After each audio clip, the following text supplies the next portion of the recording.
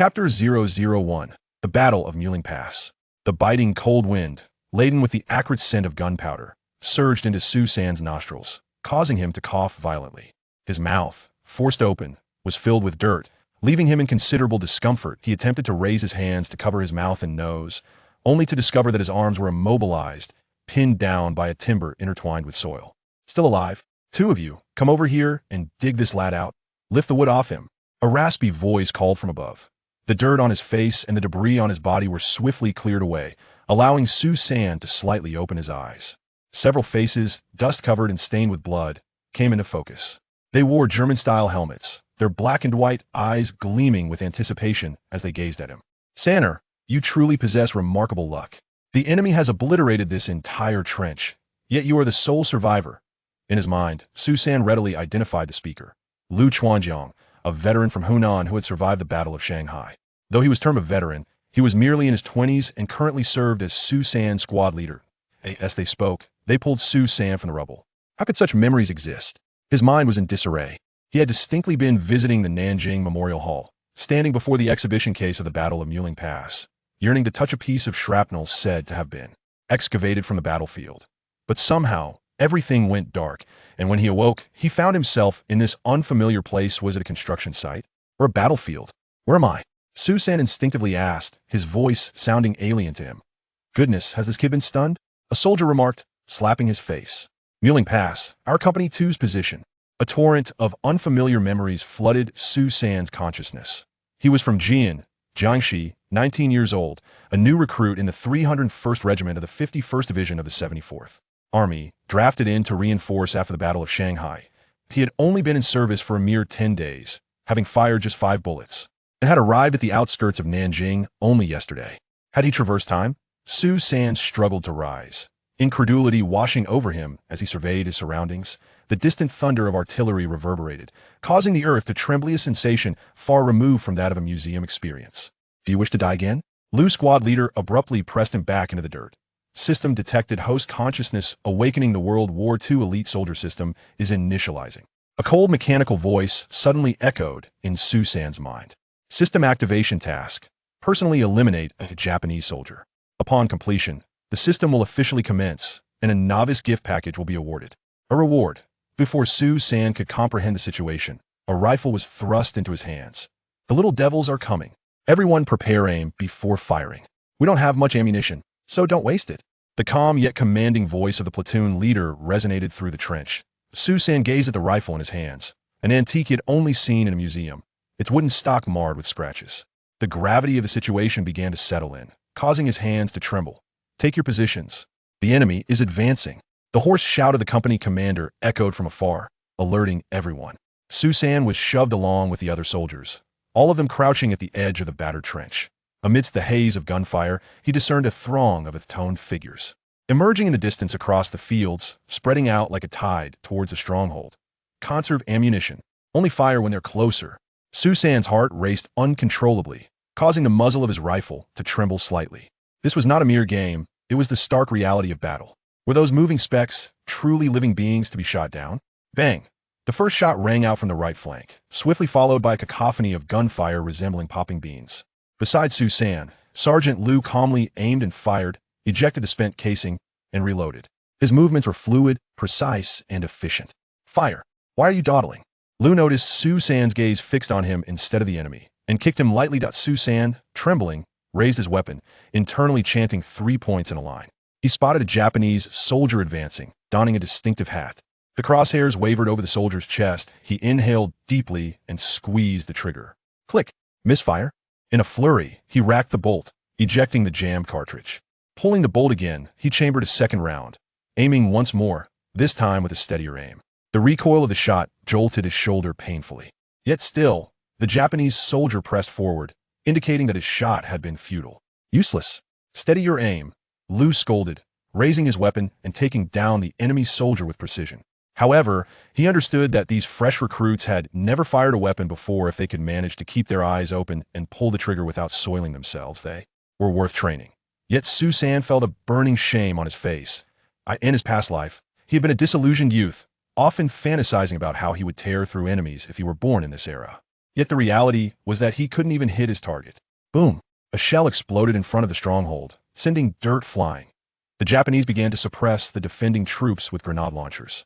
Machine gun. Provide suppression. Someone shouted. Susan saw a 24-type heavy machine gun on the left flank spewing fire, but quickly attracted a hail of retaliatory fire from the enemy. The gunner was struck in the head, and the assistant gunner took his place, continuing to fire, but within 10 seconds he too fell. Son of a gun. Liu cursed beside Susan, crouching as he dashed toward the machine gun position. At that moment, 3 Japanese soldiers had broken through the fire net, charging within 50 meters of stronghold. One of them brandished a military flag, his face twisted in a menacing shout. Instinctively, Susan raised his rifle, aiming at the flag bearer's chest, and swiftly pulled the trigger. As the shot rang out, the flag bearer fell backward as if struck by an unseen hammer. 1 Japanese sergeant killed. System activated. A mechanical voice echoed in his mind. Reward. Beginner's shooting specialization basic, vitality 1. A warm surge coursed through him. As if he had consumed a potent elixir, his arms ceased to tremble, and his vision sharpened. Knowledge of rifle shooting breath control, trajectory calculation, wind adjustment seemed to imprint itself upon his muscle memory. In that moment, enlightenment dawned. Without hesitation, he racked the bolt, aiming at the second Japanese soldier. The rifle felt like an extension of his arm, the crosshairs firmly locking onto the target's brow.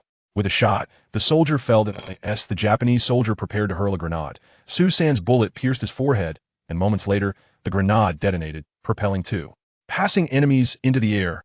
Excellent marksmanship. An experienced veteran shouted amidst the chaos as he regained control of the machine gun. Susan had no time to revel in the praise, for more Japanese soldiers were closing in. At that moment, he was no longer the novice who had fired only 5 shots. The skills bestowed by the system had transformed him completely within 100 meters. Every shot he fired was both precise and lethal. The host has completed the first kill mission. The system shop is now open. Current points. 5 1-point awarded for each ordinary Japanese soldier killed, and 5 points for a sergeant. A mechanical voice announced. Recommended exchange. 2 packs of 7.92mm ammunition, 10 rounds, costing 1 point. Was a Japanese soldier's life worth 10 rounds of ammunition? Susan silently acknowledged the exchange, and 2 packs of pristine ammunition suddenly appeared at his side. He swiftly loaded his empty rifle, inserting 5 rounds into the chamber. Taking a deep breath, he aimed at a Japanese machine gunner 300 meters away. Bang! Yet, the enemy machine gun continued to fire relentlessly. Had he overestimated his capabilities? Focusing on the advancing Japanese soldiers once more, he resolved to take them down one by one. Watch out for artillery. A voice warned sharply. Susan quickly ducked as a 75mm mountain artillery shell exploded at the front line, showering dirt like raindrops upon his helmet. When he raised his head again, the Japanese forces had retreated to 400 meters, regrouping. Well done, comrades. We have repelled this wave of enemy attacks. An officer rallied the troops along the trench. Hurry to reinforce our defenses and carry away the wounded. The enemy will return soon. Susan checked his ammunition and found only 1 round in the chamber. Seizing a moment of respite, he retrieved several spent cartridges from his pocket and loaded them in. Then, when no one was watching, he exchanged 2 points for 4 packs of ammunition, secretly stashing them in his pocket. He had just slain 4 enemies, leaving him with 5 points. The battle was too intense for him to ponder the intricacies of the system in his mind. At this moment, fear had dissipated within him, replaced by an inexplicable thrill. Suddenly, the system's voice echoed in his mind again. Mission: survive the Nanjing defense battle and kill Japanese soldiers to earn 50 points.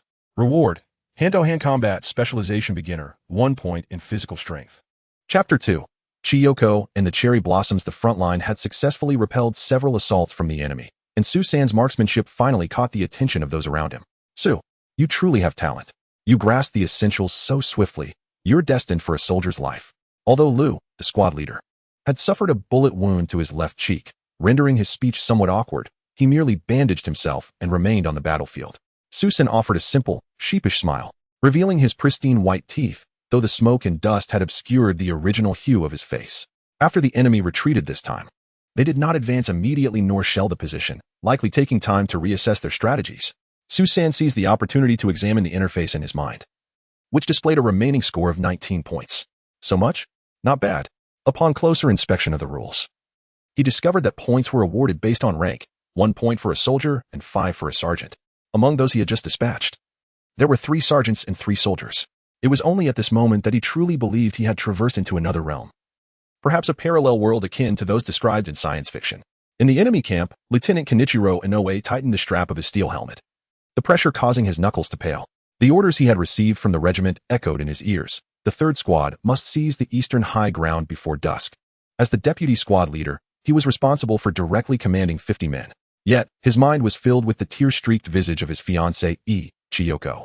From before he was conscripted, unconsciously, he withdrew a pocket watch from his chest, its interior housing a photograph of Chiyoko clad in a vibrant kimono, set against the backdrop of the weeping cherry trees of Daigoji in Kyoto. Her radiant smile outshone the blossoms behind her. Inoue found himself momentarily entranced.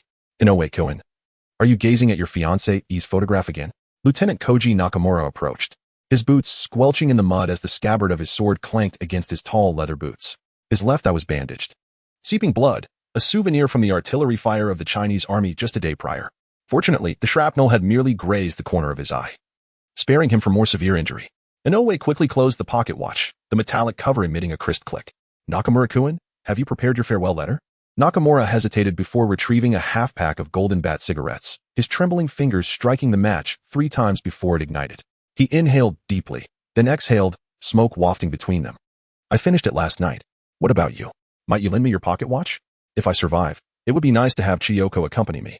Inoue interrupted, pulling out an oil paper package from his chest pocket. It contained hair that Chiyoko had sent him last month. Please burn this with me. His voice grew somber as he spoke, the intensity of the recent battles surpassing their expectations, with many junior officers having met their demise. In the distance, the sound of boots snapping branches could be heard. Major Morita, the battalion adjutant, appeared, his sword at his side. Gentlemen, the Emperor is watching us. He seemed to mechanically reiterate the words spoken during the earlier meeting. The resistance of the Chinese army was at its last gasp. As the commanding officer for the next assault, I implore you all to exert your utmost efforts and loyalty to the Emperor. Upon concluding this statement, Major Morita sharply struck an empty ammunition crate with his sword sheath, capturing the attention of the officers. Gentlemen, artillery preparation will commence in 15 minutes. For the glory of the Empire, only through death shall we achieve victory. Suddenly, Nakamura broke into a violent cough, ash falling onto his mud-caked high boots. Inoue noticed blood streaking through the sputum. He coughed up. You need to see a military doctor. You cannot endure this any longer. Where's the time? Nakamura replied. We will attend to it after we capture Nanjing. He shook his head resolutely. After inspecting the area, Major Morita proceeded to another location. Rumors had circulated about a sharpshooter across the way. As Morita walked away, Nakamura lowered his voice. None of the sergeants from the 3rd Squad have returned. Each fell to a single shot. He then retrieved a tattered omamori from his backpack. My father carried this during the Russo-Japanese War, no matter the hardships. He returned home safely, thanks to this talisman. He pressed the faded charm into Inoue's hands. You are a distinguished student from Kyoto University. You should not perish in such a place. His tone bore a melancholic and desolate essence. Inoue wished to refuse, but upon witnessing Nakamura's resolute demeanor, he halted his protest and silently accepted it, perhaps acknowledging that none of them may see the sun rise again. The artillery fire commenced punctually, the piercing cries of the Type 92 infantry guns sending dust billowing from the enemy positions. Their rudimentary fortifications could scarcely withstand even mortar fire. Yet these men, with mere flesh and blood, stood resolutely against repeated bombardments and charges, their bodies forming a formidable bulwark. Forward! At the moment the artillery fire extended, Nakamura leaped from the trench, brandishing his pistol. Inoue blew the whistle, and over 60 soldiers followed suit, vaulting out of the trench. 300 meters away, the sound of Czech machine guns fired upon the Chinese defenders, a cacophony akin to tearing fabric. The first soldier to fall was but 19 years old. A bullet pierced beneath his collarbone, exploding a gaping hole in his back. As he collapsed, he cried out for his mother. Inoue ran forward mechanically, his boots sticky with the remnants of unknown flesh. By the time they crossed the second trench, casualties had surpassed half their number. Lacking armored vehicles, such a forced charge proved exceedingly costly. Nakamura's sword glimmered with a sickly sheen in the sunlight as he ran frantically, shouting "Long live the Emperor!" in hopes that the Emperor would shield him from the bullets ahead. Suddenly, the machine gunner running to Inoue's left fell backward, a bullet striking his forehead, creating a grotesque orange-red hole in the sunlight. A sharpshooter! Someone screamed. Another soldier crumpled, this time struck in the heart. As Inoue dove into a shell hole, he caught sight of a Chinese soldier 100 meters away, retracting his head into the trench. Nakamura rolled into the same shell hole, his right ear gone, blood streaming down his neck into his collar. It was that sharpshooter, he gasped, panting like a broken bellows. Our squad is nearly annihilated. Inoue discreetly pulled out his binoculars to observe. The Chinese defenders were fortifying their positions, having retreated to their second line of defense. At this moment, Both sides had temporarily established a safe distance, one that ordinary soldiers would find difficult to breach with their fire. He observed a young soldier, clad in a helmet, peeking out from behind the defensive line, casting a swift glance in their direction before retreating. Though it was but an instant, the piercing gaze and the calm, unperturbed expression of that soldier sent a chill down Inoue's spine. It was him. A sudden realization struck Inoue. A gut feeling that this individual was the very devil they had spoken of. Mortar shells landed nearby, dislodging earth that buried them up to their waists. The subsequent charge was imminent. Nakamura struggled to crawl out. His sword had shattered into 2 pieces, the cause unknown, whether from machine gun fire or exploding shells. Inoue-kun, have you read the Book of the Leaf's Whisper? He asked, blood frothing from his mouth, posing a seemingly nonsensical question. However, before Inoue could respond, Nakamura continued. The way of the samurai is a path to death. The call to charge rang out again, this time signaling a full assault. Inoue saw Major Morita leading the charge with his sword raised. Yet, as he advanced within 200 meters of the enemy lines, a sudden bloom of blood erupted from his chest, akin to a blossoming red plum. It was that Chinese sniper who was marking his target. For the Emperor. Nakamura suddenly leaped from the shell hole, a frenzied light gleaming in his single eye, his broken sword raised above his head. Inoue attempted to grasp him, only to tear a fragment of his clothing. When the bullet struck Nakamura, he stood atop the corpse of a comrade. The first shot shattered his knee. The second pierced his abdomen. The third, Inoue was certain, spun through Nakamura's throat. Inoue stood in a daze, rising to seize a bayonet Type 38 rifle from the ground. The cacophony of gunfire seemed to fade away, replaced by the rhythmic drumming of the summer festival in Kyoto. And he charged forward recklessly. As the first bullet grazed his cheek, it felt akin to Chiyoko's gentle fingertips. Just 30 meters from the enemy trench, a sudden agony seized his lungs. Inoue looked down to see blood spreading across his uniform. Breathing became labored, his throat choked by blood. Weakly, he collapsed to the ground. Discarding his rifle, and with his last vestige of strength, he retrieved a blood-stained pocket watch from his breast pocket. As he slowly tilted over, his eyes widened, fixed on the watch's face where Chiyoko's smile lingered amidst the smoke. Reluctantly, he could not tear his gaze away. The cherry blossoms have bloomed, he murmured, as his vision began to blur. As dusk descended, the enemy was repelled once more, and Su-san crawled out of the trench. Curiosity piqued by a glimmering object not far away. It turned out to be a pocket watch. Upon opening its lid, he found a photograph of an extraordinarily beautiful Japanese woman in a kimono. After a moment's hesitation, he cleaned it and tucked it into his own pocket. Nearby, the lifeless officer had dropped a small pouch stained with blood from his chest. In the moonlight, for tiny characters could be faintly discerned. Embroidered upon it, "May martial fortune be everlasting." Chapter 003. Beware of night attacks. The defensive battle had finally passed its first day, having only retreated a single line of defense, essentially achieving its pre-war objectives. However, the circumstances for the Chinese forces were far from optimistic, as over half of the soldiers were inexperienced recruits, lacking in training and possessing weak psychological fortitude.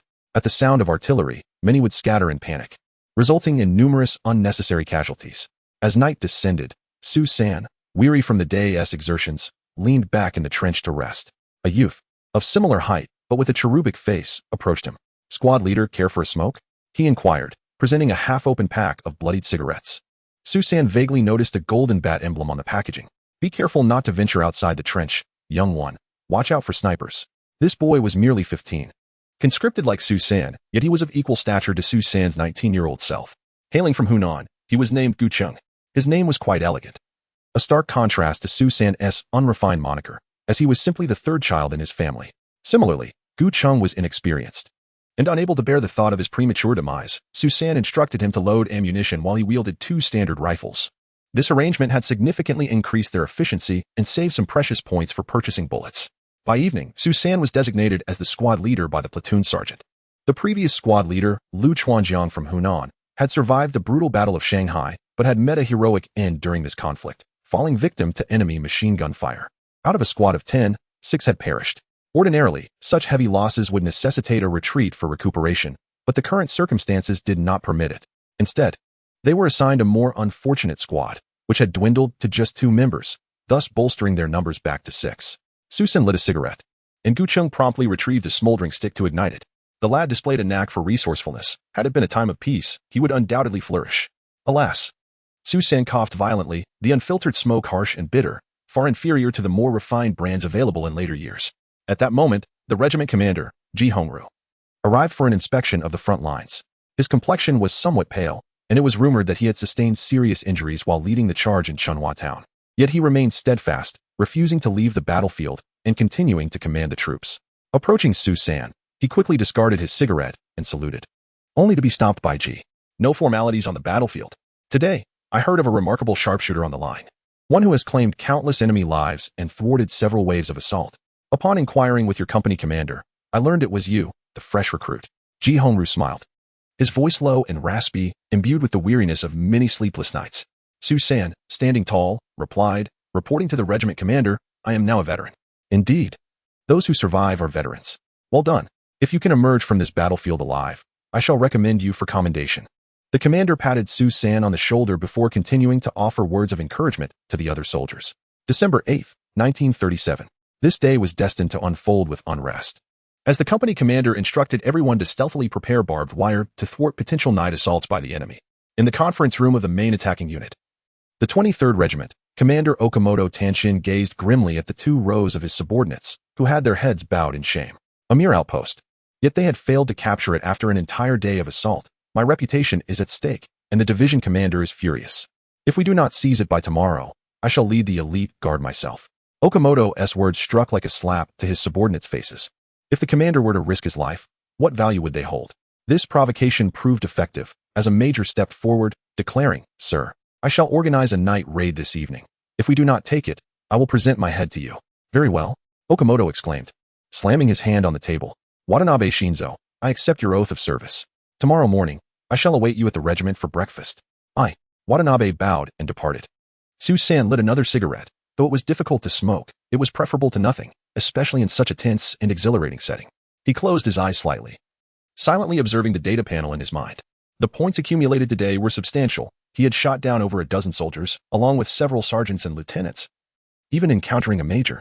With such military achievements, he could have easily been promoted to platoon leader in ordinary circumstances. But today, no one had recorded his merits individually. The system indicated 1 point for a soldier, 5 for a sergeant, 10 for a lieutenant, and 50 for a major.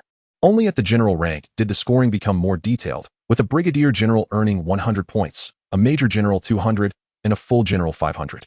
Thus, he had accumulated 96 points after purchasing 6 points worth of ammunition, leaving him with 90 points. Congratulations, host, you have acquired basic combat specialization. You shall be formidable in close quarters combat. Upon reaching 100 accumulated points, higher tier items in the marketplace will be unlocked. The system will upgrade its functions in accordance with your task completion. Please look forward to it. A warmth surged through Su San. As numerous stabbing techniques flashed through his mind, he felt as if he were a veteran of over 10 years in close quarters combat, with experiences injected into his muscles, forming an indelible memory. You have gained 1 physical point, primarily awarded through task completion. Should you fulfill a task perfectly, you may receive 1 or more physical points, which serve to enhance your physical attributes, such as strength, speed, agility, coordination, and endurance. They may also improve your vision and hearing. You currently possess 2 physical points. Would you like to apply them now? Su San picked up the Zhongjing rifle resting beside him, weighing it in his hands. He silently wished, increased strength. Instantly, a warm sensation coursed through him, alleviating much of his fatigue. He clenched his fist and felt a significant difference, although he was unsure how much stronger he had become. Lifting the rifle felt considerably easier. At that moment, another system prompt echoed in his mind. Task: Eye of the Night. Survive and eliminate Japanese forces during the Nanjing Defense War to earn 100 points. Reward: Vision 1. Enhanced sensitivity of the retina.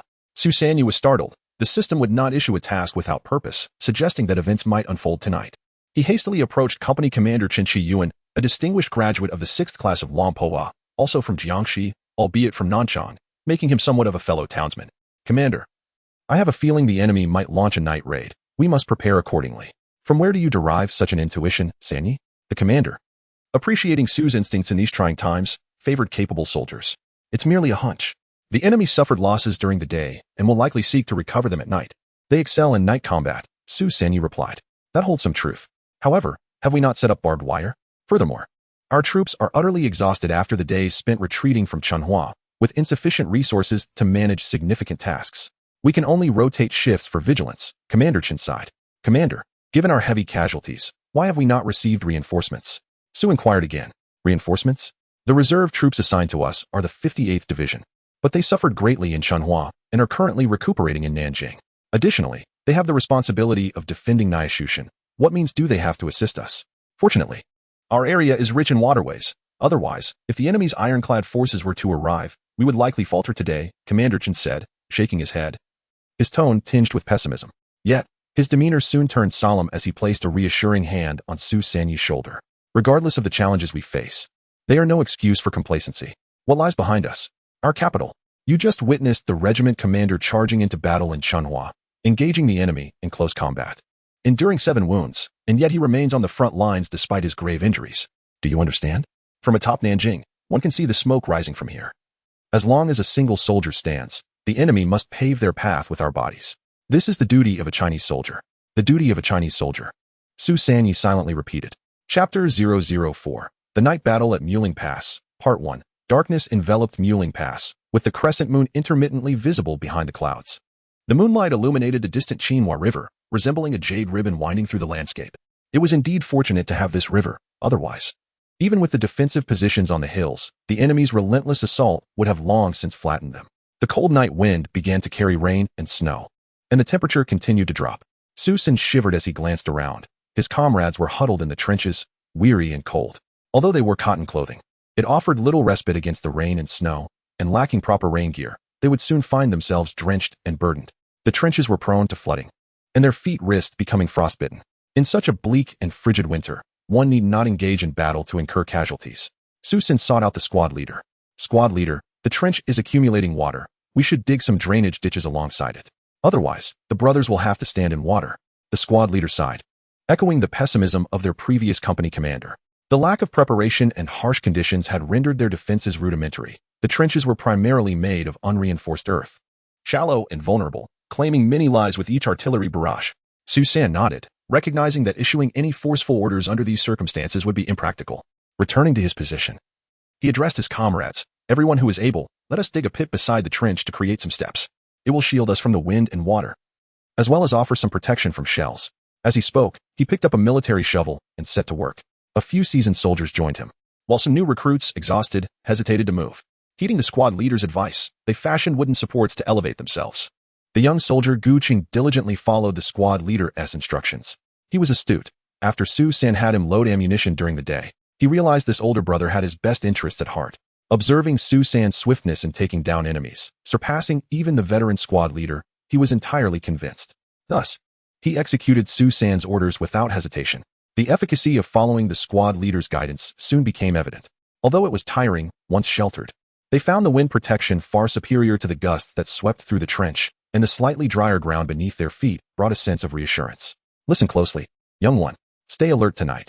If the enemy attempts a night raid, do not wander about recklessly, and do not stray too far from me, Su San cautioned, checking the South American pistol he had scavenged on the battlefield, ensuring it was fully loaded before securing it at his waist. He affixed a bayonet to the barrel, meticulously inspecting it before placing it within easy reach. Exhausted yet unable to sleep, Su San reflected on how he had arrived at this moment. His mind wandered to the system he possessed. Was this merely a game? Or had fate brought him to Nanjing for some greater purpose?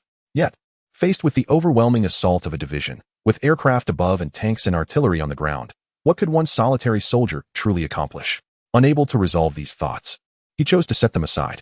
Su San reminisced about his visit to the Nanjing Defense War, recalling how the battle at Muling Pass lasted merely 2 days. The retreat was scheduled for tomorrow evening, December 9th, 1937. The inability to hold their ground stemmed from the enemy's deployment of artillery and aircraft. What could he, a solitary soldier, contribute to such a battlefield? He could neither reach the cannons nor the planes. Lost in such thoughts, he heard someone call out, "Squad leader, it's your turn on watch." Su San grabbed his rifle and made his way to the observation point. It was around 2 a.m, the hour when fatigue weighs heaviest upon the mind. He had volunteered for the shift. Is there any movement? Su San softly inquired of the soldier on duty. None. It's all quiet. Even your food container hanging on the barbed wire hasn't made a sound, the soldier replied. Su San burrowed beneath a damp blanket meant to shield him from the wind and rain. While it provided some protection from the elements, its warmth had long since dissipated. On the defensive position, soldiers clutched their rifles. Despite the cold, the sound of their snoring echoed, for exhaustion knows no barriers. Utilizing the faint moonlight, Su San scanned the area ahead. Initially, all seemed well, but after half an hour, his eyelids grew heavy, and he struggled to keep them open, discerning only vague silhouettes in the distant darkness. He slapped his face, convinced he had seen a figure move. Was it merely an illusion? Suddenly, a prickling sensation ran down his spine. He aimed at one of the shadows and, With a sharp bang, his shot rang out, causing the figure to collapse. He desperately blew the sentry's whistle, the piercing sound shattering the silence. An enemy attack. Gunfire erupted abruptly, as over 600 soldiers from the Japanese Watanabe Brigade surged forth like a tidal wave. Countless grenades rained down upon the Chinese position, some even landing within the trenches. The defenders scrambled to respond, bullets tracing crimson arcs through the night, while the explosions illuminated the grotesque faces of the attackers. A grenade, smoking ominously, appeared before him, prompting Su San to leap backward into the makeshift bomb shelter he had dug. Yet the deafening blast left his ears ringing. Squad leader. Squad leader. Turning, he beheld his squad leader, Qin Baosheng, sprawled in a pool of blood, gasping for breath. Shrapnel had torn into his neck, and in agony, his fingers clawed at the earth. Su San yearned to staunch his wounds, but the enemy was already upon them. Kill. Thoughts of vengeance surged within him as he dashed from the trench. Hand-to-hand combat had commenced, bayonets clashed, and flesh was rent asunder. Su San, crouched low, wielded his rifle like a poised wolf, ready to strike. The system's bestowed combat mastery seemed to endow him with an innate prowess in these close-quarter techniques. The enemy's movements appeared sluggish to his keen eyes. The first Japanese soldier charged at him, bayonet raised. Su San sidestepped, his rifle's position shifting seamlessly. He swung the gun stock with force against the opponent's chin, the sound of shattering bone echoing clearly. Undeterred, he pressed forward, thrusting the rifle's bayonet into the throat of a second assailant, the motion fluid as flowing water. The third Japanese soldier charged forward with a furious roar. Su San swiftly lowered his body, thrusting his bayonet upward, piercing through the enemy's abdomen. The adversary abruptly froze, blood erupting from his mouth and splattering Su San's face. Squad leader, save me, a voice called from behind. Su San turned sharply, spotting the 15-year-old soldier Gu Cheng, who had been stabbed in the thigh by an enemy bayonet, blood streaming down as he dragged his injured leg backward. A grinning Japanese soldier raised his bayonet menacingly before him. Without hesitation, Su San reached for his waist, drawing his Nambu pistol, and fired twice, eliminating the threat. Just then, out of the corner of his eye, he noticed another enemy charging at him with a bayonet. Su San swiftly turned and shot him down as well. Yet, the enemy was overwhelming, and Gu Cheng's peril remained unresolved as another foe rushed toward him. With no time to close the distance, Su San hurled his pistol, striking the enemy squarely in the face. The Japanese soldier winced in pain, momentarily halting, allowing Su San to rush forward and position himself protectively in front of Gu Cheng. The frenzied enemy shouted in rage, lunging with his weapon. Su San, undeterred, advanced and deflected the bayonet with his own, driving it into the enemy's chest. The soldier's eyes bulged, blood frothing from his mouth. Unable to comprehend the ferocity of his opponent, the enemy was too numerous. The troops on the front line were barely holding their ground, fighting while retreating. Su San realized that staying any longer would only lead to his demise. Hold on tight, Su San barked, hoisting Gu Cheng onto his back and turning to flee. Chapter 005. The Night Battle at Muling Pass, Part 2. Bullets struck the ground beside him, sending soil flying. A stray bullet grazed Su San's shoulder, igniting a searing pain. Yet, he did not falter. He pressed on, though a heightened sense of dread enveloped him, uncertain whether the youth behind him would be struck. Gu Cheng's blood soaked through his trousers, warm and viscous, intensifying Su San's anxiety as he feared the injury might involve an artery. Thus, he quickened his pace, gripping the boy's leg firmly as he dashed back to safety. At the final stronghold behind the hills, Company Commander Chen Chiyuan stared agape at Su San. This newly enlisted soldier had not only dispatched numerous enemies during the daylight skirmishes but had just single-handedly eliminated 4 or 5 foes, his valor preventing his own encirclement. Chen could not comprehend the profound transformation Su San had undergone. Now, as he retreated with an injured comrade, he bore merely a superficial wound. Amidst the chaos of the battlefield, gunfire suddenly erupted from the direction closer to Nanjing. "Commander, are we surrounded?" Su San inquired, panic-stricken. "No, it is the execution squad. The new recruits, frightened out of their wits, are fleeing for their lives. After warnings prove ineffective, they will fire without hesitation," the commander replied grimly. A cold sweat broke out on Su San's brow. Such horrors he had only witnessed in films, never imagining them to be real. The thought of comrades dying at the hands of their own kind filled him with an inexplicable sorrow that constricted his chest. Gu Cheng's thigh had sustained a severe wound, rendering him unable to fight. He was fortunate, however, to have evaded being struck by stray fire during the retreat. Su San assisted in carrying him on a stretcher, whispering words of encouragement. "Just stay alive, and you will have the chance to leave Nanjing soon." This soft murmur was the greatest aid he could offer at this moment. In such uncertain times, no one could predict how long they would live. He merely wished for this young soldier not to perish here. "Squad leader, you must return alive." Gu Cheng's eyes brimmed with tears, having witnessed too much death over the past few days, with comrades constantly replaced. In haste, he turned back to the company. "Su San, The commander seized him. Your platoon leader has fallen. You are now the platoon leader. The regiment is organizing a suicide squad for a counterattack, and since you fight well, the company has decided you will lead the charge. Is there any issue? Su San wiped the blood from his face and proclaimed loudly, none. There will never be a problem fighting the enemy. He thought to himself, excellent. Hurry, take a moment to rest beside us, the commander encouraged, patting his shoulder. Subsequently, the regiment's companies commenced an urgent selection process. All personnel for the counterattack had to be the most elite and capable of navigating without night vision. Those confirmed for the suicide squad quickly assembled in a designated area, each receiving a steaming bun and a bowl of hot water, a rare feast that would serve as many people's final supper. Su San pulled out his pocket watch and glanced at it. It was only 3 o'clock. From the time he began his night watch, this fierce battle had lasted no more than a few minutes. As he observed others busily preparing, Su San settled down and extracted the last cigarette from a pack of golden bats.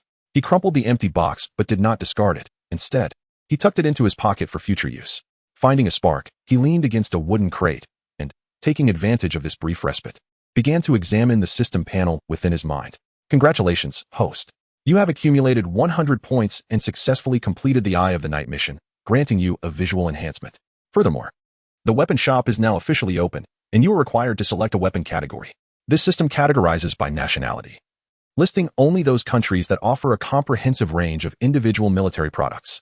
Please choose 1. Germany, 2. America, 3. Soviet Union, 4. United Kingdom, 5. France, 6. Japan. Su San found himself in a quandary. Currently equipped with German machinery, he pondered the advantages of American automatic weapons for close-quarters combat. Yet, he could not afford to stand out too much. I choose Germany, he silently conceded. Upon purchasing items from the shop, the host would gain access to a virtual space designated for storing acquired weapons, facilitating ease of movement and negating the need for repurchase upon subsequent use. However, to obtain a storage space for external items, the host must accumulate 10,000 points. The system shop opened, revealing not merely bullets for sale but an array of firearms and weapon apparitions, with only a select few items displaying their tangible forms. Among these, the firearms caught his attention: Mauser Gu-98, 5-round magazine, Mauser Kar-98K, 5-round magazine, Walther P-38 pistol, 8-round magazine, Mauser C-96 pistol, 20-round magazine. Each firearm was accompanied by detailed specifications and, crucially, a redemption price of 50 points. Additionally, the option to purchase grenades emerged, priced at 1 point each. Not an insignificant sum. Su San noted that the 2 rifles were alternate versions, equipped with bayonets, differing in weight and range. While the pistols also varied in accuracy and recoil, each bearing its own advantages and disadvantages that necessitated situational consideration for purchase. It was no wonder the shop had only just opened. Previously, he lacked adequate points. This implication suggested that the weapon apparitions were all beyond his current points. Alas, the lives of ordinary soldiers are hardly valued. 50 points merely affords a single firearm. Perhaps sensing Su San's lament, a mechanical voice echoed in his mind, elucidating that the weapons and items within the system are benchmarked against the finest craftsmanship, with durability set at tenfold its real-world counterpart, yet exclusively usable by the host. Others would be unable to wield them. Henceforth, all system items would adhere to this exclusivity, reserved solely for the host unless the external space is upgraded for sharing. As Su San continued to scrutinize the firearm specifications, another voice rang out in his mind, announcing a new system mission. System mission: Night Raid Recovery. Reclaim the lost territory. Upon successful completion, the reward will be physical points and an increase in stamina by 1, significantly enhancing your physical capabilities. Point mission: upon reaching 500 points, you will be rewarded with physical points and an improvement in hearing by 1, thereby enhancing your auditory perception. Once 2 tasks were issued simultaneously, it became evident that the system's precision was remarkable. Each assignment was indeed purposeful. After reviewing the system, he resolved to forego purchasing weapons for the time being, as the existing firearms were still operational. Given the numerous sacrifices of his comrades, with weapons scattered across the battlefield, procuring ammunition would suffice. At that moment, 300 valiant warriors had assembled, their eyes fierce and resolute in the darkness. How is it that I perceive everything so clearly? Su San suddenly realized that his night vision had significantly improved compared to before, enabling him to discern details even in the distant shadows. Was this the advantage bestowed by the system's enhancement of nocturnal vision? As they organized themselves into formation, a hoarse voice resonated. It was the commander. Brothers, the loss of our position signifies that the first breach on the southern front is about to open. Nanjing is not yet prepared. Our directive is to hold the line for at least 3 days, but today is merely the first. I intended to lead you myself, yet my body has failed me. Deputy Commander Liu will take my place. Su San noticed the dark red stain on the commander's bandage, indicating a torn wound. A commander who persists on the front lines despite severe injury exemplifies true leadership. He continued, "The enemy has cornered us to this extent. Without desperate measures, survival is impossible. Your sole mission is to reclaim our position and hold it until dawn, or perish on the battlefield, at which point I shall relieve you. The conditions are dire. I regret that I cannot offer you a toast before your deployment. Instead, I bow deeply in respect. Should we survive the battle, I promise to personally fund a banquet in your honor. If not, I shall await you at the Bridge of Helplessness, where I will treat you to a drink." With that, he bowed deeply to the 300 brave souls. Susan and his comrades silently raised their hands in a military salute. At that moment, who would concern themselves with the banquet? It was the sentiment of the commander that truly mattered. "Forward!" Deputy Commander Liu bellowed, charging ahead. Chapter 006, Night Battle at Maoyang Pass, Part 3. Susan, accompanied by 30 to 40 brothers, blended into the ranks and charged once more towards the recently lost position. The Japanese forces had begun to fortify their defenses, machine guns positioned high above, unleashing a torrent of bullets akin to a violent downpour. Forward! Amidst the explosive flashes, shadows danced.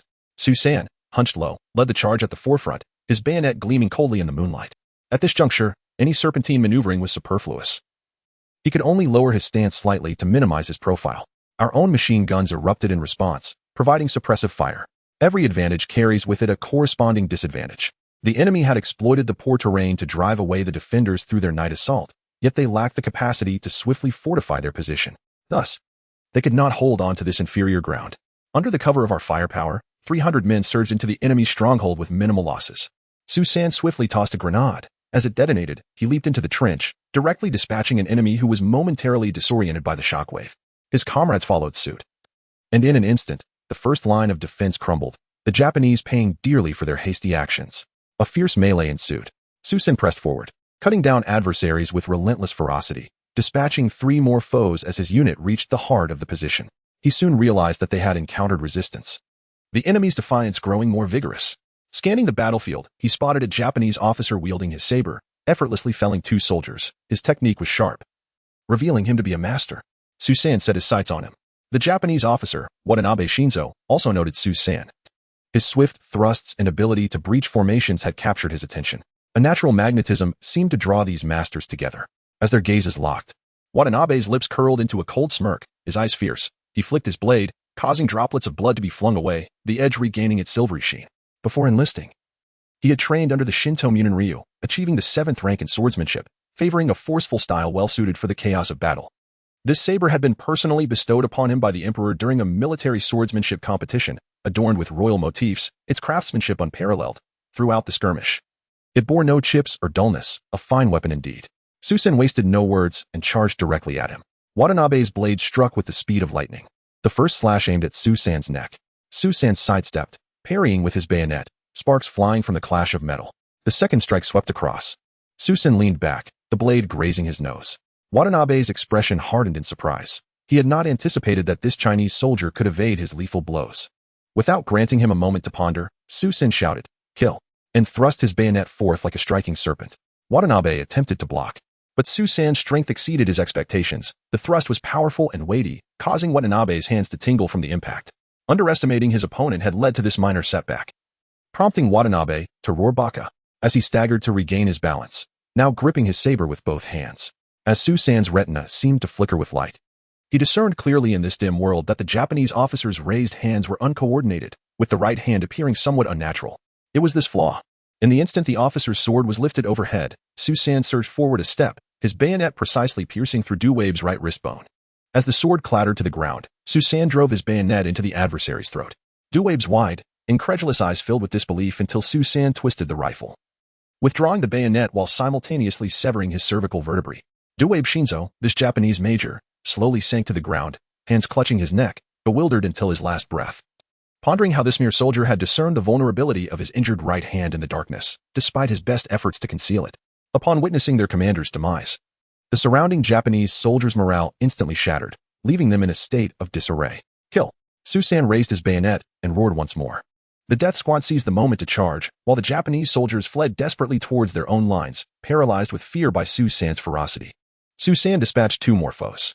Lost in the fervor of the pursuit, he was called back by his comrades. The cacophony of battle gradually subsided. The position had been successfully reclaimed, and Vice Commander Liu promptly dispatched messengers to inform the main forces behind. Though his arm was lacerated by a bayonet, blood streaming down, it did not hinder his command of the death squad to re-establish their defenses. He sat atop a sandbag in the position, lighting a cigarette as the medical personnel who had just arrived began to bind his wounds. Half of the 300 valiant warriors had perished, leaving a battlefield strewn with the bodies of their enemies. Of the 34 brothers he had brought, only 19 remained. The task of collecting the bodies was always a somber one, as many who shared close bonds would take a moment to arrange their fallen comrades' appearances. Fortunately, it was not their duty as members of the death squad. The recent skirmish had lasted over 20 minutes, and reconstructing their defenses took even longer. The sky began to brighten with the first light of dawn. Su San stood in the trench of the last line of defense, drenched in blood, his bayonet already dulled. Having fought nearly a day and night, he exhibited no signs of fatigue. Rather, he radiated exhilaration. Vice Commander Liu beckoned him over. "Good job. Care for a smoke?" He personally handed a cigarette to Su San. "If it weren't for you tonight, we would have been in dire straits. That old Japanese officer was formidable, but you were even more so. I will commend you to the higher-ups. Go rest for a bit. The enemy will resume their assault at dawn." Su San lit the cigarette with the Vice Commander's ember and took a puff. "Vice Commander, our casualties are heavy. We still need reinforcements." This remark caused the previously joyous expression on Liu's face to darken immediately. "Reinforcements? Everyone desires them. Go rest." Su San's mood also grew heavy. The enemy's attacks intensified while their own resistance waned. With this ebb and flow, how long could they endure? Liu stepped forward, placing a Japanese officer's sword into Su San's hands. "Take this. It's a fine blade and your spoils of war, marked with the insignia of the Japanese imperial family." "Vice Commander, I already have a bayonet. You keep it." Su San refused to accept. "No, although I appreciate it, you are the one who killed him. With your remarkable skill in close combat, it will undoubtedly come in handy." After saying this, he patted Su San on the shoulder and departed. As the first rays of sunlight pierced through the morning mist, Su San picked up a seemingly well-crafted bayonet and affixed it to his rifle. Commander Chen approached, tossing him half a pack of Haidman, the cigarette case stained with unknown blood. "I have reported this. Tomorrow, you will receive your official appointment as the 3rd squad leader," he said, striking a match. Su San licked his cracked lips and distributed the remaining cigarettes among the surviving comrades. Faint sounds of artillery echoed from the direction of Nanjing City as he leaned against the cold trench, beginning to close his eyes for a moment of respite. Summoning the individual soldier system in his mind, he noted that his points had increased to 160, with 6 enemy soldiers contributing 6 points each, and 1 enemy major yielding 50 points. It appeared that eliminating higher-ranking officials yielded greater rewards. At that moment, a voice resonated in his mind. "Congratulations, host. For completing the system task, Night Raid Recovery. You are rewarded with physical points and stamina, granting you a 20 increase in physical reserves compared to ordinary individuals. You have slain an enemy major. Your reward is a military shovel." A new dynamic task was issued, Dance of Death. Survive for 10 minutes in the artillery zone to activate the shrapnel precognition ability. Once acquired, you will be able to sense the impact point and trajectory of shrapnel 3 seconds before a shell explodes. Upon completing the task, you will also receive a reward of physical points and speed. Chapter 007. The frantic bombardment. Gazing at the system's rewards, Su San found himself devoid of joy. The new mission served as a foreboding omen. With artillery involved, the daytime skirmishes would undoubtedly be fierce. The defenses on his side were rudimentary at best, with only a few logs propped up, leaving much of the ground exposed and vulnerable. Even those scanty wooden supports would be insufficient against cannon fire. Abandoning their position, however, was out of the question. This location had been meticulously chosen, boasting hills and the tributary of the Qinhuai River to shield them from armored vehicles. Losing this ground would leave them with nearly no defensible territory behind. Lost in these thoughts, Su San succumbed to exhaustion after consuming a steam bun, drifting into slumber without realizing it. Suddenly, a thunderous explosion jolted him awake. It was the sound of a test shell fired prior to the bombardment. "Take cover! Take cover!" The veterans shouted, seasoned soldiers who knew the imminent threat of the enemy's artillery. A shell detonated 30 meters away from the right flank, sending a plume of black smoke skyward. Measuring round. "All personnel, conceal yourselves," the squad leader bellowed. No sooner had his words fallen than a second test shell whistled through the air, landing 20 meters to the left. Su San understood that the enemy artillery was triangulating the impact points of the 2 test shells, marking their true axis of fire. Indeed, 3 seconds later, the sky erupted in a cacophony as a volley of shells descended like iron rain. The first salvo obliterated half of the machine gun position. Heavy machine gunner Old Zhao was reduced to a mist of blood and flesh, crouched within the trench's makeshift bomb shelter. Su San felt the ground tremble as a shell exploded mere meters away, the shock wave overturning the trench, mixing soil with bits of flesh and tattered uniforms. The bombardment raged for 15 minutes, plowing through the entire forward position. As the ringing in his ears subsided, Su San lifted his gaze, only to discover the trench had been reduced to ruins, with half of his comrades' bodies lost to the chaos. The squad leader lay half buried in the earth, his face ashen yet still gripping his binoculars. The enemy is advancing. Hold the line. Before he could finish, his head slumped to one side. Silence forever. Su San rushed over to support him, only to find that the portion of his body was not buried but entirely missing. This outstanding graduate of Whampoa had sacrificed his life for his country. Su San felt a lump form in his throat. There was no time for mourning or to search for the leader's missing remains. Wiping the dirt from his face, he gripped his rifle tightly. The true battle was just beginning. In the distance, a large group of soldiers clad in dusty yellow uniforms began to advance toward their position. Having survived 10 minutes of bombardment, the host received the shrapnel sensibility and a reward of speed level 1, along with an additional gift of a gas mask. The system's reward echoed in his mind. Su San immediately felt lighter, as if the burden he had carried moments before had dissipated. Was this the benefit of speed level 1? A gas mask? Did the enemy intend to employ gas attacks? This thought sent a chill down his spine. But time was of the essence. There was no opportunity to ponder solutions. He must focus on the immediate situation at hand. The system has begun to issue a new task, the Copper Wall and Iron Bastion mission. The host must defend the position for an entire day without losing it. With rewards including proficiency in shooting intermediate level, mastery of the knife technique 8 cuts of breaking edge, as well as additional stamina points. With an increase of 1 in strength and coordination. Such an abundance of rewards for a single task? Those who have discerned the system's nature, like Su San, feel less elated. This indicates that the task will undoubtedly be exceedingly challenging, suggesting that the defense of this position may be akin to a hellish ordeal. At this moment, the enemy has already entered within 500 meters. Prepare, prepare. Su San shouted loudly, now serving as a squad leader since his company commander had perished. Many comrades were still dazed from the shock, swaying against the collapsed trench. Some even confusedly aimed their weapons towards their own rear. Su San hurriedly turned these individuals around. Observing the advancing enemy, he exchanged 3 points for bullets at the weapon shop, totaling 30 rounds, with 6 rounds properly loaded, thus saving considerable time. After a full day of combat the previous day, Su San noticed a marked improvement in his shooting skills. Targets within 300 meters posed little challenge. As the enemy approached within 300 meters, he refrained from firing, instead reminding his comrades, do not shoot. Wait until they are closer. After all, skilled marksmen were few. And under pressure, hitting the enemy in a scattered formation was quite difficult. Su San's rifle was aimed at the foremost enemy soldier, Sergeant Chow. His breath held to the lightest whisper. 300 meters, 200 meters. The red insignia on the Japanese uniform became vividly clear before Su San's keen vision. At this juncture, many new recruits trembled with their fingers resting on the triggers. The enemy's advancing footsteps casting a significant psychological burden upon them. At 150 meters, the enemy suddenly halted. Machine gunners crawling on the ground to set up their weapons. Sergeant Chow brandished his sword, pointing toward the front line. Charge. The halted soldiers bent at the waist, accelerating toward the position, while the machine gunners simultaneously opened fire, suppressing the position's defenses. The enemy, already diminutive in stature, appeared even smaller as they hunched forward, resembling a pack of yellow dogs darting forward. At approximately 100 meters, the company commander's rifle discharged. Su San's rifle followed suit, the sword-wielding Sergeant Chow collapsing in response. The enemy machine gunners redirected their fire towards Su San's position. He quickly ducked, changing his location. With a bang, he eliminated one of the machine gunners. As his assistant prepared to take over, he was shot down as well. The entire line of defense erupted into simultaneous gunfire, with 2 machine guns roaring to life.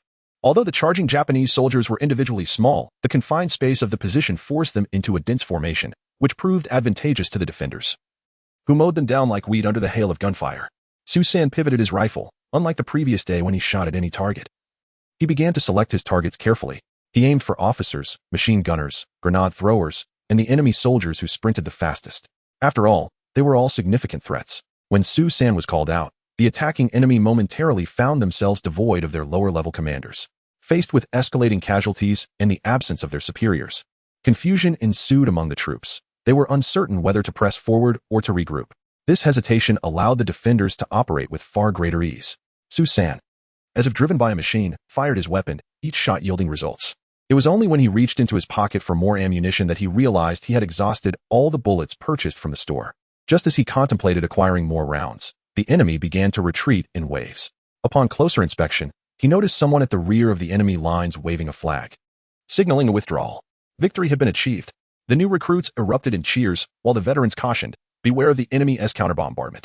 The company commander commenced urgent preparations, ordering that 5 soldiers remain while the others fell back to evade the artillery fire. Upon noticing Su San, he abruptly commanded, Sanwa, you are to act as the company commander, organize the retreat. Su San, still grappling with the sudden promotion, found himself elevated to the role of company commander. 5 soldiers to remain. The entire company was barely half its original strength, a patchwork of unfamiliar faces. Observing the weary expressions around him, he decisively ordered, all of you, retreat to the rear, quickly, hurry. Thus, he resolved that he would single-handedly hold this position as an observer to prevent further casualties. Whoosh! Boom! Just as the defending troops withdrew from their position, enemy shells followed suit, raining down upon the ground they had just vacated. Chapter 008. Assistance from the Japanese naval aviation amidst the acrid smoke. The soil mingled with flesh and blood rained down upon Su San's steel helmet as he curled up in the shell crater, counting his heartbeats. As the 6th round of shelling commenced, he suddenly sensed that a 75mm mountain shell was about to land 3 meters to his left, a profound intuition bestowed upon him by his unique ability, shrapnel precognition. In the instant he lunged toward the right side crater, a shard of shrapnel embedded itself in his previous hiding spot, disappearing into the earth. This ability proved to be a lifesaver. Over half of the trench observers had already been killed by the relentless bombardment. The artillery fire was exceedingly concentrated. Akin to a carpet bombing, aside from Su San, those who survived were merely the luckiest of souls. As the shelling ceased, Japanese soldiers began to gather approximately 400 to 500 meters away. Despite the pervasive smoke, Su San, with his keen eyesight, could still discern their movements. He blew the whistle hanging from his chest, summoning his comrades from the rear, who arrived in succession to swiftly clear the trench of mud using shovels. Each pass felt as if the earth had been plowed, with more than half of the tunnel filled. Everyone worked rapidly, Su San included. Prepare. Prepare.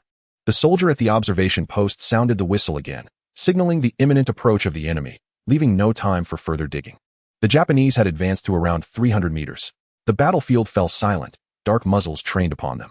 As the enemy drew within 100 meters, the battalion commander S. Mauser fired, signaling the onset of their own gunfire. Su San shot the leading soldier with precision. His marksmanship had improved remarkably, instilling him with newfound confidence. Suddenly, a tingling sensation pricked at his scalp, prompting him to bend down. With a soft thud, a bullet struck the earth where he had just crouched. He felt targeted, changing his position to observe stealthily. He realized there were too many adversaries to pinpoint in one go. Without hesitation, he shot down a commander wielding a sword, then quickly retreated to reposition himself for another shot. However, such caution severely restricted the number of targets he could engage. Of course, this was his personal strategy. Had others known of his ability to down an enemy with each shot, they would have criticized him for being too slow. During one of his shots, a gleaming point caught his attention. Instead of firing during his second repositioning, he scrutinized the source of the reflection. It was the scope of a sniper rifle. Acting decisively, he fired and eliminated the enemy sharpshooter. The prowess of the system began to manifest, granting him exceptional vision without the need for a magnifying glass. Ultimately, this wave of Japanese troops failed to breach the desperately defended positions and retreated. They, too, were frustrated. Their light machine guns could not be effectively deployed at the front lines, as the sharpshooter was extraordinarily skilled. Any attempt to set up would result in dire consequences. Several machine gunners had already fallen to his accuracy. Efforts to dispatch their own sharpshooters to hunt him down were thwarted by his cunning evasion. After the 6th failed assault, the battalion commander Okamoto Tadamaki was thoroughly enraged, berating his subordinates for their incompetence, slapping them as he shouted, "Baka!" The call from the division headquarters nearly spat vitriol into his face, as the voice of division commander Gu Shofu berated him. "Withdraw your men. I have already requested assistance from the naval aviation. You foolish pig, you have brought disgrace upon our army. A mere outpost. And you have failed to seize it in 2 days." Amidst the reprimands, the urgency of the situation weighed heavily on him. "Sir, please grant me another chance. Do not squander the Empire's precious air resources. I will organize a death squad to capture this position." Okamoto Tanshin, feeling equally ashamed, hastily implored for another opportunity to attack. "Do not throw away the lives of Imperial soldiers here. Your unit's statistics show that the casualty rate among junior officers is several times higher than that of other units. What you need now is self-reflection and preparation to take over the position. Do you understand, you fool?" With that, Gu Shofu slammed down the phone. Following this tirade, a brief silence enveloped the battlefield, leaving the defenders in a state of unease. Anxiety gripped their hearts. Surely the enemy was up to no good. What would come next? Their apprehension was soon justified as the unmistakable roar of aircraft engines filled the air. "Aircraft! Enemy planes! Take cover! Prepare the heavy machine guns!" the battalion commander shouted. But where could they hide? The terrain had been nearly flattened by bombardments, all the trees obliterated. There was nowhere left to conceal themselves. Chaos ensued as soldiers felt exposed and powerless against the flying iron birds. Time, however, did not wait for anyone. The first enemy aircraft swooped low over the trenches, releasing a 30-kilogram bomb that exploded 10 meters away, sending shockwaves that knocked 2 soldiers off their feet. Almost immediately, a hail of bullets from a 7mm machine gun rained down, sending dirt flying. Susan curled into a shell hole, helplessly watching as a bullet severed a wounded soldier in half. He observed the aircraft performing low-altitude maneuvers, so close that he could discern the twisted faces of the enemy pilots. With keen eyes, he pondered whether he might take a shot at them. Why not give it a try? Seizing the moment, Susan dashed out of the trench. Lying down on a slope of earth to resemble a corpse, his rifle resting on his chest while his gaze remained fixed on the skies, lying in wait. The second enemy aircraft dove toward him. The cockpit was open, and the pilot, wearing a helmet, was clearly visible. This pilot was audacious, dropping his last bomb without pulling up to escape, instead choosing to unleash a barrage of gunfire upon the position. If not for the deafening roar of the plane, Susan felt he could hear the pilot's maniacal laughter, for he could see the twisted face making grotesque gestures. Susan's eyes never left the aircraft as it pursued the fleeing soldiers like a cat toying with a mouse. Just as a line of bullet holes plowed through the ground beside him, he swiftly raised his rifle and pulled the trigger. He thought he saw the Madden twitch. And then the plane failed to gain altitude, veering erratically forward, descending lower until it finally crashed into a hill with a thunderous explosion. Cheers erupted from the position, as they believed the enemy had met with a tragic accident in their moment of triumph. Few noticed Susan firing his weapon, yet the ever-observant commander Lu Fu witnessed the motion of him aiming and shooting. Subsequently, the aircraft began to behave erratically, though Lu could not ascertain whether this was the result of Susan's actions. However, Susan was certain, for the system relayed its response. Congratulations, host. You have triggered the unexpected mission rifle against aircraft. You have successfully downed one enemy S-Type 96 aircraft, achieving a remarkable feat in the realm of individual combat. As a special reward, his attributes in vision, hearing, strength, endurance, speed, and coordination were all enhanced by 1 point, along with an additional reward of 500 points. Susan was left in a state of astonishment. Who would have thought that shooting down an aircraft would yield such benefits? Following the system's notification, he truly felt a wave of revitalization. The exhaustion of a day and night dissipated as if he had enjoyed a full day's rest. The most pronounced improvements were in his hearing and vision, which seemed to have significantly increased. Chapter 009. The toxic gas assault of the enemy, an unexpected surprise alleviated Susan's previously heavy heart. Indeed, where there is a will, there is a way. As long as the system is in place, even the most arduous tasks can be surmounted.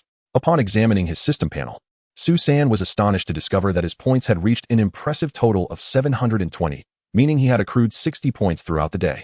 A review of the statistics revealed that he had eliminated numerous enemy sergeants. Furthermore, the system notified him that he had completed a task worth 500 points. Enhancing his auditory perception, Susan felt as if his hearing had become more acute and far-reaching. He also noticed that the weapon shop within the system displayed tangible images of nearly all available arms. In the distance, the main assault unit led by Okamoto Tanshin was observing as an enemy aircraft plummeted into their lines, erupting into a cloud of black smoke. Baka, these foolish naval officers. They managed to get themselves killed while executing a bombing mission, bringing disgrace upon His Majesty the Emperor. Before he could finish his tirade, a messenger approached, bowing and announcing, "Sir, there is a call from the division headquarters." Okamoto Tanshin followed him to the telecommunications room. Moshi, came the familiar voice of Gushofu on the line. "Okamoto, you must resolve this matter on your own now. The Navy has lost its courage and will not return." "Sir, are they truly so frightened by the loss of just one aircraft? How will they carry out their support missions in the future?" Okamoto Tanshin expressed his concerns. "You are mistaken," Gushofu replied. The pilot transmitted a telegram before he perished, stating he was struck by ground fire. The Chinese possess a certain degree of anti-aircraft capability. Now, do not concern yourself with others. My order to you is clear. If you cannot seize the position before you today, your existence will be rendered unnecessary. At that point, you shall have to offer your apologies to His Majesty the Emperor. With a decisive click, the call ended. Okamoto Tanshin stood frozen, contemplating the implication of an enemy with anti-aircraft capabilities. Were they armed with rifles? Such details were trivial. The crux of the matter was that failure to capture the position meant facing dire consequences. "Meeting," he commanded, uttering the 2 words that leaders often favored. All squad leaders assembled. "If we fail to capture this position today, we shall perish here as per orders from above. Gentlemen, what are your thoughts?" The assembly bowed their heads in shame. As a first-class division, they had never faced such a humiliating battle, even amidst the harsh confrontations in Songhu. "Sir, I believe there are many sharpshooters among the enemy ranks. Our vanguards and sergeants have suffered heavy losses during the recent assaults. Many lieutenants have fallen. Which is the primary reason for our setbacks, a staff officer murmured. I do not wish to hear about difficulties. I seek determination. How can one engage in battle without casualties? You have not experienced true combat. I have fought against the Northern Russians, and that was truly brutal. Yet we persevered and ultimately triumphed. What are these challenges in comparison? Merely a few more accurate rifles. Okamoto Tanshin chastised. Sir, the precious lives of Imperial soldiers must not be squandered at the hands of those despicable beings. I believe we should employ forbidden weaponry, suggested another lieutenant colonel. What? Takamori Zenshin inquired, astonishment etched across his face. The others turned their gazes toward him in unison. Poison gas shells. Our regiment has received about 20 of them. Why not launch them at the enemy positions? It would save us the trouble of transport. The lieutenant colonel continued. A heavy silence enveloped the conference room. Nanjing. The opposing capital was home to numerous foreigners, including many journalists closely monitoring the conflict. Such an action could provoke international ramifications. Takamori engaged in a mental struggle, his face contorting, trembling intermittently. Finally, he slammed his hand on the table, launched them. Faced with the imminent threat of death, he dismissed all concerns. For history is invariably penned by the victors. In the future, it would be his side that dictated the narrative. Boom. The artillery fired. Take cover. The defending troops descended into chaos. A loud puff. The bomb did not detonate, yet a plume of yellow smoke billowed forth. Poison gas. Poison gas. The seasoned veterans on the line began to shout in terror. Cover your mouths and noses with wet cloths. If you have no water, use your urine. Seasoned veterans and some officers urged. Yet, where could they procure sufficient water? In such dire moments, not everyone could summon the urge to relieve themselves. Nonetheless, everyone understood that retreat was not an option, for the enemy was about to charge. Su Sanjin seethed with frustration. The equipment was meant for personal use. Yet he would have gladly traded a batch of gas masks for his comrades. He poured the last of his water onto a torn piece of cloth, covering his mouth and nose, then ordered his comrades, quickly retreat to the final line of defense. I will hold them off for now. Move. To die here serves no purpose. A fervent comrade refused to budge. Commander, how can you manage alone? If you die, we shall die with you. Enough of this nonsense. Who's dying? Move now. That is an order. Execute it immediately. Su Sanjin shouted, kicking them away to ensure their departure. As the area cleared, the yellow smoke began to spread, nearly engulfing their position. He donned a gas mask from the system, but he could already hear others on the line coughing. Suddenly, an idea struck him, and he called out, "There's water in the machine gun. Water in the machine gun." For just beyond their eastern position lay a Maxim machine gun. If the poison gas claimed their lives, what use would the weapon serve? The sounds of explosions echoed, the yellow smoke thickening and enveloping the entire area. The battleground transformed into a hellish nightmare. Damp cloths were no longer sufficient to mitigate the crisis. Evacuation was the only viable solution, yet it was already too late. Su, clad in his gas mask, leaned against the trench, feeling utterly powerless in the face of such calamity. Silently, he accessed the system panel and exchanged for 20 grenades, spending 20 points. Once again, 160 points were exchanged for 2 MP-34 submachine guns, each costing 80 points. This firearm accommodates a 32-round magazine, with each magazine priced at 4 points. He hastily procured 8 magazines and also acquired a 98K rifle for 50 points. For the time being, these weapons were stored in the system's inventory, prepared for immediate use. In total, he had spent 242 points, leaving him with only 478 points in the system. However, despite the expenditure, it felt worthwhile. As long as the stronghold could be defended. Otherwise, all would be lost. He gathered the existing weapons at the stronghold, moving the last 2 crates of grenades closer to himself. Swiftly, he unscrewed the lids of all the grenades, placing one approximately every meter. While he could have set up some rudimentary traps, time was not on his side, as only faint groans resonated throughout the stronghold, through the yellow mist. Susan observed numerous specter-like enemy soldiers approaching the front lines. They donned gas masks, held their Type 38 rifles, hunched slightly, and advanced in a skirmish formation. Slowly and quietly closing in on the position, now merely 30 to 40 meters away. Susan crouched low, unscrewed a grenade without regard for any delay, and immediately hurled it forward. He then bit low and moved to the next grenade. Pulling the pin, he tossed it. He continued this repetitive action. And as he threw the third grenade, the first one detonated. He had no time to check if it struck anyone. All he could do was run forward and continue throwing grenades. His current mission was to expend all the grenades from the 2 crates. The anguished cries from the enemy provided him with reassurance that his actions were indeed effective. The enemy, masked and obscured by the yellow mist, faced significant impairments in visibility and maneuverability. This was also the reason for their inability to evade, as the smoke from the grenades mingled with the poison. rendering it difficult to discern. Chapter 010. A solitary outpost with a swift motion, Su San hurled 2 crates containing 40 grenades into the fray. The air was filled with anguished cries as the enemy began firing indiscriminately, yet they could not discern Su San's whereabouts. He had no time to tally the number of adversaries he had dispatched. The system would reveal that in due course. However, the initial thrill of counting the fallen had waned, and he found himself less inclined to observe. As long as he continued his onslaught, that sufficed.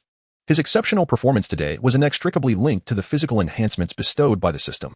He felt a profound transformation within, particularly in strength, vision, and hearing, accompanied by an unprecedented sense of control. Toxic smoke enveloped the battlefield in a suffocating yellow-green haze. In the frigid air, his gas mask fogged up with condensation from his breath, further obscuring his already limited field of vision. Su San refrained from tossing more grenades. Crouching instead at the corner of the trench, wielding an MP-34 submachine gun in each hand, each magazine loaded with 32 rounds. The enemy, similarly clad in gas masks, had grown increasingly cautious after the recent bombardment of grenades. They fired sporadically at any suspicious movement, ensuring that every fallen comrade was met with a final shot. Thus, feigning death at this moment would be a grave misfortune. They moved through the smoke like shadows, and Su San, hindered by the same visibility issues, remained vigilant. Seizing an opportunity when a soldier crossed the trench without caution, he swiftly pulled him down. The thud resonated loudly, drawing the attention of several nearby foes, who trained their weapons in his direction. Su San released the dagger embedded in the enemy's neck and gradually rose to his feet. The others, mistaking him for a fellow soldier due to the gas mask obscuring his uniform and helmet, presumed he had merely stumbled and continued their search. Yet, at that moment, he sprang into action. The sharp staccato of gunfire erupted as Su San unleashed his weapon. The muzzle flashed like a fiery serpent. The nearest enemy's chest ruptured in a spray of crimson, and he fell, gasping in agony. Before the adjacent soldiers could react, Su San rolled aside, brandishing his second submachine gun, its bullets slicing through the smoke to fell 2 more adversaries who were turning to raise their weapons. The toxic haze distorted visibility, and the gas mask's blind spots rendered the enemy incapable of swiftly locating him. Su San exploited this advantage, deftly shifting his position. A Japanese officer sensed something amiss as he observed the figure advancing towards him. Just as the officer raised his sword, Su San crouched low, sliding forward, and pressed the muzzle of his submachine gun against the officer's abdomen, pulling the trigger. The bullet tore upwards through his insides, and the officer collapsed, blood frothing from beneath his mask. With the magazine emptied, Su San did not pause. He relinquished the weapon, which vanished into thin air as he stowed it in his pocket dimension. In the blink of an eye, he drew the Japanese sword he had seized earlier, its blade gleaming ominously. He struck at the approaching enemy, slicing through the throat of one, blood spraying onto his gas mask. The enemy finally realized that this was not an ally. Over 200 soldiers closed in from all directions, their bayonets, rifles, and swords all aimed at him. Su San found himself with no avenue of retreat, the blade in his hand shimmering with cold resolve. The enemy discerned that it was a solitary figure, yet they were undeterred by the prospect of close combat. Some of them withdrew bullets from their chambers, brandishing bayonets with deadly intent, gradually constricting Su San's space for evasion. One soldier lunged with his firearm, but Su San deftly sidestepped, the blade gliding along the barrel, severing fingers and sending the weapon clattering to the ground. Another officer swung his sword, but Su San parried, countering with a swift kick to the man's knee. The sound of cracking bone echoed, unmistakably clear, as the blade swept forward, sending a head, adorned with 2 makeshift bandages, soaring into the air. Blood dripped from the edge of the sword, and the air within the gas mask grew increasingly stifling. The enemy was overwhelming. For every foe felled, 2 more surged forth. Su San felt his formidable stamina beginning to wane, contemplating that perhaps this would be his final stand. Yet, there was no time for regret or reflection. His weapon continued to cleave through the air as he maneuvered, though fatigue dulled his movements. Despite this, he still held a slight advantage over the enemy. Unaware of how many he had slain, a momentary lapse in defense allowed a bayonet to slice through his arm, blood beginning to seep through his sleeves. The enemy closed in more tightly, intent on eliminating this devilish adversary. Failure to do so would haunt them in nightmares, causing their hearts to tremble in future assaults on enemy positions. On the other side of the defensive line, the observation post noted the silence. No gunfire or grenade explosions echoed in the vicinity. Convinced that this area had fallen, the scout solemnly relayed the information upwards. Commander Wang Yaowu sighed heavily and ordered the concentration of all artillery fire upon the position, depleting their ammunition before preparing for a retreat. Losing this hill would leave them without a defensive stronghold. Remaining would only lead to certain death. It was wiser to withdraw and consolidate their forces at the Nyosho mountain line. As the bombardment commenced, Su San found himself completely encircled. His chest heaved as the blood splattered by the enemy obstructed his vision through the gas mask. The once revered Japanese sword was now chipped and dulled. The enemy fixated on him, hesitating to strike immediately, either out of curiosity regarding this monstrous figure or due to the fear instilled by his recent valor. As each assailant who approached met their end by his blade, Susan struggled to lift his arm, propping the sword against the ground while contemplating whether to retrieve a grenade. Unfortunately, unscrewing the cap would consume precious time, likely yielding minimal casualties among the enemy. At that moment, a distinct whoosh echoed through the air. Shock rippled through the ranks, including Susan, as the bombardment had commenced. Which side was firing? By sheer coincidence. A shell detonated within the encirclement. In that instant, Susan instinctively sensed the point of impact and the direction in which to evade, rolling with all his might. 5 enemies were catapulted into the air by the explosion, while the remaining soldiers erupted into chaos, scrambling to find cover. The successive blasts disrupted the noxious fog, clarifying Susan's vision as he discarded his sword. A well-loaded 98K rifle appeared in his grasp, and as he pulled the trigger, the sharp reports of bang, bang echoed, felling 2 Japanese soldiers who were frantically attempting to evade. Suddenly, he sensed the incoming artillery shell, and with swift instinct, he dove into a nearby shell crater, narrowly escaping as the ground where he had just taken cover erupted in a cloud of dust. The bombardment continued relentlessly. As if the defenders were merely spectators in a grim spectacle, Susan had ceased firing, stowing away his rifle to focus on evading the shells. He observed the relentless barrage striking the enemy ranks, limbs and earth splattering in chaotic disarray. Susan incessantly shifted between craters, his ears ringing with the close cries of agony and the thunderous explosions, biding his time for a lull in the onslaught. The artillery fire persisted, inflicting heavy casualties upon the Japanese troops, whose remnants began to retreat in disarray. Emerging from the crater, Susan noticed that his gas mask had developed a fissure. He tore it off and inhaled deeply the acrid air laced with the scent of gunpowder and blood. A trace of toxic gas lingered, prompting a fit of coughs. Yet in his hand, his rifle materialized once more, and he chambered around. Gazing at the retreating enemy, he began to take aim. After 5 shots, 5 enemy soldiers lay permanently claimed by the battlefield, but by the time he reloaded, the remaining foes had vanished from sight. With a single hand gripping his weapon, he rose to his feet. On the battlefield, he stood alone as the sole survivor. Perhaps the Japanese soldiers would never regard him as human. His soot-stained visage, shrouded in smoke, resembled that of a fierce warrior, akin to a deity of battle. Chapter 11. War requires heroes. Our position remains intact, steadfast, with a solitary figure standing tall in a deep blue-gray military uniform, adorned with a distinctive helmet. Our soldier, an observer from the rear, binoculars in hand, gasps in astonishment. Despite being drenched in blood, he stands straight and unwavering. His gaze is fixed towards the front line. We can only discern his silhouette, though he may not be particularly tall. At this moment, he exudes an imposing presence akin to a towering mountain. Quickly, send someone to reinforce the trench. We can still hold our ground, bellowed Colonel Ji Hongru, his voice brimming with fervor. Replace that lad. I intend to reward him handsomely. Susan stood erect, though his limbs trembled slightly, a residual effect of exertion. As his comrades ascended to reorganize the position, they were taken aback by the multitude of enemy corpses strewn about. From the condition of the fallen on both sides, it was evident that Susan was solely responsible. The bodies of the nearby defenders either lay buried beneath rubble or contorted from gas attacks, frothing at the mouth, clutching their throats. The time of death further corroborated this, as the bodies of our soldiers were already cold, while the enemy's corpses remained warm, some even still oozing blood, scarcely stiffened. Numerous bodies bore the marks of stabbing or slashing. Not far from Susan lay a bloodied, battered Japanese sword, its ornate hilt revealing it to be the very weapon he had acquired the previous day. The scene left an indelible impression too shocking to fully comprehend. Did you do all of this? Surely, there must be 40 or 50 of them, exclaimed the 3rd Battalion commander, his eyes wide with disbelief. I took advantage of the fog, tossed 2 boxes of grenades, and ambushed them. Susan explained. I must commend you. You are a hero of the battlefield. Sanzi, I will report this to the regiment immediately to promote you to company commander. Now, go and rest. I will leave this to the brothers for now. As the battalion commander ordered Susan to rest, he realized he could not even step over the trench. You're simply exhausted. A bit of hot water and some rest will do you good. 2 of you, assist company commander Su down, he commanded, reflecting his vast experience. Ji Hongru grasped Susan's trembling hand. Well done, well done. You have saved our position. I have already sent a telegram to headquarters commending you. At the command center in Jinling, the atmosphere was bustling with urgency. Commander Tang, weary and worn, listened to reports from various battlefronts, all grim, his expression growing increasingly grave. Just then, a telegram operator rushed in. Commander, the 51 SD Division's 301st Regiment from the Moling Pass has sent a commendation telegram directly, bypassing their division. Read it. Commander Tang replied, incredulous that anyone would have the audacity to seek commendation at such a time. Before he could express his ire, he was eager to learn what merit was being claimed.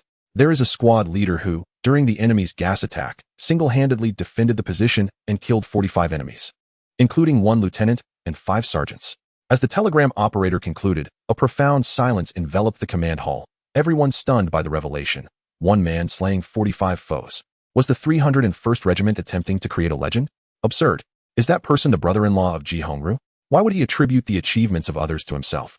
Commander Tang has finally lost his temper. At this moment, the aide approached and urged, "Commander, please calm down. Previously, we received some rather peculiar intelligence from our infiltrator, Jin Ju, regarding the situation at Mailing Pass. Since it was not directly related to combat, we filtered it out, though it does possess an air of legend." The aide's words piqued Commander Tang's interest, and he furrowed his brow, inquiring, "Pray tell. Does this relate to something so outrageous?" Jin Ju reported that the enemy had discovered a sharpshooter at Mailing Pass, who, within 2 days, single-handedly eliminated numerous Japanese soldiers, including 2 majors. Even more astonishingly, during a bombing raid on Mailing Pass, 1 aircraft crashed. According to the telegram sent by the pilot before his demise, he was shot in the heart, which caused the crash. The aide spoke softly. At this moment, the hall fell silent, overwhelmed by the gravity of the news. After a prolonged pause, Commander Tang finally reacted, exclaiming, "Such a significant matter, why was I not informed sooner? Did Wang Yuwu's subordinates not report this?" The aide responded, "We too find it hard to believe. Perhaps it is merely an excuse concocted by the enemy after their prolonged assaults, merely a sensational story." Commander Wang did report the elimination of an enemy major, but the division headquarters merely promoted that squad leader to platoon leader. Due to the pressing nature of the conflict, we could not afford extensive reward ceremonies. It seems this is a singular individual, a solitary beacon amidst the dismal military affairs. Recognition is imperative. Immediately dispatch a battlefield journalist to capture photographs, publish them, and broadcast the news. Issue a command from headquarters to promote this individual. What was his name again? Commander Tang mused aloud, realizing he did not even know the man's name. Su San. The aide promptly replied, "Promote Su San to major and battalion commander, effective immediately. Dispatch an officer with my orders and commission, along with a complete set of military attire and insignia. Ensure he takes the time to don them properly for a photograph. We desperately require such uplifting news at this moment. Execute this without delay." Commander Tang ordered with urgency. This may well be the fastest promotion ever, now. The authenticity of the claims was of little consequence. With a major's endorsement, corroborated by the enemy, and the pressing need for a hero, all conditions were right for the creation of this legend, to bolster the morale of the troops. Su San sat atop a box of grenades, sipping hot water, his trembling hands and feet gradually regaining steadiness. He inadvertently glanced at the panel in his mind, noting a significant increase in points. He now had 557 remaining points, with an accumulated total of 794 points beside it. As for the Japanese soldiers whose demise contributed to his points, he felt no inclination to investigate further. For him, it was simply a matter of thought: kill more enemies, each one yielding another point. A brief tranquility settled over the front line, with the enemy refraining from attack for over 2 hours, allowing Su San to rest. Having consumed some food, he leaned against a sandbag for a nap when the thunderous roar of a tricycle jolted him awake. Upon opening his eyes, he was surprised to see several unfamiliar faces. Both the regiment commander and the deputy commander had arrived. Confounded, he gazed at the individual before him, and suddenly, a spark of realization illuminated his expression. He discovered a female officer clad in khaki military attire, a camera dangling from her neck. "Sanyazi, stop dawdling. Quickly, wash your face and change your clothes. Someone, bring in a basin of hot water, swiftly." Vice Colonel Liu began to issue commands. Su San, somewhat bewildered, pondered the situation. Could it be that my system has been uncovered? Would they truly believe in this phenomenon of time travel? What are you still standing there for? This is a superior from headquarters, and time is of the essence. Vice Colonel Liu observed Su San's lack of response. "Hold on, Vice Colonel Liu. You must explain what is happening." Su San, now flustered, urged for clarity. "The headquarters is aware of your meritorious deeds and has approved your commendation. You have been promoted by 3 ranks to major and battalion commander. The appointment has already been issued, so hurry and change your attire. They wish to take your photograph." Vice Colonel Liu succinctly elucidated the matter. Chapter 012, The Killing Machine in less than 2 days, from a mere soldier to the rank of major. Deputy Commander Liu, however, "I am not adept at commanding troops in battle." Su Sang was anxious, having risen too swiftly without adequate preparation. "You need not command. Focus on your expertise. Currently, there are no ranks or troops for you to lead. Consider this an honor," Deputy Commander Liu remarked, as someone brought over water. Su Sang hastily wiped his face, attempting to cleanse away some of the soot. The remnants of dirt still clung to him. Time was pressing. and Deputy Commander Liu personally took a towel to dry his face. It would have sufficed to simply shed his outer garments and don a military uniform. But when Su Sang removed his clothing, his shirt was stained a dark crimson, marred by blood, obscuring its original hue. The female journalist's mouth fell slightly agape, her beautiful eyes widening in astonishment. What kind of battle had he endured to become so drenched in blood? Had he himself been injured? Are you hurt? How could there be so much blood? She could not restrain herself from asking. I am unscathed. The medics have checked. This blood is all from the enemy. Su Sang replied, captivated by the melodious quality of her voice, stealing a few more glances at her. What a killing machine, she mused inwardly. No wonder he had slain 45 of the enemy. Fetch my shirt. Our sizes are similar. The commander suddenly instructed a soldier. Aware that Su Sang had no other attire available. After some commotion, when Su Sang donned the company commander's uniform and placed the military cap upon his head, his somewhat gaunt figure took on a chiseled aspect, exuding the unique ferocity of a soldier, his gaze as sharp as a blade. The female journalist was quite pleased with this appearance. During the photo session, she specifically requested the retrieval of his military knife. Additionally, she asked the commander to display all available evidence from the battlefield cleanup, including the shoulder insignias and weapons of the two majors. She wanted Su Sang to hold them up to the camera, capturing a close-up of the royal emblem on the hilt. This was a crucial element for publicity. Mere words were insufficient without proof. The matter was swiftly concluded, and the beautiful journalist hurried away in a three-wheeled vehicle. From that moment onward, Su Sang became an officer adorned with a sidearm. He was even issued a document bearing his name, unit number, and the rank of major. As he touched the newly affixed insignia, Su Sang found himself at a loss for words. The defenders tended to promote those who had distinguished themselves in combat. Yet what was the true value of such accolades? In the end, it merely added to the enemy's tally of victories. However, upon reflection, this promotion seemed to be the most fitting reward at such a time. Monetary compensation? There was neither the place nor the time to spend it. A rank was the aspiration of all. If one were to survive, wouldn't that bring honor to their family and lead to great success? Only this exhilaration could compel one to fight until the last drop of blood. Seizing the rare moment of tranquility on the battlefield, Su Sang took the opportunity to rest. At the 23rd Infantry Regiment under Major Okamoto, the atmosphere was tense. Colonel Okamoto sat in the main seat with a grim expression, while rows of subordinates bowed their heads in silence. The one who had previously issued the military order now lay dead on the battlefield. A diminutive hilltop stronghold remained unconquered for 2 days due to the absence of armored vehicles. Even the naval aviation units were summoned for assistance. Yet one aircraft was shot down, instilling such fear that further aid was abandoned. In defiance of international condemnation, gas shells were deployed, resulting in the near annihilation of a squad, with only 4 or 5 survivors returning. These individuals appeared traumatized, their nerves frayed, claiming to have encountered the devil. Was it truly the work of a solitary man? If the Chinese army possessed such formidable prowess, they would not be engaged in battle in Nanjing, but rather in Tokyo. Those few cowards, paralyzed by fear, seemed destined to become mere cannon fodder in the next charge. Their presence could only demoralize the troops. The plight of these few was trivial compared to the urgent task of seizing the tenacious stronghold.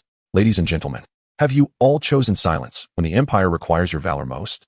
Colonel Okamoto could no longer tolerate the silence that enveloped these men. My squad is reduced to half its strength and lacks guidance. I fear we may jeopardize the mission, exclaimed a major seated at the forefront. Unable to withstand Okamoto's piercing gaze. My squad too, echoed another. With a resounding clap on the table, Okamoto rose, declaring, You have forgotten the glory of the Empire, reducing yourselves to craven cowards. He cast a sweeping glance at the assembly, yet no one responded. No one dared act impulsively after witnessing the complete destruction of their previous unit. Okamoto, realizing that pressure would yield no results, resolved not to force their hands today. Instead, he announced, I shall demonstrate how to capture and secure the enemy's stronghold. With that cold proclamation, he strode away, leaving his subordinates ashamed, unable to meet his gaze.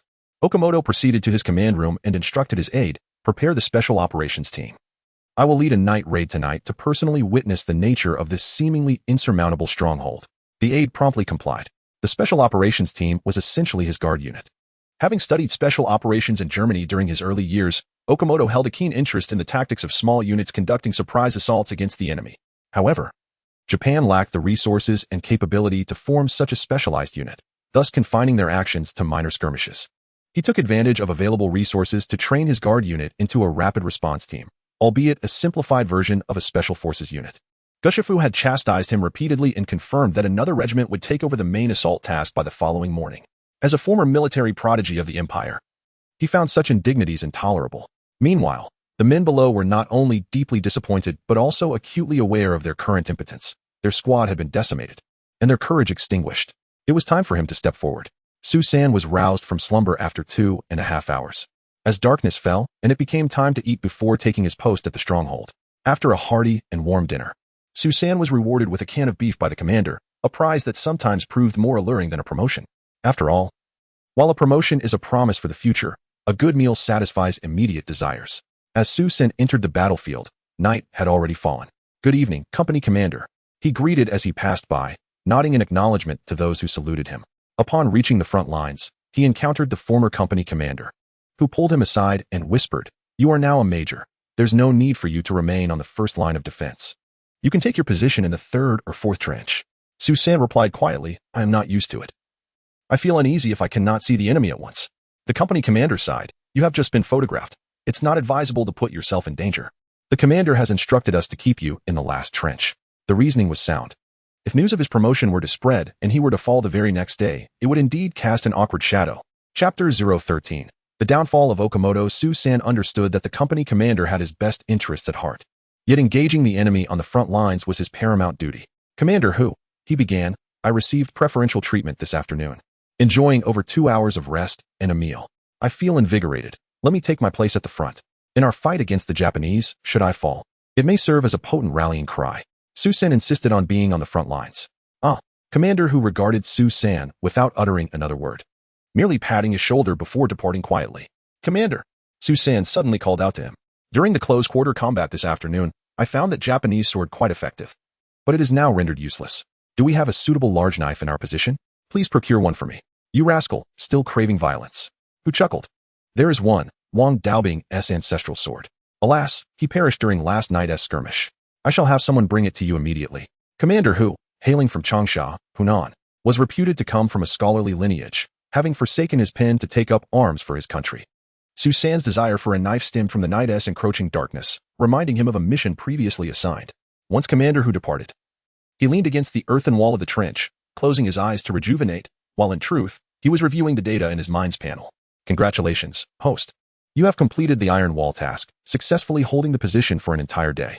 As a reward, you receive intermediate shooting proficiency, enhancing not only your shooting accuracy by 1 tier, but also extending your effective range from 200 meters to 400 meters. You have also mastered the breaking blade 8 strikes technique to proficiency. Additionally, you gain 1 point in strength and 1 in agility." The consecutive increases in his physical attributes imbued Su San with a sensation of doubled strength. If he once possessed a mere 100 pounds of power, he now felt empowered with over 200. With the enhancements to his speed and agility, he experienced a newfound lightness, his reflexes noticeably sharper than before. His point stood at 557. The thrill of using the MP-34 submachine gun amidst the toxic fog on the battlefield was exhilarating. The sensation of bullets cascading forth provided a true sense of firepower dominance. Considering the urgency of the moment, he exchanged points for 2 additional weapons, each costing 80 points, along with 2 magazines for 8 points. He deemed further purchases unnecessary, as 4 weapons with 4 magazines totaling 128 rounds would suffice to clear a significant area. He also stocked his 98K with a board of bullets, purchasing 2 additional points for 4 boards of 20 bullets as reserves. His points dwindled to 387. Alas, how rapidly these points deplete. The pace of eliminating the enemy feels sluggish. Gazing at the weapon shop, he found himself salivating over the myriad of effective individual weapons, lamenting his scant points.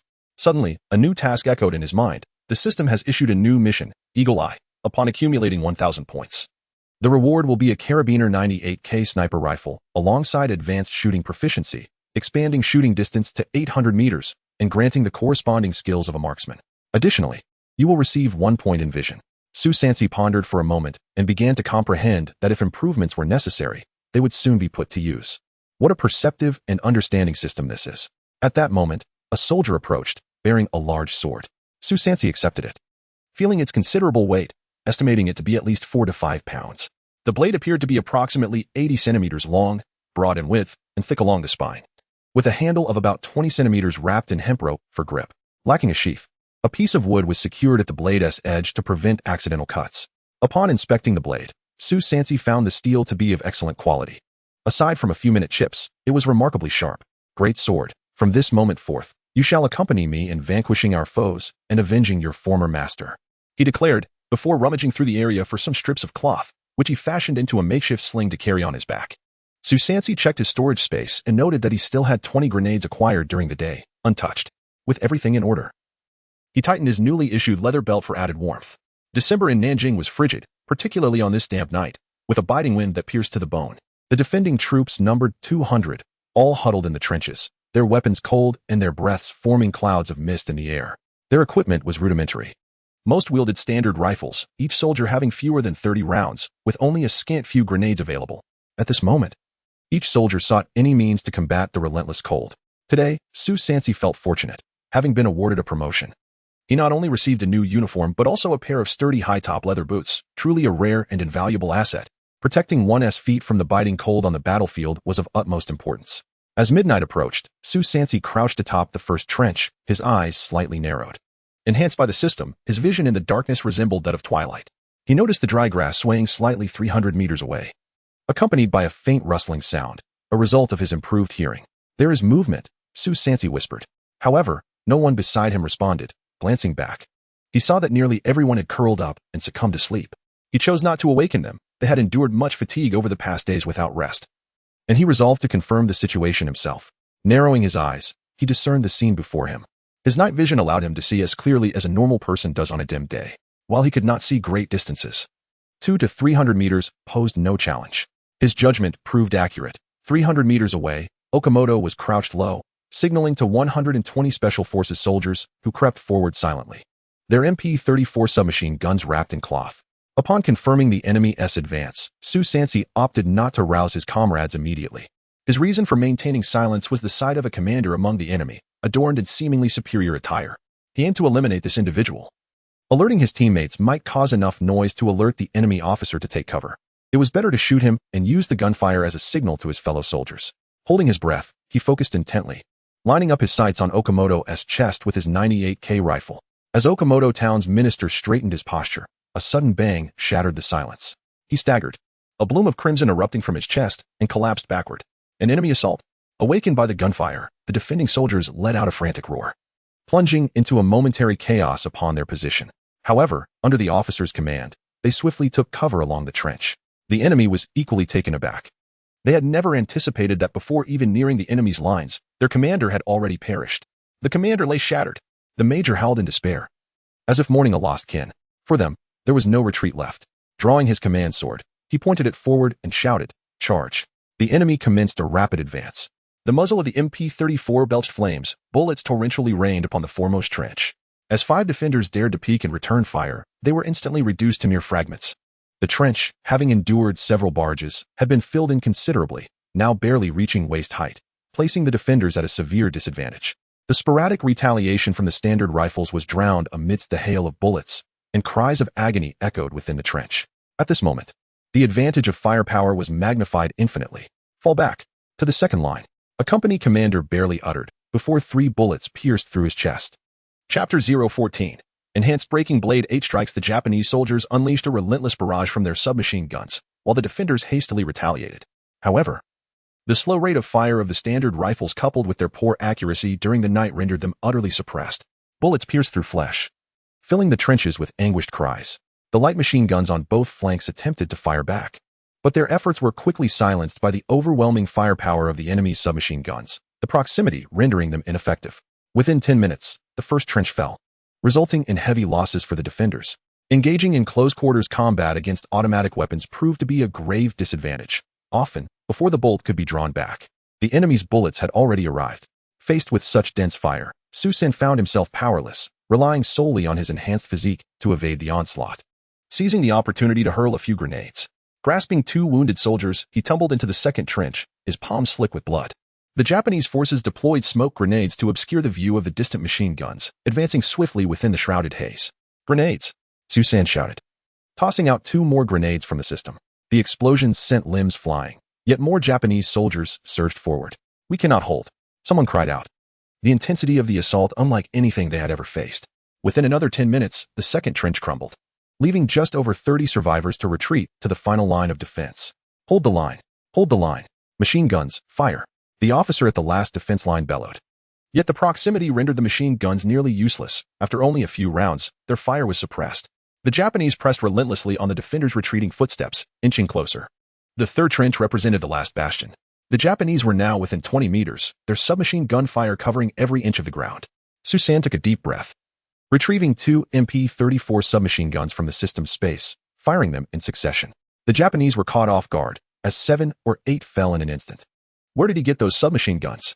His comrades exclaimed in astonishment, but there was no time for questions. The urgency of the situation left no room for curiosity. After all, they resembled the ones the enemy used, likely picked up during the retreat, as many had witnessed his grenades claiming the lives of several Japanese soldiers. With ammunition depleted, Susan shifted positions, seizing the opportunity to evade the enemy's fire and swapping for 2 more guns equipped with drum magazines. He continued to fire. And under equal firepower, the enemy was not invincible. One by one, they fell. However, the ammunition soon ran out again, and after emptying 4 MP-34s, over 30 corpses lay before their position. The enemy's commanding major remained alive, and upon seeing Susan's weapons fall silent, he recognized his opportunity. Raising his sword, he roared, "Annihilate the Chinese!" Susan drew the large blade from his back, simultaneously tossing 2 grenades with their pins pulled. At the moment of detonation, he rolled out of the trench. A system notification flashed. Breaking blade 8 strikes proficiency activated, power amplification 100.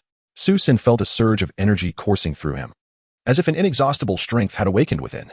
At that moment, the brutal instincts flooded his mind, compelling him to charge forward and exact vengeance. As the first Japanese soldier raised his weapon to shoot, Susan sidestepped and delivered the first strike, slicing through the attacking rifle barrel, the blade seamlessly severing the enemy's throat. As the second enemy soldier was about to pull the trigger, Susan swiftly closed in, his blade slicing diagonally, cleaving both man and rifle in twain. With a swift motion, he executed a third strike, sending 2 severed heads rolling. A crimson mist enveloped the air as Susan advanced like a relentless meat grinder, his blade colliding with the rifle and sparking flames, shattering the gunman-esque grip. The fourth and fifth. The lieutenant staggered backward, but Susan was already upon him, his blade rising from below, splitting the lieutenant from his left hip to his right shoulder.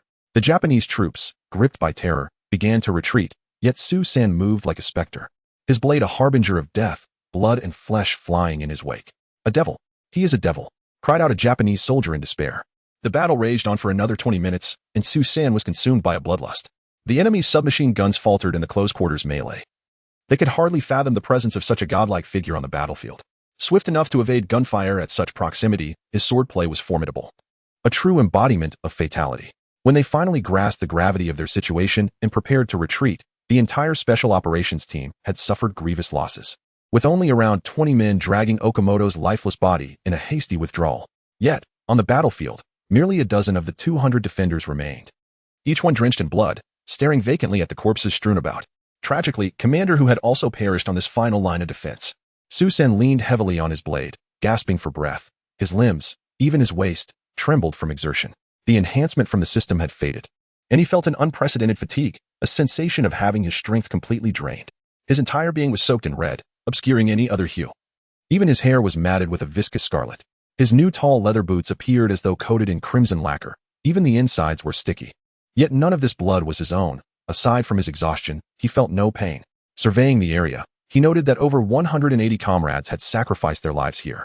Reinforcements were just beginning to arrive. Having hesitated in the dark, uncertain of the situation, Susan struggled to move, suddenly shivering as a cold wind howled, whisking away the smoke, leaving only the lingering scent of blood at Mailing Pass. Observing his unsteady gait, a medic rushed over to support him. "Commander, are you injured?" Upon approaching Susan, the medic was met with an overwhelming stench of blood that made him recoil. He noticed Susan's tall boots, deducing he was an officer, though the rest was obscured by the crimson haze. "I don't know. I'm just exhausted," Susan gasped, still struggling to catch his breath. "Then let me help you clean up. You're far too filthy, which could lead to infection," the medic replied. "Is there a place to wash up?" "I would like to take a bath," Susan inquired. "Yes. I will immediately send someone to fetch water for you. If no one is available, I will personally assist you," came the response, not from the medic but from Colonel G, who had just arrived at the front lines. "Well done, San. Not only did you hold the line, but you also preserved the dignity of our soldiers," the colonel said, patting Susan without a hint of disdain. However, an unfortunate turn of events occurred as Susan unexpectedly collapsed backwards, losing consciousness. At that moment, seeing the commander approach instilled a sense of reassurance within him, and as his emotions relaxed, darkness enveloped him, leaving him unaware of anything further. Upon regaining consciousness, he found himself upon a camp bed, with daylight illuminating the surroundings. The distant sounds of artillery fire resonated, yet it was evident that they did not originate from the position he was defending. Examining himself, he noted a lingering scent of blood. Nevertheless, his attire had been changed, and his head had been cleansed. A thorough inspection revealed no bandages or visible wounds. Su San exhaled deeply, relieved that he had not sustained injuries, despite the notion that being wounded could afford him a reprieve to the rear. He was resolute in his desire to remain unscathed. What was his purpose for being here? Was it not to vanquish the enemy? Furthermore, this endeavor would strengthen him. The thought of being incapacitated and unable to fight at the front was truly disheartening. Hence, when confronted with the choice between death and injury, Su San would unequivocally choose to perish in battle, for such an end would be far swifter and more gratifying. Chapter 15. The assassination of Su San. The system displayed that Su San had eliminated a total of 62 enemies during the recent enemy raid, accumulating 202 points. Consequently, his total points reached 996, with a remaining balance of 589. Su San sighed inexplicably, reflecting on how swiftly gains could vanish. He replenished 4 magazines of 32 rounds each and noted that he had used half of his grenades, leaving him with 10. For now, he decided against further resupply. He realized he was just 4 points shy of completing the last issued system task, and felt the urgency to earn them quickly, lest he encounter unforeseen challenges ahead. Yet, amidst his concerns, a delightful surprise awaited him. He had achieved a significant milestone by eliminating an enemy colonel, thereby altering the course of history, which rewarded him with an additional point in physical endurance. This point, devoid of any attributes, could be allocated wherever needed. Su San resolved to enhance his stamina. Recalling the fatigue from the previous night's battle, as he donned his gear and stepped out of the tent, the sentry informed him to proceed directly to the regiment's headquarters for a meeting. Meeting? Su San suddenly remembered his newly acquired rank. He was a major now, freshly minted. Upon entering the conference room, he was met with applause, leaving him bemused by such unexpected acclaim. Major Su, the regiment commander announced, I bring you excellent news. A communication from headquarters confirms that the commander of the 23rd Regiment, Okamoto, who was leading the offensive against us, was eliminated by you last night. They are currently preoccupied with repositioning, which explains the relative calm of our defenses. You have rendered a great service. However, the commander's tone shifted somberly as he continued. Yet our regiment is now reduced to a third of its strength. The higher-ups have ordered us to hold our position through the day. We will withdraw tonight without any replacements.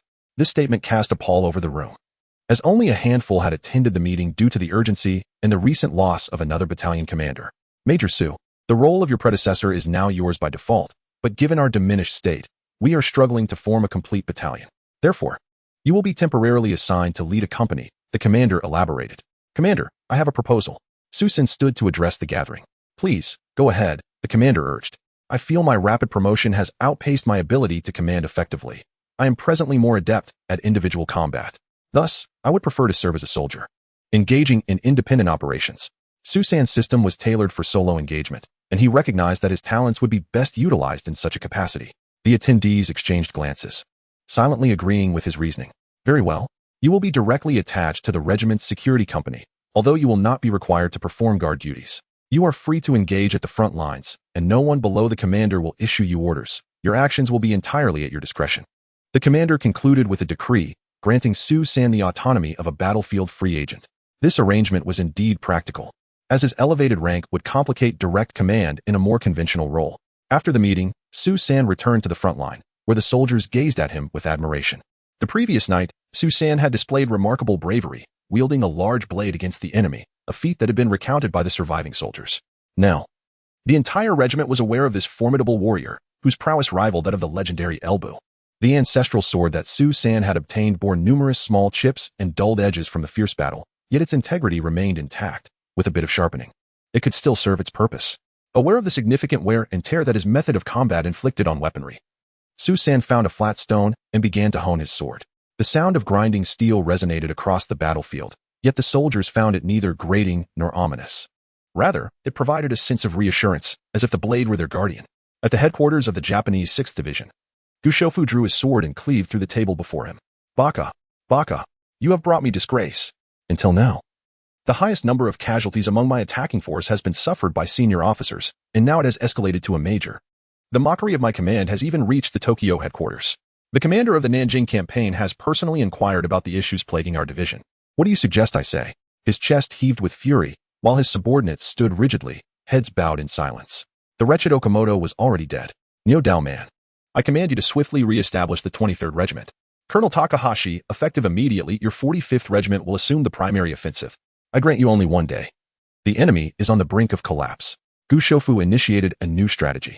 Yes, we shall undoubtedly secure this position within the stipulated time, Colonel Takahashi replied, bowing his head in acknowledgement. One more matter. According to analyses from the General Staff's Intelligence Department, there exists a formidable sharpshooter among the enemy at this position. Several of our majors, including Colonel Okamoto, have perished at his hands. More terrifyingly, it is rumored that a plane from the naval aviation was also brought down by this individual using a rifle. Recently, he has been featured in the newspapers, heralded as a hero to bolster morale. At this juncture, Gu Shoufu paused, surveying his officers. He gestured for his aide to bring forth a newspaper, which prominently displayed a photograph of Su San gripping the hilt of a military sword adorned with the Japanese imperial insignia. The bold headline read, "Sharpshooter slays multiple Japanese majors, halting their advance." Gu Shoufu's face contorted with anger as he declared, "The headquarters takes this matter seriously and has ordered us to eliminate this individual, preferably bringing back his corpse to extinguish the spirit of this nation completely." Consequently, the headquarters dispatched 3 of the finest marksmen, distinguished graduates from the German Cossack military training area, to join your ranks. They have been granted the freedom to hunt down this man. Gu Shoufu continued, "Thank you for your support, General." Takahashi expressed his gratitude once more. Gu Shoufu waved his hand, and the aide brought in 3 officers, dressed in tattered camouflage, their helmets bound with frayed rope. Several individuals entered and saluted the commanding officer in the grand hall, standing resolutely with straight postures and determined expressions, clearly exemplifying the elite of the elite. The aide-de-camp to Gu Shoufu approached to introduce the others. He gestured toward the youngest among them, stating, "This is Kitajiro, a second lieutenant in the army, nicknamed Phantom Slayer. Beyond his marksmanship, he is an expert in concealed traps and ambush tactics." He then indicated another relatively young officer, saying, "This is Yamamoto Shinji, also a second lieutenant, a genius in ballistic calculations, wielding a German sniper rifle." The assembly then noticed that his firearm differed from those of the other 2, who were equipped with the Type 97 sniper rifle, resembling the Type 38 rifle, whereas he possessed a pristine 98K sniper rifle. This is Kuroki Masakazu, a first lieutenant in the army, hailing from a ninja lineage. Known for his extreme endurance and adeptness in utilizing natural terrain for camouflage, capable of achieving a one-shot kill with unparalleled precision. He is the commander of this Falcon operation. The aide indicated the last sniper, who appeared to be the eldest among them. Chapter 016. The 3 snipers at the mailing pass position. The dawn had just broken, and the sky was initially clear. For reasons unknown, a morning mist began to rise, gradually enveloping the entire battlefield. Su San lay at the edge of the trench, his hawk-like eyes intently observing the enemy across the way. In the distance, the Japanese troops were gathering, their steel helmets glinting coldly in the morning light. He felt a twinge of anxiety. If the mist thickened, visibility would deteriorate, greatly facilitating the enemy's assault. Captain Zhang, sharing the same sentiment, lamented beside him. "If the fog rolls in, it's akin to providing the enemy with free smoke grenades. Damn it, the heavens are aiding the Japanese. What should we do then?" Su San inquired, noting that the enemy seemed to be waiting for the mist to become denser before launching their attack. "Alas, we can only endure. We lack artillery, and our machine gun ammunition is scant. We can only hold our ground and withstand their blows," Captain Zhang replied, angrily striking a sandbag with his fist. The enemy was currently assembling at a distance of over 500, nearly 600 meters away. They were well aware of the defending forces' capabilities, knowing full well that they could not reach this far. Their composed demeanor was intended to provoke the Chinese army, as if taunting, "Come and strike me. I am right before you. Captain Zhang, how about I take a few shots at them to boost the morale of our brothers?" Su San proposed. Hoping to disrupt the enemy's rhythm, it would be even better if he could force them to attack prematurely. That's nearly 600 meters away. "Do you think you can hit them?" Captain Zhang recalled Su San's reputation as a sharpshooter, yet he remained skeptical due to the distance. "We can give it a try. If I miss, at least it may intimidate them and curb their arrogance," Su San replied. Their conversation was not hushed, and the surrounding soldiers became intrigued, their eyes widening in anticipation of Su San's performance. At such a distance, they knew they would be unable to hit anything. Su San rested his 98K rifle on the sandbags. This weapon was a product of the system. He had taken it out the previous evening and had not returned it, and no one had noticed its subtle differences. After all, the Japanese snipers also utilized this type of rifle, so it was not unlikely that he had acquired it from the battlefield. Taking a slow breath, Su San placed his finger on the trigger, searching for the most valuable target to emerge. A sergeant, brandishing his sword, was vocally urging the soldiers to prepare for a charge. Su San's rifle barrel subtly shifted, locking onto the sergeant's chest, the muzzle slightly elevated. Bang! The sergeant was abruptly thrown back, collapsing to the ground. The assembled Japanese troops were thrown into disarray, crouching down or even lying flat. A machine gunner immediately dove down, setting up a Type 92 heavy machine gun. However, this was a path to death. Su San swiftly adjusted his aim, targeting the machine gunner's head. Bang! The gunner's helmet was sent flying, blood spraying forth. After 2 shots, the experienced grenade launcher operator quickly pinpointed Su San's shooting position. 2 men crouched down, preparing to reload. But Su San's 3rd shot had already pierced the throat of a Japanese soldier clutching a shell. Unfortunately, the shell fell onto the soft, muddy ground without detonating. Just as Su San was about to pivot his rifle to eliminate the grenade launcher, an unsettling sensation suddenly washed over him, sending chills across his scalp.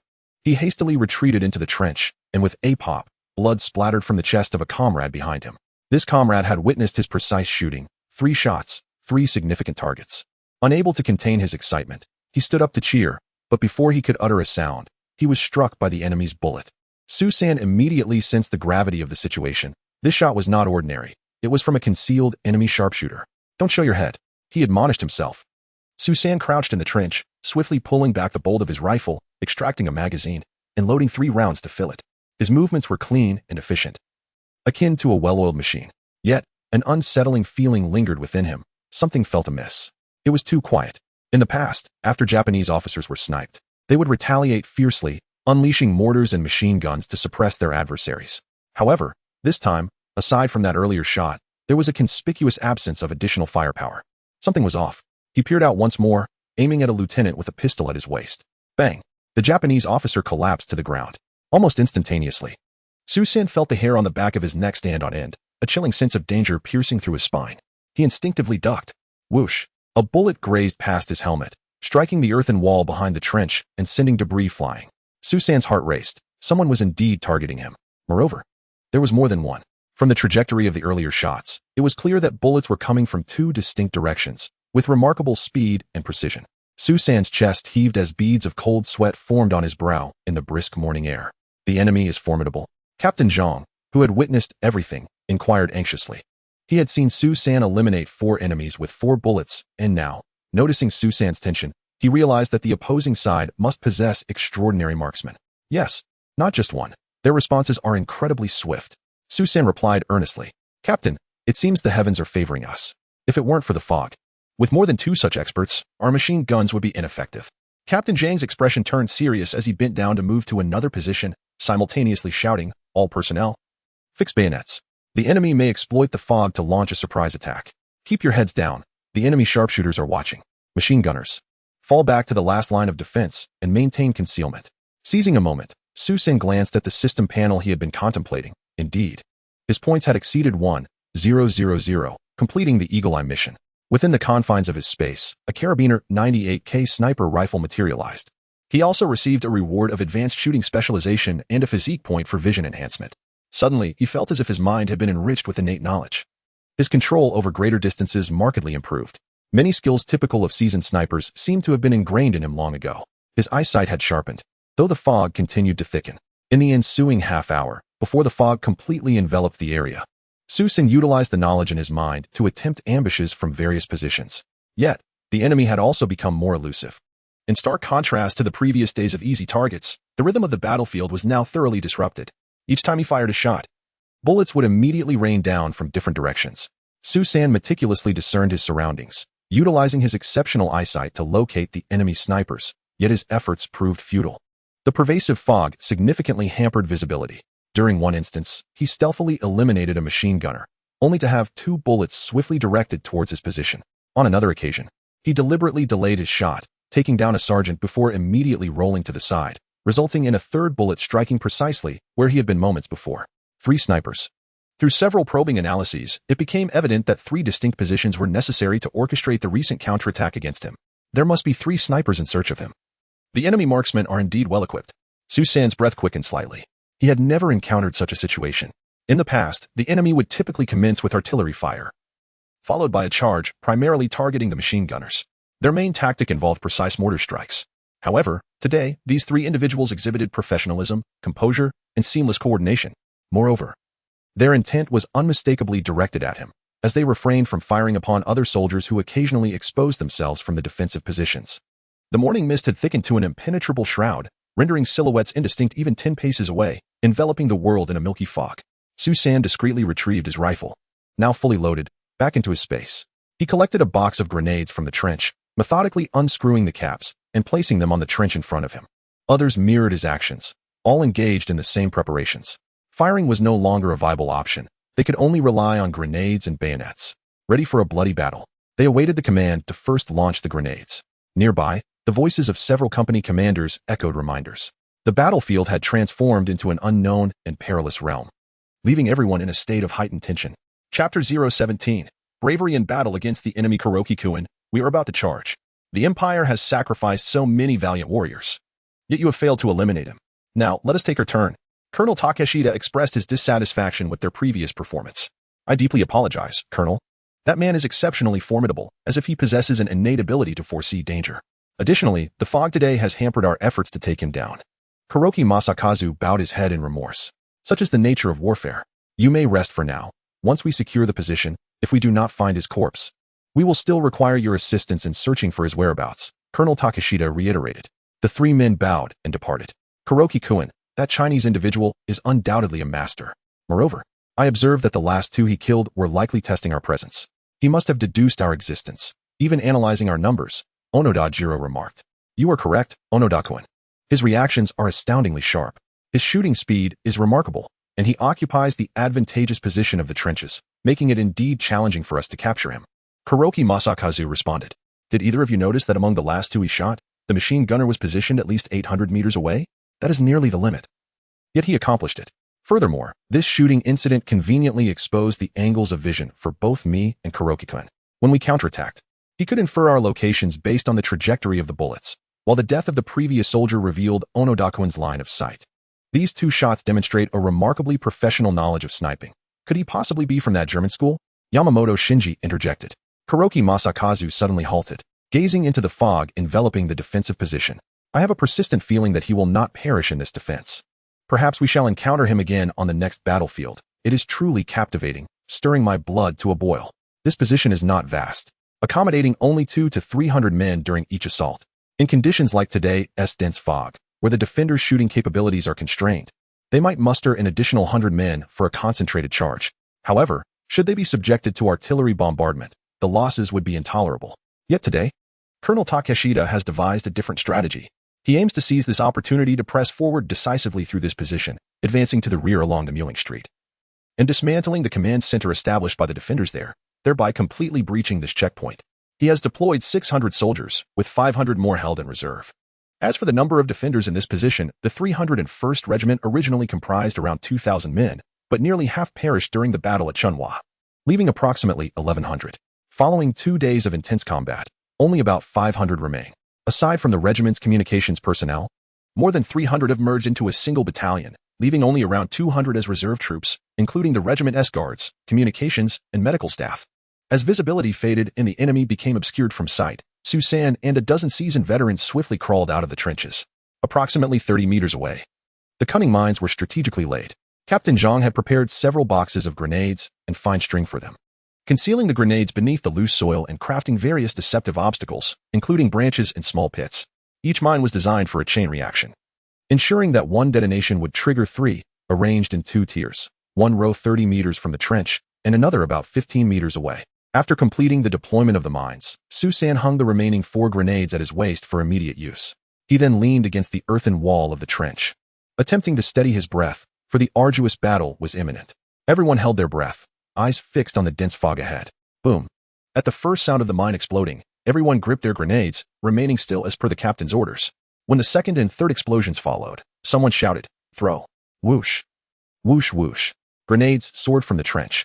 The front lines erupted in a cacophony of explosions, followed by the whistling of grenades descending towards their position. The thunderous sounds of blasts echoed continuously.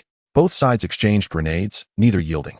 However, all things must come to an end, and as the explosions dwindled, shouts emerged from the fog, "Kill!" One by one, the enemy soldiers surged forth like phantoms from the mist, brandishing their bayonet rifles, their voices a cacophony of battle cries. The defenders also roared, charging out of the trench, and the two sides collided fiercely. Susan drew his sword, ready to commence his performance. At that moment, he clenched his jaw, wielding his sword with deft precision, slashing left and right. Like an ancient hero charging into battle, he transformed into Zhao Zilong of Changban Slope, penetrating the enemy ranks with relentless ferocity. He was unaware of how many foes he had felled. His face was splattered with blood. which he wiped away only to continue his onslaught. In the eyes of the Japanese soldiers, he resembled Ashura emerging from hell, a bloodied sword in hand. Come to reap lives. Their courage began to wane. The valiant Su San, empowered by his devastating strikes, moved through the fray as if it were an uninhabited realm. The enemy faltered. 2 soldiers, witnessing his advance, turned to flee, exclaiming "Mama." Yet, the Japanese were known for their ruthless tenacity. And the 2 cowards were swiftly dispatched by those rushing up from behind. Their cruelty extended to their comrades. Retreat meant death. Su San pursued relentlessly, only to suddenly realize he was surrounded by foes clad in earth-toned uniforms, complete with their distinctive caps. They encircled him with their bayonets raised. Su San let out a hearty laugh and abruptly discarded his sword, as the soldiers believed he had surrendered, preparing to close their eyes and await death. 2 MP-34s materialized in his hands. This astonishing display rendered the watching enemies dumbfounded. Was this a miraculous Eastern sorcery? They gazed at Su San with eyes wide in disbelief. Then, they truly met their demise. Flames erupted from the barrels of his weapons. He twirled his body, his finger firmly on the trigger. As the distinctive ditto of the MP-34 resonated, a harmonious fusion of mid-high frequency bursts and metallic clashes, heralding a majestic battle anthem on the battlefield. Su San resembled a whirling firework, while the enemy soldiers danced around him like revelers at a festival, swaying to the rhythm of the dida. They were utterly unprepared for the turn of fate. While others relied on cold steel to settle their fates, Su San, with audacious disregard for martial decorum, brandished 2 submachine guns, launching a devastating onslaught. He moved with agility, his weapons unleashing a relentless barrage, reaping the lives of his foes as effortlessly as one harvests grain. Not a moment was squandered. As soon as his ammunition was depleted, he swiftly replaced his guns and resumed firing. Fear gripped the enemy. Initially, a few began to retreat, soon followed by others, who fled in desperation. Su San pursued, firing relentlessly until he was out of bullets, at which point he drew his revolver, continuing his relentless assault until every round was spent.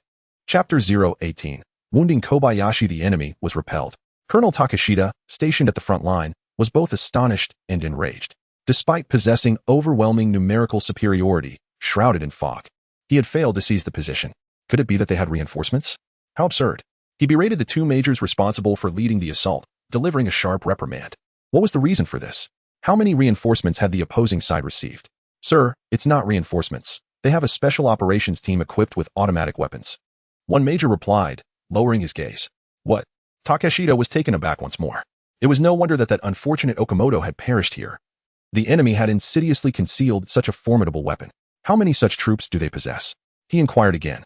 The dense mist obscured their vision, and it was difficult to discern, but the sound of submachine guns had not ceased. The soldiers estimated there were at least 10. The major spoke hesitantly, as his subordinates had informed him of at least 4, but he felt that number too meager, so he inflated it slightly. Unbelievable. I didn't anticipate that the Chinese army could be so devious. I shall annihilate them. Rest and be prepared. Takeshita waved his hand, intending to notify the artillery. He could not afford to expend lives unnecessarily. The recent casualty figures had surpassed his expectations. It was akin to a meat grinder. He had not witnessed such losses even during the assault on Shanghai. As the sun emerged, the thick fog gradually dissipated. Quick, retreat. Hurry, Su San shouted, his voice hoarse. The defending troops frantically fell back. Yet Su San remained. The position still required an observer, and he possessed the ability to evade artillery fire. He urged everyone on the position to evacuate. Boom, boom, boom. Su San was utterly focused, utilizing his instinctive foresight to navigate through the craters. The bombardment persisted for over 20 minutes, extending further back. Su San surmised that the enemy's artillery was nearing its conclusion. However, the enemy was cunning. They frequently employed stratagems, such as waiting another 10 minutes before launching another barrage, which caught the defenders off guard as they returned to their positions. Thus, having an observer was crucial. When the enemy clad in their drab yellow uniforms surged toward the position, Su San vigorously blew the warning whistle affixed to his chest. Other surviving defenders began to sound their whistles as well. The troops sheltering behind began to swiftly re-enter the position, seizing the opportunity to clear the debris from the trenches before the enemy could close in. The machine gunners quickly established their positions. After 2 days of defensive combat, Su San had gained a clear understanding of the enemy's individual combat capabilities. They were not as formidable as initially perceived. The majority wielded the Type 38 rifle, and in comparison to the Type 99, they held no significant advantage. In terms of soldier effectiveness, the veteran defenders were on par with the enemy, with the primary difference being the presence of inexperienced recruits among the enemy ranks. The greatest disadvantage lay in their artillery, whether heavy or light. Including grenade launchers, the defending forces could not compete. Moreover, If they were to bring their armored vehicles into play, the disparity would be even more pronounced. War is fundamentally a contest of industrial prowess. The training of soldiers, while important, does not wield the decisive influence one might expect. After a cursory inspection of the trenches, the first line of defense was meticulously arranged with rifles and grenades, patiently awaiting the enemy's approach. Susan also awaited in silence, daunted by the presence of 3 sharpshooters who had trained their sights upon him. He could not wholly trust his sixth sense, that instinct for danger, fearing that a moment of misjudgment could spell his doom. Meanwhile, at the enemy's position, Kuroki and his companions did not immediately follow the initial wave of assault. They convened to strategize. Oh no, we must adhere to the conventional methods of snipers, targeting their vital assets first to draw their attention. Otherwise, if they conceal themselves, we shall remain oblivious, Kuroki suggested. Indeed, Kuroki. The nature of positional warfare makes it inherently difficult to discern movements. By doing so, we can also aid our comrades in gaining an advantage. Yamamoto and I shall engage. You should refrain from firing and instead monitor the battlefield and our movements. Prepared to strike at any moment, Ono replied. No, let Yamamoto take the role of the hunter. His reflexes and accuracy exceed mine, and his understanding of ballistics is unparalleled. I shall coordinate with you to eliminate their key targets, Kuroki countered, presenting an alternative view. The others voiced no dissent. Although each sniper was skilled, they possessed unique strengths, and Yamamoto's sensitivity to ballistics was indeed exceptional. Tat-tat-tat, the machine gunner opened fire first, unleashing a torrent of bullets towards the adversary. Bang! He felt a sergeant leading the charge, then quickly ducked. At that moment, he noticed a spray of blood burst from the helmet of a fellow gunner, who collapsed backward. A marksman. This was his immediate thought, for the bullet had struck the insignia on the helmet, a testament to the obsessive precision that only a true sharpshooter would exhibit. Susan shifted his position, peering to discern the trajectory of the bullets returning towards him. However, the enemy was swarming in overwhelming numbers, advancing with alarming speed, rendering it impossible to identify the shooter in such a brief window. The battlefield did not permit such leisurely analysis. His role could yield greater significance. Bang! Susan fired again, striking a Japanese grenade thrower in the crown of his head. He retracted, pulled the bolt to eject the spent cartridge, and relocated. The din of gunfire crescendoed as the skirmish intensified. Yet, on his side, crucial targets continued to fall to enemy snipers. Susan remained vigilant, even as he eliminated foes, continuously calculating the patterns of fire. He noted that the stray bullets rarely inflicted lethal wounds on his comrades. After several relocations, he quickly leaned out after witnessing a comrade get shot, and he discerned an unusual enemy, a Japanese soldier armed with a scoped rifle. Susan fired swiftly, but the enemy seemed to sense the impending peril, darting aside just in time. The shot missed the heart, but a sharp pain coursed through Ono's arm. The 98K bullet was far from that of the Type 38 rifle. The 7.92mm projectile spiraled into his upper arm, unleashing a wave of excruciating pain. He felt as though his bone had been shattered, the bullet creating a gaping hole in the middle of his arm. Unable to restrain himself, he clutched his left arm with his right hand and rolled on the ground, only to be trampled on the chest by an enemy soldier rushing past him. Nearby, Yamamoto sprinted over, hoisting him up and retreating hastily. Susan, noticing the enemy soldier's sideways stance, understood that this gun would not be fatal, uncertain if he had even hit his target. Yet, amidst the chaos on the battlefield, there was no time to ponder such matters. He swiftly loaded another clip, dispatching another target with precision before relocating. Although Susan had neutralized the enemy machine gunners and grenade launcher operators in his immediate vicinity, the flanks were faltering. The enemy's sweet melon grenades were now within range of the first trench. Fall back to the second line of defense. Fall back to the second line of defense. Susan heard the urgent calls of Deputy Commander Liu, who was orchestrating the battle from the front lines. Chapter 019. The retreat at Maoyang Pass. The defending troops fell back to the second trench, yet the enemy pursued relentlessly like stubborn gum. Su Sanlian fired several shots, taking down a few of the foremost adversaries. However, it was but a drop in the ocean, as the Japanese forces inundated the second trench like a relentless tide. Fight with bayonets. Lu Futuan shouted once more. Retreat was no longer an option, as the enemy and our forces became intermingled. Susan stowed his rifle and grasped a bayonet-equipped firearm, a comrade's weapon who had perished in battle. The large knife he had wielded so adeptly had suffered severe damage, its edge rendered incapable of being sharpened without the blacksmith's intervention. He now had no choice but to resort to the bayonet to resolve the dire situation. Susan felt as if his close combat skills had subtly improved. His comrades formed small groups, while he charged ahead with fervor. The bayonet danced in the air, and none could match his pace. Before him, the enemy fell without resistance. Strangely, he would occasionally wield a pistol in one hand, firing rapidly to rescue nearby comrades in peril. As the enemy numbers swelled, the defenders began to falter. Attack! At this critical juncture, The commander led 200 reserves into the fray. The rescue party's firearms erupted simultaneously, momentarily shifting the tide. Two bespectacled clerks, displaying remarkable courage, detonated the grenades strapped to their bodies as they plunged into the midst of the enemy, creating a devastating explosion. Faced with such reckless defense from the soldiers, the Japanese forces hesitated, their charge losing some of its fervor. Yet, it was not long before the newly arrived 200 were gradually decimated by the enemy, plunging the situation into further peril. Retreat while fighting, echoed the voice of Deputy Commander Liu, urging his comrades. Su-san drew his pistol and unleashed a rapid barrage, hindering the enemy's advance and granting his fellow soldiers a momentary reprieve. Should the Japanese forces manage to establish a relentless pursuit, the beleaguered defenders would soon be annihilated. The loss of this ground had become inevitable, and no amount of sacrificial valor could alter that fate. They fled for their lives, ultimately bursting into the already ravaged streets of Maoyang. Although it offered no defensible positions, the remnants of shattered walls provided some semblance of cover, offering a modicum of solace. Upon tallying the numbers, it was revealed that over 500 had perished, leaving barely 160 survivors. Su-san remained at the rear, swiftly loading his rifle with fresh ammunition. He took aim at the pursuing enemy and fired 5 shots, although reloading took precious moments. His steady output instilled fear in the hearts of the Japanese, causing them to halt their advance. Realizing the absence of cover, they hastily retreated. Su-san then swiftly retrieved his 98K sniper rifle and, with precision, dispatched 5 more foes. This display of marksmanship truly instilled terror among them, compelling them to withdraw even further. Su-san discreetly replenished both rifles, ensuring that his pistol was also fully loaded. As I prepared to take a respite, I was suddenly alerted by voices calling out, "Commander, Commander." Turning around, I saw several individuals gathered around Commander G. Su-san approached and noticed a dark stain of blood on his chest, with his clothing riddled with holes, indicating he had been shot. The commander was still clinging to life, his complexion ashen and his lips trembling. "I command you, you may retreat. 3 days.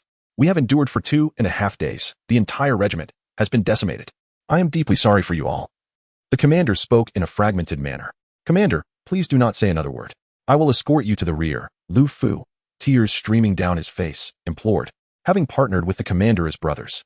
"Take the remaining brothers back to Nanjing," the commander uttered, and with that, he closed his eyes forever. The regiment had dwindled to just over 160 men, who stood silently around their fallen leader. Death had become a constant companion, from over 2,000 soldiers. Only a handful remained. "Lu Fu, you take the brothers and leave. I will hold the rear and ensure all remaining comrades return," Su-san asserted. At that moment, he held the rank just below that of Deputy Commander Liu. "We leave together," Deputy Commander Liu insisted. "If we do that, no one will be able to escape. We must honor the commander's last wishes, preserve a legacy for the 301st Regiment. Leave all the grenades to me, and I guarantee they will not pursue." Su-san replied resolutely, his gaze fixed upon Liu. Deputy Commander Liu regarded Su-san with a complex expression. Everyone understood the implications of remaining behind. Yet, with the commander's recent sacrifice fresh in their minds, the weight of his final words lingered. "Everyone, leave all grenades," he shouted, as if attempting to shatter the burden within him. "What else is needed?" Deputy Commander Liu inquired.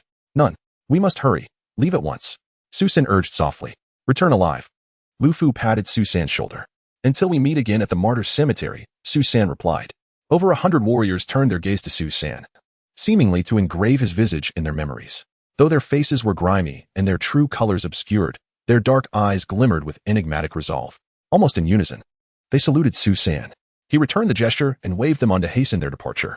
Deputy Commander Liu led the remnants of the 301st Regiment swiftly towards the rear. Su-san gathered the grenades, totaling 4 or 5 dozen, and leaned against a partially collapsed wall, plucking a blade of grass from the crevice to chew thoughtfully. The enemy, aware of the nearby streets and houses, hesitated to charge recklessly into urban combat, opting instead to regroup and await orders from above. This rare moment of reprieve allowed him to access his system panel. "Oh," he exclaimed in astonishment as his accumulated points had surged to 386, with 798 still available for use. The previous trench warfare and close-quarters combat must have claimed numerous lives, and now, as he targeted many sergeants and higher ranks, his score was soaring exponentially. He observed that the arms merchant ship unveiled several new items, such as the MG-34 machine gun, redeemable for 200 points, and the MG-42, exchangeable for 140 points. Their ammunition belts came in 2 varieties, 50 rounds and 250 rounds, redeemable at 5 and 25 points respectively. Additionally, there was an anti-tank rocket launcher named Iron Fist, a disposable product that was discarded after use, yet it commanded a hefty price of 150 points. Hiss. Su-san inhaled sharply, It would take the elimination of 150 ordinary foes to exchange for a single meager iron fist. Clearly, his pace in vanquishing enemies was still insufficient.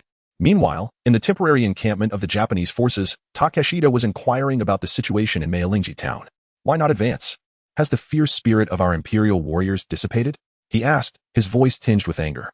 Colonel, the Chinese forces are fighting desperately. The area is filled with buildings and rubble. Our imperial warriors would suffer greatly in urban combat. It seems unnecessary to engage, replied a captain responsible for commanding the troops. Indeed, your understanding reflects the quality of training provided by our military academy. I shall inform the artillery positions to prepare a barrage. I believe that afterward, you will be able to traverse that wasteland without even seeing a corpse, Takeshita remarked, gazing contemplatively at the low wooden houses lining the streets of Mailingji. Chapter 20. Rear Guard Action Whoosh. Boom. The enemy commenced their artillery barrage, sending plumes of wood splinters and debris soaring into the air. This made it exceedingly difficult for Su San to evade the onslaught, resulting in him suffering occasional cuts from the flying fragments. Spitting out a mouthful of dust, Su San couldn't help but grumble to himself, damn it, are shells free? Am I the only one being bombarded with such an abundance of explosives? From his recent experiences of being bombarded over the past few days, he discerned that the Japanese had deployed a 75mm field gun. After half an hour of relentless shelling, the entire township lay nearly flattened, save for a few low walls remaining intact. Surveying the desolate landscape, Su San found himself at a loss for words. Aside from those low walls, there was virtually no cover to defend. Hiding beneath the scattered wooden planks would offer no protection from bullets. Fortunately, most of the grenades were still intact. Although some had been dislodged by the blasts, they had not detonated and remained unaccounted for. As the artillery fire grew sparse, Su San swiftly dropped to the ground, removed the cover from a grenade, and tied the pull cord to a few wooden sticks to create a makeshift trap. There was no choice. If he did not take such risks, the moment the shelling ceased, the enemy infantry would advance. In a flurry of activity, he fashioned a dozen cunning traps and relocated the remaining grenades behind the last earthen wall. He then inspected all the weapons in his possession, ensuring each was loaded with ammunition. Drawing forth the sniper rifle, he quickly retrieved a piece of tattered cloth from his waist strap and wrapped it around the barrel. The system space was rather bothersome. When stored, the rag would inevitably fall before Su San. He positioned himself behind the most forward of the crumbling earthen walls. Initially, Su San felt no discernible difference between this sniper rifle and a standard model. After all, whether equipped with a sniper kit or not, the improvement in his vision rendered it almost irrelevant. However, after firing a few rounds, he realized that the accuracy was indeed superior. A closer examination of the system's specifications revealed that the barrels possessed subtle distinctions. The Japanese troops began to form into two rows, adopting a pig-sticking formation. Viewed from the front, it appeared as though there were merely two soldiers, with the rest concealed behind them. As they approached within 500 meters, Su San took aim and dispatched the soldier on the right. The enemy quickly crouched down in response. However, Su San's marksmanship was far beyond that of an ordinary person. The reduction of their numbers was negligible in his eyes. Bang! Another shot rang out, and the soldier on the left was also struck down. The Japanese were startled, rapidly dispersing to either side in search of cover, some firing blindly toward the front. Su San lost his targets and settled into silence. Knowing that stalling was the best strategy for him, he hoped to prolong the encounter until dusk, which would be ideal. Yet, after those two shots, the area fell eerily quiet.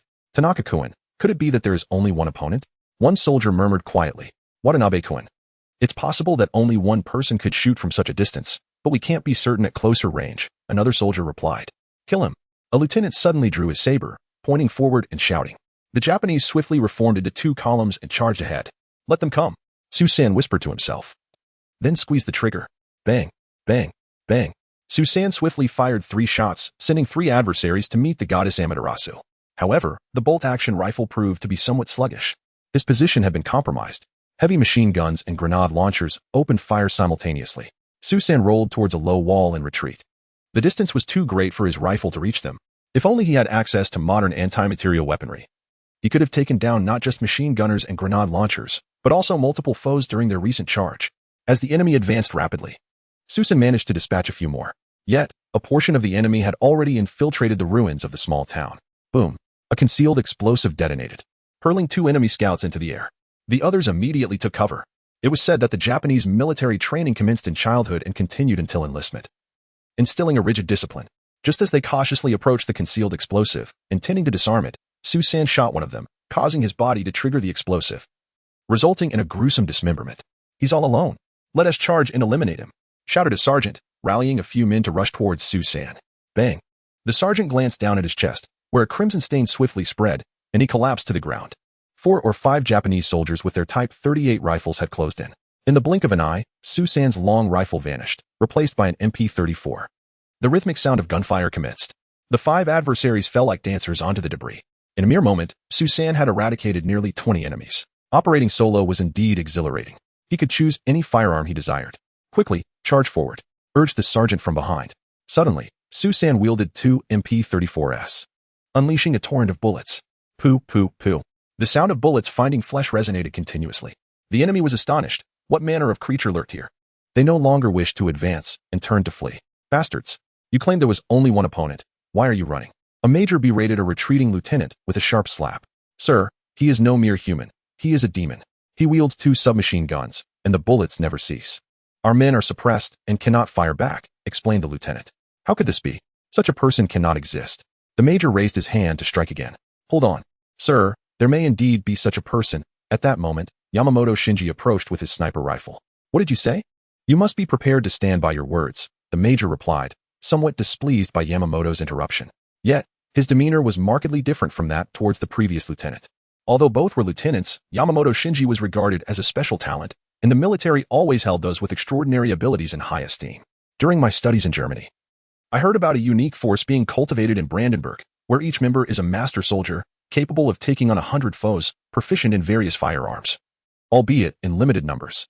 I pondered that since they possess the renowned German mechanized divisions, it is possible that such exceptional individuals exist. Yamamoto Shinji remarked. Master soldier? Are they more formidable than you? The major inquired. Yamamoto Shinji hesitated before responding, I do not know, which is why I wish to test myself. He gazed longingly at the desolate landscape, his eyes filled with aspiration. Yamamoto, you must understand that you are a product of the Empire's considerable investment in your overseas training. Do not squander your life here, the major cautioned. Sir, if I cannot overcome him, it signifies my failure to honor the Empire's nurturing, and I ought not to exist in this world. That individual has already slain too many valiant warriors of the Empire. Do not let life be wasted in vain. Permit me to go, Yamamoto stated, glancing at the encroaching twilight.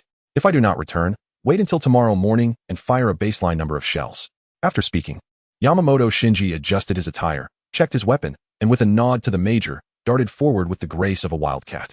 Chapter 021. The duel at this moment. The streets of Moling Town are unrecognizable from their former bustling glory. Explosions have shattered the wooden structures into fragments, brick walls have collapsed, and rubble lies scattered everywhere. Yet it offers no shelter. The air is thick with the acrid scent of gunpowder and scorched earth. Occasionally, a breeze stirs, raising a cloud of gray dust. Su San crouches behind a partially collapsed earthen wall, breathing steadily and slowly. His fingers lightly rest on the trigger of a Mauser 98K sniper rifle, its barrel wrapped in cloth to prevent reflection and reveal his position. He refrains from looking through the scope, instead squinting at the approaching figure in the distance. Is it serpentine movement? No, there's more, sometimes halting abruptly, sometimes surging forward. It's a tactic designed to evade targeting. This individual is a master of strategy. Are they here to challenge him to a duel? Moving his gaze to the scope, he magnifies the view, clearly discerning the figure's face, resolute, embodying the archetype of a professional soldier. Bang! Su San fires a test shot, aimed at the individual's predictable advance. However, the person seems to have anticipated his prediction, abruptly stopping and crouching low, then executing a sideways roll, disappearing from Su San's line of sight. This shot has also revealed Su San's position. Yamamoto Shinji no longer needs to be cautious in drawing the enemy closer. He merely needs to approach the indicated direction. Though Su San cannot see him, he knows Yamamoto is somewhere amidst the ruins, equally biding his time. Bang! The gunfire abruptly shatters the silence. A bullet whizzes past Su San's ear, exploding a crater the size of a bowl in the earthen wall behind him. This was the consequence of his earlier intentional disturbance of the rubble. To the left, Su San instantly calculates the trajectory, his body rolling to seek refuge behind another cover. His heart races, yet his fingers remain steady. Such one-on-one confrontations quicken the adrenaline. He refrains from retaliating immediately. The essence of a sniper duel lies not in who fires faster, but in who possesses greater patience. Yamamoto Shinji is concealed within the remnants of a 2-story building, the best preserved structure amidst the debris. The window is half blown away, creating a perfect firing aperture. Noticing Su San's reluctance to respond, a slight smirk curls at the corner of his mouth as he murmurs to himself, the Chinese sniper is nothing remarkable. Yet, he is mistaken. Su San begins to shift. Like a ghost, he glides along the wall, each step meticulously avoiding the creaking wood and shards of tile. He understands that his adversary is surely monitoring this area. Even the slightest noise could invite a fatal blow. Suddenly, he halts, crouching down slowly, and retrieves a shard of mirror from his waist, cautiously extending it around the corner. In the reflection, he catches a fleeting glimmer of metal. Yamamoto's scope. Found you. Susan inhales deeply, lunges forward, raises his weapon, aims, and pulls the trigger. Bang. The bullet accurately penetrates the window where Yamamoto is stationed, sending with splinters flying. Yet, Yamamoto's reaction was swift, as if he possessed an innate sixth sense, instinctively retracting his head at the very moment Susan fired. A master. Susan narrowed his eyes and quickly withdrew to cover. Time passed inexorably, the sun gradually tilting westward, elongating the shadows. Susan's throat was parched. After a day of combat, he had only consumed a meager ration at the outpost, and now he felt both hunger and thirst. However, he dared not drink, for the sound of the water bottle could betray his position. At that moment, he heard a faint click, the sound of metal colliding. Reloading? Seizing the opportunity, Susan sprang up, his gun trained on the source of the sound. Yet, what he saw was Yamamoto Shinji's mocking smile. He had fallen into a trap. Bang! Simultaneously, Susan darted to the left, but the bullet still grazed his right arm, sending a spray of blood into the air. The searing pain and the force of the movement caused him to crash heavily against the earthen wall, eliciting a muffled groan. Blood soaked his sleeve, but he gritted his teeth, suppressing any further sounds. Yamamoto believed that shot had sealed his victory, slowly rising from behind cover, gun in hand, striding forward. The game is over, Chinese. A smile danced at the corner of his lips, an unfounded confidence in his marksmanship. However, his expression suddenly froze. Not yet over? Before he could react, a gunshot rang out. Bang! The bullet pierced Yamamoto Shinji's chest with precision, blood splattering against the debris behind him. He had never anticipated that his opponent was no ordinary man. This individual, augmented by a system, possessed extraordinary reflexes and had merely paid a small price to evade his lethal shot. Yamamoto stumbled back, incredulously staring at the gaping wound in his chest. Impossible. How can you still? Susan strained to rise, the injury on his arm burning fiercely, yet his gaze remained icy. The villain truly perished due to excessive verbosity. Yamamoto collapsed to the ground, breathless, blood frothing at the corners of his mouth. You are from the Brandenburg forces. He uttered a halting phrase in Chinese. Susan approached slowly, looking down at him with a cold smile playing on his lips. Before Yamamoto's astonished gaze, he performed a magic trick, transforming his sniper rifle into a shotgun. In a low voice, he declared, "No, I hail from the future. My mission is to reap the lives of you invaders." Nanny? Yamamoto's pupils constricted in shock. Whether he could comprehend was uncertain. But there was no time left for further words. His body fell heavily, his eyes wide open, as if unable to accept this revelation. Susan exhaled sharply. Gazing up at the sky, the sun had set, and twilight enveloped the surroundings. Susan sighed quietly. Compared to these seasoned veterans, battle-hardened and extensively trained, he was still but a novice. His inexperience was glaring. Had it not been for the enhanced reflexes he had gained, his life would have ended here, and his journey through time would have concluded. Learning while fighting remained his only path forward. However, now that he is injured, what should he do? Susan thought of the system and hurriedly entered his mind to bring up the panel. He discovered that there were indeed rewards. Congratulations to the host.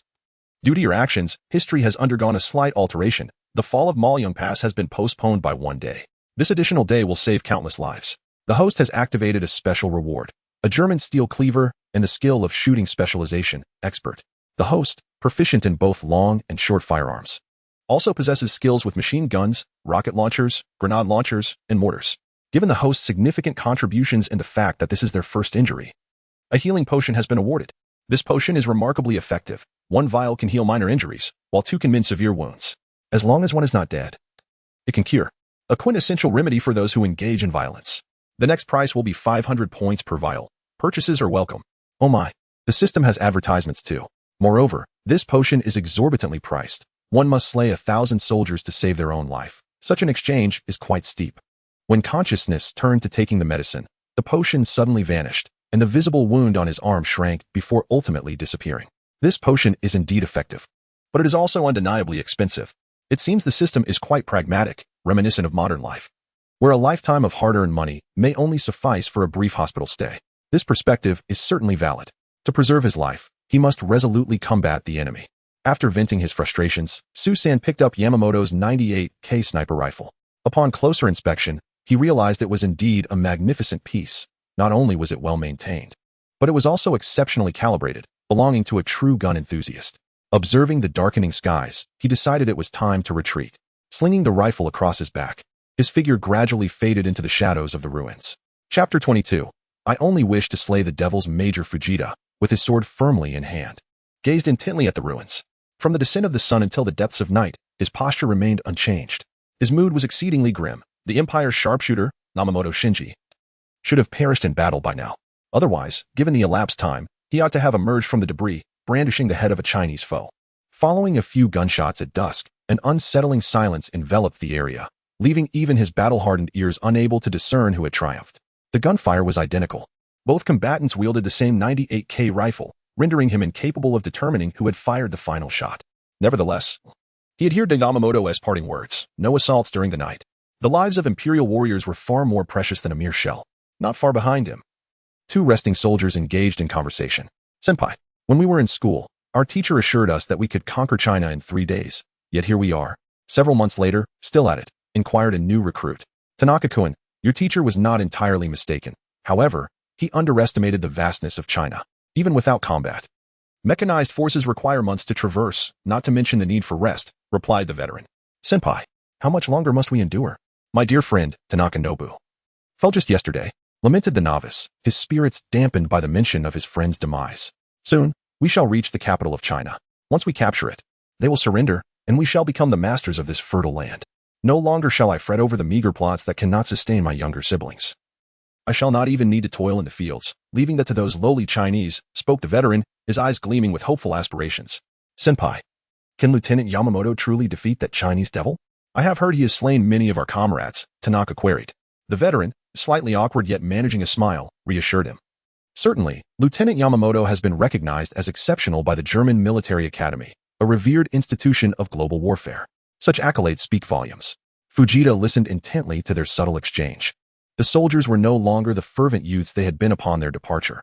Many began to reflect, a troubling sign indeed. To dispel such apprehensions, it was imperative to rekindle their fervor and instill a sense of anticipation for the war. In light of this, Fujita lifted his gaze slightly, directing it towards the city of Nanjing. Let the city serve as our reward. Meanwhile, in Nanjing, the remnants led by Deputy Commander Liu had just arrived. He did not linger at Nyosho Mountain or Yuwatai, but proceeded directly to Nanjing to rendezvous with the remaining forces of the 51st Division for reorganization and resupply. Commander Tang, upon receiving the report, promptly arose from his slumber to meet him. He grasped Liu's hand firmly, exclaiming, "You have fulfilled your mission. You have done well." Though the battle was fierce, in these dire times, we soldiers must always be prepared for sacrifice. Commander, it is merely my duty. I do not presume to claim credit. We still have one soldier steadfastly holding the line. He insists on drawing the enemy into the darkness, replied Deputy Commander Liu. One man holding the line. Surely you jest? Do we still need to hold back the formidable Japanese 6th Division? In response to Commander Tang's bewilderment, Deputy Commander Liu continued, "We have been listening attentively. There has been no sound of artillery from the southern front. I believe he can manage." Who is he? Commander Tang finally expressed a flicker of interest. It is the individual widely publicized by the Commander-in-Chief, Su-san. So it was him.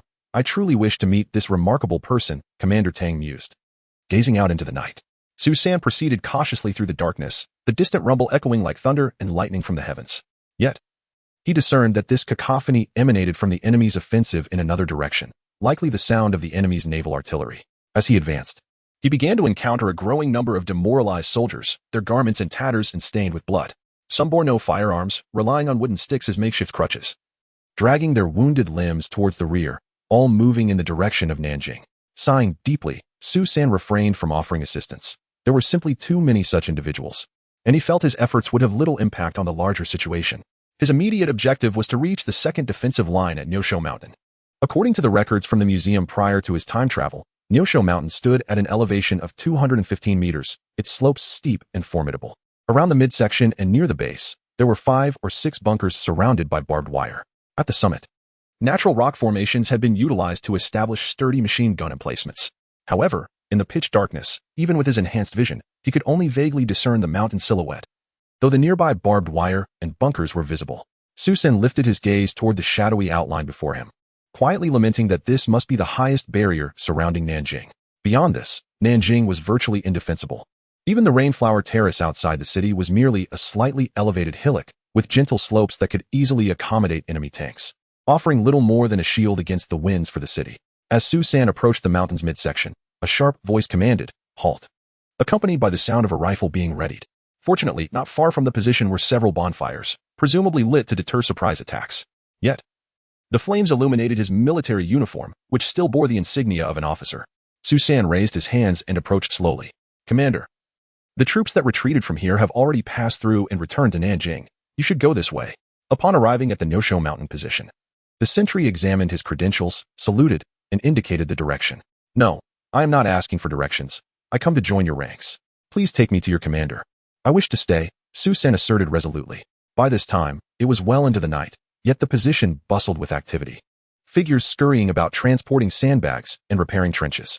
The garrison at Nosho Mountain was comprised of the 58th Division under Feng Xingfa, tasked with the defense of both General Mountain and Nosho Mountain. As they belonged to the same army, Su San was granted a warm welcome. He was escorted into a 3-tiered wooden underground bunker. You actually returned alive? I am an old acquaintance of your commander. It is indeed a pity. Commander Zhou of the 172nd Regiment appeared utterly astonished. Yes, Commander Zhou, I wish to remain and fight alongside you, Su San reiterated once more. Together? You presently hold the rank of Major, and I lack the authority to reassign you. The 301st Regiment has performed admirably, yet at a tremendous cost. Your deputy Liu has already led the remaining soldiers back to Nanjing. What lies ahead is reconstruction.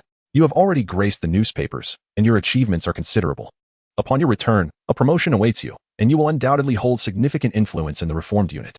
Are you truly willing to forsake that? Despite the dire situation of continual retreats, the prevailing pessimism among many, the deep-seated bureaucratic mindset of our people is unlikely to dissipate. Individuals like Su San, who have managed to secure a fleeting chance at survival and a promising future, would willingly relinquish such an opportunity. Commander Zhou found this perplexing. Whether or not I ascend the ranks is of no concern to me. I simply yearn to vanquish the enemy, Su San replied. You are already a major. Even if you wish to stay, I cannot facilitate your position here, Commander Zhou confessed, grappling with the dilemma. There is no need for an arrangement. I began as a mere soldier, and within 3 days, I became a major. I am not adept at leading troops. I would prefer to return to my original vocation and serve as a common soldier, but I kindly request a bit more freedom, Su San quickly expressed his intentions. Commander Zhou regarded Su San with a profound gaze, remarking, after so many years in the military, I have learned a thing or two. Individuals like you are geniuses. Born for war, natural warriors. I promise you, you may engage in combat at any corner of the battlefield, and I will inform the subordinate officers to refrain from interfering with your actions. Su San saluted, expressing gratitude for Commander Zhou's support. The 6th Division of the Japanese invaders will surely reach us after breaching the Melling Pass by tomorrow. I hope the regiment prepares accordingly. Chapter 023. Where did the knife come from? Lieutenant Liu, you are to personally escort Captain Su to the front lines. There must be no mistakes, ordered Commander Zhou without hesitation. Su San was brought to the forefront, specifically to the 5th Company, 3rd Squad, to serve as a soldier, which was his request, albeit with the condition of not being bound by commands. Major, I am the commander of this company. I hope to receive your guidance. The commander of the 5th Company, also surnamed Zhou and named Zhou Daosheng, appeared somewhat apprehensive. Su San returned the greeting. Commander Zhou, I am merely a soldier. There is no need for formality. You may proceed as you see fit. You must be weary from your night journey. I shan't take up too much of your time. Please rest first, and summon me if needed. Commander Zhou, despite his unease, maintained his politeness. It was indeed awkward to command someone of a higher rank. But Lieutenant Liu reassured him that Su was merely there to join the fight freely against the enemy. With a sigh of relief, Commander Zhou thought to himself, a mere monk on the roster, nothing to worry about. Su San consumed some provisions and wrapped himself in a blanket they provided, finding a sheltered spot in the trench at the front line to rest. Though he had managed to catch bits of sleep over the past few days, the exhaustion weighed heavily upon him. With dawn still a couple of hours away, he hoped to steal a brief slumber. Yet, no sooner had he closed his eyes than the mechanical voice of the system echoed in his mind. New mission released. Assist the garrison at Nosho Mountain. Through the host's efforts, if the enemy can be delayed for an additional day, a reward of all attribute points will be granted, including strength, endurance, agility, speed, coordination, vision, and hearing. Additionally, the skill urban warfare proficiency, beginner, will be awarded. A new challenge awaited him. After reviewing the task, Su San closed his eyes once more to rest. At the break of dawn, he was jolted awake by the thunderous explosions of artillery. Rising swiftly, he noticed his comrades peering over the trench into the distance. It appeared to be in the direction of Malingshi town. Did the enemy still believe they were there? The barrage continued for nearly 20 minutes before subsiding. It seemed that the enemy would soon arrive. Su San began to survey the position, having been unable to observe many details in the darkness the night before. Now, as he looked around, he noticed numerous bunkers on the hillside, and the layout of the position was quite organized. However, a troubling thought crossed his mind. he realized a critical issue. The defenders had neglected to clear away the underbrush and weeds surrounding their position, which, in this winter season, had dried out considerably. He recalled a segment from military history where that old Japanese general, Takanaka, had employed incendiary tactics with significant success. In a moment of urgency, he called out, "Commander Zhou." "Commander Zhou." This drew the attention of the other soldiers in the trench. Zhou Daoxing rushed over. "Sir, is there a matter?" "I have identified a grave concern that must be reported urgently. There is an abundance of weeds and underbrush near our position. Should the enemy utilize fire attacks, it could lead to a catastrophic forest fire. We must establish a fire break immediately. Please relay this information without delay." Su San's expression was grave. Commander Zhou glanced around and quickly recognized the validity of the concern. "I will attend to it at once. Brothers, while the enemy has yet to arrive, use your entrenching tools to clear away the vegetation in front of our position."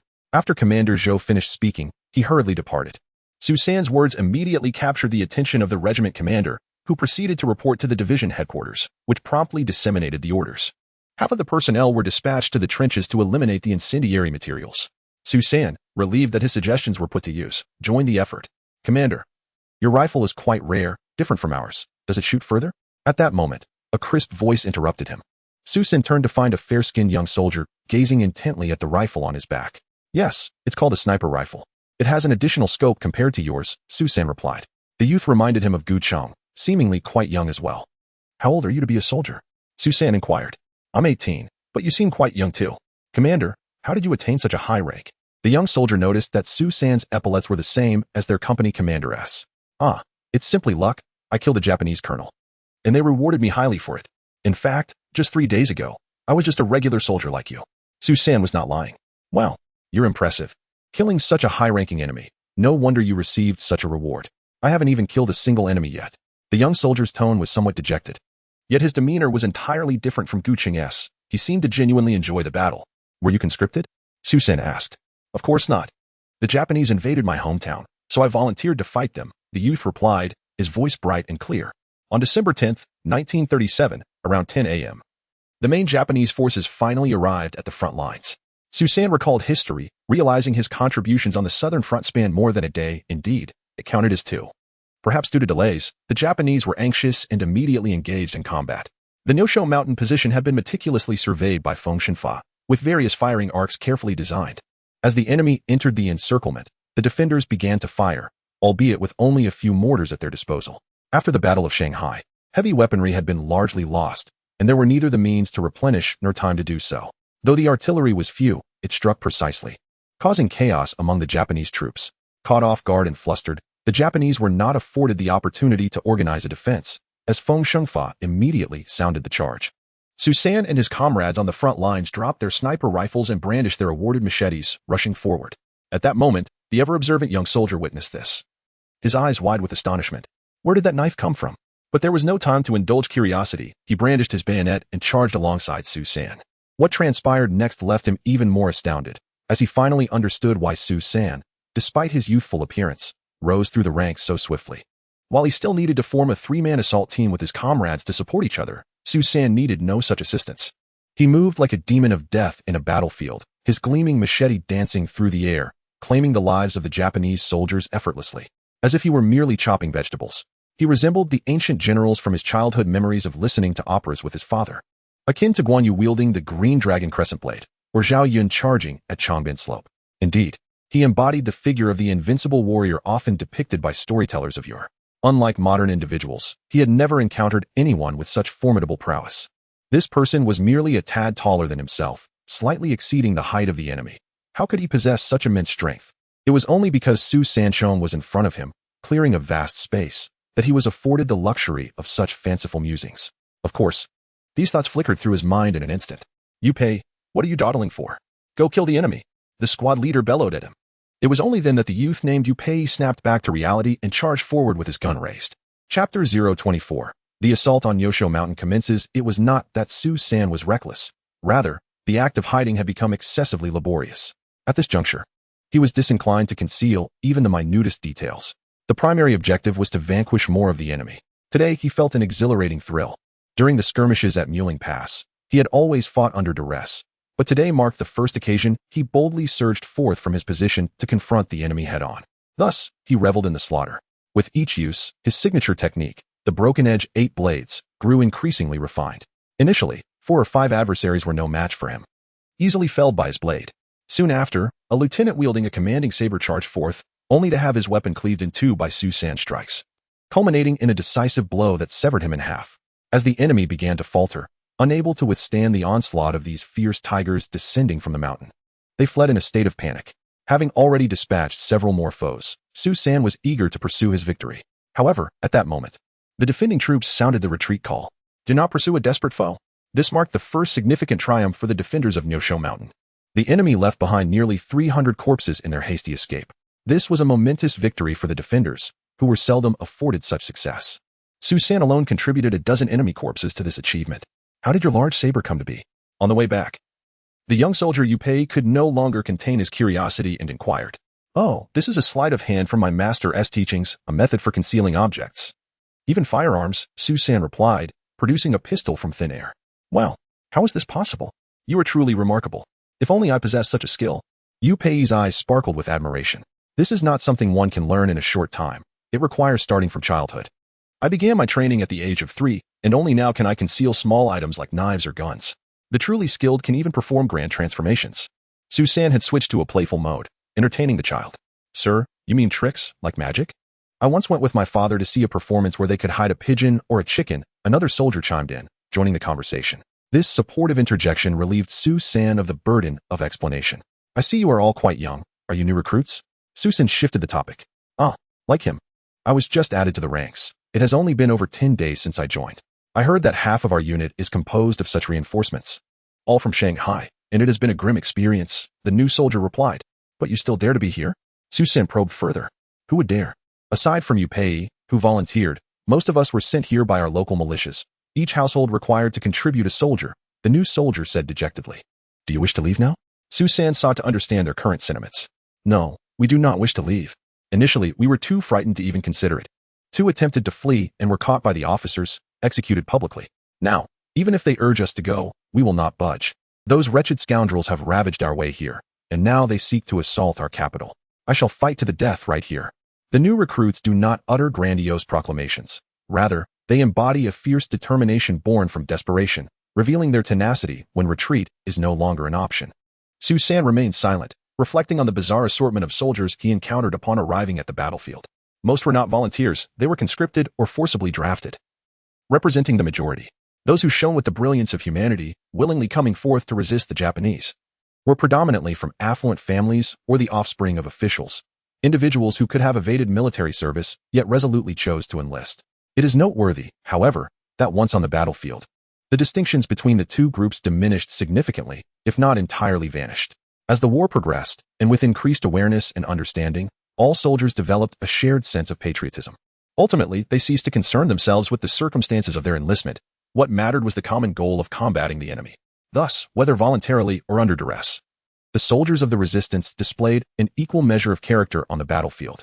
The collective force of the anti-Japanese troops served as a crucible, continuously refining aspiring youth into resolute warriors.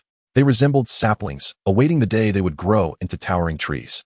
On the opposing side, Colonel Takeshita lamented his own indiscretion, attributing his frustration to that detestable Chinese individual who had squandered an entire day of his time, leading to his current state of agitation. Yet, he could not afford to lose face before his subordinates. Admitting fault was out of the question, for how could he lead effectively thereafter? Consequently, he vehemently chastised his subordinates for their incompetence.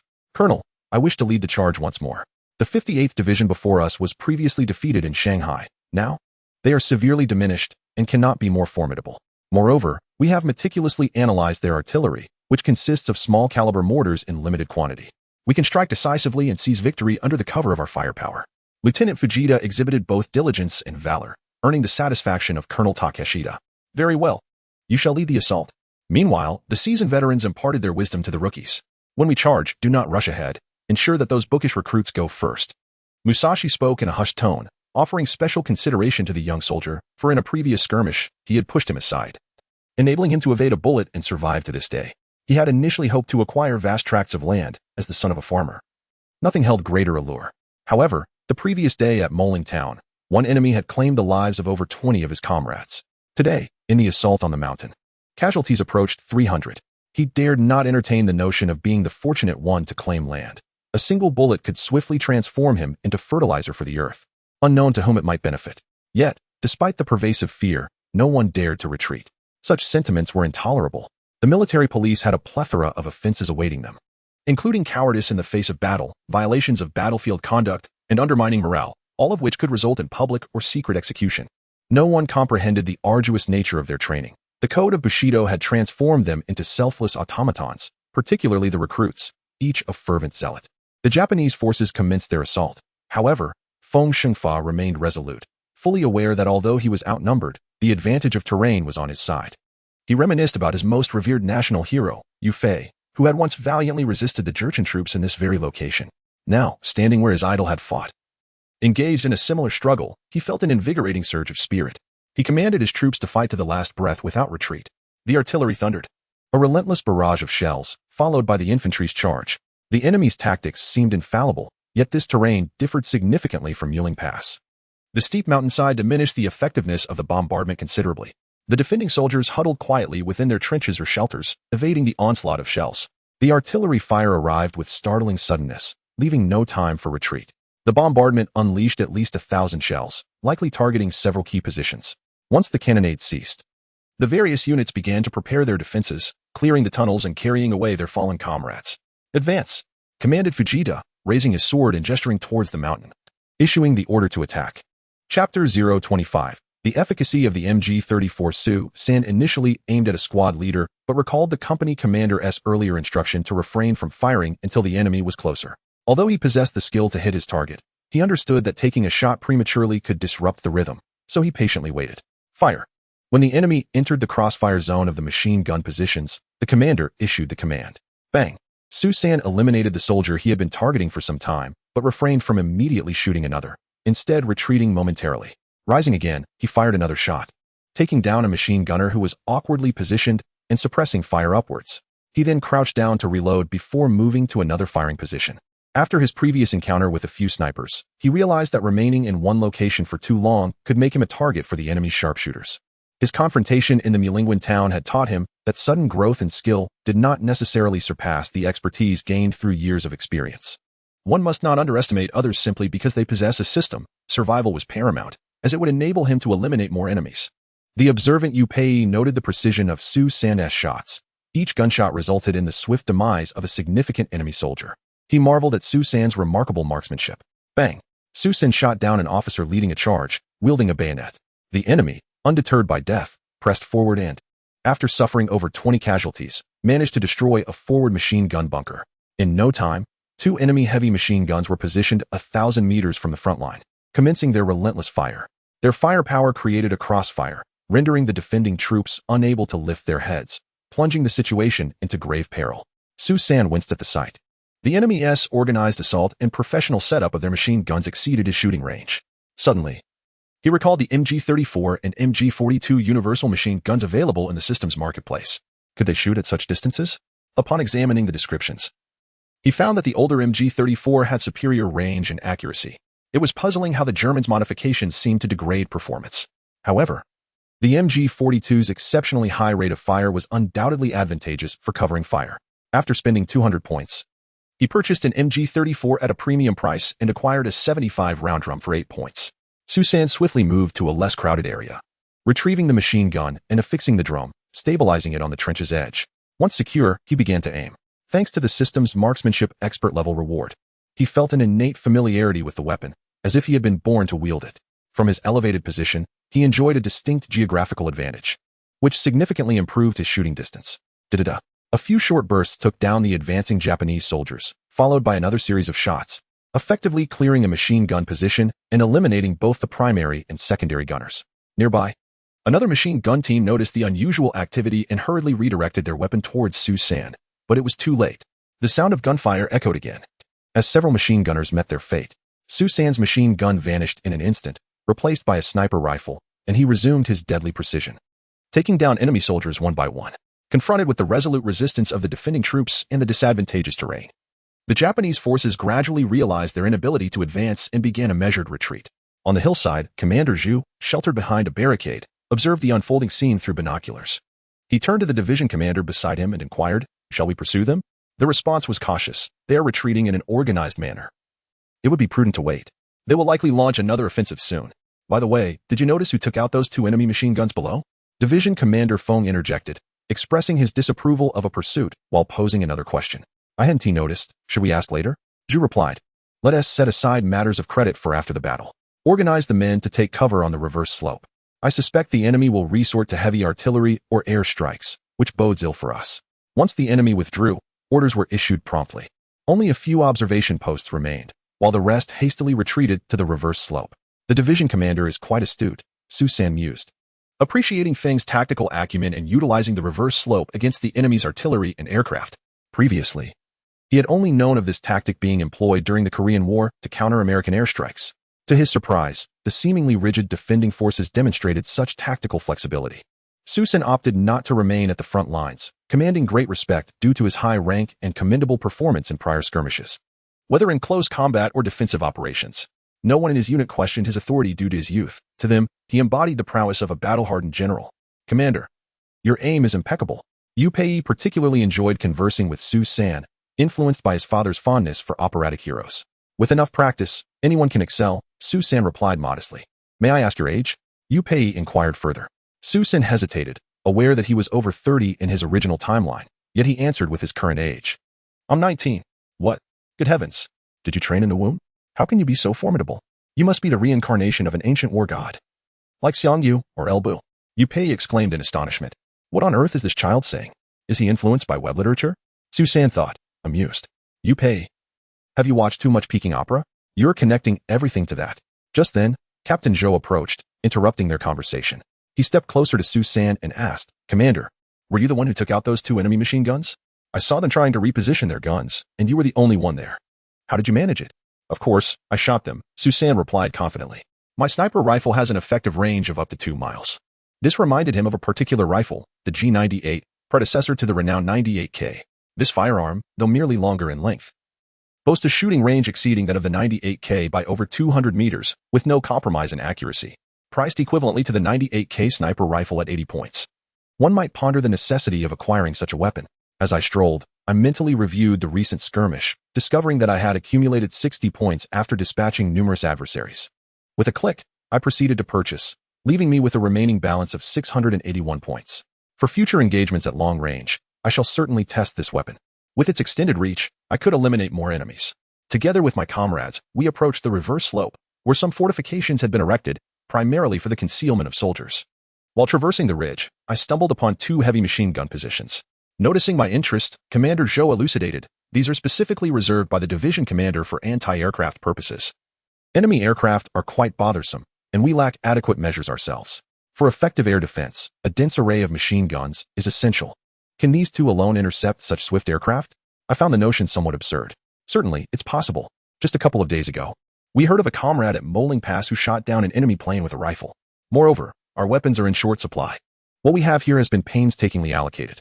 Alas, having something is better than nothing, Commander Zhou lamented, letting out a sigh. Chapter 026. Let us bring him over to Su San's astonishment. The enemy did not immediately unleash a barrage of artillery or aerial bombardment. However, the seasoned Commander Feng was acutely aware that the adversary would inevitably take action. At that moment, Major Fujita was bowing his head in contrition before Colonel Takahashi. Colonel, my assault has failed. I request punishment. Humph. This cannot be entirely blamed on you. This location is indeed their strongest position. Their bunkers, in my view, are utterly worthless. The crux of the matter lies in the terrain, which is too steep for armored vehicles to ascend. Meanwhile, they can easily confront our infantry from an elevated position. After articulating his thoughts, Takahashi paced back and forth, continuing, return to your posts and regroup. I will request heavy artillery to bombard them. Once Fujita departed, Takahashi indeed placed a call to General Gushofu. General, our offensive has encountered obstacles. The enemy's advantageous terrain necessitates heavy artillery support. What? Do you have so many mountain guns, mortars, and grenade launchers merely for show? Why must you always demand heavy artillery? Are the Empire's resources simply falling from the sky? Gushofu's fury was palpable. General, we can indeed capture the position if we proceed carefully, but this contradicts your strategic objectives. Only heavy artillery can expedite the process. Takahashi persisted in his appeal. Everyone desires heavy artillery. Everyone wishes to obliterate the path to Nanjing with it. Do you think I possess such an abundance of heavy artillery? Have you all forgotten the spirit of Bushido? Can we not fight without heavy equipment? Gu Shoufu's voice echoed with madness. As he had aspired to be the first to storm Nanjing, but now delays plagued his ambition. His subordinates were leveraging the situation against him, which was utterly intolerable. Yet, Takahashi found himself at an impasse. The light artillery was ineffective. General, this is mountainous terrain, with numerous bunkers constructed. The lives of our brave imperial warriors should not be so easily squandered. Takahashi, steeling himself, began to speak in a more humble tone. Even using those bunkers he deemed inferior as a shield. Very well. If heavy artillery is unavailable and transportation is laborious, I shall summon the Air Force to assist you. After venting his frustration, Gu Shoufu recognized that his subordinates would not make baseless requests and acquiesce to the call for air support. Just as Su San was resting in a daze, the roar of aircraft pierced the air, jolting him awake.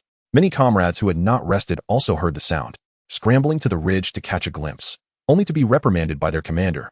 Are you all tired of living? Quickly take cover. In the distance, 5 planes flew in AV formation. Upon reaching the position, they began to drop bombs. With a series of whoosh, whoosh, boom, boom, the ground was enveloped in a cloud of dust.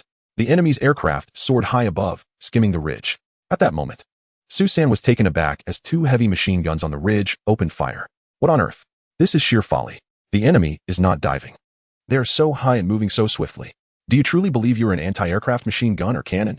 This was a profoundly unprofessional act that drew the attention of the aircraft overhead. Before long, the planes indeed reversed their course, beginning to dive towards the ridge. 2 machine guns hastily pivoted, unleashing a barrage. However, several aircraft carved out scars upon the mountaintop, simultaneously reducing a few gunner S-bodies to mere fragments. A cadre of newly enlisted soldiers, observing clandestinely, were left astounded, their hands trembling at the gruesome sight of dismembered corpses.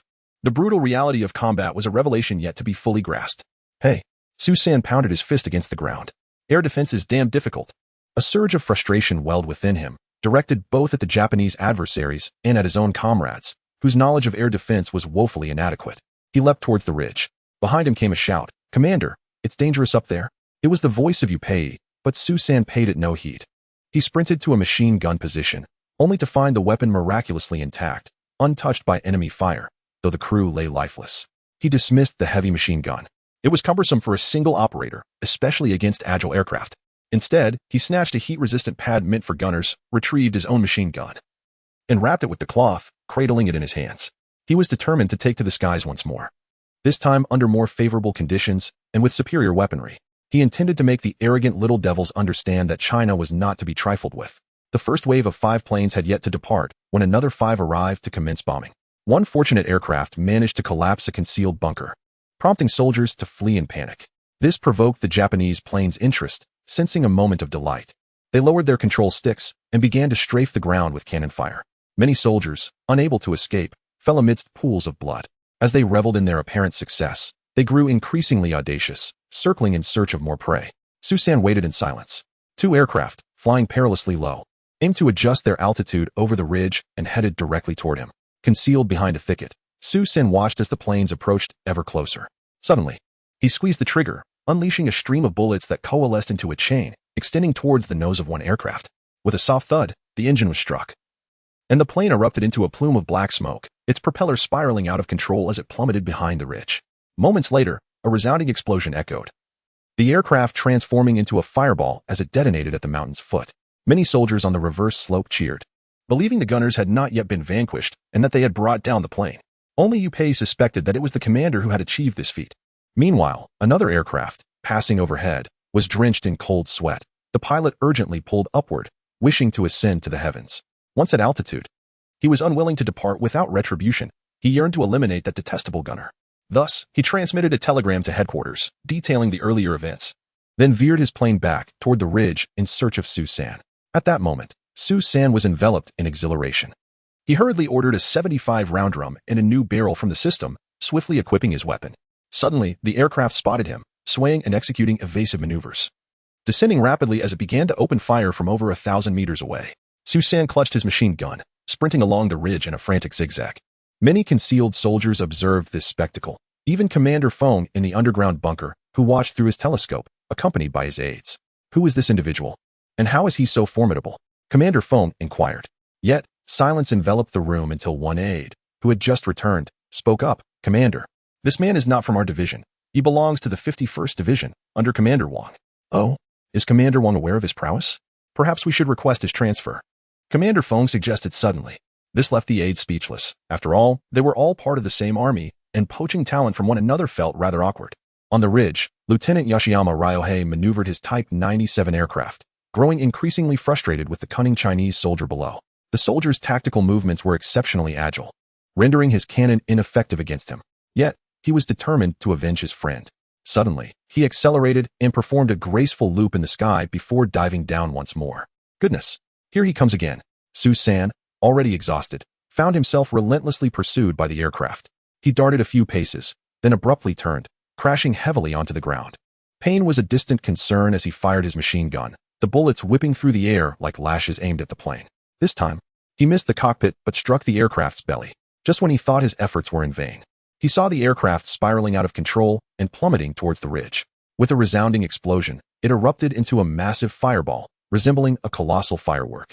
Su San's bullets had pierced the belly of the plane, fatally wounding Yoshiyama Ryohei. Chapter 027. A successful night raid after the aircraft crashed, Su San lay on the ground, unable to rise.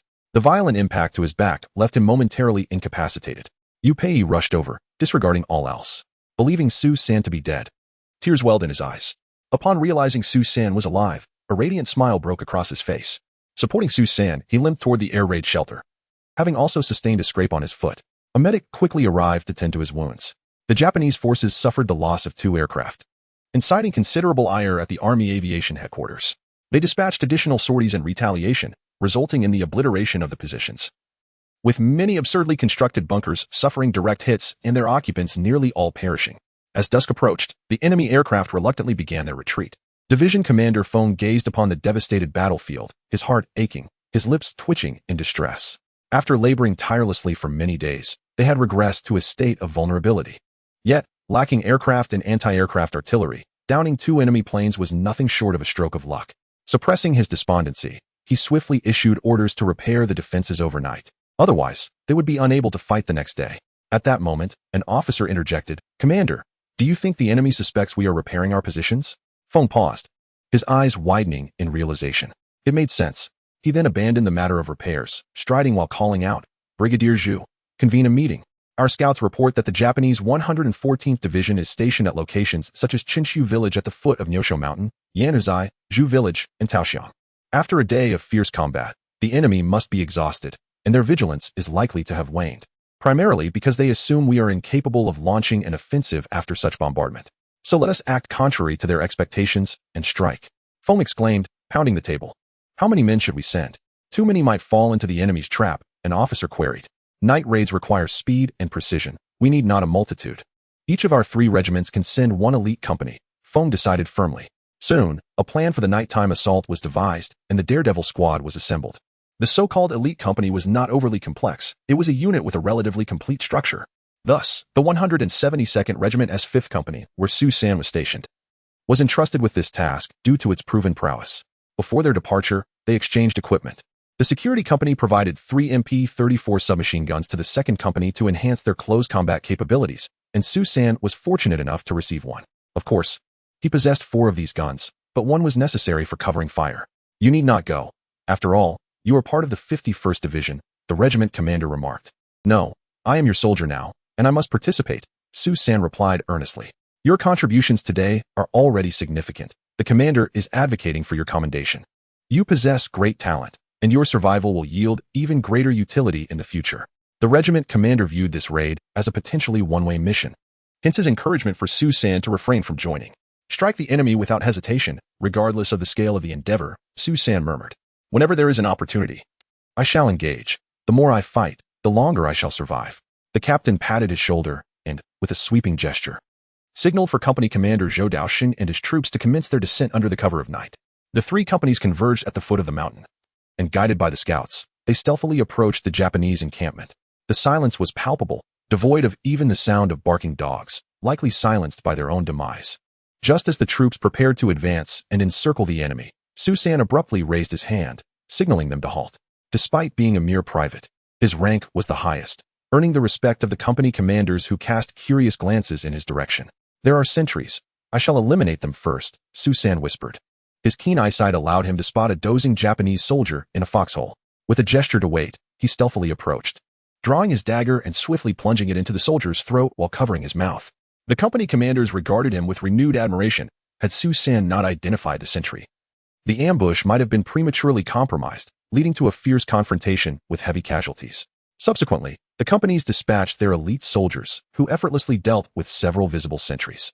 As they drew nearer, the rhythmic sounds of snoring emanated from the tents. A glance exchanged among the comrades revealed their shared astonishment.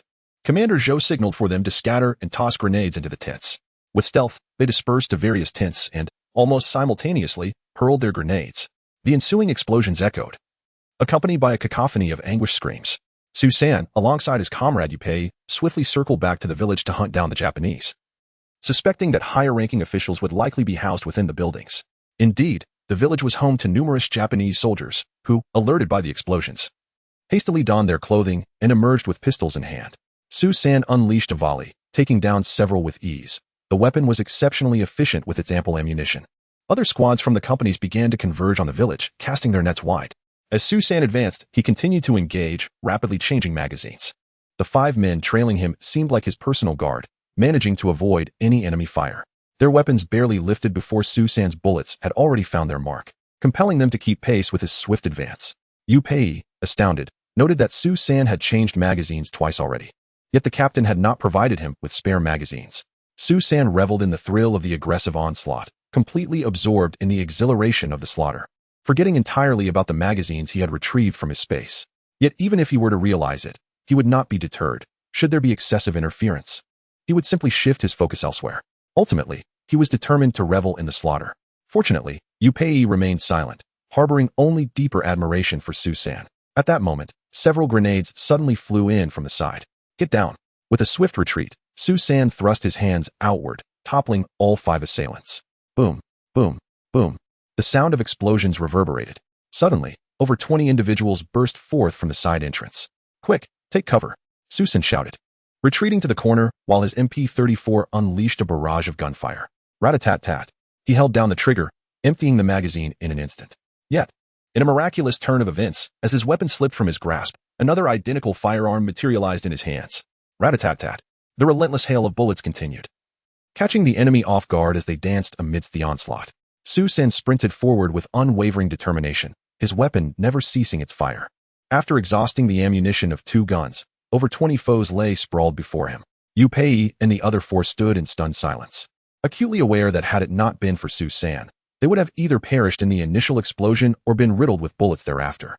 Yet, what truly left them speechless was the astonishing feat of Su San, who had managed to maintain a continuous barrage against more than 20 adversaries until they all lay slain, all while having discarded his weapon midway. Chapter 28. The wrath of Yoshio Tani. Su San was undeniably exhilarated. The circumstances had indeed been urgent, leaving no opportunity to reload. He had to maintain a relentless barrage of fire. Who were those 20-odd individuals? They were certainly no small fry, with the leader being Major Fujita from the Takeshita detachment. This location served as their temporary command post. He could never have anticipated that the typically timid defenders would launch such a sudden assault. Experience can lead to ruin. Just as he and his staff were attempting to flee, they encountered Su San, a veritable harbinger of death. The unceasing gunfire became their waking nightmare. Upon glancing at their ranks, he noted that the lowest was a corporal and the highest a major. Su San was overjoyed. It felt as though countless points of achievement were drifting towards him. However, with the battle still tense, he needed to continue the clearance operations, leaving no time to revel in his victories. He dashed back, picked up a submachine gun, and urged, "Hurry over here and search for anything. They must have something. Also, tear off their shoulder insignias and identification. These are enemy officers. Remember to take their document bags as well. I will head elsewhere. Once you finish, regroup with the company commander." As Su San strode away with his weapon, one soldier remarked, "Do you think he is still human? He seems more like a god of death." Another added, "Indeed, I couldn't hit a single one today. Every time I raised my gun, he had already slain the enemy. I counted along the way. He must have killed over 100 enemies today, not to mention those high-ranking officers. Where did his ammunition come from?" Someone else inquired. "Are you all done? Hurry up. He just saved us, and you're still debating?" Yu Pei interjected. Only the squad leader, an experienced veteran, remained silent, a flicker of fear in his eyes. He was grateful that Su San was an ally. Had he been an adversary, their side would have required a mountain of corpses to contend with him. Su San charged out alone, firing at several fleeing enemies. Meanwhile, the village and camp were engulfed in flames. He knew it was time to return, as this was the prearranged signal. The troops began their retreat amidst the roaring inferno. With preliminary estimates indicating over 1,000 enemy corpses, few had managed to escape the camp. Major Fujita was among those felled by Susan, along with members of their command staff. The new recruit Tanaka and his squad leader Musashi were blissfully killed in their sleep, fortunate souls in a harrowing scenario. Upon returning to the mountain, the reports of their achievements reached Commander Feng, who was elated and immediately telegraphed the good news to Nanjing. The 3 companies involved in the night raid were assigned to rest on the reverse slope, a well-deserved privilege. Susan unceremoniously entered the anti-artillery shelter. Knowing that the enemy would suffer greatly tonight, their retaliation would be equally fierce the following day. Hence, resting early to prepare for the intense battles ahead was the most prudent course of action. As Susan lay there, his thoughts lingered on the tally in his mind: 1 major, 9 lieutenants, 32 corporals, and 65 soldiers. This account encompasses not only the events of this evening, but also those involving the 2 junior pilots from the previous encounter, with the remaining score exceeding 700. Susan felt a sense of reassurance. Now, purchasing a disposable product like the Iron Fist instilled him with a newfound confidence. That night, the defending troops were filled with exuberance. In the command post of the Japanese 6th Army Corps, upon receiving the news, Gushofu collapsed onto the tatami mat. Bereft of spirit, he was too exhausted to express anger. He had previously considered his army to be an ironclad force, robust as a bear. Having achieved remarkable successes during the Battle of Songhu, their advance at Jiangning was like a hot knife through butter. Yet, upon reaching the modest Molings, progress became arduous. The Okamoto Brigade had met its doom, with its colonel perishing on the battlefield, causing immense shame as they faced a severe siege in Nanjing. Now it was the turn of the Takeshita Brigade. The initial assault claimed 300 lives, a toll that could be deemed acceptable against an enemy with inherent advantages and 3 regiments in comprehensive defense. However, losing 2 aircraft subsequently, compounded by his unpopularity with the aviation contingent, was another burden to bear. Such were the exigencies of war. He steeled himself to confront them. Yet, with nearly 900 men ambushed and the commander, Fujita, perishing on the spot, how could he possibly explain this to his superiors? His desperate attempts to achieve recognition had culminated in utter disarray. He summoned his adjutant, directing him to report upward and seek an audience with the supreme command in his name. The adjutant quickly took notes before departing to send the message. Gushofu then called upon another adjutant, issuing orders for the heavy artillery battalion to mobilize to Naishushin that very night, with sufficient ammunition to obliterate the area by morning. He commanded the entire Takeshita Brigade to prepare for a full-scale assault the following day and instructed the 114th Division to reinforce the attack with an additional brigade. Gushofu continued to issue commands for the retaliatory action at Naishushin. Meanwhile, at the Japanese command center, Matsui Ashine was taken aback by the news. Rising in shock and knocking over his teacup. What? A brigade has been completely annihilated? The commander is dead? What is Gushofu doing? Why is the Kumamoto division so overconfident? Has the Battle of Songhu inflated their arrogance? He roared, pacing in his office.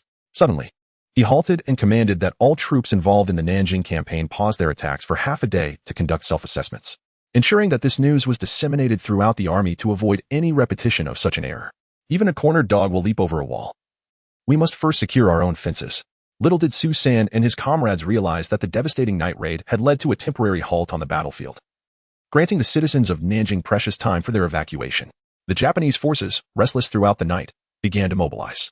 Meanwhile, Susan slumbered soundly, his butterfly-like wings stirring a gentle breeze that had begun to yield subtle effects. Suddenly, the violent explosion jolted Susan and his comrades awake. Were the Japanese commencing artillery fire once more? The crowd swiftly rose, stealthily crawling to the ridge to gaze down at the position on the mountainside, where flames danced wildly. This time, the enemy was truly investing heavily. Susan inferred from his experience that the ferocity of the explosion was certainly due to heavy artillery. At least 105 millimeters or more. Boom, boom. Amidst the cacophony of explosions, dust swirled and smoke billowed. The defenders, who had failed to retreat in advance, suffered devastating losses. They could no longer extricate themselves, resorting to huddling in the trenches, praying to the heavens that no shells would rain down upon them. The bombardment raged on for a full 2 hours. The miserly enemy commander, Gushofu, displayed such extravagant firepower, revealing the depths of his animosity. As the cannon fire ceased, the enemy forces gathered at the base of the hill began their charge upwards. The second company swiftly descended to the position to provide support. Surveying the shattered tunnels and the scattered corpses, Susan felt a heavy knot in his chest. This was a clear demonstration of industrial suppression. If only his side possessed heavy artillery, those gathered enemies below would have no chance of escape. However, a sudden thought struck him. How wonderful it would be if those detestable heavy guns could be obliterated. Thoughts aside, the immediate task was to hold the position. Bang, bang, bang. Susan swiftly pulled the bolt of his rifle, firing 3 shots and eliminating 3 leading sergeants. The submachine gun had been returned to the guard company, and he was now utilizing his own sniper rifle. After firing, he quickly withdrew his head and shifted to a different shooting point. Chapter 29. The detestable heavy artillery. Susan insisted on firing no more than 2 shots from each temporary shooting position, reserving a 3rd shot only for the most dire circumstances. The battle raged with exceptional intensity, and Gu Shoufu was personally present at the front lines to oversee the operations, placing immense pressure on his subordinates. When the first wave of enemy forces was compelled to retreat, his countenance turned ashen. Yet, the seasoned veterans refrained from displaying their fury in the moment. Takeshita Yashiharu of the 45th Regiment and Chiba Kotaro of the 102nd Regiment wore anxious expressions, constantly wiping the sweat from their brows. The strain was overwhelming. Their division commander was supervising from the rear while their regiment faltered in the front lines. Takeshita, observing the defeated lieutenants, unleashed a flurry of slaps upon them, exclaiming, "Baka, baka. Why are you not fighting with all your might? Where has the glory of the samurai spirit gone? Colonel, the enemy's firepower is exceedingly dense, and there are bunkers. We simply cannot advance," one of the lead lieutenants replied, lowering his head. "Requisition heavy machine gun teams and grenade throwers. Prepare yourselves. I will request another artillery barrage, and we shall continue our assault thereafter. We must achieve victory next time," Takeshita declared before turning to seek out Gu Shoufu. With a bold demeanor, he approached the makeshift shelter erected by Gu Shoufu. "General, I implore you for another artillery strike. The enemy's firepower is formidable, and our forces cannot advance." Takeshita bowed, his eyes averted from his superior. Gu Shoufu, pausing in his observation of the battlefield through his binoculars, did not chastise Takeshita. "China indeed possesses numerous military talents, which we have underestimated. I shall authorize 5 more artillery rounds. Even if we cannot obliterate all their bunkers, we can at least collapse their trenches." He acquiesced to Takeshita's request. "Takeshita, bring along the remnants of the Okamoto Regiment as well. Let them seek vengeance. I cannot replenish your regiment in such a short time. We are currently short on personnel, so make do with what we have." Gu Shoufu's unexpected decision to augment Takeshita's forces took him by surprise, filling him with unanticipated joy. At that moment, a captain approached, accompanied by 2 lieutenants. They saluted simultaneously. "Colonel Takeshita, I am Captain Tanaka Kuniyashi, reporting with a battalion of 600 men. This is Squadron Leader Noda Isamu and Mukai Toshimasa. Excellent. The time for action is upon us. Your willingness to step forward is commendable. You are truly the elite of the Empire. Your loyalty is beyond question." Takeshita expressed his delight, patting them on the shoulder. "Colonel, I am willing to lead the charge.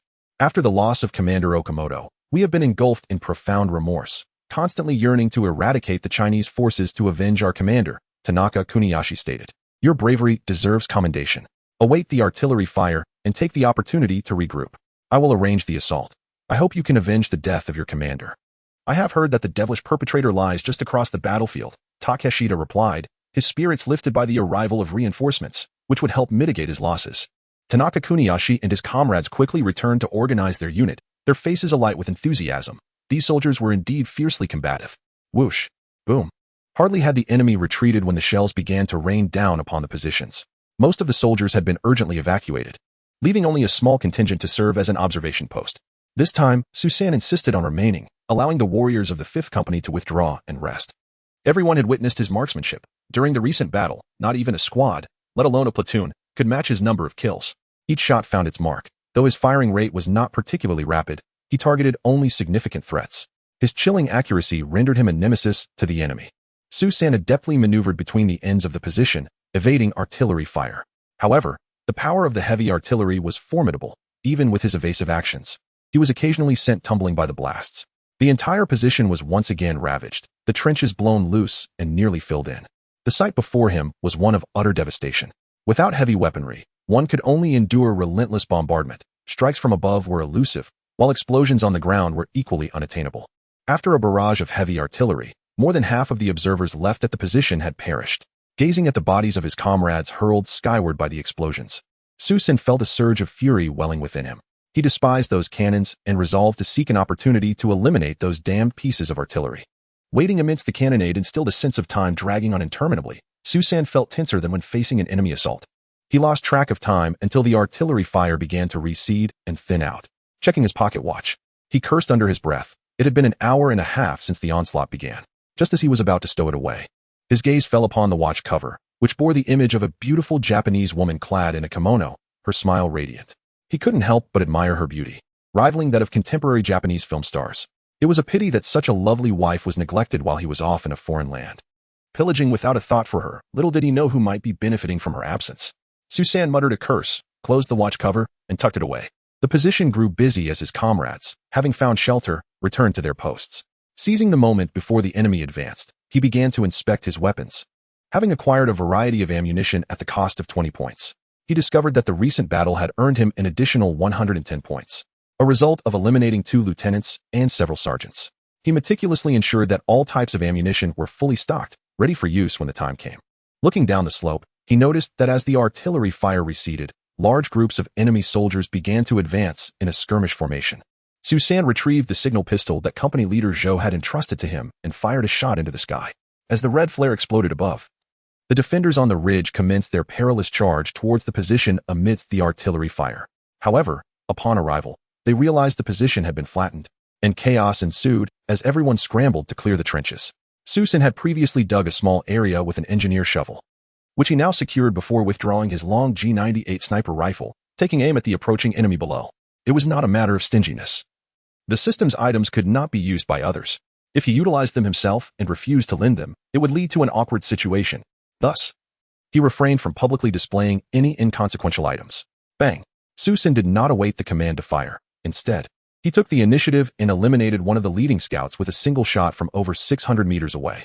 The enemy soldiers fell in droves. His objective was to delay their advance, for his comrades had yet to clear the trenches. The enemy quickly regained their footing and prepared to charge once more. Bang! Another enemy soldier collapsed, yet this time they did not hesitate. They pressed forward. Susan pulled back the bolt of his rifle. Bang! Click! Bang! Click! Bang! Susan discharged 3 shots in rapid succession, emptying his magazine and claiming the lives of 3 sergeants at the forefront.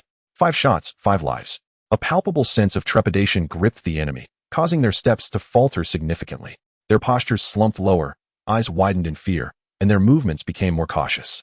Susan withdrew his head and reloaded another clip. Rat-a-tat-tat. At that moment, a heavy machine gun from the defending forces erupted, sending the enemy soldiers sprawling in terror. However, the distance rendered it ineffective, serving the same purpose as Susan's actions, merely to stall the enemy's advance, allowing the defenders a fleeting opportunity to fortify their trenches. Chapter 030, The Blade Strikes. Lieutenant Noda, the ploy to buy time was ultimately discerned by the enemy. Lieutenant Noda, brandishing his sword, commanded his soldiers to charge forth. Susan observed him intently. This young Japanese officer bore a visage of brutality, undoubtedly responsible for numerous atrocities. Susan mused. The defending forces were compelled to cease their excavation efforts, reduced to mere half of their original strength, with many forced to crouch to avoid exposure. Lieutenant Noda exhibited commendable military acumen, continually maneuvering tactically, positioning others as shields before him. Susan could not afford to fixate solely on him. He swiftly targeted a soldier preparing to launch a grenade, dispatching him with a single shot. He then turned his attention to a machine gunner, firing again with precision. Relocating within the trench, Susan's ability to identify key figures had markedly improved compared to previous days. A mere glance sufficed for recognition, and his shooting accuracy and speed were steadily ascending. I've got you now. A faint smile crept across Susan's lips. He spotted a heavy machine gun crew stealthily concealed behind a throng of enemy soldiers, inching closer in search of a favorable position. Upon their discovery of an advantageous site, Susan's keen eye also caught sight of them. The distance from him to the front line was approximately 700 meters, a range most could not reach. Even if the defender's heavy machine gun aimed at them, accuracy was uncertain, and they could retaliate swiftly after assembly. The Japanese soldiers were brimming with confidence in their gunnery skills, convinced they could eliminate the opposing machine gun nest. However, Susan was not about to grant them that opportunity. As one soldier set down the tripod, a bullet pierced his helmet, and he collapsed silently.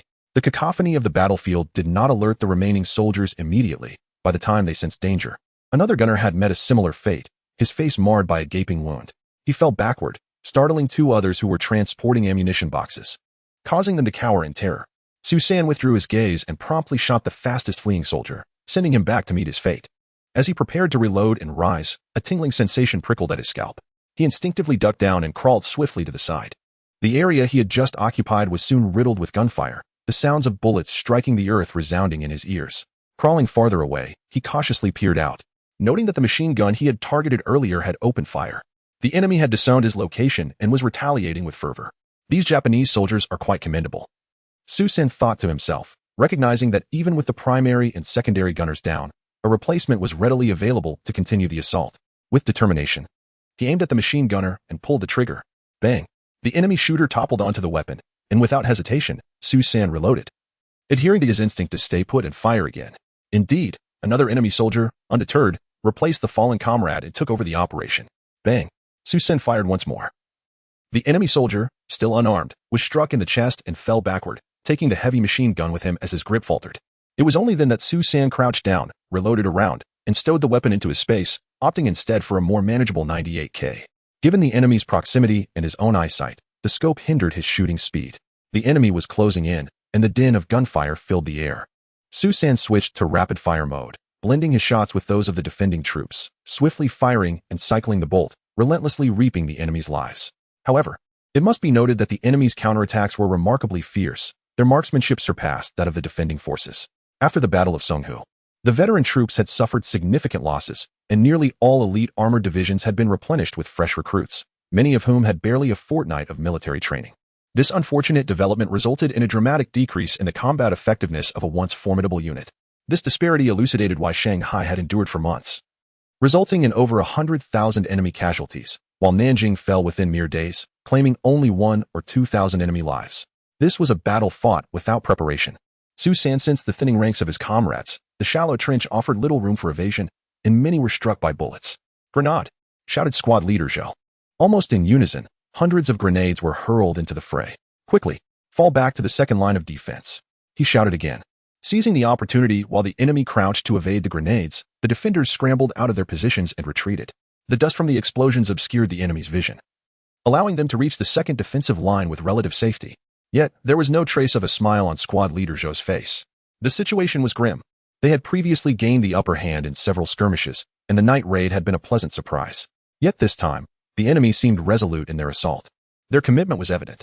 They had deployed 3 infantry regiments and heavy artillery, placing immense pressure on the 3 battalions defending the front, particularly given the severe lack of heavy weaponry among the defenders.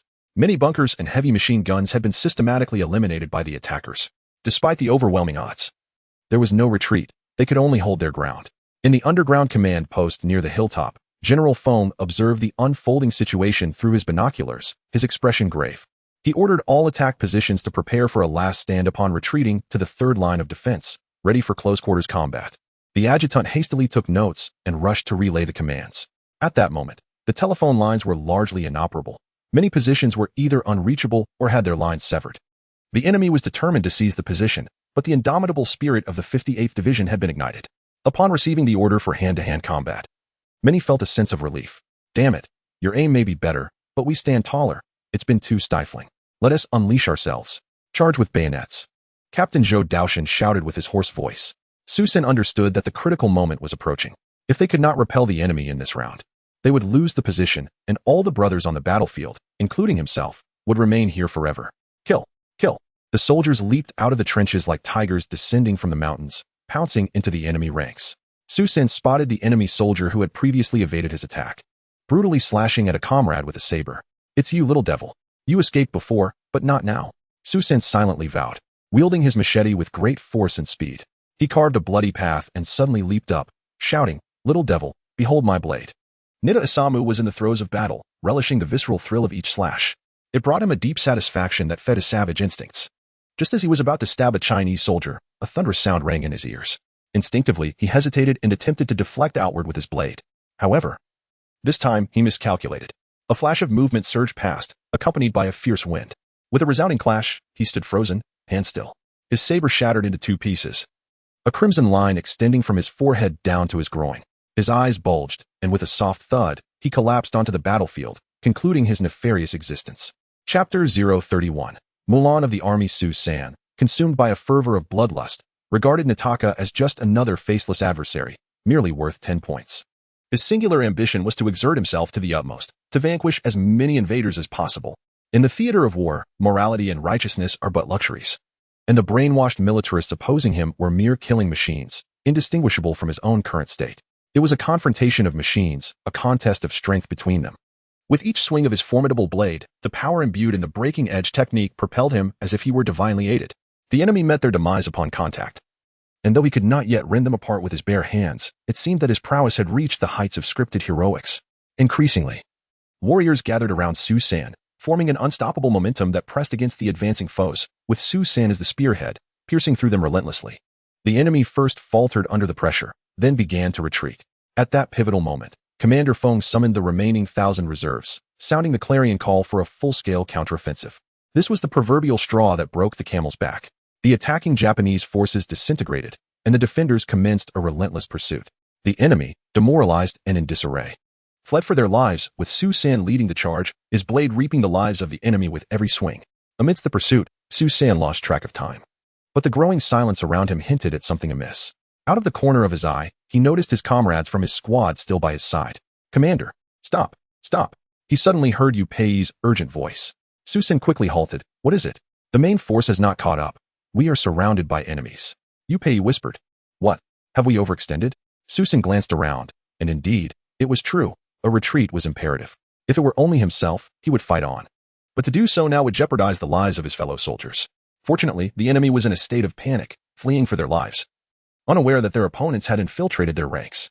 The group began to slow their pace, intending to withdraw stealthily and create distance from the Japanese forces.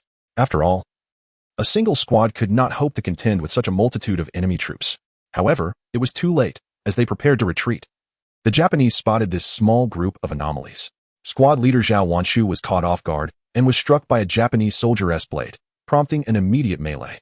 Su San swiftly dispatched several nearby enemies, but when he saw another Japanese soldier poised to strike Zhao Wanshu, he realized he was too late to intervene. In a moment of dire urgency, Yu Pei rushed in, delivering a blow to the back of the enemy, saving squad leader Zhao. Yet, almost immediately, another Japanese soldier lunged forward, aiming a blade at Yu Pei's chest. Su San, witnessing this, instinctively drew his pistol and fired, dispatching the enemy with precision. However, the inertia of the thrust still found its mark, piercing Yu Pei's chest, and blood gushed forth in torrents. With a swift series of strikes, Su San cleared the surrounding enemies, then hoisted Yu Pei onto his back. "Carry the squad leader, retreat quickly," he exclaimed, taking off at a run. One hand supported Yu Pei, while the other brandished an MP-34. As he encountered foes along the way, he unleashed a relentless barrage, swiftly switching to another magazine. Concealment was no longer a concern. Saving a life was paramount. "Yu Pei, hold on to my neck and endure," Su San shouted as he sprinted forward. The squad leader and others quickly fell behind, but Su San paid them no mind, carving a path for them. Confident that their slower pace would not put them in peril, he ran for over 10 miles, burdened by another person, without the system's enhancements. Such a feat would have been impossible. Only when he was free from pursuing enemies did he feel a sense of relief, stowing away his weapon and running with complete focus. Just as dizziness began to cloud his vision, he finally spotted his own position. "Quickly call for the medic." His injured Su San gasped, feeling smoke rising in his throat. His comrades recognized him, especially squad leader Zhou, who called a few men to take over Yu Pei before they all rushed toward the command post, where a medic and proper medicine awaited. Su San sat down, panting heavily until his breath steadied. He found a patch of earth in the trench, leaning against the dirt wall to rest. Time slipped away unmeasured. Eventually, squad leader Zhou approached and sat beside him, offering a cigarette. Su San accepted it, quickly striking a match to light it. Zhou then lit his own from the same flame. "We saved Yu Pei, but she lost too much blood. She needs to be sent to the rear for recovery. Thanks to your timely arrival. If you had been any later, she might not have survived." Zhou exhaled a puff of smoke, reflecting on the gravity of the situation. "It's good she is alive. I have fewer regrets now. I hope she can make it through this battle," Su San sighed. "Yu Pei is a girl," Zhou suddenly declared. "What?" Su San exclaimed in astonishment. After 2 days of camaraderie, he had not realized, attributing her appearance merely to her fair skin. "She was a soldier I personally recruited. When I visited her hometown, she insisted on joining us to fight the enemy, wanting to be a modern-day Hua Mulan. I saw her determination and sincerity, and despite her potential hardships, I reported her request, never expecting it would be approved." Zhou recounted the story behind her enlistment.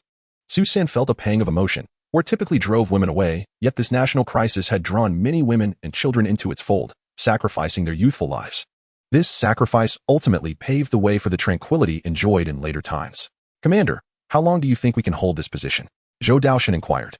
At only 24 years old, a Huangpu Military Academy graduate, he perceived Su San as younger, initially puzzled by his higher rank. Yet after just 2 days of combat, he found himself in awe of Su San's capabilities. This individual is a harbinger of death in just a few days. He has single-handedly claimed more enemy lives than an entire battalion combined. Even more astonishing, yesterday he managed to down 2 aircraft on his own. He is no mere mortal, but rather a deity of war. Thus, when confronted by someone younger, He could not help but voice his inner curiosity. We should be able to hold out for some time. The mountains here are of considerable height, and the slopes are quite advantageous. The enemy's armored vehicles cannot ascend. Coupled with the support of these fortifications, we can always exchange blows with the enemy. Su San exhaled a plume of smoke, his tone somewhat somber. The commander must be enduring great hardships at Maoyang Pass, am I right? I too have defended Chunhua town. The enemy's artillery and aircraft are incredibly difficult to counter. Once they resolve to strike, their heavy artillery can be swiftly mobilized. Captain Zhou vehemently disagreed. Maoyang lacks defensible terrain. The enemy has resorted to using poison gas. Despite our numerical and firepower disadvantage, we managed to hold out for 3 days. Once we engaged, we eliminated 2,000 enemy soldiers. Even the formidable Gu Shoufu must weigh his options carefully. Su San continued, which military academy did you graduate from? I don't recall seeing you at Whampoa. If you had been there, I would surely remember, for my memory is quite sharp. Captain Zhou shifted the topic, eager to learn more about Su San's past. I did not attend a military academy. I enlisted directly, Su San replied, casually discarding his cigarette butt. Chapter 032. Bombardment of the enemy artillery. During a solitary moment of reflection, Su San contemplated deeply. Perhaps it was his reckless pursuit of the enemy that led his comrades to follow him today. He sensed that he was no longer akin to an ordinary soldier. Particularly, the weaponry within his grasp felt limiting when fighting alongside his teammates. Perhaps he needed to operate independently, he pondered quietly. If that were the case, could he withstand an encirclement without the support of his comrades? Suddenly, a thought struck him. The heavy artillery of the enemy he despised during the day must be neutralized. As the sun began to set, casting a dim glow across the horizon, Su San sought out Captain Zhou Daoshin. Captain, I wish to descend the mountain and scout the enemy camp. What? Captain Zhou exclaimed. Are you jesting? After last night's lesson, the enemy is certainly on high alert now. We find no success in such an endeavor. It's not we. It's I alone who wishes to investigate the enemy's artillery positions. The threat posed by their heavy guns is far too great. And I believe there may be an opportunity tonight. Su San replied resolutely. Sir, you must be joking. The artillery positions are well concealed. Even if you manage to locate them, there will likely be at least 2 enemy battalions guarding the site, numbering 400 to 500 men. To venture forth alone is akin to a lamb walking into a tiger's den. Your role at the position is vital. Why risk it? Captain Zhou began to persuade Su San. I still wish to give it a try. We have been on the defensive for too long. Last night's success came from our element of surprise. We are not on par with the enemy. Symmetrical tactics will not suffice. We must employ more asymmetrical strategies against them. Sticking to conventional methods will only lead to defeat, no matter how well executed, Su San replied. Accepting the cigarette Captain Zhou offered. You're not deceiving me, are you? Are you certain you've never attended a military academy? What you just said is something only the highest-ranking officers discuss at Huangpu. Asymmetrical warfare. Captain Zhou exclaimed, astonished by the depths of Su San's understanding. I'm not deceiving you. I have simply read and learned these principles. It's akin to a brawl. If you are not his equal, you must adopt unconventional methods, ambushes, alliances, traps, and so forth, Su San elaborated. You are a natural soldier, unbound by convention. According to my former instructors, you are particularly suited for special operations and possess a penchant for unconventional tactics. Captain Zhou could only offer compliments. Su San rose to his feet. I shall not report to higher authorities. Please handle any communications, Captain Zhou. The hour grows late. I must scout ahead. With that, he did not await a response from Captain Zhou, instead vaulting out of the trench and swiftly vanishing into the night. Su. Captain Zhou extended his hand, but soon lost sight of Su San. After a moment's thought, he sprang to his feet and dashed toward the command post. What? Su San has left to launch a night raid on the enemy artillery, alone? Colonel Feng was taken aback, and the others in the command post shared his astonishment. Commander, how should we respond to the Commander-in-Chief? We have already reported his achievements, and a reply will come soon, one aide inquired. Sighing, Commander Feng remarked, Su San lacks discipline. What impact can one man have alone? Can mere fervor vanquish the enemy? It is indeed a waste of talent. Let us await a response from headquarters.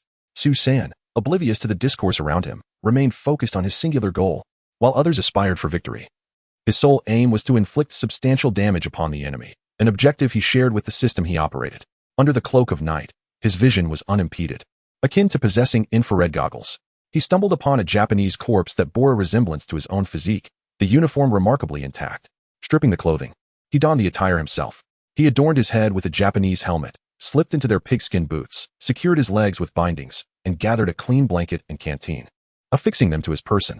Additionally, he shouldered a Type 38 rifle fitted with a bayonet and attached several hand grenades. Stealthily, he tread the path toward the enemy encampment, resembling a Japanese soldier feigning death by day and returning by night. However, His sole drawback was his lack of proficiency in the Japanese language. Regrettably, the system had not equipped him with such a boon. He could only adapt to the circumstances as they arose. Recalling the devastation he had witnessed during the day, Su-san surmised that the enemy's artillery position lay just beyond Muling town. Estimating the range, he believed it to be approximately 15 to 20 miles away. Utilizing his somewhat enhanced night vision and exceptional agility, he cautiously evaded several sentries. After traversing around 14 or 15 miles, he indeed discovered the enemy artillery position. Before him stood 24 cannons aimed toward Nyosho Mountain. However, the number of enemy soldiers stationed there was considerable, with heavy machine gun placements surrounding the area and light machine guns positioned in the center. It was a complete encirclement. Su-san meticulously circled the perimeter for nearly 2 hours, diligently observing the enemy's numbers. All told, he estimated the presence of over 1,500 Japanese soldiers. This posed a significant challenge. A single shot would reveal his location, and even an Iron Man would struggle against such odds. Frustration gnawed at him. Having come this far, how could he leave without achieving anything? Just then, he spotted over a dozen military trucks approaching, which were subsequently granted entry. Su-san scrutinized the scene as the trucks halted in an open area, where an officer summoned hundreds of soldiers to begin unloading. The soldiers meticulously transferred boxes from the trucks, stacking them neatly in the center of the square. These must be artillery shells, he thought. It seemed the enemy was poised to initiate bombardments once more. Suddenly, a brilliant idea illuminated his mind. If these shells were to detonate, the artillery position would undoubtedly be disrupted, destroying not only several cannons but also claiming numerous artillerymen's lives, along with the nearby defensive positions. Hastily, he accessed the system's marketplace to examine what weaponry could accomplish this. Iron Fist, a disposable item priced at 150 points. Upon reviewing his points, he was astonished to discover a remarkable total of 311 available points. Without hesitation, he redeemed 2 items, expending 300 points for the sake of precaution. Additionally, he procured 10 75-round magazines to bolster his forthcoming offensive, which cost him 80 points. Although acquiring a 250-round belt would have been more advantageous, the absence of a secondary gunner made him wary of entanglement while firing. He also purchased 10 spare gun barrels for 50 points. To his surprise, he found himself with 881 points remaining. He then acquired 8 32-round magazines for 4 MP34s, spending 32 points. Upon inspecting his inventory, he noted 20 grenades and felt compelled to stock up, subsequently adding 40 more at the cost of 40 points. Consequently, he was left with a mere 809 points. Observing the firepower at his disposal, he realized it was roughly equivalent to that of a German infantry squad, alleviating his anxiety regarding inadequate firepower. The next course of action was to draw closer to the stockpile of shells, for after all, the Iron Fist could only strike at a distance of less than 100 meters. Chapter 33. The destruction of the artillery position. As Su-san pondered how to proceed, he noticed a semicircular machine gun position not far from where the shells were being unloaded. A Type 92 heavy machine gun was aimed at the perimeter of the artillery position, manned by a primary and secondary gunner along with 3 others. The distance from this position to the trucks was approximately 70 to 80 meters. An idea suddenly struck Su-san. Could he seize this position? He could then pivot the gun, for the range of the heavy machine gun exceeded 500 meters. Su-san examined his .38 rifle, along with his camouflage military blanket, water canteen, and sweet melon grenades. He glanced at his military uniform and helmet. With this complete set of gear, and under the cover of night, who could discern him? The only issue was his lack of knowledge of the Japanese language. Additionally, what excuse could he use to approach? As Su-san contemplated, his hands instinctively searched his pockets until he stumbled upon a half-pack of cigarettes he had confiscated from a Japanese soldier prior to his arrival. Golden Bat brand. This was splendid. To ensure prudence, he checked his various firearms in his possession, disengaged the safety, and even brandished a bayonet for a moment before sheathing it again with satisfaction. With everything in place, he awaited the completion of the soldier's labor. After approximately an hour, he observed that the open area was now stacked high with wooden crates, yet they continued their work. Su-san grew impatient. He pulled out a cigarette and placed it between his lips, slinging his rifle across his back as he strode toward the machine gun position. As he approached, the Japanese soldiers on guard noticed him. "Hey you," one shouted, immediately pulling back the bolt of his rifle. The other 4, who had been watching the unloading of shells, were startled and quickly returned to their posts. The heavy machine gun's barrel swung in his direction. Hey, Su-san halted, raising the cigarette box in his hand while gesturing towards the cigarette in his mouth. What? The Japanese soldier appeared perplexed, yet upon noticing Su-san's authentic military attire, he lowered his guard. Recognizing their relaxed demeanor, Su-san understood that his disguise was effective. He gradually approached, repeatedly uttering, "Konnichiwa. Konnichiwa." The Japanese soldier, even more confused, glanced at the sky and responded, "Kongawa." Su-san, unfamiliar with the meaning of these phrases, had merely absorbed a few commonly used expressions from animated shows in his past life. Nevertheless, he had somehow managed to draw closer. He extracted a cigarette from the box, eagerly offering one to each soldier. Upon seeing the cigarettes, they accepted without hesitation, and the previously vigilant soldier slung his rifle behind his back. As he received the cigarette, one of the soldiers remarked, "Arigato, gozaimasu." Su-san, unable to comprehend, merely nodded and smiled, then pointed to his unlit cigarette. Understanding his gesture, one of the soldiers retrieved a match and began to light Su-san's cigarette before proceeding to light the others. Su-san took a deep breath and exhaled a thick plume of smoke, prompting the 5 Japanese soldiers around him to do the same. Suddenly, the view became somewhat blurred, and just as one of the soldiers seemed about to engage Su-san in conversation, a bayonet appeared abruptly in his hand, dancing deftly as it swiftly severed the throats of the 2 closest individuals. Before the remaining 3 could comprehend the situation, he launched the bayonet again, piercing another soldier's heart. In that moment, the sound of his pistol echoed in the stillness of the night. 2 shots rang out, claiming the lives of 2 more soldiers in close proximity. The gunfire resounded loudly in the tranquil night, startling nearly everyone nearby, causing even the soldiers unloading ammunition to halt in their tracks. Only Su-san pressed on, swiftly adjusting the 92 type heavy machine gun, which was already loaded with ammunition. He pulled back the bolt, and as the Japanese soldiers remained in shock, he squeezed the trigger. The thunderous roar of the machine gun once again shattered the night's serenity. He targeted not the men, but rather the ammunition being unloaded. The soldiers, petrified, screamed and scattered in terror. Yet, nothing catastrophic ensued. Nananai? Su-san couldn't help but utter in Japanese, as the startled soldiers began to regain their composure, turning their weapons towards him. Fortunately, it was night, and their vision was obscured. Su-san's forehead beaded with sweat as he swung his gun towards them, strategizing quickly.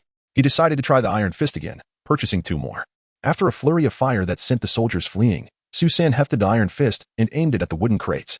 With a resounding boom, the crates shattered, scattering ammunition across the ground, sending the Japanese soldiers diving for cover once more. However, once again, nothing transpired. With resolve, Su-san aimed at the exposed shells on the ground and fired another iron fist. Boom, boom, boom. This time, he was not disappointed. The chain reaction of explosions commenced. From dozens of meters away, Su-san felt the earth tremble beneath him, as if the very heavens were collapsing. Some shells soared hundreds of meters away, spiraling into the abyss. The shells burst forth chaotically like flowers scattered by a celestial maiden. Su-san took cover behind the sandbags of the circular fortifications. Yet, even in this position, he felt far from secure. The proximity was too daunting.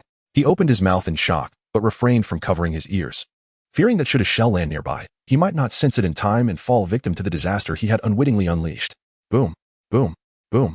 The explosions continued, sending the Japanese soldiers at the artillery position fleeing in all directions, lamenting their unfortunate fate of not having been born with 2 more legs. Yet no matter how fast they ran, they could not outrun the shells. Many unfortunate souls were still blasted skyward. Experiencing the sting of being bombarded by their own artillery was a feeling Su-san had never anticipated. Listening to the cacophony of explosions, he realized he needed to distance himself swiftly. Additionally, he recognized that such a significant occurrence would surely attract the attention of nearby Japanese forces. If that happened, not only would he be unable to escape, but the surviving artillery pieces would likely continue to be employed. He understood he must not only flee, but do so with utmost caution. He drew forth an MP-34 and swiftly dashed away from the machine gun position, heading toward the distant artillery emplacement. In the chaotic scene, no one paid heed to a frantically running Japanese soldier, for there were many such frantic figures scattered about. Su-san passed by a heavy machine gun position, where the enemy soldiers, having escaped the prior bombardment, had taken refuge behind sandbags, positioned in the opposite direction of the artillery. Rat-tat-tat. With a single burst, Su-san sent them to meet their fate, then swiftly tossed 2 grenades beside the heavy machine gun before making his hasty departure. Boom, boom. The preceding gunfire and the subsequent explosions paled in comparison to the resounding blast of heavy artillery. Su-san pressed onward. At last, he beheld a cluster of enemy artillerymen in the distance. He quickly stowed his submachine gun and ran toward them, amidst the fiery explosions. Those who caught sight of him harbored no doubt, believing him to be yet another fortunate survivor. Nearby lay another heavy machine gun position. As Su-san dashed past, he seized the opportunity of the dimness to hurl 3 grenades into the fray. Without pausing, he raced toward the throng. Boom, boom, boom. The 3 explosions sent the enemy soldiers at the machine gun position to their doom, while others, bewildered, presumed a shell had struck their ill-fated post. Rat-tat-tat. This time, Su-san brandished not his submachine gun, but the MG-34 general-purpose machine gun. Its rapid-firing rate far surpassed that of the submachine gun. Su-san held the trigger down, expending an entire magazine in mere seconds, leaving a significant number of fallen foes in his wake.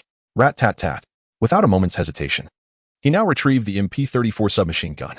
With ample ammunition still at hand, he had no need to reload. The enemy could scarcely fathom that one of their own would suddenly unleash fire upon them. Many of the artillerymen, caught off guard by the earlier chaos, were unarmed and defenseless. Those who survived quickly realized the peril and began to scatter, but Su San, wielding a submachine gun in each hand, commenced shooting without mercy. Reaping lives proved easier than slaughtering pigs. Once his ammunition was exhausted, he swiftly swapped in a fresh magazine. Aside from a scant few who managed to escape, the majority perished in that spot. Gazing upon the multitude of enemy corpses, Su San lost count of how many he had felled. Yet, a more pressing task awaited him. He sheathed his weapon and hastily approached the artillery, inserting 2 grenades into the cannon's muzzle. Though reluctant to leave such devices behind, they were too cumbersome to carry, and his limited personal space could only accommodate items provided by the system. After one grenade detonated, he swiftly departed, racing toward the next artillery piece. Boom, boom. The dull thud of the grenades echoed. Su San turned to see the cannon standing resolutely, unscathed. Frustrated, he felt like slapping himself. How could the grenades fail to detonate?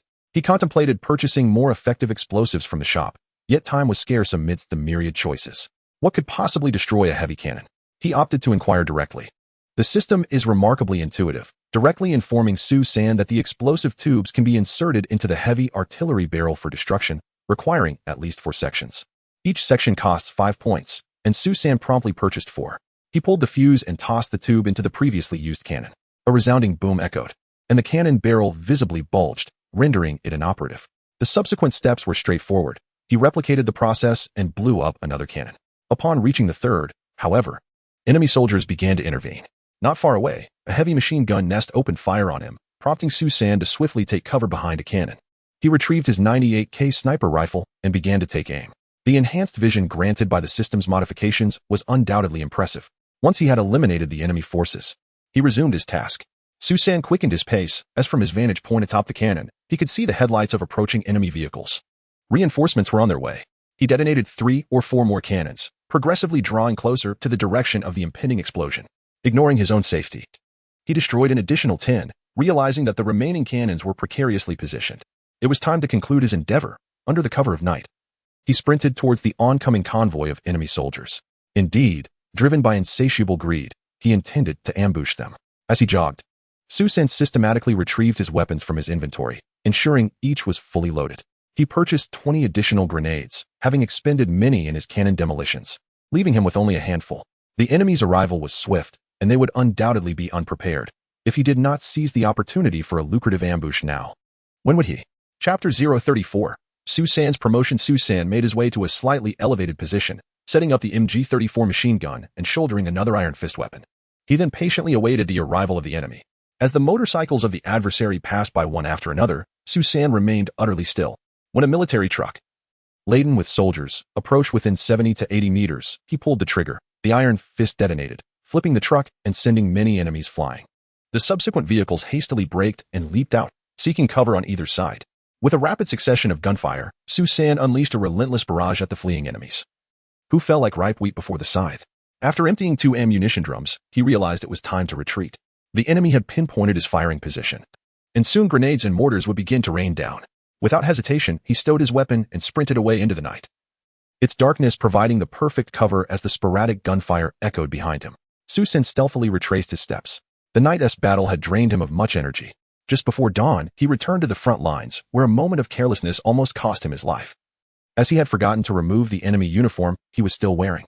"Commander, you've really returned," exclaimed Captain Zhou, visibly excited to see Su San, drenched in sweat. "What is the matter?" Su San asked, somewhat surprised by Zhou's demeanor.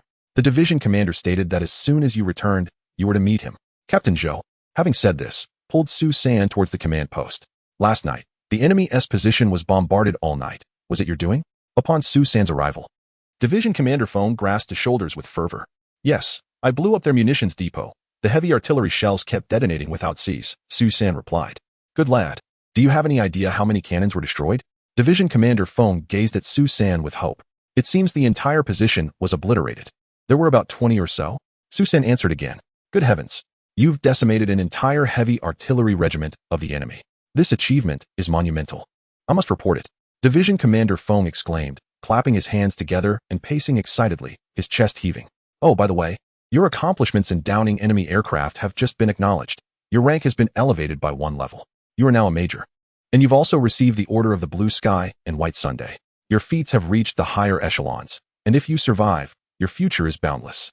As he spoke, Division Commander Phone clapped his hands once more. Just as you've received this promotion, you've made an even greater contribution. It's sure to perplex the Commander-in-Chief. Adjutant, immediately send a telegram to headquarters. Our forces have captured the enemy's heavy artillery regiment.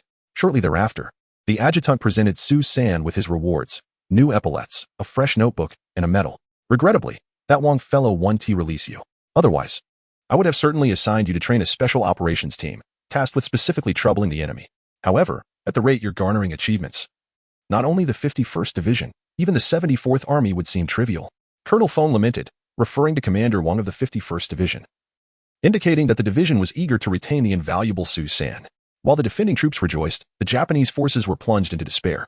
As dawn broke, Gu Shoufu of the 6th Division and Matsumoto SHG of the 114th Division gazed upon the devastation of the artillery positions, their hearts shattered. Who is responsible for this? Gu Shoufu bellowed in frustration. Yet, his subordinates bowed their heads, none daring to respond. Are there any surviving artillerymen? Any artillery guards? Bring them before me immediately, or I shall have them all executed. The sight of his men's silence only fueled his rage, his chest heaving as he shouted. A few of his subordinates hastily ran out to search for answers. Meanwhile, others hurried to bring over several undamaged, empty shell casings for the 2 elderly officers to sit upon. Gu Shoufu planted his saber firmly into the ground, his countenance cold as he awaited their return. The previous night, the artillery position had housed about 15 to 1,600 men, with casualties from the explosion amounting to around 8 to 900 due to Su San's direct fire. Another 6 to 700 had managed to escape. At this moment, survivors were being brought in one by one, starting with the higher-ranking officers. What transpired last night? How many enemy soldiers launched the surprise attack? Gu Shoufu inquired. Your Excellency, I was too far away to witness the truth, came the response from Major Watanabe, the commanding officer of the artillery regiment. At that time, I was in the command post, receiving orders to unload 10 batches of shells in preparation for today's bombardment of Nyosho Mountain. However, just as the unloading was completed and the supply vehicles had not yet departed, an explosion occurred. The scene was apocalyptic, and I could only retreat to safety. Gu Shoufu, infuriated, slapped the table. After all this time, you, the artillery commander, vanished without a trace, and now, when questioned, you remain silent. This is sheer dereliction of duty. Anyone who knows anything, step forward, otherwise, you shall all face execution. Gu Shoufu thundered.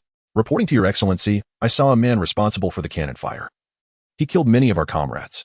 A young soldier stepped forward, his head bowed in report. One man. Did you not see anyone else? Gu Shoufu pressed again. Your Excellency, that individual wore a uniform. He was like a devil, armed with numerous grenades and a machine gun. When he charged towards us, we mistook him for one of our own, but then he revealed a machine gun and opened fire on us. He was like a demon who slaughtered all our men. As the young soldier recounted the horror, he began to tremble, fear coursing through him to his very bones. Just one man? Who else knows of this? Who else? Gu Shoufu struggled to believe that such devastation could be wrought by a single individual. After further inquiries, a few more emerged to share their accounts. The outcome was quite similar. They all perceived a singular figure, whom, in their eyes, resembled a divine being descended from the heavens. Mr. Okuyama, you have trained with the Brandenburg troops in Germany. Do you believe such an extraordinary individual exists? Gu Shoufu suddenly inquired of the resolute young soldier beside him, named Okuyama Daro, an esteemed expert in special operations within the Japanese military. Your Excellency, it is theoretically possible for a top-tier special operations expert to achieve such an effect single-handedly. Not only has he mastered tactics to their pinnacle, but his personal combat prowess is also of the highest caliber, Major Okuyama explained, lowering his gaze to address Gu Shoufu. I suspect this individual is the one who created exceptional achievements at Muling Pass. It was at his hands that Yamamoto met his demise. At that moment, a captain emerged from behind, identified as Kuroki Masakazu, the officer previously assigned to eliminate Su San. Chapter 35. An unexpected reward. I never anticipated that a seemingly insignificant character could so thoroughly disrupt my initial assault plan for Nanjing. We were indeed overly complacent, mused Gu Shoufu regretfully. Your Excellency, a formidable special operations expert possesses an impact equivalent to that of an infantry regiment, remarked Okuyama Dorang. What? Gu Shoufu was initially taken aback, but soon recalled the recent events. The persistent ambush at Muling Pass had cost him dearly, claiming the lives of numerous high-ranking officers. The downing of 2 aircraft at Nyosho Mountain now seemed highly probable to be the work of this individual. Most critically, last night, A heavy artillery regiment had nearly been annihilated. If it were indeed the act of this one person, then he represented not merely a regiment, but something far beyond that. This individual is ultimately a looming threat. We must deliberate on how to eliminate him, Gu Shoufu inquired, casting a glance at Okuyama Dorang and Kurigane Masakazu. Your Excellency, we are currently engaged in a large-scale military operation, progressing rapidly. It is indeed inconvenient to deal with an individual. If a small unit were to execute a decapitation strike, it would be easier to target the local command. Yet locating an unknown individual amidst countless troops is immensely challenging, Okuyama Dorang replied. Gu Shoufu nodded. A seasoned veteran aware of the nuances of warfare. Your Excellency, we could employ the method from last time. That person will inevitably reveal himself by firing from the defensive positions. I could assemble a sniper team to observe and capture his every movement, solely to eliminate him. Kurigane Masakazu interjected suddenly. Alas, what can we do now? Our artillery has been destroyed, and the lives of the Imperial warriors are precious. Perhaps we should contemplate alternative strategies. Gu Shoufu lamented, gesturing for his strategists to board the jeep. The group arrived at their command center, where Gu Shoufu scrutinized the sand table crafted specifically for the Nanjing campaign. Suddenly, an idea struck him, seizing a wooden rod for signaling. He pointed towards Nyosho Mountain and declared, we shall not directly assault Nyosho Mountain. Instead, we will target the smaller slopes on either side. Securing these positions will suffice. We will leave a contingent to monitor Nyosho Mountain, rendering them isolated. Meanwhile, the main force will maneuver past and directly assault the final bastion of Nanjing, Yuhua Terrace.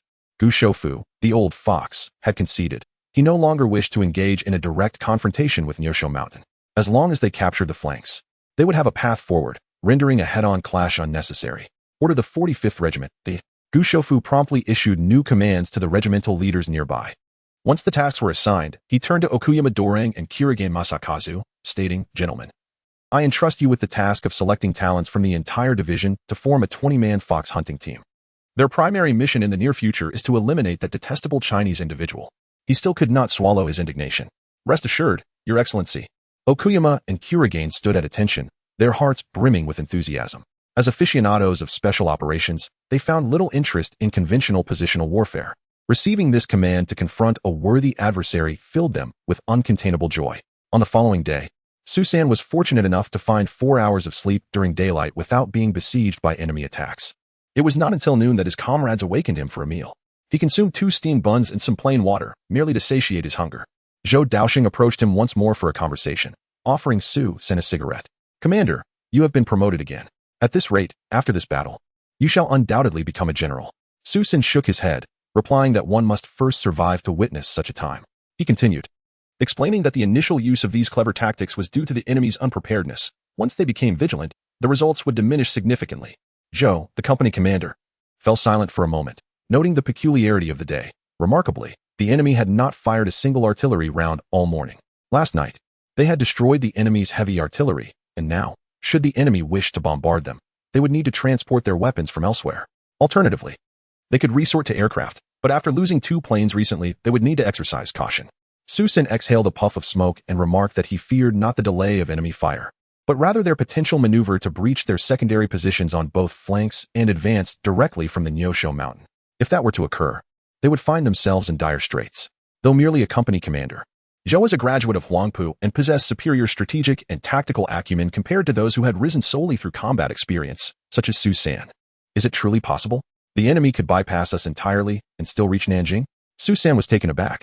If so, their efforts at Nyosho Mountain would amount to naught. Why did the enemy launch such fervent attacks previously? The commander comes from the 51st Division and is unfamiliar with this terrain. We are currently holding the main peak, which serves as our primary position. Were we equipped with a considerable number of artillery pieces, the enemy would never dare to traverse past us.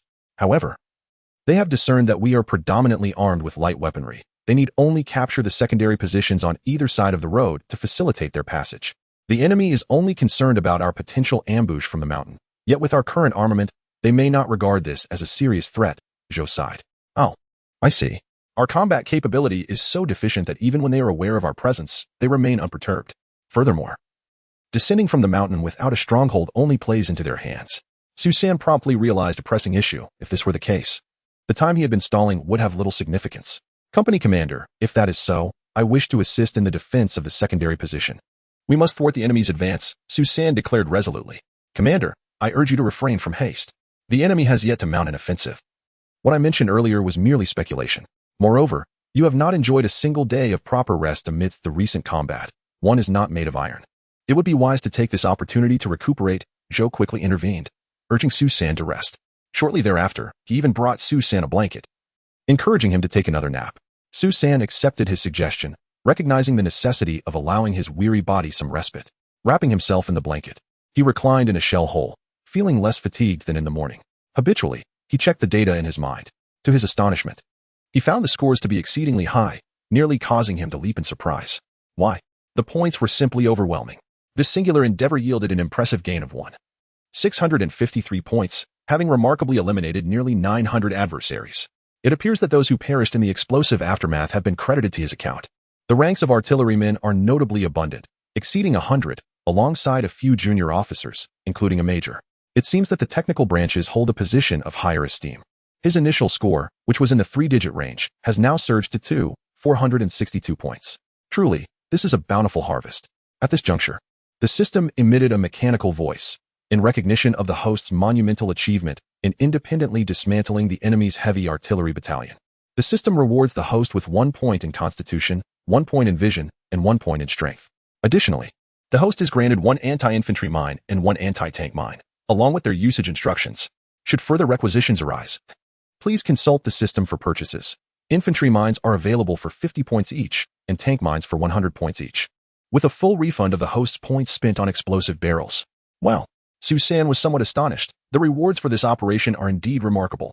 They even come with a tax rebate. Chapter 036. Reinforcements. Just me. Su San was unaware of when he had succumbed to sleep, but in a haze. He discerned the distant sounds of gunfire, sharp and incessant. Suddenly jolted awake, he wondered if the enemy had arrived. He dashed to the edge of the trench, only to find no sign of the foe. Commander Zhou, where is the attack coming from? Su San inquired. Sir, as I suspected, a dire situation has unfolded. The enemy is assaulting the heights on either side of Nyosho Mountain, aiming merely to clear a path for their advance. Commander Zhou replied, his expression grave. Then we must provide support. Su San insisted. It is impossible. The enemy has deployed heavy troops and tanks. Those heights are merely ordinary hills, and our positions are far too rudimentary. Even if we were to engage, it would only serve to hasten our demise, Commander Zhou explained. Are we afraid of being consumed? At Muling Pass, our 301st Regiment was nearly annihilated, all to delay the enemy and take down as many as possible. If we are to fear consumption, then what purpose does it serve to defend Nanjing? We might as well allow the enemy to advance deeper, Su San argued, perplexed. At this moment, are we discussing consumption? We are fighting for our lives. Sir, that is not my intention. The headquarters in Nanjing has issued orders for our division to retreat into the city tonight. Otherwise, we will be isolated and encircled by the enemy, Commander Zhou stated, his voice tinged with resignation. Tonight? So soon? Su San exclaimed in astonishment. Indeed. Although our defense along the southern line is arduous, it has become the strongest of all perimeter defenses. The other directions are on the verge of collapse. Once they encircle Nanjing, our isolated force outside will soon be exhausted. Thus, the command has been given.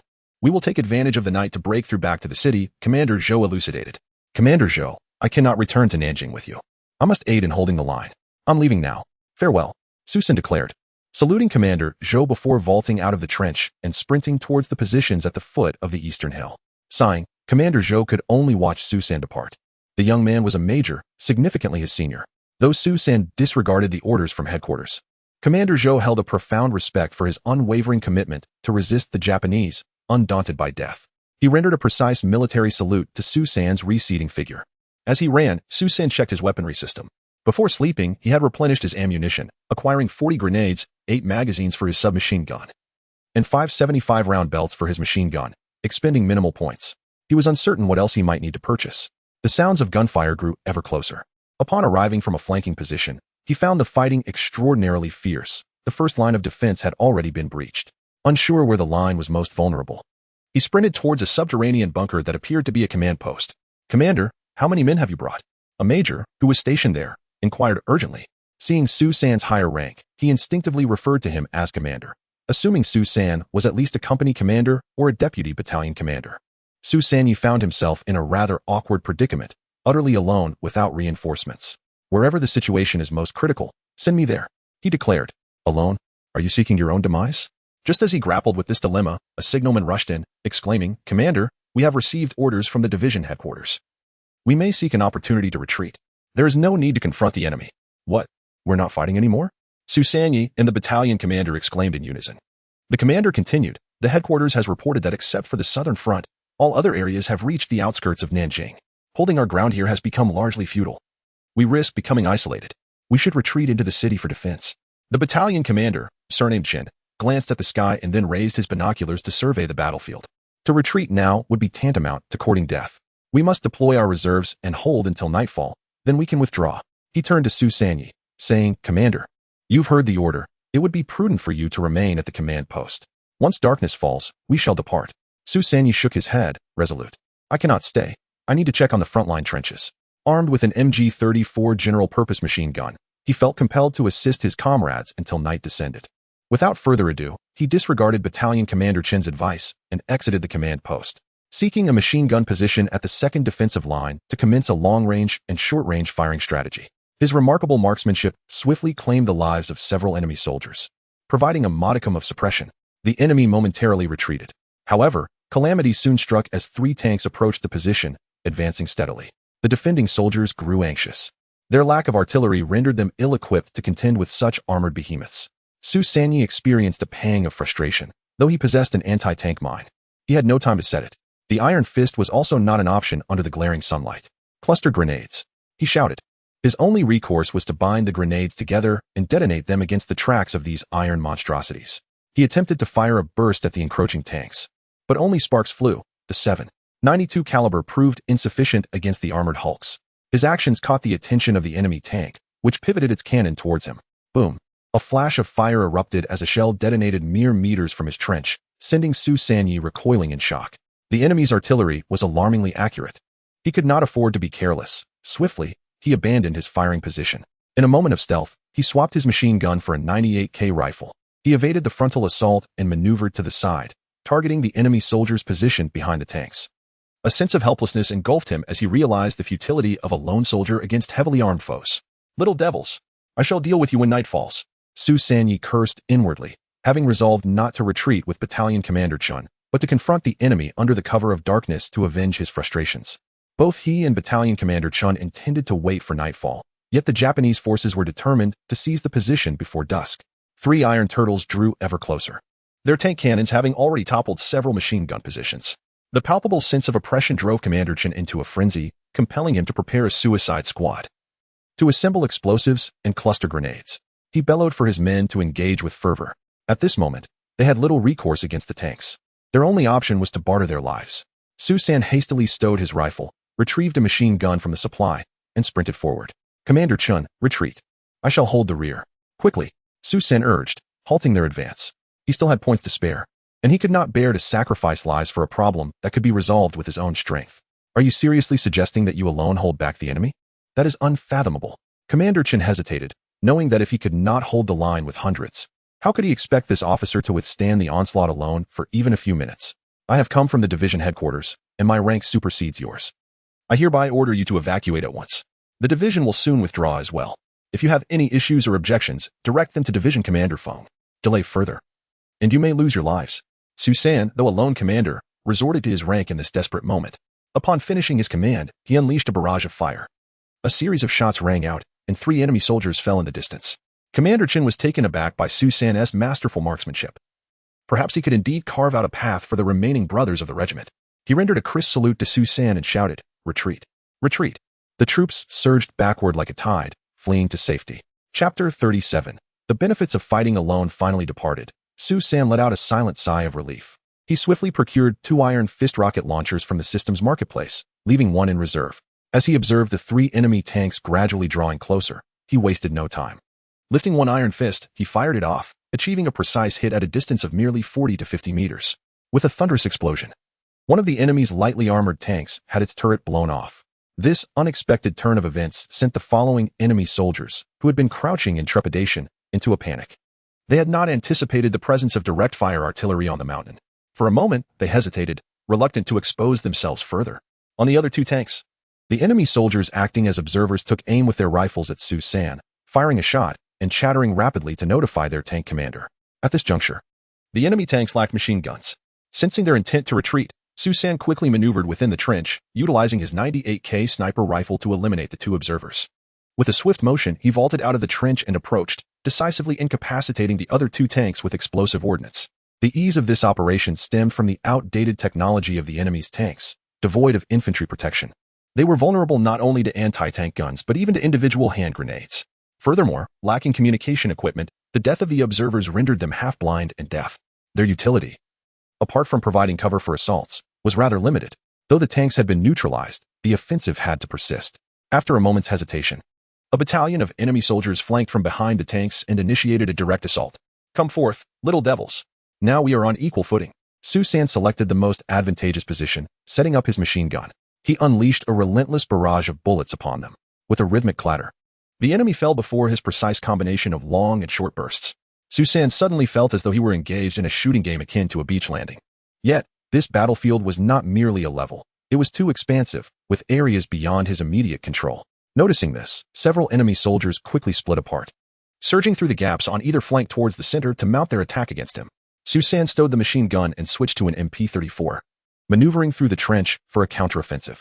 In close quarters, the advantage of automatic weaponry imbued him with a sense of overwhelming superiority. He continuously executed tactical evasive maneuvers while swiftly firing bullets. The enemy soldiers fell one after another, bewildered by the extraordinary strength of a single adversary, as if they were confronting an elite battalion rather than an individual. Su San was occupied, alternating between the submachine gun and occasionally tossing grenades. Meanwhile, Major Yamamoto Nobuyoshi, overseeing the battle from the foot of the mountain, observed that some of his two squads had managed to breach the enemy's defenses. His anxieties finally eased. The earlier destruction of 3 tanks had left him on edge. Did the enemy possess anti-tank artillery? If so, the armored vehicles on his side would be in dire jeopardy. Yet now, with no immediate means to call for artillery support, how would they proceed? Just as he was engulfed in worry, it seemed that the intensity of gunfire from the opposing position had significantly diminished. Although the frontline defenses remained formidable, there appeared to be lapses on either side. He boldly speculated that some of the enemy soldiers had fled in fear, resulting in a breach in their defenses. How splendid! In his heart, Yamamoto Nobuyoshi silently praised this development. Yet he was perplexed. Despite the multitude charging forward, why had they not yet planted their flag? Moreover, the incessant gunfire from the position raised questions. Was it truly necessary to expend so much effort against such a small group besieged in the center? Could it be that those who charged ahead had merely become fuel for the fire? A sense of urgency began to creep into his thoughts. Not only he, but Su San was also anxious. Although purchasing ammunition posed no challenge for him, each fleeting second spent reloading felt interminable. He procured 10 32-round magazines and 10 75-round belts for the machine gun, expending 120 points in the process. Alternating between the machine gun and submachine gun, Su San single-handedly unleashed the firepower of an entire company. As dusk settled, over 300 enemy soldiers lay dead or wounded.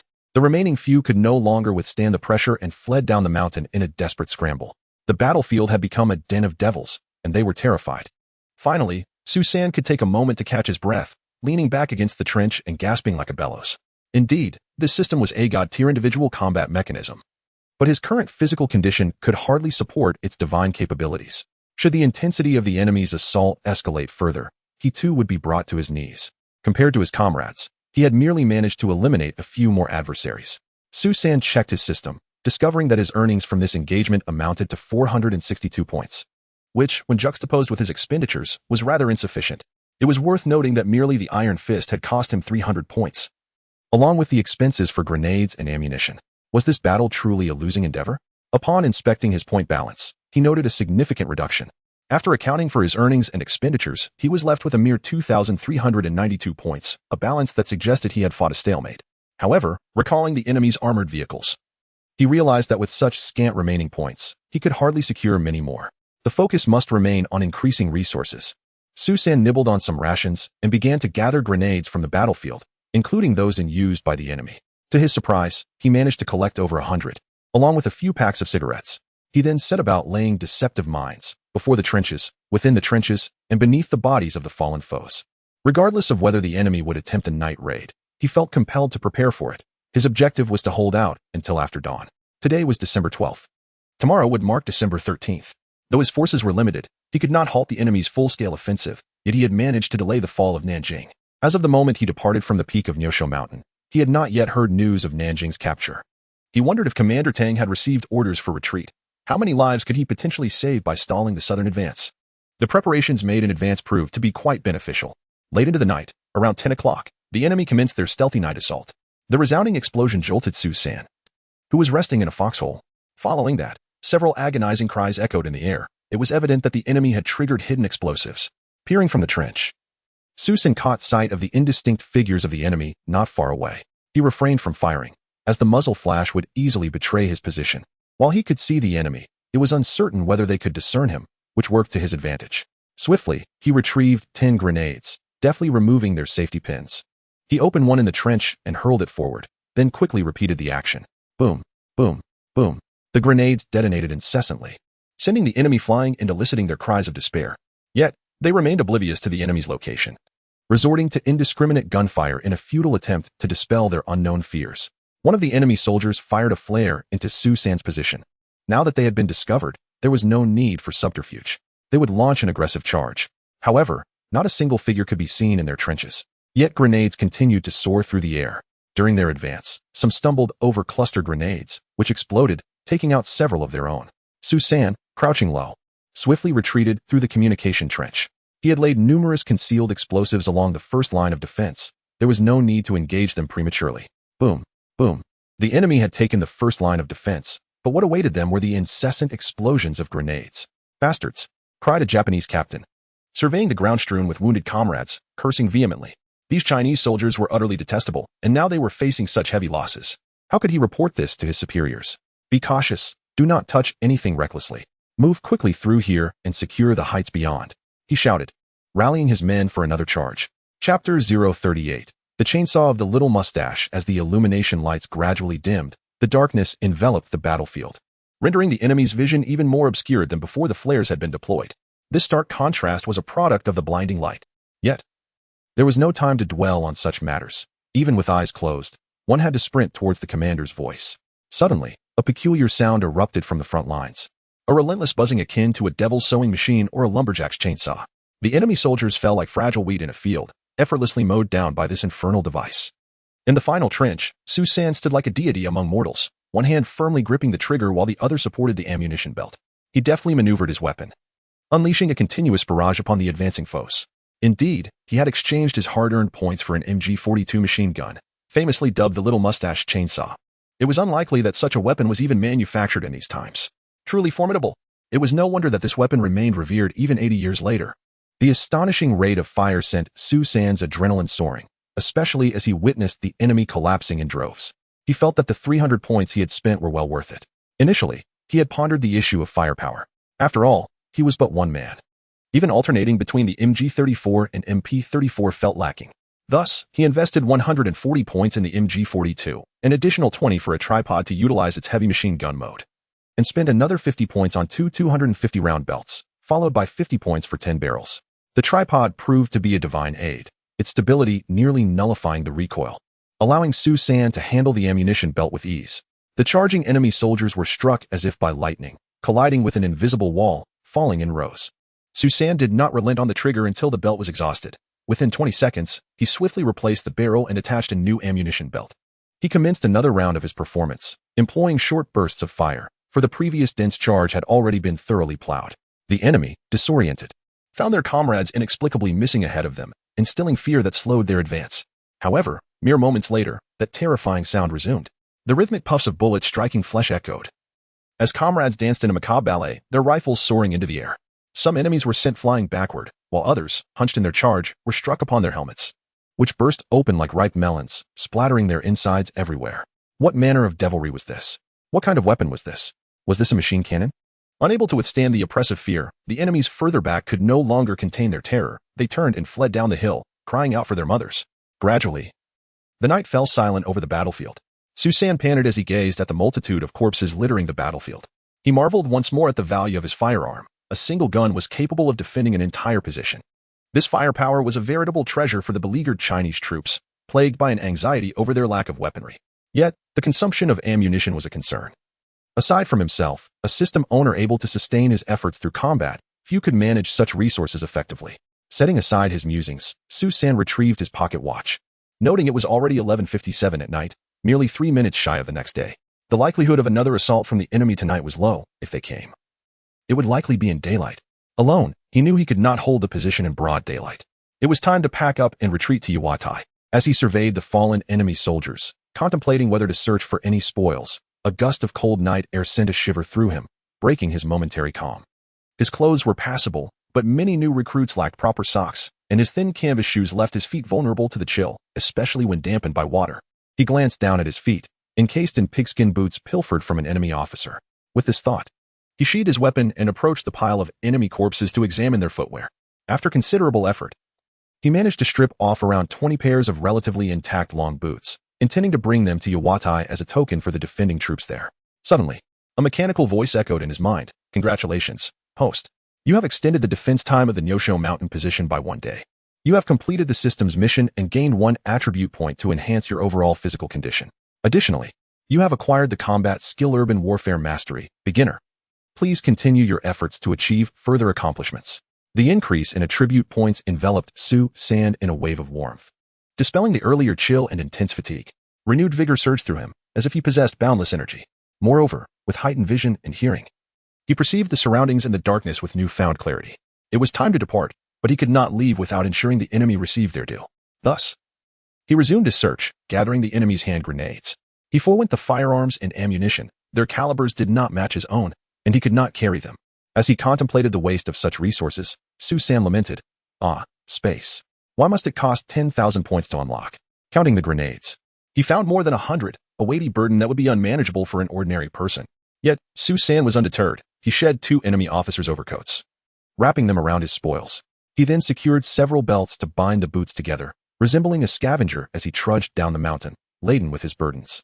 This journey lasted over 4 hours, during which he encountered disheveled and despondent soldiers from other defeated units. They trudged through the dark, stumbling as they moved. Some leaning on their rifles like crutches, others relying on branches, their own firearms seemingly lost to them. Su San resembled an anomaly, effortlessly traversing the terrain with several hefty bundles slung over his shoulders, moving like a shadow that glided past them. Goodness, was that a person? Inquired a disheartened soldier to his companion. Not a person, perhaps a ghost? His companion retorted with a roll of his eyes. It appears he carries several heavy burdens. Is he pilfering on the battlefield? How can he move so swiftly? This fellow must not have engaged in combat. The soldier pondered, his mind swirling with questions. Having abandoned his weapon, he felt famished and weary. In the dead of night, if not for the instinct to survive, he would have readily chosen to lie down and surrender. How should I know? Didn't he, the storyteller, mention that some in the world possess extraordinary speed? That must be him, his companion replied, equally perplexed, though finding a topic to discuss on this dreary night was a welcome distraction. Oh, come now. I might as well be a master of agility myself. It's likely just our hunger playing tricks on us. There was no one there, they murmured as they trudged onward, their thoughts fixated on the city of Nanjing, which represented their sanctuary. Su San moved with remarkable speed, despite the combined weight of the sweet melon grenades and pigskin boots, amounting to approximately 130 pounds. Yet, enhanced by his strength, it did not seem particularly arduous for him. Upon spotting the sentry post at the foot of Yuhua Mountain, he merely felt a twinge of fatigue. In the past, carrying over 100 pounds for several miles would have been inconceivable. Chapter 39. First encounter at Yuhua Terrace. When Su San arrived at Yuhua Terrace, it was already around 4 or 5 in the morning, and the sky began to lighten. A dark silhouette loomed on the horizon ahead. Was this the final bastion before the Zhonghua Gate? According to memory, the 88th Division, renowned as the German-style division, was stationed here. In the Battle of Shanghai, their defense of Jabei had severely weakened the Japanese forces, earning them considerable fame. Yet, it was precisely due to that battle that they nearly depleted their strength in confronting the enemy. After withdrawing, they had endured a series of skirmishes along the Suzhou River and Qingyang Lane, among others. The immense casualties had transformed this division entirely. Do not misunderstand. They had replaced their core, shedding their former combat capabilities. With several rounds of reinforcements, the once well-trained soldiers had dwindled significantly.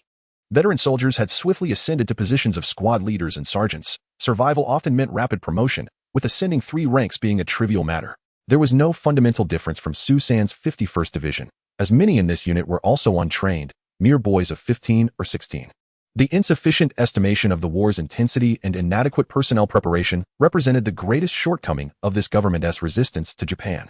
This had led to the tragic loss of thousands of young lives, many of whom had never even fired a bullet in anger. They were merely defined as cannon fodder. Su San pondered for a moment before retrieving his MG-34 general-purpose machine gun, slinging it across his back, along with his machete. He also hesitated to part with a sniper rifle he had captured from the enemy. After some consideration, he drew a Mauser pistol to tuck into his waistband. accompanied by a few magazines and ammunition clips for his weapons. Satisfied, he shouldered his grenades and military boots. Making his way towards the outpost at the foot of the hill, he felt compelled to do so. The battle at Yuhua Terrace would undoubtedly not be a solitary affair. An historical record suggested that its intensity would be unprecedented. To avoid the curious gazes of his comrades, he decided to display his commonly used armaments. Why not wield the more advanced MG-42? One must understand that such an artifact had only been produced by Germany in 1942. Showcasing German weaponry among the German-style divisions seemed imprudent. Su San preferred to tread carefully, aiming for better integration. Barbed wire and trenches marked the perimeter, with heavy machine gun positions flanking either side of the road. The highest-ranking officer present was a lieutenant commanding a company. "Sir, have you come to deliver equipment?" After verifying Su San's credentials, the lieutenant saluted and inquired, noting the array of weapons strapped to Su San's person, impressed by the strength of this officer from Nanjing. "Lead me to your brigade commander. I have matters to discuss with him." Su San replied. "Certainly. Please hold on while I contact the command post," the lieutenant said, hastening to a low shed behind the positions to make a call. "Brigadier Zhu requests your presence." "Sir, please set your belongings down. We shall assist you in carrying them up," the lieutenant added, beckoning a few men over to take Su San's burden. However, the newcomers were somewhat careless. As they took hold of the pack, it sagged heavily, nearly causing them to stumble. Su San hastily acted, seizing the items with caution. "Be careful. These are Japanese hand grenades. We must avoid any accidental discharge." He divided the grenades into 2 portions, each weighing approximately 50 kilograms. The sentinels were astonished. It took 2 men to carry 1 bag as they accompanied Su San to the command post atop the mountain. The company commander remained behind, his gaze fixed on Su San's departing figure, still reeling from the shock. He had just learned from Brigade Commander Zhu that Su San did not arrive from 2 miles away in Nanjing, but rather from the Nyosho mountain position, traversing a distance of 40 to 50 li while bearing such a heavy load. How had he accomplished this feat? Within the command post shelter at the summit, Su San encountered the renowned hero of the anti-Japanese resistance. Yet, the seasoned brigade commander Zhu, adorned with the insignia of a general, was the first to salute Su San, who held the rank of lieutenant colonel. Su San promptly returned the gesture, puzzled by the general's deference. "I am aware of your exploits. You have become a celebrated combat hero. You downed 3 enemy aircraft and single-handedly dismantled the Japanese 6th Division's heavy artillery battalion the night before last, delaying their advance by a day and a half. Your contributions are monumental, thus I pay my respects," Brigade Commander Zhu elucidated. "How did you come to know of this?" Su San inquired, somewhat perplexed. "Colonel Feng from Nyosho Mountain may have reported it, but can the other divisions be aware as well? Your deeds were communicated to the entire army by last evening, particularly to the garrison surrounding Nanjing. You have emerged as a paragon among soldiers, significantly invigorating our troops' resolve against the Japanese. Over the past few days, every soldier has fought with unparalleled courage, rendering the enemy's movements arduous," Zhu continued, extolling Su San's virtues. Su San, ever modest, replied, "It is not as grand as you portray. I merely strive to do my part in countering the Japanese and impeding their advance. You possess wisdom, understanding that individual efforts alone cannot alter the tide of this national struggle. Yet, as soldiers, our duty is to defend our homeland and, within our capabilities, to inflict severe damage upon the enemy. You have excelled in this regard. Moreover, there is another matter. You are no longer a lieutenant colonel. Yesterday afternoon, the general headquarters announced your promotion to colonel," Brigade Commander Zhu informed Su San, revealing his recent elevation in rank. The swiftness of this advancement was akin to riding a rocket. "What are those items you carry?" Zhu inquired, glancing at the 3 large bundles placed outside the command post. "Crafted from the enemy's khaki overcoats. These are spoils taken from the enemy. With the fall of Nyosho Mountain, I salvaged over 20 pairs of intact pigskin military boots from the corpses of the Japanese soldiers, which can be distributed to comrades lacking footwear. Additionally, there are over 100 hand grenades. Can we make use of them?" Su San explained. "We can indeed. They are valuable resources. Our supplies are scant. And in this frigid weather, some of our brothers are still in straw sandals. The grenades will be useful for the veterans, who are familiar with their operation," Zhu replied. Though internally, he was alarmed. The quantity of spoils Su San had gathered suggested that the number of enemy casualties must have been substantial. Truly, he was a master of warfare. "Colonel Su, your presence at Yuhua Terrace to assist is most welcome. However, I find myself at a loss regarding how to integrate you into our current operations. Our unit is understaffed, barely reaching half of its required personnel, and thus there is no contingent available for you to command. Given that your rank follows closely behind mine, I am somewhat perplexed about how to best utilize your capabilities, which poses a challenge for Brigadier Zhu. General Zhu, despite my elevated rank, I have never commanded troops. My experience has been solely in solitary combat. I hope to continue in this manner here, and I request that Brigadier Zhu grant me this autonomy." Colonel Su reiterated his preference for independent operations, Are you employing special operations? Brigadier Zhu inquired, suddenly intrigued. Could it be that you have trained abroad in Germany? Colonel Su was taken aback. It was surprising that anyone was familiar with the term special operations. I have not studied abroad, rather. I have developed my own methods to maximize the efficiency of eliminating the enemy, he candidly confessed, omitting any mention of the system he utilized. My former German instructor once informed us that Germany is researching a combat methodology that involves selecting elite soldiers from various units for extensive skill training, subsequently deploying them for sabotage missions behind enemy lines or to eliminate enemy command centers, with remarkable results. If Colonel Su were to pursue further training, he would undoubtedly become the sharpest dagger of our party and nation in the future. From Brigadier Zhu's remarks, Colonel Su discerned that the soldiers of this era possess a remarkable acuity in their understanding of military tactics. Chapter 040. The Duty of Valor. Colonel Su, come. Accompany me on a patrol of the perimeter to familiarize ourselves with the terrain, urged Brigade Commander Zhu, donning his steel helmet while drawing his sidearm from his waist. Racking the slide to ensure the chambered round was secure, he casually seized a standard-issue rifle aligned against the command post wall. A couple of aides hastily followed suit, arming themselves with rifles as a contingent of guards wielding MP-34 submachine guns forged ahead, flanked by 3 more guards carrying similar firearms. A formidable procession commenced its inspection of the trenches. At this hour, around 6 or 7 o'clock, the cooks began distributing rations within the trenches. Not even the leader's presence halted their work. They continued their tasks diligently. Similarly, the soldiers in the trenches quietly consumed their breakfast of boiled potatoes. Su San observed that the trenches were surprisingly shallow. Under normal circumstances, they should have been deeper after such a prolonged duration. Brigadier Zhu, why are the trenches so shallow? Su San could not restrain his curiosity. You've noticed, have you? This depth was achieved only after our brothers toiled for several days and nights. This is the best we could manage, Zhu lamented, bending down to pick up a pebble from the ground, presenting it to Su San. The stone, semi-transparent, was indeed quite beautiful. Yuhuatai? It is renowned for producing Yuhua stones. In peacetime, locals would gather these lovely stones to sell in the city, setting up stalls in front of Confucius Temple to supplement their household income. Now, as we defend against the enemy here, digging trenches and bunkers has become a challenge. If we excavate too deeply or broadly, they collapse under tremors. A detonation sends stones flying, rendering us vulnerable to artillery. Brigade Commander Zhu sighed, shaking his head in resignation. As the capital, defense here is of utmost importance. Over the years, the Yuhuatai position could have been fortified with concrete or timber barricades, establishing a permanent stronghold. Yet, why the last-minute rush to prepare?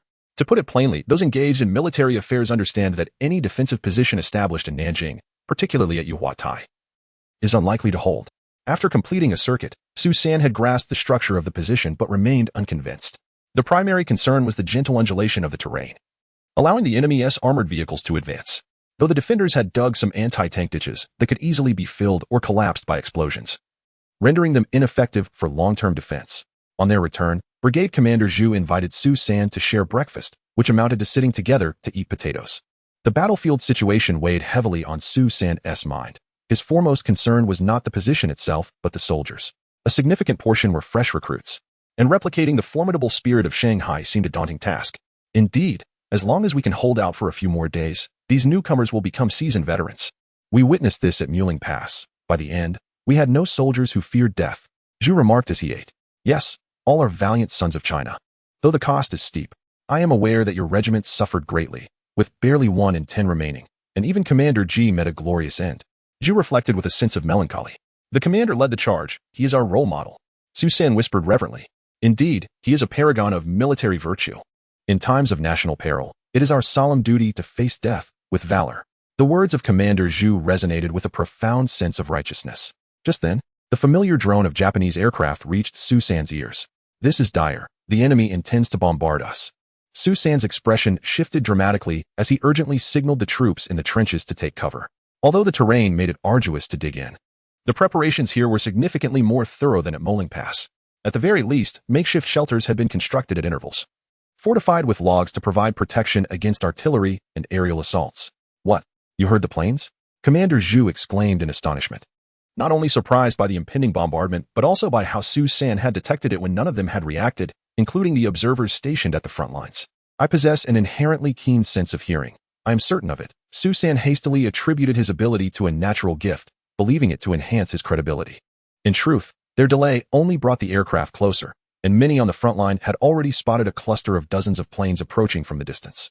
As an experienced soldier, Commander Zhu assessed the altitude of the planes and deduced that this squadron was not targeting them, but rather the city of Nanjing behind them. While concealment was still essential, the aircraft merely flew overhead. Shortly after, the distant sound of anti-aircraft artillery echoed from Nanjing, followed by the ominous boom of explosions. As dark clouds billowed above the city, the sharp sound of bombs being released accompanied the deafening blasts. Many soldiers, crouched atop Yuhua Mountain, clenched their fists in fury, cursing the enemy for their relentless assault. Among those watching alongside Su San were several new recruits. Su San turned to one youthful soldier and inquired, "Have you just enlisted? Where do you hail from?" "Sir, I am from Anhui. With so many weapons on you, have you ever used them?" the young recruit asked, eyeing Su San's impressive arsenal of firearms and knives, marveling at the sight of him as a veritable armory.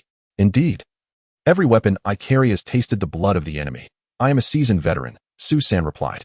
"Yet I perceive you to be of a similar age to me," the recruit remarked. "Haha, I may appear youthful, but I have served for several years. By the way, how did you come to join the ranks?" Su San casually inquired, suspecting the recruit had been conscripted. However, he was mistaken. "The Japanese ravaged our village, leaving us no choice but to enlist and fight back," the recruit answered. At that moment, someone called out from behind, "Commander Su, the general headquarters is seeking you. Please proceed to the command post." As the brigade commander's aide, Su San followed once again to Zhu's command center. To his surprise, he encountered the striking female journalist in military attire once more, her camera hanging from her neck, evidently preparing to capture his likeness again. Commander Zhu had reserved a corner of the command post for them. "Last time at Muling Pass was rather hasty. Allow me to introduce myself. My name is Tang Lingi.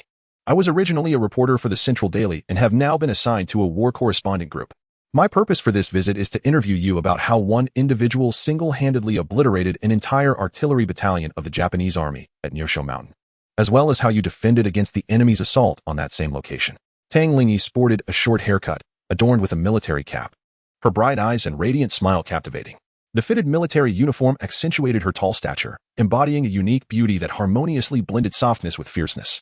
To be honest, standing face to face with such a strikingly beautiful woman was a novel experience for me, unlike any I had encountered in my past lives.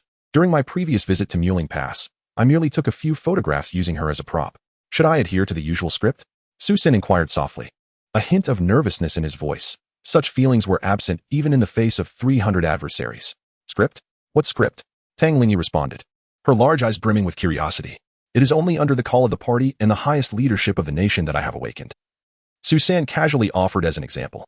A soft laugh escaped Tang Lingi's lips, a sound so delightful it was like a flower blooming. Gazing at her radiant smile, Su San felt as though he had been transported to a moment that was the most exquisite he had ever witnessed in this lifetime. Chapter 41. The arrival of the enemy. You're overthinking it. Simply recount your battle experiences in your own manner, and as for the rest, the newspapers will take care of it if necessary, Tang Lingi stated seriously, her smile fading. She had not anticipated that this man, resembling a deity of death and battle, possessed such a humorous side. Thus, Su San succinctly recounted several pivotal moments from his encounters, carefully selecting the highlights for Tang Lingi. As she listened and took notes, despite Su San omitting numerous details, her heart raced with excitement. Not far away, Colonel Zhu, taking a brief respite, was also captivated, particularly by the account of Su San's audacious capture of a heavy machine gun position, where he cleverly disguised himself as the enemy to approach. Tang Lingi felt a surge of tension as she listened, and even Colonel Zhu admired Su San's tactical prowess. Achieving such remarkable feats with a protective force of merely 15 or 1600 men was indeed astounding. It was no wonder he had been promoted to colonel in just a few short days. Even superiors would not hesitate to commend him. At the conclusion of Su San's narrative, Tang Lingi personally affixed a new insignia onto his uniform. Her delicate, fair fingers meticulously smoothed out the collar's creases before fastening the new insignia with a button. Their interaction resembled that of a general preparing for battle, with his wife adjusting his military attire. A waft of youthful fragrance filled the air, and Su San felt this was the finest reward from his superior. After receiving a new identification booklet, Tang Lingi took her leave. Su San, having gained Colonel Zhu's consent, descended to the first line of defense, directly confronting the enemy. However, he remained a free agent, unbound by any orders. With his current level of tactical expertise, he required no external guidance, adeptly positioning himself where he was most needed. In his platoon, 3 seasoned soldiers had survived the Battle of Shanghai, while the unit was not at full strength, with only 8 new recruits. The squad leader, Gong Qiu, and the deputy squad leader, Duan Qixing, served as the backbone of the team, the latter never parting with his Czech light machine gun. Additionally, there was a corporal named Wang Hongjun. Together, these 3 constituted the core of the squad, while the remaining 5 were fresh recruits transitioning from agricultural backgrounds. Observing the enemy aircraft soaring overhead, Duan Qinsheng lamented, "How wonderful it would be if those planes were ours." "Ours? The eggs belong to us." "While the chickens are the enemies, unless those eggs can hatch into chicks," Wang Hongjun interjected. Such a helpless jest left little room for laughter among the men. Su San retrieved his pocket watch and opened it, noting it was nearly 2 o'clock in the afternoon. This action caught the keen eye of Gong Qiu, who exclaimed, "Sir, why is there a Japanese woman inside your watch?" He was astonished that a high-ranking officer like Su San would find himself on the front lines, questioning if it was due to a Japanese wife. "Is this what you're referring to?" Su San casually opened the watch and presented it before them. The soldiers leaned in closer, eager to speak, but ultimately fell silent, gazing at Su San, hoping to hear something from his lips. "This is what I salvaged from the corpse of a Japanese lieutenant at Muling Pass. I find this watch quite useful and take pleasure in admiring the beauty of Japanese women. I often take it out to indulge my eyes," Su San remarked. "Ah, so that's how it is. It appears the commander shares this penchant. While in Shanghai, we heard tales of numerous night venues filled with charming ladies, but alas, we had no opportunity to partake. Upon arriving in Nanjing, we learned that the Qinhuai River is also home to many lovely women who offer discounts to the soldiers defending Nanjing. What a pity, that we have yet to set foot in the city," Wang Hongjun said, shaking his head. He realized that the commander shared his interests and felt more at ease. Indeed, the 10-mile Qinhuai, steeped in history and romance. If the Japanese ravage it, how could we ever face our ancestors? Su San lamented. At that moment, gunfire echoed from afar. Bang, bang. The sound bore the unmistakable timbre of a Type 38 rifle. The men in the trench recognized it immediately, exchanging glances as they hurriedly readied their weapons and peered over the trench's edge. Gong Ku shouted out, "Prepare for battle. The Japanese are coming." The area buzzed with activity.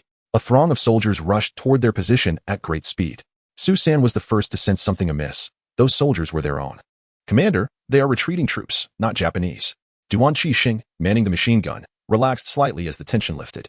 As the group drew nearer, it became evident they were a cluster of new recruits, being pursued by 2 or 3 dozen Japanese. The 200 to 300 men were in disarray, abandoning their weapons in their frantic bid for escape. "Those foolish recruits. Why are you running? There are only a few Japanese behind you.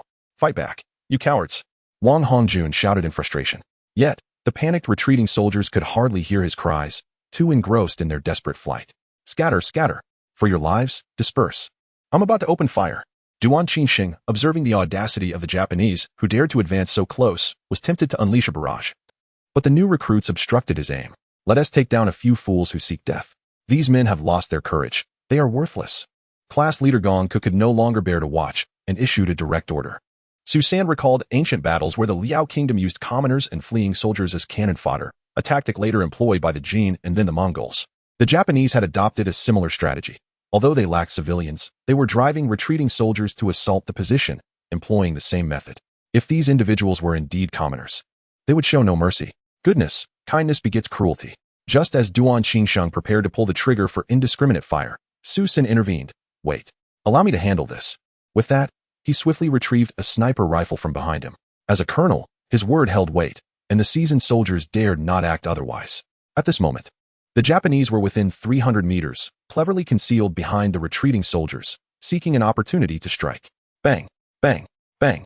Su San swiftly pulled the bolt of his rifle, firing 3 shots in rapid succession, each striking down the foremost 3 enemies. The gunfire momentarily quelled the chaos among the retreating soldiers, compelling them to prostrate themselves, revealing even greater vulnerabilities. Crack, crack. Following 2 more shots, Su San deftly reloaded another magazine. With 5 foes vanquished, the enemy began to regain their composure, contemplating a retreat. Yet, how could Su San allow them to escape? Crack, crack. He unleashed another 5 shots, each one finding its mark, leaving no room for error. The warriors at the position were rendered speechless, their defensive morale bolstered by this display of prowess. As the enemy began to flee, they distanced themselves from the disorganized troops, hastening their own demise. Su San set aside his sniper rifle, standing atop the sandbags in the trench, and unslung the MG-34 general-purpose machine gun from his shoulder. He then leisurely retrieved a piece of heat-resistant cloth from his waist, wrapping it around the barrel. Rat-tat-tat. The MG-34 commenced a rapid burst of fire. In an instant, 5 or 6 adversaries collapsed to the ground. Rat-tat, rat-tat-tat, rat-tat. Another round of short bursts ensued, claiming the lives of over 20 enemies. Each contorted and sprawled upon their flight path, meeting their inevitable fate. 3 seasoned veterans stood in astonishment. Duan Qixing, a light machine gunner himself, considered himself among the elite. Yet he doubted his ability to achieve the same effect with a check model while bracing it by hand. Gong shared their astonishment. Even during the zenith of the 88th Division, he had never encountered a marksman of such caliber. Not even the German instructors could rival this level of skill. Truly, he was a remarkable figure. Chapter 042. Bombarding Yuhua platform. After eliminating this batch of probing enemies, not only Su San was aware, but all the seasoned soldiers at the position also recognized that the main forces of the enemy were on their way. The atmosphere at the position grew tense. The retreating soldiers were gathered in one location, and the frontline commander reported to Brigade Commander Zhu, inquiring whether these individuals should be conscripted to defend the position. Let them go. These men have lost their courage. Retaining them would only undermine the morale of the troops and serve no purpose. Brigade Commander Zhu, seasoned and astute, made a swift judgment. In warfare, it is not always advantageous to have a greater number of soldiers. Rather, it is essential for the warriors to possess unwavering conviction. Otherwise, if this group of deserters remains, they may flee at the first sign of enemy artillery, causing even the newly assigned soldiers to panic. Approximately an hour later, a cloud of dust rose in the distance as a multitude of enemy soldiers advanced toward this location. Countless military trucks, towing heavy artillery and numerous armored vehicles, halted around 10 miles from Yuhua platform. The enemy exhibited remarkable discipline, promptly forming ranks upon arrival. They then allocated personnel to begin constructing fortifications and erecting tents. Brigade Commander Zhu, observing the enemy's movements through binoculars from the command post, felt a surge of frustration. The enemy was brazen and audacious, evidently confident in their superiority. It was clear that their aircraft had already conducted reconnaissance over Yuhua platform and its surroundings, confirming the absence of heavy artillery capable of reaching their current position. As for the enemy's air force, they had long since eliminated any opposition. The enemy's trucks advanced slightly forward, unloading artillery pieces as the gunners began to secure their cannons. The scene at the enemy's position was bustling with activity, while the defending troops found themselves powerless.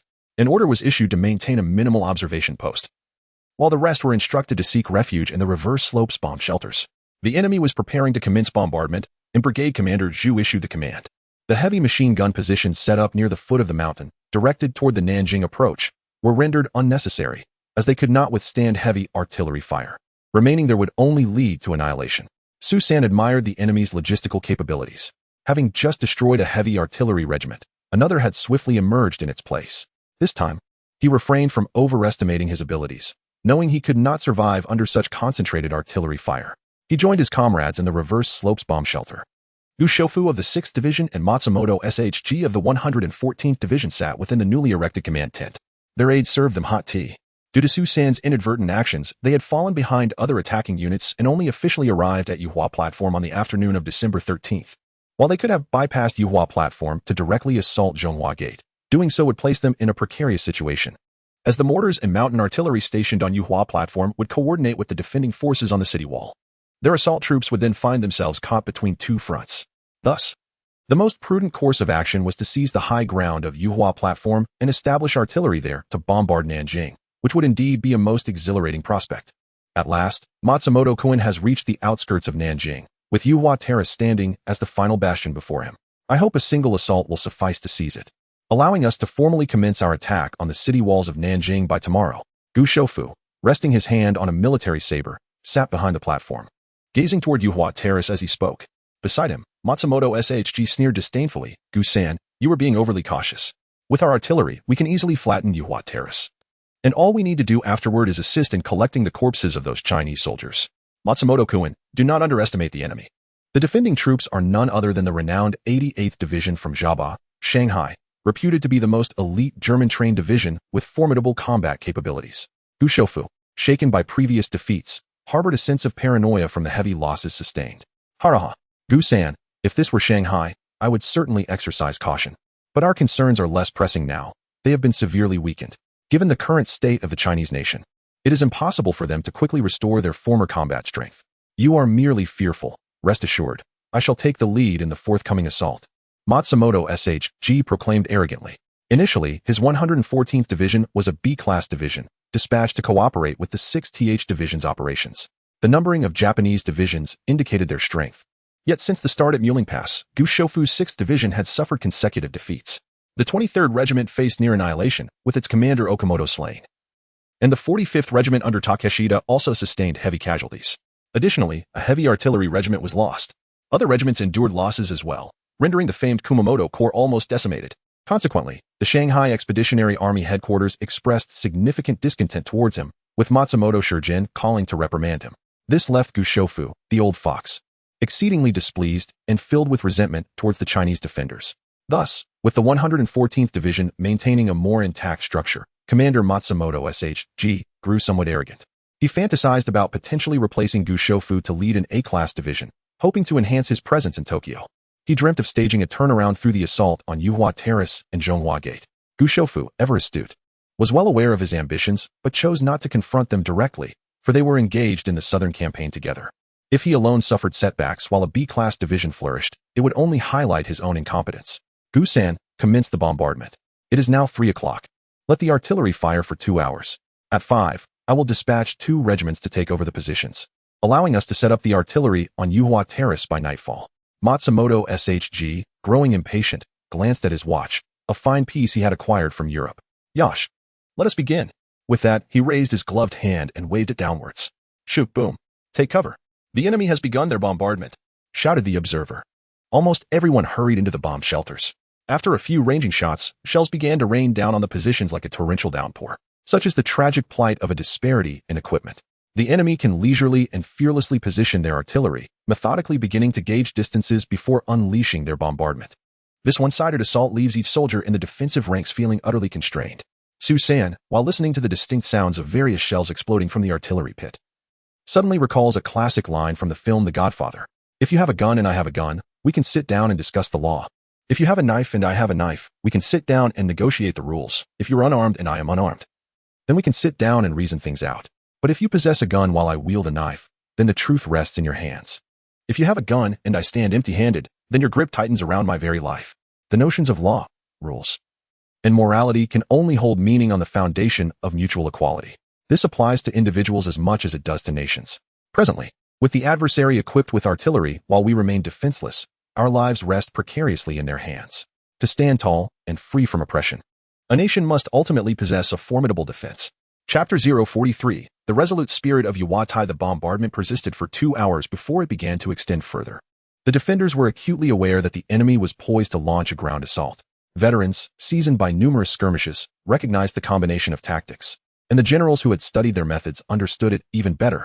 One might wonder why they adhered to such predictable strategies, even when they had discerned the defenders' operational patterns. Were the enemy foolish? Certainly not. While there was an element of entrenched military thinking at play, the predominant reason was that, on our battlefield, the cost of not adapting was minimal. If they were to allow for flexibility, many mediocre military talents, prone to overreaching, would likely make grievous errors. Furthermore, their adversaries, lacking in both military equipment and training, were generally inferior. Few could withstand these initial assaults. Occasionally, when they encountered formidable foes, a stroke of luck might allow them to evade disaster, but the subsequent ground offensive would rectify any prior shortcomings. Thus, they eschewed low probability, intricate maneuvers in favor of a more uniform approach that minimized errors, an optimal solution derived from the crucible of warfare. Change would only come when they faced insurmountable obstacles. However, our industrial capabilities were woefully inadequate. Mere strategy could not bridge that chasm. The harsh reality of the Yuwatai stronghold was laid bare under the relentless artillery fire. The soldiers struggled to excavate the sandy soil with their pickaxes, and now, with each explosion, many areas caved in. Those stationed at observation posts were particularly unfortunate. Rather than meeting a swift death from the blasts, they found themselves buried beneath the rubble. The once lush vegetation of Yuwatai was now ravaged by the heavy bombardment, transforming the picturesque hills into a landscape riddled with craters, smoke billowing, and flames flickering in the air. Quickly, the enemy is advancing. Allocate a portion to rescue the trapped, while the rest clear the trenches, shouted Lieutenant Lai, where Su-san was stationed. One by one, the soldiers emerged from the anti-artillery pits, braving the sporadic shelling as they dashed toward their positions. The trenches, now softened by the bombardment, were easier to navigate. Yet the loose earth was insufficient to construct protective walls before them. Nonetheless, such concerns were secondary. The enemy was already raising several flags in the distance, dividing into multiple units as they charged toward the stronghold. Without armored vehicles to pave the way, they seemed to deem it unnecessary, considering the devastation wrought upon the hills. It was more prudent to conserve fuel, a precious resource as valuable as the lives of their imperial warriors. Commander, your machine gun appears to have a longer range and is not as bulky as the heavy machine guns. What country does it belong to? Inquired the light machine gunner, Qing Sheng, with keen interest in Su-san's MG-34. You fool, that's a German machine gun. It's simply too expensive for us to procure. Hence, we lack the equipment. Lieutenant Lai chimed in as he passed by, providing clarification. Su Sen nodded in acknowledgement of this statement. Be cautious of the enemy snipers. Remember to change positions frequently. I will move to the other side so we can create a crossfire. Su San patted his shoulder and sprinted off in another direction. This young commander, despite his lofty rank, remains so amiable, truly a rarity, remarked Sergeant Gong Ku, observing Su San's retreating figure with admiration. Who could it be? The young master of some high-ranking official? Otherwise, how could such a position hold such power? Wang Hongjun interjected. The son of a privileged family, coming to this front line to face death? I reckon he would have retreated to Chongqing long ago. Duan Qingxing retorted indignantly. Do not speak recklessly. Have you heard of the brothers in the Air Force? They recently fought valiantly against the enemy. I read in the newspaper they were all noble sons, indeed courageous. Gong sighed, yet his gaze remained fixed on the advancing enemy. What is that saying? No good eggs in a fallen bird's nest. Wang Hongjun attempted to show off but faltered on the words. Close into fire, conserve ammunition. Close into fire, conserve ammunition. A signal soldier shouted. Running bent over in the trench. Su San selected a spot piled with sandbags, propping his bipod atop them, employing a light machine gun mode, without a loader. He dared not call for one, as he utilized a flexible approach that others could not match. Rat-tat-tat, rat-tat-tat. The heavy machine gun on the position roared, its sound piercing the brief silence of the battlefield. Su San understood that the battle had officially commenced. Under the heavy machine gun's fire, many enemies fell. Yet it only incited their ferocity, with those behind charging forward with even greater madness. Su San focused intently ahead, his finger poised on the trigger, waiting for the opportune moment. He wished to avoid revealing his firepower too soon, preferring to target more significant foes. Suddenly, he felt a tightening at the back of his head and instinctively recoiled, a bullet whizzing past his helmet. An enemy sharpshooter. Su San's heart raced, and he quickly shifted his position. Crouching in the trench, he scanned sharply for the location of the enemy sniper. However, the enemy was too numerous to locate one immediately. At that moment, Duan Qingxing's light machine gun also opened fire, the overlapping firepower posing considerable resistance to the enemy. Yet, the foes drew ever closer, their menacing faces becoming discernible. Fire! Su San shouted internally, and the MG-34 in his hands unleashed a torrent of bullets towards the enemy. The rifles of the soldiers in the trench also erupted in gunfire, creating a cacophony of battle cries and gunfire that was deafening. Under the relentless barrage, the enemy fell continuously. Yet, imbued with the spirit of Bushido, they seemed impervious to the specter of death, charging forward like madmen. Su San retreated from the front line to quickly reload his magazine, then dashed a few steps to commence shooting from another position. His exceptional marksmanship caught the attention of Duan Qingxing, who was also a machine gunner not far away. Wow, that young officer is truly remarkable. He's bound to surpass my German instructor, he exclaimed loudly while reloading in the trench, subsequently changing his shooting point. Boom, boom, boom. The four mortars atop the hill began their assault. In addition, there were two 75mm mountain guns, the most advanced heavy weaponry of the 262nd Brigade of the 88th Division. Boom, boom, boom. The advancing enemy was sent flying. This was the most exhilarating battle Su San had ever fought. He noticed his comrades were stronger, while the enemy appeared weaker. Strange. Su San pondered, bewildered.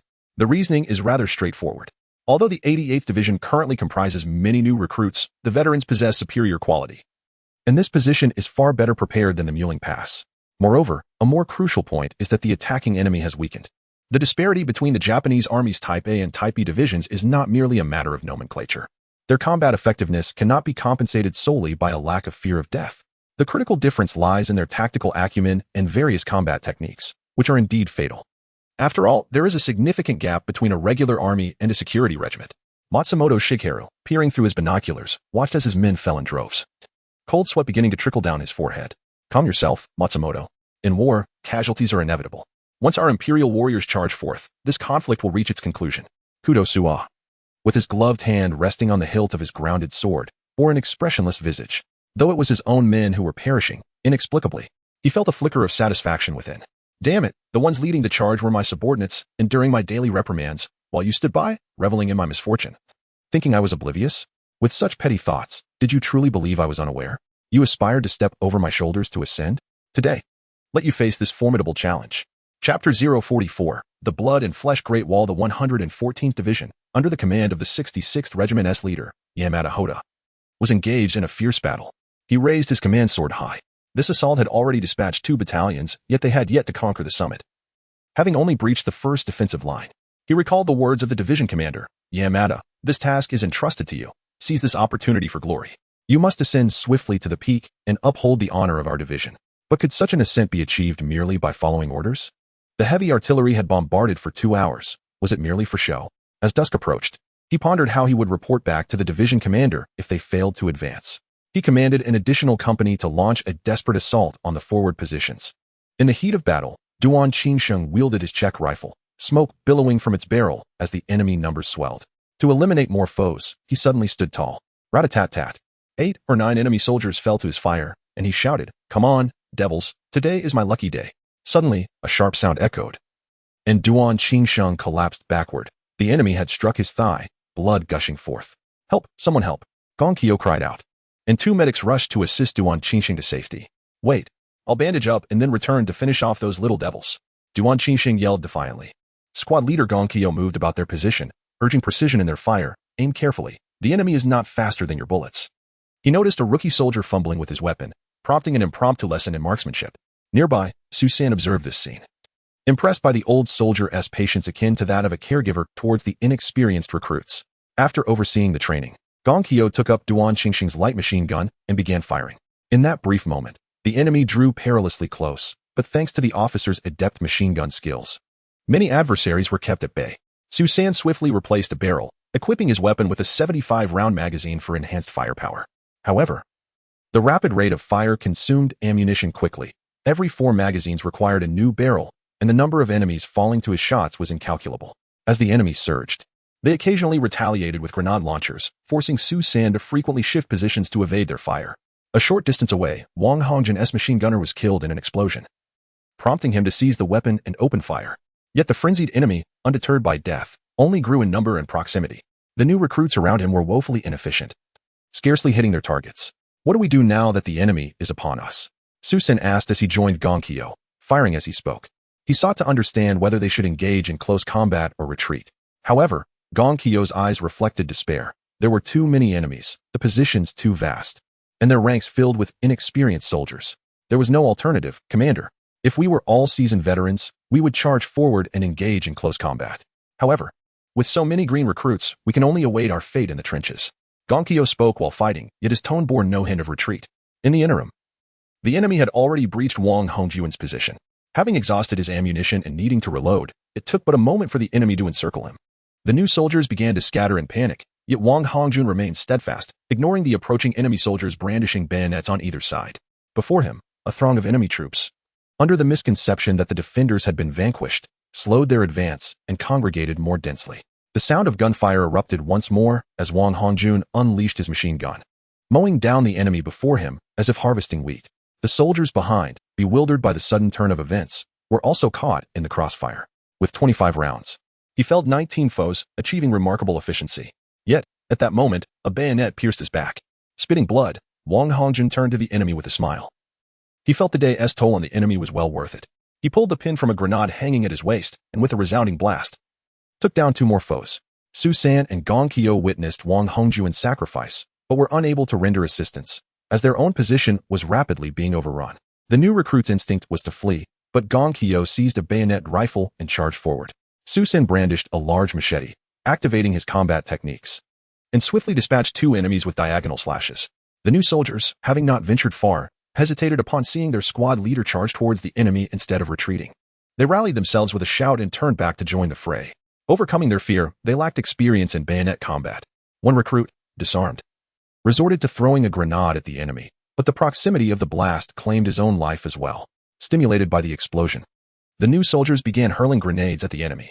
Some, boldly brandishing smoking grenades, charged into the enemy ranks, resulting in a devastating explosion.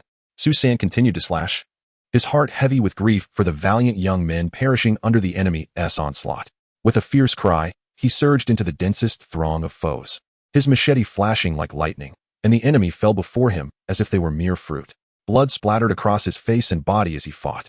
Gong Qiu found himself surrounded, a knife plunging into his lower back from an enemy ambush.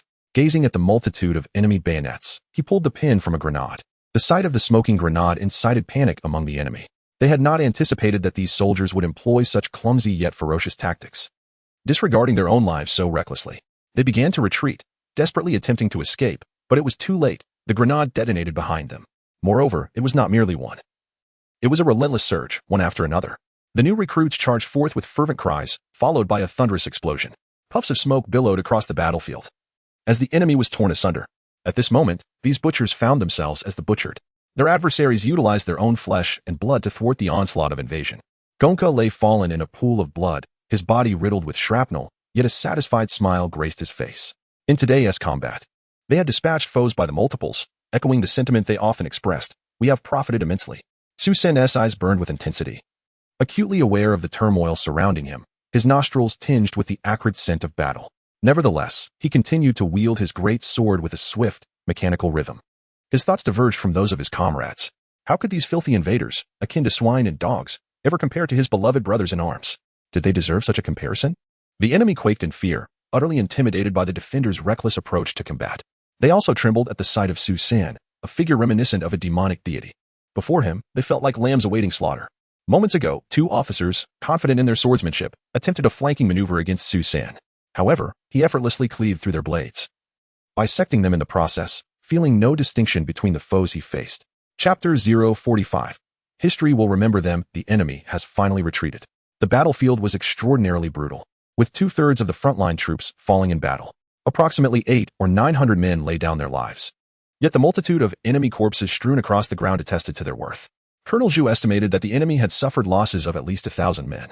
Upon witnessing Su San, drenched in blood and with hair stained crimson, standing amidst a heap of enemy bodies, the staff officers at the command post were left utterly astonished. Surrounding him were a dense array of enemy corpses, some lacking half a head, others entirely missing their heads, and many more missing limbs. Were it not for the rise and fall of his chest with each breath, they might have believed he had perished on the battlefield. Su San remained motionless, not only due to the physical exhaustion brought about by the waning effects of his formidable blade, but also because of the sorrow that weighed heavily on his heart. Today, on this battlefield, whether veteran or novice, every soldier exhibited such a fearless devotion to death and such valorous heroism. With such admirable citizens and valiant soldiers, how could the nation have descended into this state? A tumult of emotion surged within him. A crowd gathered around him, yet none dared to approach. Su San withdrew his gaze from the distant horizon and turned to Colonel Zhu. "The enemy has retreated?" he began, but was startled to find his voice hoarse. "Yes, Major Su, you should wash up first," Colonel Zhu replied in a low tone. Su San nodded, but as he turned away, he heard a sound of weeping. It was Duan Qixing, crouched beside Gongqiu, crying sorrowfully. His other friend, Wang Hongjun, was nowhere to be found, his body reduced to fragments. Su San felt a lump rise in his throat, realizing that of the 3 finest veterans he had known, 2 were dead and 1 gravely wounded, leaving their friendship severed by the veil of death. After a brief cleansing and donning a fresh set of clothes, a lingering scent of blood clung to him. Yet he had grown accustomed to it. He borrowed a pack of cigarettes from Colonel Zhu and strolled to the mountain summit, gazing at the distant city of Nanjing. From various directions, the sounds of gunfire and sporadic flashes of light persisted, indicating that the great city was now encircled by the enemy from all sides. Glancing nearby, he spotted the veteran Duan Qixing seated atop the mountain, staring blankly ahead, though his gaze was directed towards the enemy's position, opposite to Su San's. Su San approached and sat beside him, offering a cigarette and then lighting it for him.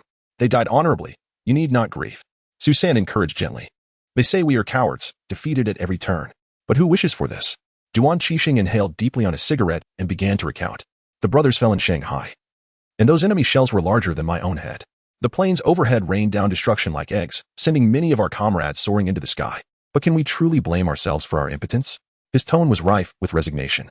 Then they began to send reinforcements, those inexperienced recruits, utterly clueless. "We worry for their survival and fret over their training." Duan Qingsheng, a native of Sichuan, exhaled a plume of smoke and continued. "The daily training is exceedingly arduous. Even lining up poses a challenge in distinguishing left from right. The hands that are accustomed to wielding a hoe are too coarse to engage in the delicate art of marksmanship. Yet, Gongqiu possesses remarkable patience, determinately teaching them to pull the trigger with fingers as clumsy as a turnip. During meals, new recruits are always prioritized. The remainder is left for us, as our rations are perpetually insufficient. When the recruits retire for slumber, we take turns keeping watch, ensuring they are covered with blankets. These are mere boys, entrusted to us by their parents, and we fear they may suffer from hunger or cold." Duan Qingxing took a deep drag, discarding the cigarette, but as Su San listened intently, refraining from interruption. "In times of despair, one yearns for an empathetic ear.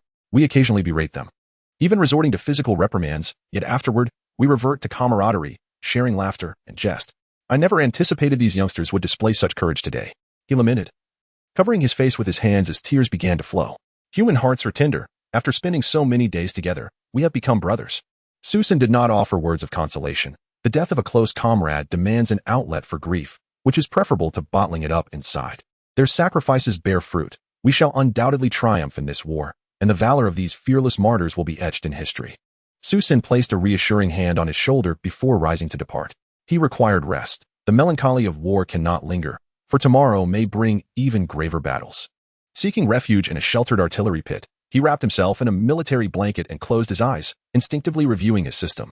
Over the past few days, he had neglected this task, only to discover that his available points had surged to an impressive 910, even after purchasing numerous bullets, grenades, alongside an MG-42 machine gun and a tripod setup. From the final battle at Nyosho Mountain to the upcoming engagement at Yuhua Terrace, the accumulated points were substantial.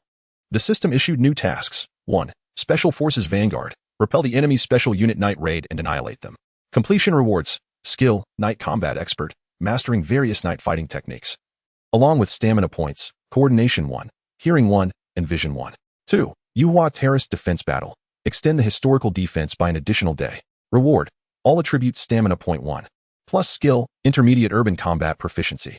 Susan was taken aback. The system was not merely a task issuer. It also possessed a forecasting capability. The second task was straightforward.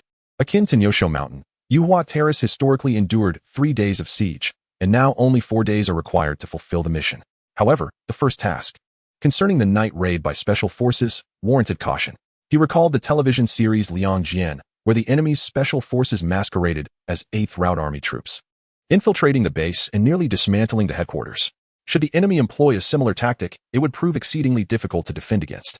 Presently, Yuhua Terrace lies merely 1 kilometer from Nanjing, yet the enemy has commenced their advance towards Zhonghua Gate, proceeding with caution. They are reluctant to launch a major offensive until they have secured Yuhua Terrace, fearing an ambush from the defending troops. Nonetheless, this does not preclude them from infiltrating from various directions into Yuhua Terrace. The significance of Yuwatai extends beyond the Zhonghua Gate. It serves as a formidable obstacle against the Japanese forces' advance towards Dagguan. Susan, unwilling to delay, hurriedly arrived at Commander Zhu's headquarters. General, we must prevent the enemy from launching a night raid, he urged. The Japanese frequently employ this tactic, from Mailing Pass to Nyosho Mountain. The enemy divisions across the way have repeatedly resorted to such stratagems, necessitating our utmost vigilance. Susan conveyed his concerns to Commander Zhu, drawing from his own past experiences. For the reliability of the system was often doubted. You make a valid point. I shall promptly inform all sentry posts to intensify their vigilance and immediately implement new passwords. Commander Zhu, an experienced officer, quickly devised a counter-strategy. Susan refrained from elaborating further. This action was already commendable. Yet he understood that it was far from sufficient for the Special Operations Team. Their infiltration capabilities far exceeded what this beleaguered army could withstand. Consequently, he chose not to rest in the designated anti-shell pit, but instead made his way to the front line, seeking refuge in a concealed defensive position where he wrapped himself in a military blanket to rest. His thoughts were focused on the hope that should he encounter the enemy first, the losses to his comrades would inevitably be minimized. Chapter 046. The night attack of the advance unit. The command center of the 6th Division was ablaze with light, the incessant hum of telegraph currents filling the air. Within a spacious tent, dominated by a massive sand table, Yamamoto hoed about his head, beads of sweat forming on his palms, forehead, and back. The atmosphere in the command room was thick with tension. Matsumoji wore a grim expression, while Gushofu's face was as dark as a stormy sky. Your Excellency, the Chinese forces have gone mad. They are recklessly resorting to self-detonation with grenades. The lives of our imperial warriors cannot be bartered with these inferior beings. Which is why we have retreated, Yamamoto Hoda stammered, his voice quivering. He felt a swell of fear. Before the battle commenced, he had boasted with bravado, akin to a military decree, but now Matsumoji could demand his seppuku without hesitation. In this recent offensive, they had suffered the loss of over 1,000 soldiers, equivalent to an entire regiment. Rapid post-battle analysis from the staff revealed that the enemy's casualties were assuredly less than 1,000. What was this? A disgrace of monumental proportions. It was no wonder that Gushofu, who had initially reveled in their misfortune, now wore a stony countenance. The 114th Division was supposed to support the 6th Division in the assault, and given their poor performance with Gushofu present, the immediate inference would be that his command was lacking. This was a slap in the face for him. He had initially believed that the 2.5 regiments of the 114th Division would suffer substantial losses, but could at least capture Yuwatai. Given the current circumstances, they were more likely to hinder rather than help. Clearing his throat, he signaled the attendees of the meeting. Grasping the command baton, he approached the sand table. Gentlemen, Our advances on the eastern, western, and northern fronts of Nanjing are progressing smoothly, particularly the 9th and 3rd Divisions, which are nearing the city walls. The only impediment lies in the southern front, where we are stalled at Yawatai, and the 16th Division is obstructed at Zijin Mountain. Today, General Matsui from the headquarters contacted us, reporting that their attempts to persuade the Nanjing garrison commander, Tang, have been in vain. Orders have been issued for all units to launch a fervent offensive. We must capture Nanjing swiftly to compel the Chinese government to surrender, thereby realizing the emperor's vision of a co-prosperity sphere. Upon concluding, Gu Shoufu surveyed his subordinates.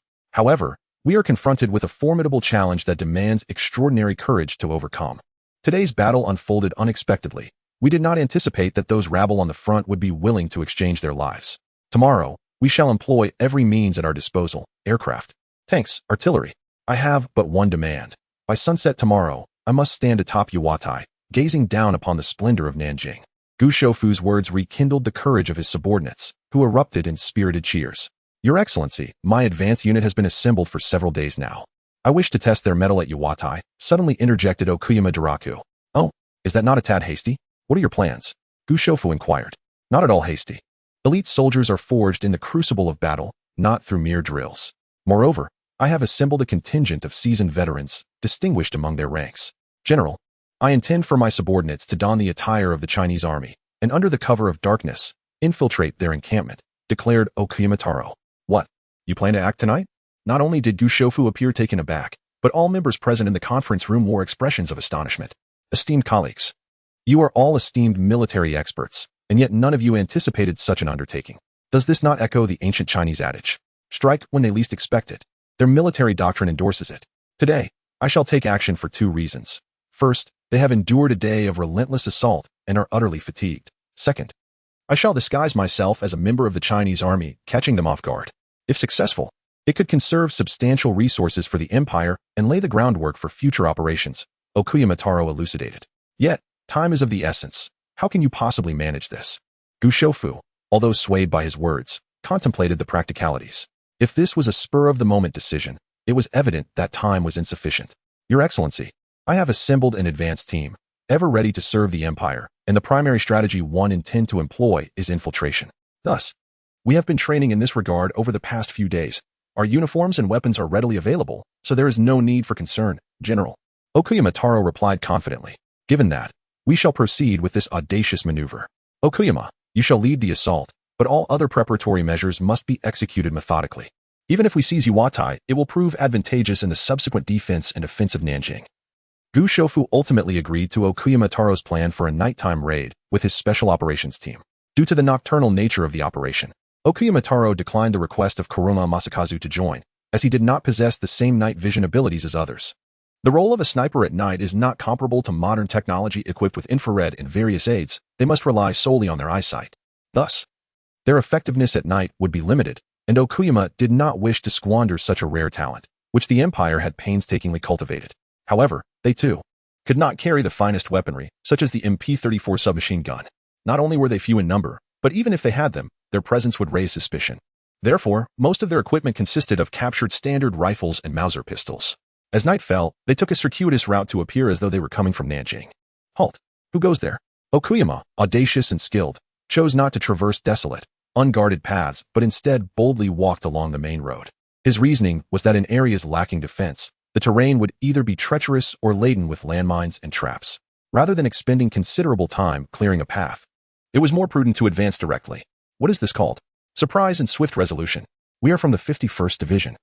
Our superiors instructed us to assist due to your limited numbers. Okuyama spoke with a clear and authentic northeastern accent. Wait here, I must report, said the sentry, noting the presence of over 100 individuals ahead, feeling hesitant to take unilateral action. Unbeknownst to him, Okuyama had another 100 men concealed in the shadows nearby. Time is of the essence. I have a crucial task to relay to you, Commander Zhu. Please lead us directly. Look, I possess the dispatch order signed by your esteemed commander, General Sun Yuanliang of the 88th Division. As Aoshan spoke, one hand reached towards his chest pocket while his feet moved toward the sentry. His other hand, concealed behind him, was poised to strike. This sentry post served primarily as an early warning system, manned by only 3 to 5 individuals. Establishing a defensive position at the foot of the mountain to thwart the enemy's advance proved exceedingly challenging. They wielded artillery capable of easily dismantling heavy machine guns. The sentry, Caught off guard, allowed Ao Shan to approach far too closely. Ao Shan produced a piece of paper and extended it forward. I cannot read.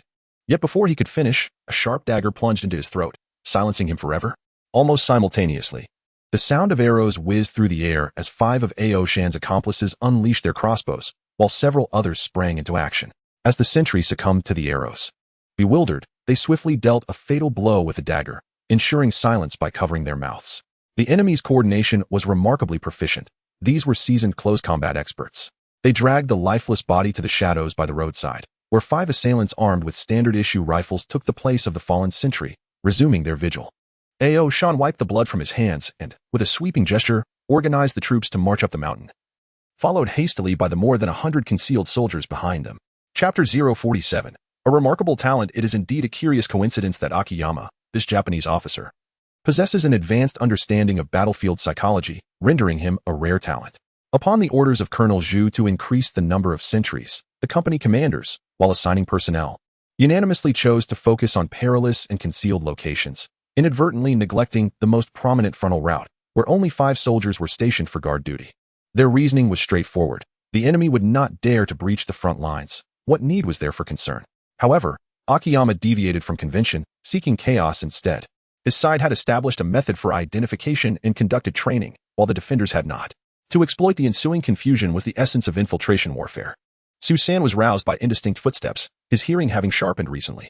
The cadence was remarkably orderly. He suddenly sat up. Could it be the enemy? He threw off his blanket and swiftly approached the edge of the trench. A column of approximately 300 soldiers marched in perfect formation up the hill, their initial ranks less than 20 meters from his first line of defense. Astonishingly, they were holding torches. Upon closer inspection, Susan noted that their uniforms were identical to those of the defending troops, and their height suggested they were not the diminutive Japanese. What reason could there be for friendly forces to arrive at such an hour? As he scrutinized further, he discerned the anomaly. These soldiers were too uniform, their military bearing excessively rigid, each standing at attention. It was common knowledge that the most elite defending forces had been severely diminished and replenished. Even the so-called student battalion was currently engaged in a fierce struggle against the Japanese at Zijin Mountain. They could hardly spare the manpower to come here. Thus, which unit could exhibit such discipline? Perhaps Zhang's guard unit? Yet, instinctively, he suspected these soldiers might be the enemy. Halt! Before Susan could react, the lookout from the trench called out, "We are from the Military Police Corps, sent by higher command to assist the brothers of the 88th Division." Akiyama, the young Japanese officer, spoke again, this time adopting a different organizational structure. He displayed an intimate familiarity with the defending forces' composition and deployment. Here are the orders, along with a document personally signed by your commander, Sunday. As he spoke, he produced a piece of paper, intending to enact a new plan. At such close range, his special forces could easily overrun the first line of defense and launch an attack under the cover of darkness. However, he aspired for more, at least to commence action at the second line, thus increasing the chances of locating the enemy's command post for a decapitation strike. Only then would the night's operation be deemed flawless. Stop! Susan's abrupt command rang out as he racked the bolt of his rifle. This halted the soldier who had been about to climb out of the trench and caused Akiyama to cease his advance. The scene fell into sudden silence, broken only by the crackling of the burning torches. "Brother, what do you mean by this? We have come to provide support. Time is of the essence, and we need to rest.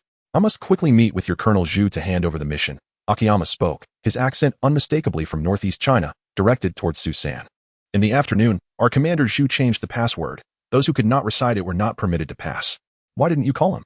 Susan inquired. "The telephone line may have been severed. Our commander attempted to make a call, but it was unsuccessful. I know a password. If you say it, I will respond." This cunning enemy was quite astute, possessing a deep understanding of Chinese culture, having grown up in northeast China. He had read numerous Chinese texts and later pursued military studies in Japan, excelling to the point of studying in Germany. He was aware that Chinese military passwords often drew from ancient poetry, easily recitable. For instance, "The king of heaven covers the earth tiger," or "The bright moon shines before my bed. I suspect it is frost upon the ground." He was familiar with these verses and took pleasure in his knowledge of Chinese poetry, perhaps even hoping to showcase his literary prowess in front of the Chinese. Thus, he sought another stroke of luck, curious to see how fate would unfold. Today's password was simple, Yuhua Tai, in response to Yuhua Sure. However, Susan decided against using it. "The emperor is a coward. Respond to the password." Suddenly, the atmosphere was thick with tension. The sound of torches flickering was accompanied by an unsettling silence. "Baga!" Before Okuyama could speak, a sudden, fierce shout erupted from the ranks. He realized the gravity of the situation, taken aback by the enemy's cunning. who dared mock their beliefs. It was known that, to infiltrate, he had specifically sought individuals within the division who spoke a smattering of Chinese. Many in his ranks could understand the phrase. Indeed, someone could not contain their anger and revealed their hand.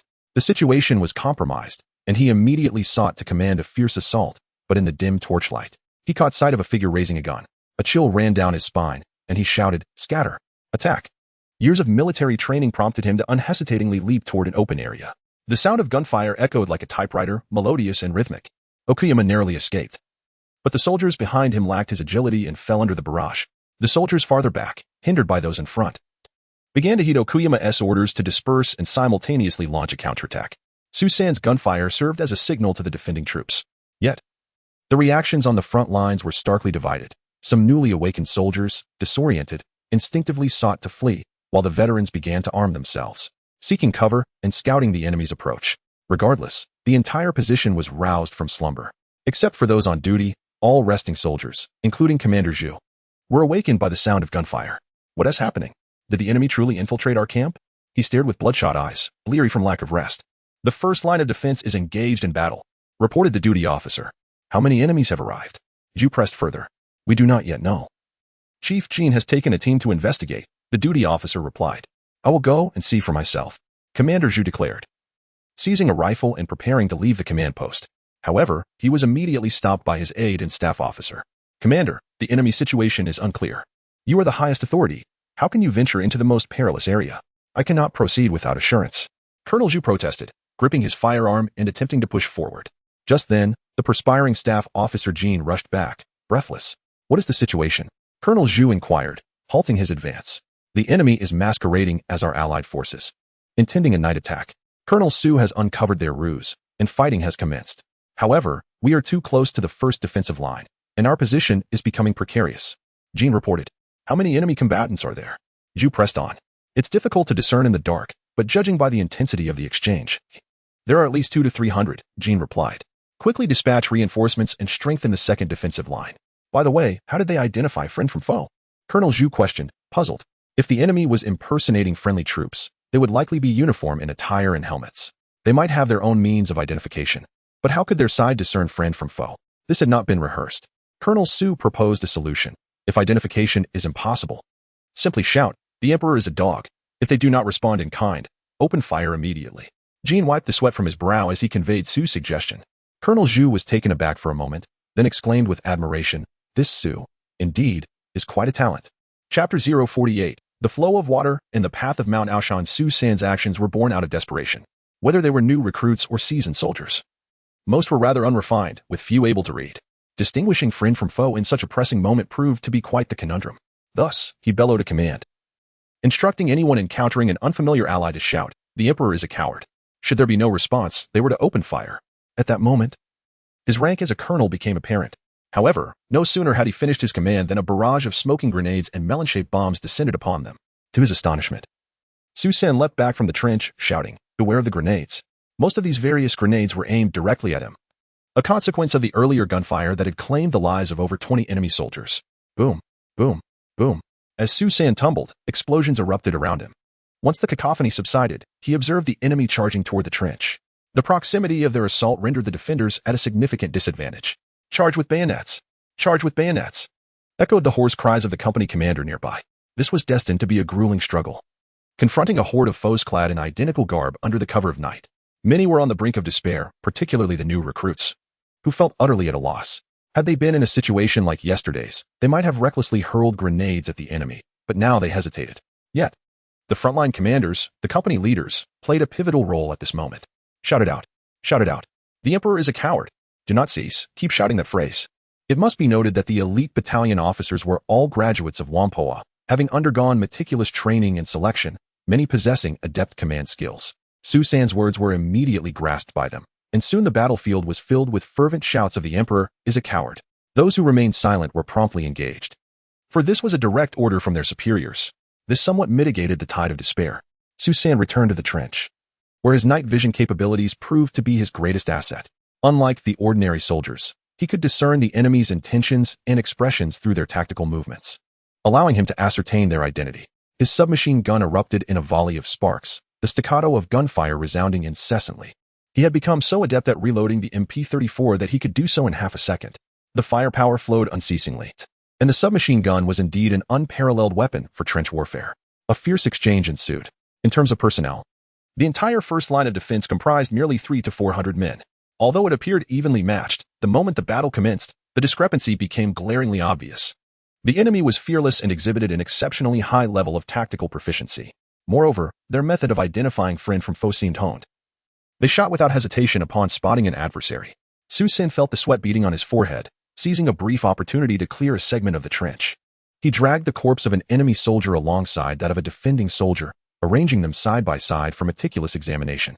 Suddenly, his gaze sharpened, and he discerned a crucial difference. The enemy soldier's left chest nameplate was devoid of any inscription, while a slender white cloth strip was affixed to the pocket on the right side of his chest. These two features were nearly indistinguishable at a glance, yet once known, they became glaringly apparent. After inspecting 2 additional enemy corpses to validate his discovery, he chuckled softly. This cunning adversary was clearly playing a game of find the difference. Armed with this knowledge, Su San swiftly traversed the trench, efficiently dispatching enemies and rescuing several comrades. Hurry to the second defensive line and inform the commanding officer there that the enemy's chest nameplates are blank and that a white cloth strip is present on the right pocket. He commanded a few men to relay the message back. He was confident that under such circumstances, Commander Zhu would prioritize the second line of defense to thwart further enemy infiltration. As close-quarters combat erupted within the trench, the soldiers, armed with long rifles, found it difficult to maneuver effectively. The attacking enemy was well prepared and gradually gaining the upper hand. In this dimly lit environment, the morale of the defenders was severely strained. They could not instantly distinguish friend from foe. A moment's hesitation could result in a deadly thrust from an enemy bayonet. This created an inexplicable sense of betrayal, leaving their nerves frayed to the breaking point. Su San's submachine gun became an anomaly on this battlefield. He moved and fired with the same unhesitating resolve as the enemy, uniquely positioned to engage on equal footing in this nocturnal conflict.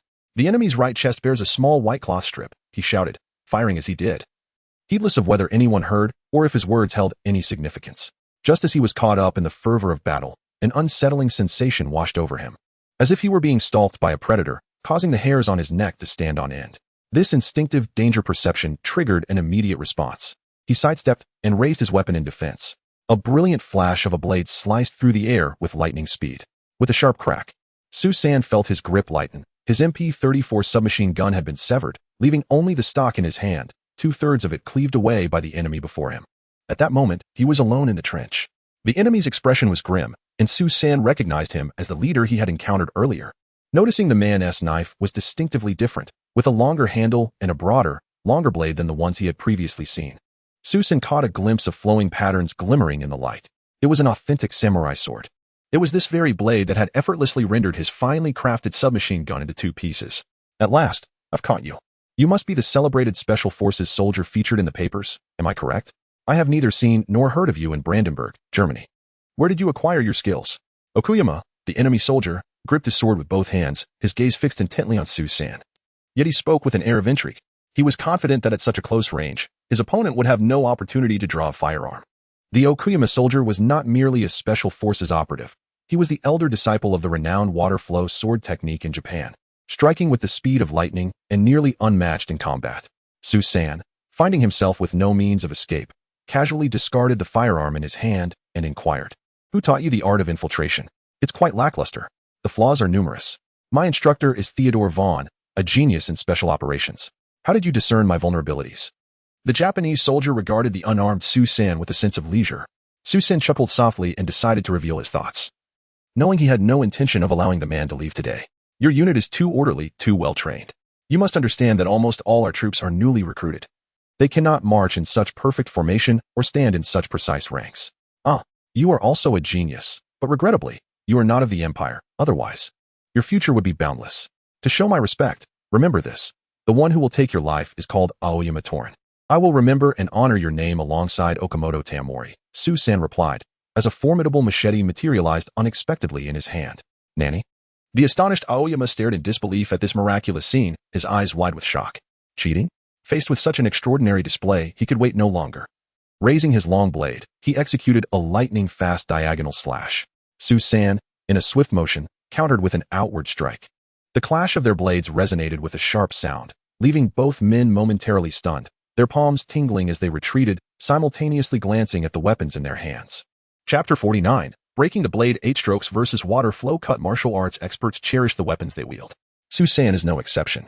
He is astonished not only by the power of this little Japanese boy, but also by the fact that the enhancement from the Breaking Blade 8 Strokes has yet to take effect. However, he cannot underestimate the constitution altered by the system. With several increments to his strength, he feels distinctly capable of lifting 300 pounds without difficulty. Now that he has resorted to some underhanded methods, he finds himself on relatively equal footing with his opponent. It must be said that this young man, Akiyama, possesses exceptional talent. Akiyama Doran is equally taken aback. The reason he has managed to excel despite starting his training in swordsmanship several years later than others is not only due to his innate understanding, but also because of his natural strength. Among the diminutive populace of his homeland, he stands tall and possesses remarkable power. As a child, he was often subjected to speculation, with whispers suggesting that his mother had stolen away with a local man from northeast China to bear him. How else could a man of such a small stature father a son of his height? Fortunately, his parents did not mind the rumors. They were quite proud of having such an exceptional son, as their family's lineage was now elevated. He quickly distinguished himself in the martial arts dojo, earning his master's praise and eventually inheriting the dojo's treasured Muramasa sword. He still remembers his master's words, "Akiyama-kun, you are the greatest talent I have ever encountered. I hope you can elevate the water flow cut to new heights." This Muramasa sword is not widely known, but possesses far greater strength than the famed Muramasa demon blade. It employs ancient Persian low-temperature forging techniques and is crafted from the exceedingly rare Uzi steel, capable of slicing hair. Yet, it weighs an impressive 8 pounds 6 ounces, twice the weight of the Muramasa demon blade, making it a weapon wielded by very few. At last, it has found its true master, and there is hope that it will once again shine with its rightful glory. Akiyama Doran is deeply fond of this sword. Even in battle, he is seldom seen without it, having replaced the standard command blade with it. With the treasured blade in hand, he is usually filled with confidence. However, after the recent clash with his opponent, he noticed something unusual. He did not witness the typical scene of his blade falling to the ground, a detail that raised his anxiety. Thus, he instinctively checked the edge of his sword rather than launching an immediate attack. Fortunately, he found only a barely perceptible serration on the blade. Nonetheless, this indicates that his opponent wields a fine weapon as well. Unbeknownst to him, Su-san's blade bears an even larger flaw. It seems that, at this moment, the industrial steel from Germany cannot compare to the rare treasures forged by ancestral craftsmanship. Nevertheless, the disparity is not significant, and a direct confrontation would pose no issue. "Kill!" They both shouted almost simultaneously, charging towards each other with their blades drawn. Clang, clang, clang. The two swords clashed repeatedly, and the concern for their weapons was overshadowed by the imperative to vanquish their foe. Su-san's Breaking Blade 8 Strokes began to whirl, the power enhancement reaching its peak. In the narrow trench, sparks flew as steel met steel. Akiyama Doran grew increasingly alarmed. How had his opponent's strength suddenly surged? Moreover, the opponent's swordsmanship was both fierce and extraordinary. Seemingly simple moves appeared as if they had been honed through countless trials. He employed the techniques of the water flow saber, namely, the reverse flow cut and the forward flow cut, but was unable to inflict even the slightest wound on his adversary. The opponent executed only a few moves, yet it felt as though he had harmonized with the elements of nature, demonstrating an effortless application of brute force to overcome finesse. Su-san began to succumb to a frenzied state of combat, although he faced only Ao Shan Daolang. The intensity of the battle was no less than when he was surrounded by 50 adversaries wielding bayonets. Through numerous high-pressure applications of the Breaking Edge 8 blades, he experienced an unfamiliar sensation amidst his practiced skill. In the throes of battle, the movements of his opponent's blades seemed to slow, making it increasingly easier for him to detect openings in the opponent's techniques. Ao Shan Daolang, growing increasingly alarmed as the fight progressed, realized Su-san had entered a state of selflessness, his strikes beginning to exhibit an elusive quality akin to the elusive horns of a gazelle. Meanwhile, he found himself increasingly constrained. Suddenly, a thought struck him. Could this Chinese soldier have attained enlightenment? His master had once told him that when one refined their swordsmanship to a certain level, those with profound insight might grasp something akin to a superhuman ability, elevating their blade techniques to a new realm. It was said that ancient Chinese martial experts had reached such heights, a state they referred to as Z. Had this young man before him comprehended the blade's intent?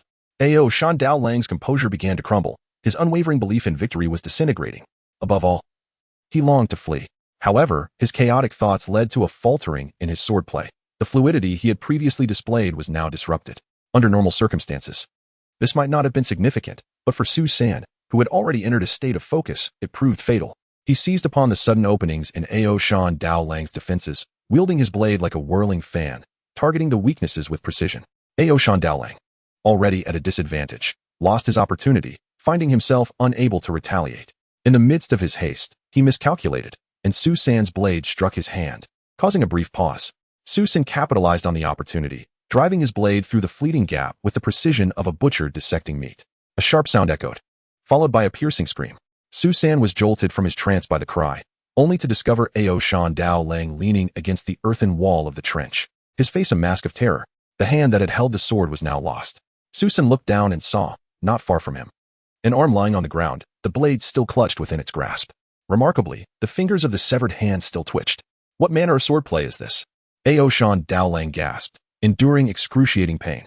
The breaking edge 8 blades, a technique devised specifically for slaying invaders, Su San replied patiently, a gesture of respect towards a fellow warrior. No wonder I felt so outmatched. It was indeed targeted. How did you comprehend the blade's intent? Aoshan Daolang inquired once more. Blade's intent? What is that? Su San responded, bewildered, as his techniques were directly implanted into his muscles by the system. Aoshan Daolang scrutinized him, sensing that this man was not deceiving him. You are truly a fortunate individual, as well as a prodigy of martial arts. The first I have encountered who can grasp the essence of the sword. We're at a time of peace. I would undoubtedly forge a deep friendship with you. Such is the caprice of fate. Aoyama sighed heavily, his gaze dimmed. You have instigated war, and thus must bear the consequences. There shall be no camaraderie between us, only animosity, remarked Su San with a tone of indifference. Aoyama forced a bitter smile and beseeched, I implore you, allow me this one request. I do not wish to be captured. Let me die with dignity beneath your blade, as a warrior. Upon uttering these words, Aoyama struggled to remove his military uniform, kneeling down as he grasped his sword with his left hand, presenting the hilt to Su San. Use it. Su San accepted the weapon, understanding that Aoyama sought him to be his kaishakunin, the one to deliver the final blow. This blade is your reward. I can sense that it surpasses the one you currently wield, and its weight is more befitting of you. Aoyama's words were not born of affection for Su San, but rather a profound respect for this sword, a legacy from his master. He could not bear the thought of it becoming a trophy for another, for that would be an affront to its honor. I promise you, Su San replied solemnly. When a bird approaches its demise, its song becomes mournful. War is merely a struggle between two factions for power, leaving in its wake countless innocents. Since you hold this sword in such high regard, I assure you, I shall not let you down. I will wield it to vanquish many who deserve their fate. Aoyama lowered his head. In a flash, the blade glimmered, and a head fell to the ground.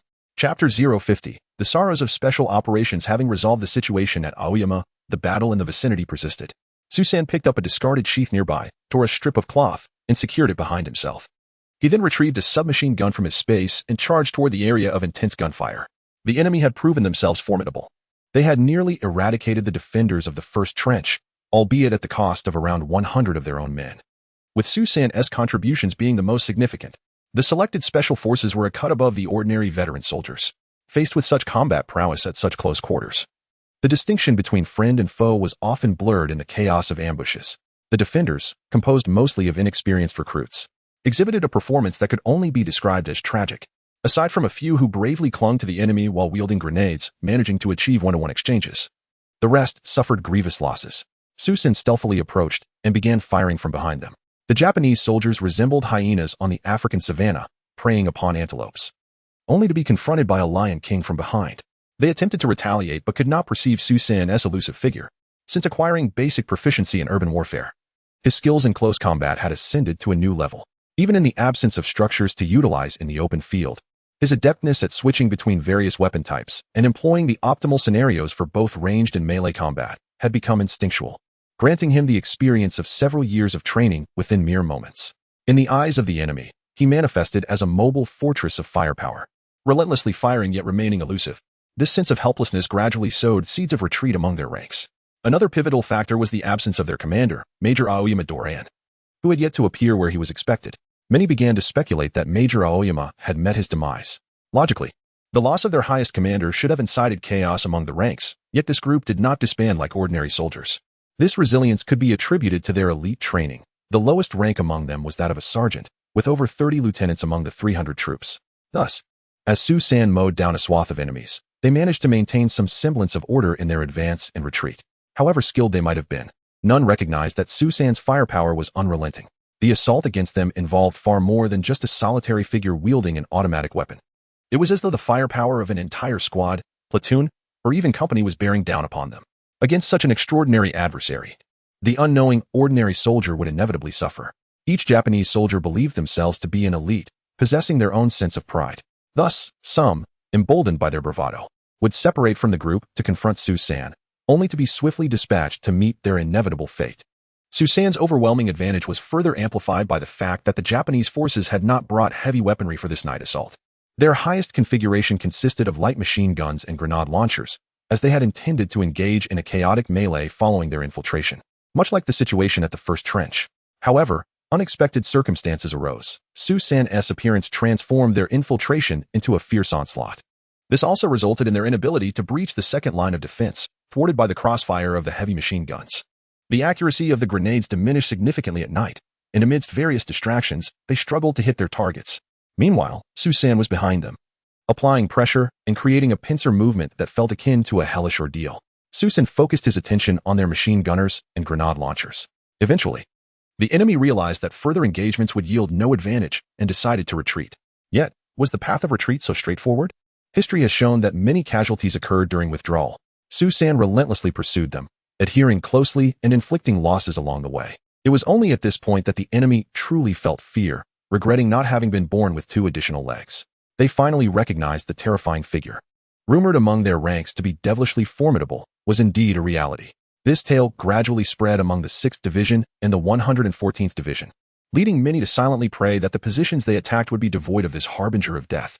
Such legends grew increasingly fervent among the lower ranks, while the higher officials found themselves powerless against it, as they too believed in the tale. Why? In previous battles, the junior officers, particularly those who led from the front, had met their demise, leaving behind only the mournful echoes of their bravery. Even those who had merely ventured forth on a gamble had suffered losses. This was indeed unsettling. It was not that they feared death. The warriors of the empire were not cowards. Rather, it was the realization that with so many fallen, who would fulfill the emperor's grand ambitions of expansion? Now, these commanders operated with great caution, their minds plagued by suspicion. Once, officers dared to charge fearlessly, viewing sacrifice as a rare occurrence, embracing death as a gamble for a chance at a prosperous future. However, the current situation made it clear that advancing meant certain death. Pressing forward was akin to throwing oneself into the jaws of defeat. These men were not so foolish. The enemy's special forces fled for their lives, while Su-san pursued them with relentless fervor. He pressed on until reaching the enemy camp. With audacious skill, Su-san contemplated charging in, when suddenly the sound of mortars erupted. Boom, boom. The explosions instantly formed a barrier, compelling Su-san to instinctively halt and evade. He watched helplessly as the last batch of enemies slipped into the base, ultimately retreating with a sense of relief. In the enemy camp, Gu Shofu surveyed the pitiful sight of 4 or 5 dozen disheartened soldiers, his eyes twitching with anger. "Where is your Captain Ozen?" he inquired darkly. "Sir, we were scattered and have not seen Captain Ozen for some time. He may have perished in glory," replied a leading captain. How could a night raid be so devastating? Why engage in such foolishly aggressive tactics without a chance to retreat? Gu Shofu seethed with rage. We had successfully infiltrated their defenses and were advancing smoothly until we encountered an unforeseen complication. They employed a despicable tactic that provoked our brave warriors, leading to an premature exposure, the captain explained, lowering his gaze. Despicable tactic? You engage in emergency drills daily. What remains intolerable? What methods are employed? Taniguchi's ire intensified further, questioning how one could be provoked during infiltration warfare. Are they akin to a herd of swine? At crucial moments, can one not endure? Their command was, "The emperor is a mere dog." The captain lowered his voice. "Baka, outrageous." Taniguchi's immediate reaction was to berate, followed by a swift slap. The captain stood at attention, shouting high, suppressing any hint of discontent. After the altercation, Taniguchi recognized the brilliance of the garrison's tactic. Surely, few in his ranks could withstand such orders. Dissolve the special forces, return to your original posts. The empire's battles require only straightforward might to prevail. There is no necessity for these cunning stratagems. We simply need artillery bombardment, followed by infantry to resolve any issue. Alas, I should never have sanctioned that nocturnal assault. You are all elite personnel drawn from my army. Yet in this engagement, we have suffered catastrophic losses, an endeavor not worth the cost. Taniguchi lamented, realizing he had been blinded by folly, placing faith in so-called special tactics. My strength alone should suffice. Why engage in technical maneuvers with the enemy? Is that not a case of complicating matters unnecessarily? Chapter 051. Abundant harvest. The setback experienced by the special forces further solidified Gu Shofu's admiration for the Army's doctrine. In warfare, one must act with integrity, particularly during large-scale operations. Deceitful tactics are time-consuming and yield minimal returns. This mindset has emerged from our nation's backwardness. Each time we engage in battle, we possess overwhelming advantages, rendering the need for ingenious strategies unnecessary. In Europe, they often seek victory through unconventional means, as they frequently face equally matched opponents. Conversely, the Japanese simply rely on artillery bombardments followed by infantry assaults. After the infantry advances, the artillery strikes again. What need is there for special operations or intricate maneuvers? If the enemy cannot withstand a direct confrontation, why complicate matters? The difference in casualties is merely a matter of a few more lives lost. Are not the emperor's warriors prepared to pledge their loyalty? Gu Shofu resolved to intensify the upcoming assault to avenge the grievances of the night. At the Yuhua Terrace stronghold, when Su San returned, the first line of defense had already been fully manned. The soldiers were tirelessly clearing the bodies from the battlefield, all clad in identical uniforms. Necessitating identification, Su San felt fatigued and sought a place to rest. Commander Su, our brigade leader requests your presence. A guard from the command post, having spotted him, hurried over. He had been sent by Brigade Commander Zhu to await Su San's arrival. Upon reaching the command post, Brigade Commander Zhu clapped Su San firmly on the shoulder. Colonel Su, we owe you a great debt this time. I never anticipated the enemy would resort to infiltration and night raids to seize our position. Thankfully, the general managed to hold the second line of defense in time, causing the Japanese to falter and thwarting their ambitions. Su San quickly offered his praise. Indeed, it was your men at the first line who delayed the enemy significantly, allowing me to establish our defenses with composure. However, the casualties among the first line were nearly catastrophic. It was truly devastating. Brigade Commander Zhu's initially jubilant expression began to darken. Fortunately, the enemy suffered considerable losses as well. Our brothers have served the nation honorably, dying for a worthy cause. However, my dear Su, your contributions have been substantial. I now understand why you have been promoted in such a short span. At this rate, your rank will soon surpass that of your elder brother. Zhu jested. Not at all. You flatter me, General. I believe I have reached a bottleneck, even with commendations. It is likely to be merely a medal or a notification. Ascending to the rank of general is no simple feat, Su San humbly responded. Yet, he spoke truthfully. Promotions at the lower levels were relatively easier, but advancing further was much more challenging, unless one were posthumously honored, which would be a rightful progression. Your mind is sharp, and you possess a unique understanding of special operations, particularly that command code, which is remarkably targeted. Our military's commands should evolve in this direction to effectively thwart a significant portion of the enemy's night incursions. It appeared that Brigade Commander Zhu had also recognized the unexpected efficacy of such unconventional commands. After exchanging a few more pleasantries with Brigade Commander Zhu, Su San retreated to the reverse slope S artillery shelter to rest.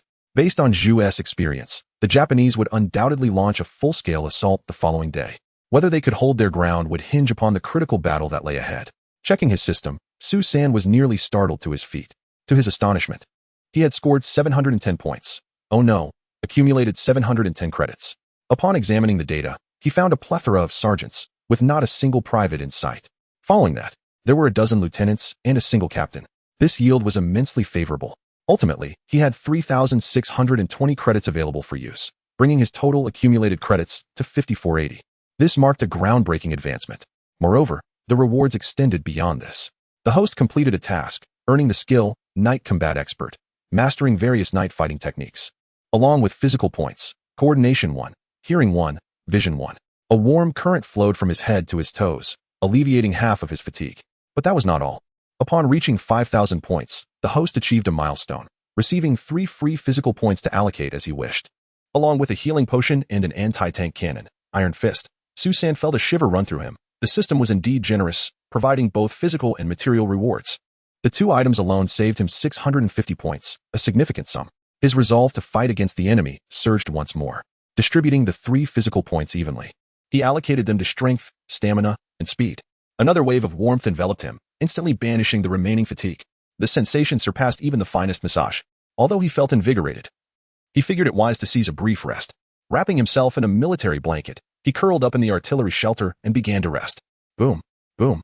Su San was jolted awake from his slumber by the sound of artillery. Glancing outside, he noted the sky was just beginning to brighten. Checking his pocket watch, it read 5 o'clock. Hiss. The enemy was indeed diligent, commencing their assault at such an early hour. After a few measuring rounds, there was a brief pause of several minutes. Seasoned veterans and non-commissioned officers fervently urged the soldiers in the trenches to take cover. They understood that the true test was about to unfold. Su San dared not remain in the somewhat makeshift shelter, although it was designed to deflect blasts. The terrain was too flat, and as artillery fire extended, it could very well reach this spot. Moreover, the dust cascading down from the earthen walls and ceiling from earlier explosions posed a significant threat. He preferred to stay in the nearby shell hole, feeling more secure there. Boom, boom. The bombardment commenced, shaking the very ground. Many soldiers who failed to retreat were hurled into the air. Chaos erupted in the trenches, creating a sense of helplessness. The fear among the new recruits peaked. Some squad leaders struggled to maintain control. In their panic, they discarded their rifles and fled, quickly fracturing into disarray. The squad and platoon leaders sighed in despair, lamenting the loss of precious lives. Each time this occurred, Su-san also felt a profound sense of helplessness. No individual, no matter how extraordinary, could stand against an entire nation, unless one were an American superhero. When the artillery and aircraft arrived, there was little one could do but lament. Su-san took a deep breath, calming his racing heart, and chose to ignore the grim aftermath of the bombardment. This hatred could only be repaid when their soldiers charged forward. Mutual harm, who was not capable of it? The bombardment persisted for 2 hours, the sound of artillery gradually dwindling. The enemy was advancing. Even those unversed in warfare recognized this familiar tactic. Hurry! To the front lines! Commanders at all levels bellowed with hoarse voices. For the enemy commenced their assault while the cannonades still raged. The situation was dire, as the adversaries seemed resolute in their intent to seize the position. Everyone hastily took their places, yet the fortifications lay mostly in ruins, offering scant protection. Dig! Dig!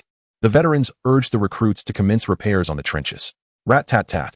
Su-san brandished his MG-42, unconcerned whether anyone noticed the change in his machine gun, as few possessed the expertise to discern it. The enemy was thwarted at a distance of 500 to 600 meters. Well done! A loud cheer erupted from behind.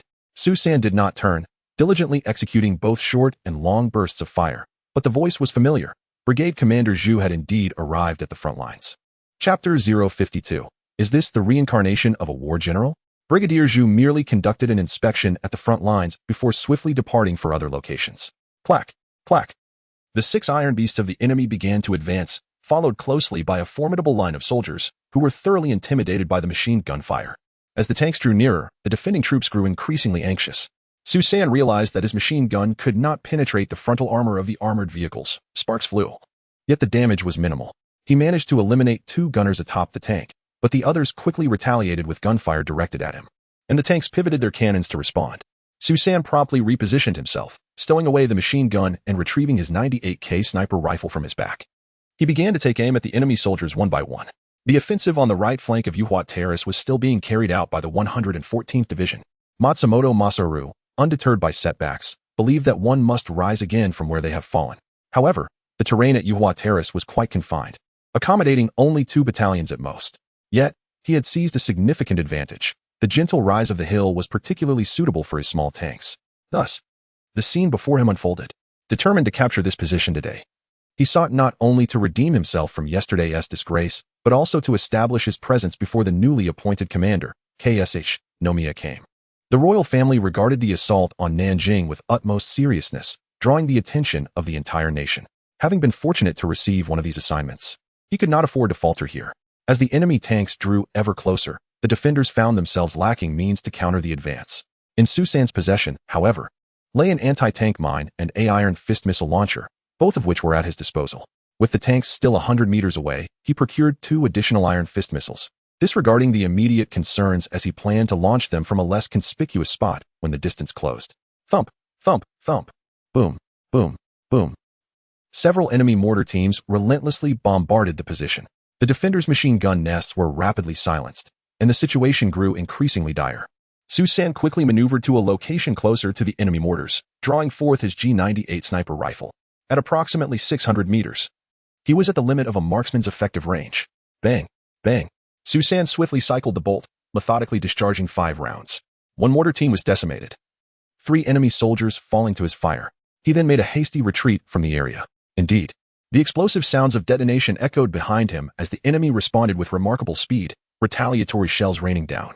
Employing the same tactic, he eliminated yet another mortar team, which caused panic among the remaining groups, prompting a swift withdrawal. The enemy tanks advanced a short distance before firing, finally closing within 50 meters of the first trench.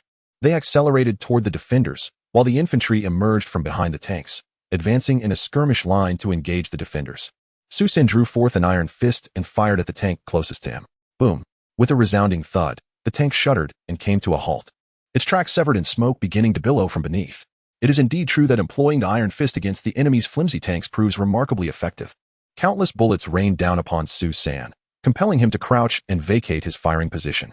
Just as Su San prepared to take aim at a second tank, the clarion call of a charge echoed across the battlefield. The defenders shouted their battle cries, scrambling out of their trenches, heedless of danger, and surged forward.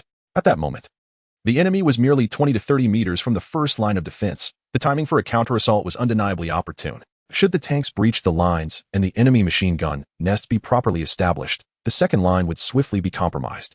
Kill! Su San bellowed, stowing his firearm and drawing forth the formidable katana gifted to him by Aoyama, plunging into the forefront of the fray. With a swift stroke, he cleaved through a soldier aiming to fire upon him, bisecting both man and weapon. Brigade Commander Zhu exhibited commendable tactical acumen. Fully aware that in the face of heavy weaponry deficiencies, engaging in close combat with the enemy was the safest course of action. In such proximity, the enemy's armored behemoths could not wield their full might. With horizontal and vertical slashes, Su San carved a path through the chaos, swiftly mounting a still advancing tank. He retrieved a hand grenade, pulled the pin, and cracked open its top just enough to toss it inside, then pressed down upon it. With a resounding explosion, Su San felt a tremor beneath him as the tank came to a standstill. He leapt down, suddenly grasping a submachine gun in his left hand. Rat-a-tat-tat, he unleashed a relentless barrage upon the enemy. Armed with both blade and firearm, he moved through the ranks of foes with the ferocity of a deity. A thunderous blast erupted nearby, and Su San turned to witness yet another enemy tank rendered immobile, a Defender-S helmet soaring from the wreckage of the previous explosion. Su San understood that brave soldiers had sacrificed their lives, employing cluster grenades to obliterate the tank, perishing alongside it. Boom, boom. The sound of 3 additional detonations echoed, and Su San surveyed the scene. Indeed, the remaining 3 tanks had been destroyed. His breath quickened, his nose tinged with acidity, and his eyes reddened. He realized that the destruction of these tanks had undoubtedly cost the lives of several brave warriors. Kill!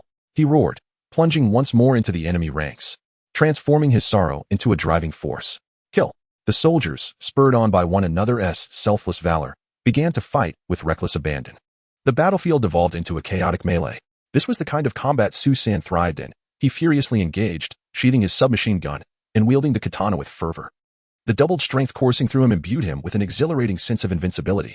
Aoyama's formidable blade was crafted for slaughter, and in Su San's hands, it seemed to take on a life of its own, eager to drink the blood of foes and transcend the mundane. The long blade danced, much like a whirling wheel of fire, as it cleaved down all who dared to raise their weapons against him. Within the enemy ranks, there were no masters of the blade capable of halting Su San's relentless onslaught. Su San appeared to be deranged, yet his features were remarkably perceptive. Every gunshot and blade thrust from the approaching foes was deftly evaded by him, followed by a swift counterattack. He embodied the prowess of a relentless killing machine. He exemplified the truth that, at close quarters, cold weapons prove more effective than firearms for a master of martial arts. Not far away, Colonel Zhu and his aides, armed with revolvers, gazed in astonishment at Su San, whose blade shimmered and danced in the air, momentarily forgetting their own actions. What is this? Is he a reincarnation of an ancient warrior? Or perhaps a hidden prodigy from a renowned martial arts family who has enlisted? Colonel, I perceive his swordplay resembles the breaking-edge 8 blades of the 29th Army. I spent some time there, remarked an aide named Liu. Impossible. If the breaking-edge 8 blades were that formidable, the 29th Army would have marched to Tokyo with their sabers. Colonel Zhu immediately countered. I am not certain, but it merely appears so. However, the blade in his hand seems to have come alive, Liu added once more. Chapter 053. The garrison begins to retreat. Under the relentless counteroffensive of the garrison, the enemy finally began to retreat. There was no other choice. The soft typically fears the hard fears the audacious, and the audacious fears nothing, regardless of how advanced their weaponry may be.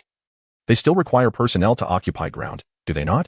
As the enemy retreated, Su San, exhausted from his relentless pursuit, found it increasingly difficult to vanquish the sheer number of adversaries. Remarkably, he had extinguished the enemy's morale. Brigadier Zhu approached and exclaimed in admiration. You truly have a gift for instilling fear in the enemy. After yesterday's bloody melee, you are still standing strong today, albeit not by much. However, he quickly reminded, hurry. The enemy's artillery is about to arrive. It had become almost common knowledge that following a retreat, the enemy would unleash a barrage of artillery. After days of conflict, Su San had learned their tactics well. Following Brigadier Zhu, he dashed toward the artillery shelter, while even the company-level officers urged the surviving soldiers to seek cover urgently. Whoosh. Boom. Before they could reach the command post designed for protection against artillery, the enemy's shells began to rain down upon their position. The group quickened their pace, finally entering the refuge just before the bombardment engulfed them. Gazing at the battlefield, now churned into chaos with dust and the bodies of those who had not managed to escape. Brigadier Zhu pounded his fist against the wall of the trench in frustration. These little devils think they can act with impunity because we lack heavy artillery. Indeed, if they had heavy cannons to counter the enemy, the latter would not be so brazen. At that moment, the aide-de-camp approached. Brigadier, in the recent skirmish, we suffered over half our forces. He continued, after the bombardment. The enemy will likely launch an immediate assault. Should we deploy the reserves? Wait until afternoon, Zhu replied. The day has only just begun. Damn it. If we send them out now, our chances for the rest of the day would be dire. Relay the order that everyone must hold out until afternoon. He sighed. Fully aware of the precarious situation, the enemy could continually replace their ranks, while they only had a mere few thousand men. Once lost, they would be irretrievable, and reinforcements were a distant thought. The defense around Nanjing was a matter of each man for himself. All local commanders understood this was a deadlock, aside from fighting desperately. No one entertained notions of victory. This was not pessimism, but rather an acknowledgement of the overwhelming disparity in strength. Brigadier, the aide called out hesitantly, pausing as if struggling to find the right words. Speak your mind, do not dawdle, Zhu retorted, irritated by his aide's reticence. The communications officer informed them that the general headquarters had issued a retreat order to the forces within the city. They had already begun to cross the river. The aide lowered his voice slightly. Brigadier Zhu did not respond immediately, instead staring out at the bombarded landscape in silence for a while. I have not received any orders to retreat. You and I are soldiers, and our duty is to obey commands. As long as we have not been ordered to withdraw, we must remain like nails embedded here, blocking the enemy's advance until the last man stands. As he spoke, his gaze was resolute, and his demeanor serious. He added, furthermore, anyone who retreats without my command will be treated as a deserter and dealt with accordingly. Understood. The aide snapped to attention, saluting before turning to relay the command. Susan was not far away. His keen hearing allowed him to catch every word of their conversation. The adjutant indicated that the defending troops of Nanjing had begun their retreat, not just the civilians. It appeared that the bald-headed man had already conveyed the order to retreat to Commander Tang. This performance was staged for the people of the nation, as the defense of the capital was nearing its conclusion. From a purely military standpoint, the Nanjing defense should not have been fought. The young Zhuge Liang of the esteemed faction vehemently opposed it. He advocated for the existing forces to withdraw to more advantageous terrain to gain a more favorable time, utilizing depth to weaken the Japanese army's naval and aerial superiority. This was entirely in line with the principles of prolonged warfare. At that time, the majority of generals held this view, yet the bald-headed man's motivations were not aligned with such reasoning. The strategic significance of the capital could not be entirely measured by battle losses. Its political implications were beyond the comprehension of those generals solely versed in combat. This grand spectacle was meant to demonstrate to the people of the nation that he, Jiang, was willing to resist the Japanese at all costs. Thus, when the tactically mediocre Commander Tang stepped forward, the bald-headed man decisively appointed him to take command of the situation. However, the intensity of the Japanese assault exceeded that of the Shanghai Suzhou campaign, while the resolve of the defending troops paled in comparison to that during the earlier conflict. As fortunes shifted, the Japanese forces relentlessly pressed toward the gates of Nanjing. Although the defenders could not withstand the onslaught, the majority of troops did not disappoint the nation. They inflicted substantial damage upon the enemy on various battlefields with their very flesh and blood, causing significant losses to the eager Japanese, particularly on the southern front, where they achieved a remarkably impressive casualty rate. As this drama unfolded, it had essentially reached its goal, prompting the bald-headed man to grow concerned for his own forces, wishing to withdraw the remaining viable troops. However, such ambiguous actions left Commander Tang, who had previously sworn to share the fate of Nanjing, in a precarious position.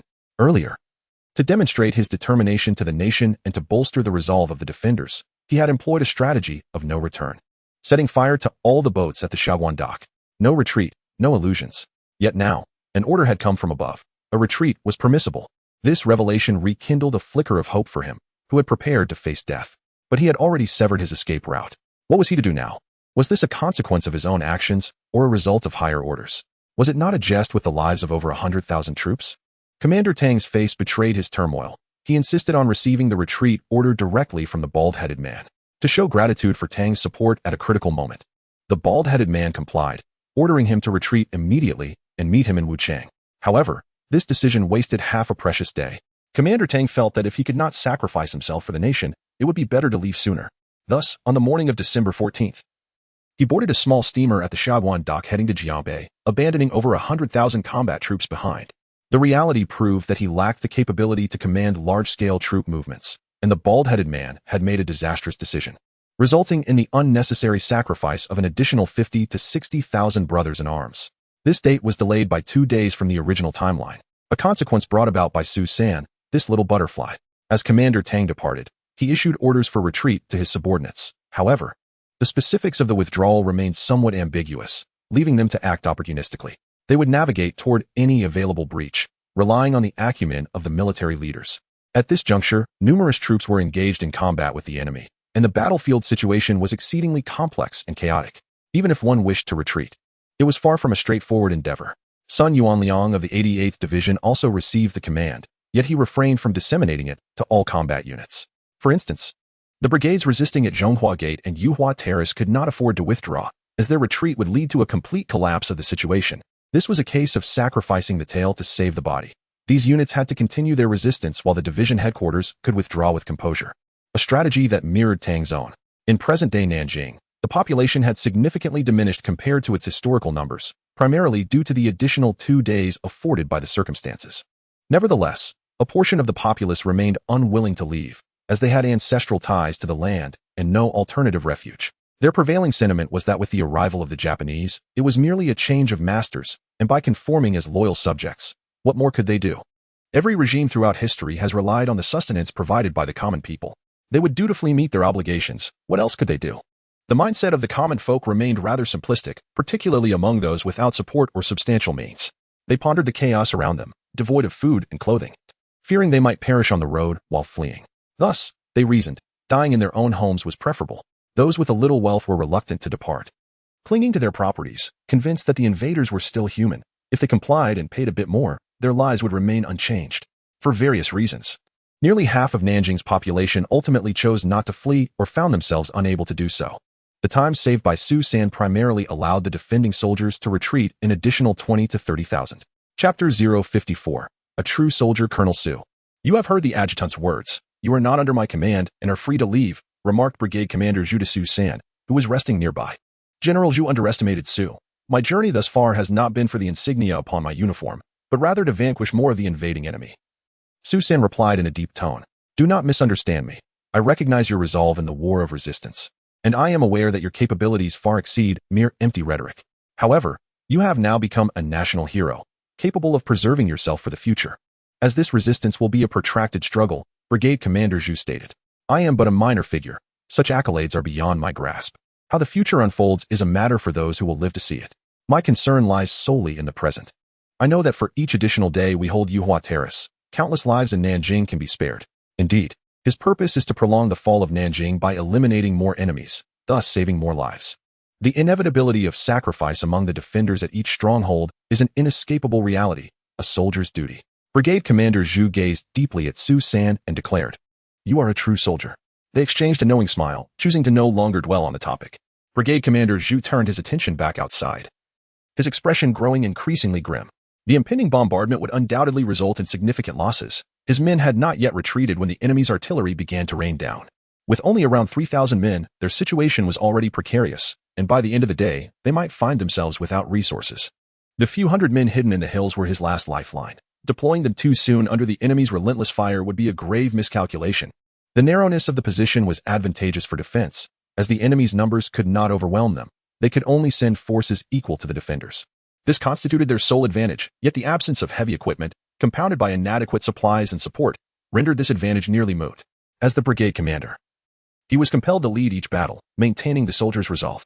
At that moment, the adjutant handed Su San some rations, noting that the enemy had commenced their assault early, leaving them without breakfast. After about an hour, the enemy's artillery fire began to wane. Su San seized his weapon and dashed outside. Commander Su, the enemy's shelling has not ceased. It is perilous, shouted a staff officer. It is more dangerous to remain idle, Su San retorted, not pausing for a moment as he sprinted towards the front lines. The staff officer attempted to call out again, but was silenced by Brigade Commander Zhu. He is a born soldier. There is no need for concern, he remarked, watching Su San's retreating figure. Su San swiftly reached the front. Witnessing the harrowing aftermath of his comrades caught in the bombardment, this artillery strike had been devastating. In the distance, the enemy began to advance towards their position in a skirmish line. Su San extracted his entrenching tool and began to clear the debris from the collapsed tunnels. The trenches had been nearly obliterated, making it arduous to take cover, leaving them at a distinct disadvantage against the foe. With determination, Su San wielded the entrenching tool as if it were a whirlwind, sending clouds of sand and earth flying in all directions. The surviving comrades, along with those who joined later, were anxiously engaged in their tasks, some without shovels, resorting to using their hands instead. The first trench was a matter of seconds, as the enemy was rapidly approaching. Captain Zhang, I will go forward to create some disruption. You all continue, Su San declared, sensing that the situation was untenable. He quickly informed his company commander and dashed down the hill. Upon reaching a distance of 150 meters, he retrieved his G98 sniper rifle, took a prone position, and began targeting the enemy's advance guard. The crack of the gunshot felled one of the enemy's soldiers, instantly alerting the others, causing their formation to falter. At this moment, the enemy was still over 500 meters away from Su San, and the muzzle flash during daylight was not conspicuous. Many of the enemy, preoccupied with their advance, remained unaware of Su San's concealed position. However, one individual had noted Su San's solitary approach. Only one man, do not halt. Quicken your pace, for the time to serve the emperor has arrived. A lieutenant bellowed, drawing his command sword. The troops pressed forward once more. Bang! Another enemy soldier collapsed. Kill him. The leading lieutenant, now incensed, urged his men onward. Bang! Another shot rang out, and the lieutenant, propelled by momentum, fell to the ground, stirring up a cloud of dust. Yet, at this moment, the enemy's morale surged. They disregarded the casualties around them and charged ahead. Suddenly, a chainsaw-like sound pierced the air, and the enemy, at a distance of around 400 meters, seemed to strike an invisible wall. As rows of them fell, the enemy finally recognized the peril, dropping to the ground to return fire, no longer attempting to advance. Su San swiftly rolled on the ground, diving into a deep crater created by artillery fire. This was the outcome he desired. Once the enemy engaged in shooting, they would be unable to advance. He replaced the rifle barrel and switched the machine gun's magazine for a 75-round drum, commencing a series of short and long bursts. In the distance, Matsumoto Masaru, observing through binoculars, was infuriated, his beard quivering in indignation. What a disgraceful battle this is, being thwarted by a single machine gun against a charge of over 1,000 men. Thankfully, their tactical acumen was high. Several mortar teams promptly began setting up their weapons. Su San observed from afar, but could not afford the luxury of pinpointing them due to the distance.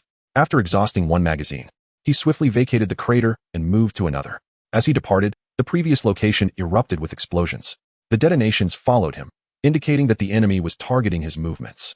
Sighing inwardly, he realized that a successful ambush was no longer feasible. It was better to return to the trench and join his comrades. Nevertheless, his nearly 20 minutes of resistance had granted the defenders crucial time to repair the trench. As he clumsily vaulted into the trench, he was met with admiring glances from those around him. The trench was still being expanded, but it was now barely functional. The soil at the forefront was excessively loose, leaving Su San with no choice but to abandon the repair of the trenches. Instead, he sought a more advantageous shooting position and resumed his task of eliminating the enemy with his sniper rifle. The Japanese forces, in their latest charge, were repeatedly disrupted. Their fervor significantly diminished compared to their earlier advance. A palpable sense of trepidation enveloped them, as they faced a formidable adversary, a devil, as whispered among their ranks, positioned across the battlefield. This merciless killer was not only an exceptional marksman, but also a fearsome warrior in close combat. The Japanese, a nation that reveres strength, found themselves devoid of hatred in the presence of someone they could not conquer. Instead, their thoughts turned to evasion. Consequently, many slowed their advance, their furtive glances scanning the surroundings in search of this elusive demon, eager to avoid detection. Chapter 055. Iron Will. The enemy finally approached within 100 meters, and the sound of gunfire erupted from the defenders. The Japanese forces launched an assault, their mortars and grenade launchers incessantly firing. The defenders had only a meager 4 mortars at their disposal, a mere drop in the bucket. Commander Han Xianyuan personally took to the front lines to direct the battle, repeatedly shouting for grenades. The enemy had closed in to around 30 meters, and Su San's MG-42 roared to life, mowing down the advancing foes like wheat before the scythe. He shifted positions with each ammunition belt fired, aware of the enemy's precise marksmanship as comrades fell around him, struck by bullets. Su San could not afford to dwell on them. The relentless assault of the enemy demanded his full attention. If the gunfire ceased for a moment, they would storm through the breach. At that moment, several concealed bunkers began to play a significant role, their heavy machine guns roaring defiantly. They remained unperturbed by the enemy's mortars and grenade launchers. After enduring for half an hour, the enemy began to retreat, the machine guns continuing their relentless fire, claiming another wave of adversaries. However, at this juncture, the commanders above the company level were acutely aware that enemy artillery was imminent. Everyone, take cover! Take cover! Commander Han's voice was hoarse from shouting. Suddenly, the artillery arrived with a deafening roar, shaking the very ground beneath them. This was heavy artillery, Su San sprinted for safety. When such heavy shells landed nearby, escape from the shockwave was nearly impossible, capable of propelling a person several yards away. He sought refuge behind a bunker, relying on the reinforced concrete for protection. The bombardment lasted for half an hour, the explosive sounds ringing in his ears, completely ravaging the position. The trenches they had previously dug were rendered useless, the earth blasted high into the air, and makeshift machine gun emplacements and command posts reduced to piles of rubble. The acrid scents of charred earth, gunpowder, and even the smell of roasted meat filled the air, overwhelming the senses. Without an iron will, the army would have crumbled under such one-sided firepower. As the artillery fell silent, the fortunate survivors rushed back into the trenches to clear the debris. Regardless of whether they were fresh recruits or seasoned veterans, fear had dissipated. It was merely a matter of dying sooner or later. With the enemy at their doorstep, the only solution was to fight back fiercely. As long as they could take down one enemy, it would not be in vain. In the distance, the Japanese forces began to regroup, signaling the impending assault. After enduring several skirmishes, the transformation among the new recruits was remarkable. They had begun to mature. With their fears alleviated, their aim had improved significantly. Now, as they cleared the battlefield, they paid no heed to the enemy's location. They were no longer like the previous day, when they would sporadically glance towards the enemy with panic in their eyes. Now, they could focus entirely on the tasks at hand. The battlefield truly served as the finest training ground, albeit with a cost that was hard to bear. As the enemy approached slowly, Su San refrained from initiating any further provocations. Human endurance had its limits. In this unceasing combat, he chose to conserve his energy for the critical task of eliminating the enemy. Just now, Commander Han specifically sought out Colonel Su, urging him to refrain from using machine guns for suppression. You have the advantage of range and accuracy. Focus on eliminating the key figures among the enemy. These key figures refer to the enemy's frontline commanders, machine gunners, mortarmen, grenade launcher operators, and a few standard bearers and vanguards. Commander Han possesses a keen strategic insight, recognizing that the eradication of these targets holds far greater significance in the context of warfare than merely engaging ordinary soldiers, regardless of the type of unit. Whether they're the backbone or these lower-ranking officers and skilled military personnel, these individuals form the structural integrity of the force. If the skeleton crumbles, no amount of flesh can sustain it. Su nodded in agreement, acknowledging that previous actions were merely reactive measures due to the overwhelming number of enemy forces and insufficient firepower, which had compelled them to charge. The defending troops awaited the enemy's advance in silence, only to first encounter a swarm of aircraft. The incessant buzzing of propeller engines heralded the arrival of a dark mass of planes soaring over the enemy's heads and into the vicinity of their position. With a whoosh and then a boom, the planes began to rain down their payloads, prompting the defenders to scramble for cover, though there was nowhere to hide. Survival became a matter of sheer luck. Explosions erupted across the battlefield as the enemy began to deploy incendiary bombs. Cries of anguish filled the air as several defenders were consumed by flames. Su's heart ached at the sight, yet he felt utterly powerless. Fortunately, the enemy's use of incendiary bombs was limited. They only dropped a few before ceasing. However, this onslaught nearly decimated an entire platoon. Had the area not been ravaged by earlier shelling that obliterated much of the vegetation and trees, the incendiary bombs would have likely claimed even more lives. This time, the enemy pilots seemed wiser, opting to conduct their bombardments from a safe altitude, refraining from descending to engage in closer combat. This decision deprived Su of an opportunity to take down enemy aircraft. Unbeknownst to him, the Japanese aircraft were exercising caution precisely because they had lost 3 planes to his earlier fire. With the aerial support, the enemy infantry swiftly approached the defenders' positions without fear. To prevent the defenders from exploiting the opportunity for close-quarters combat, the enemy had learned from experience. Both light and heavy machine guns were set up, unleashing a barrage upon the defenders' positions. The defenders faced the dual threat of enemy aircraft above and machine guns below. Straining under the pressure, the glaring shortage of personnel became painfully evident. They lacked both soldiers and weaponry, relying solely on their unwavering resolve.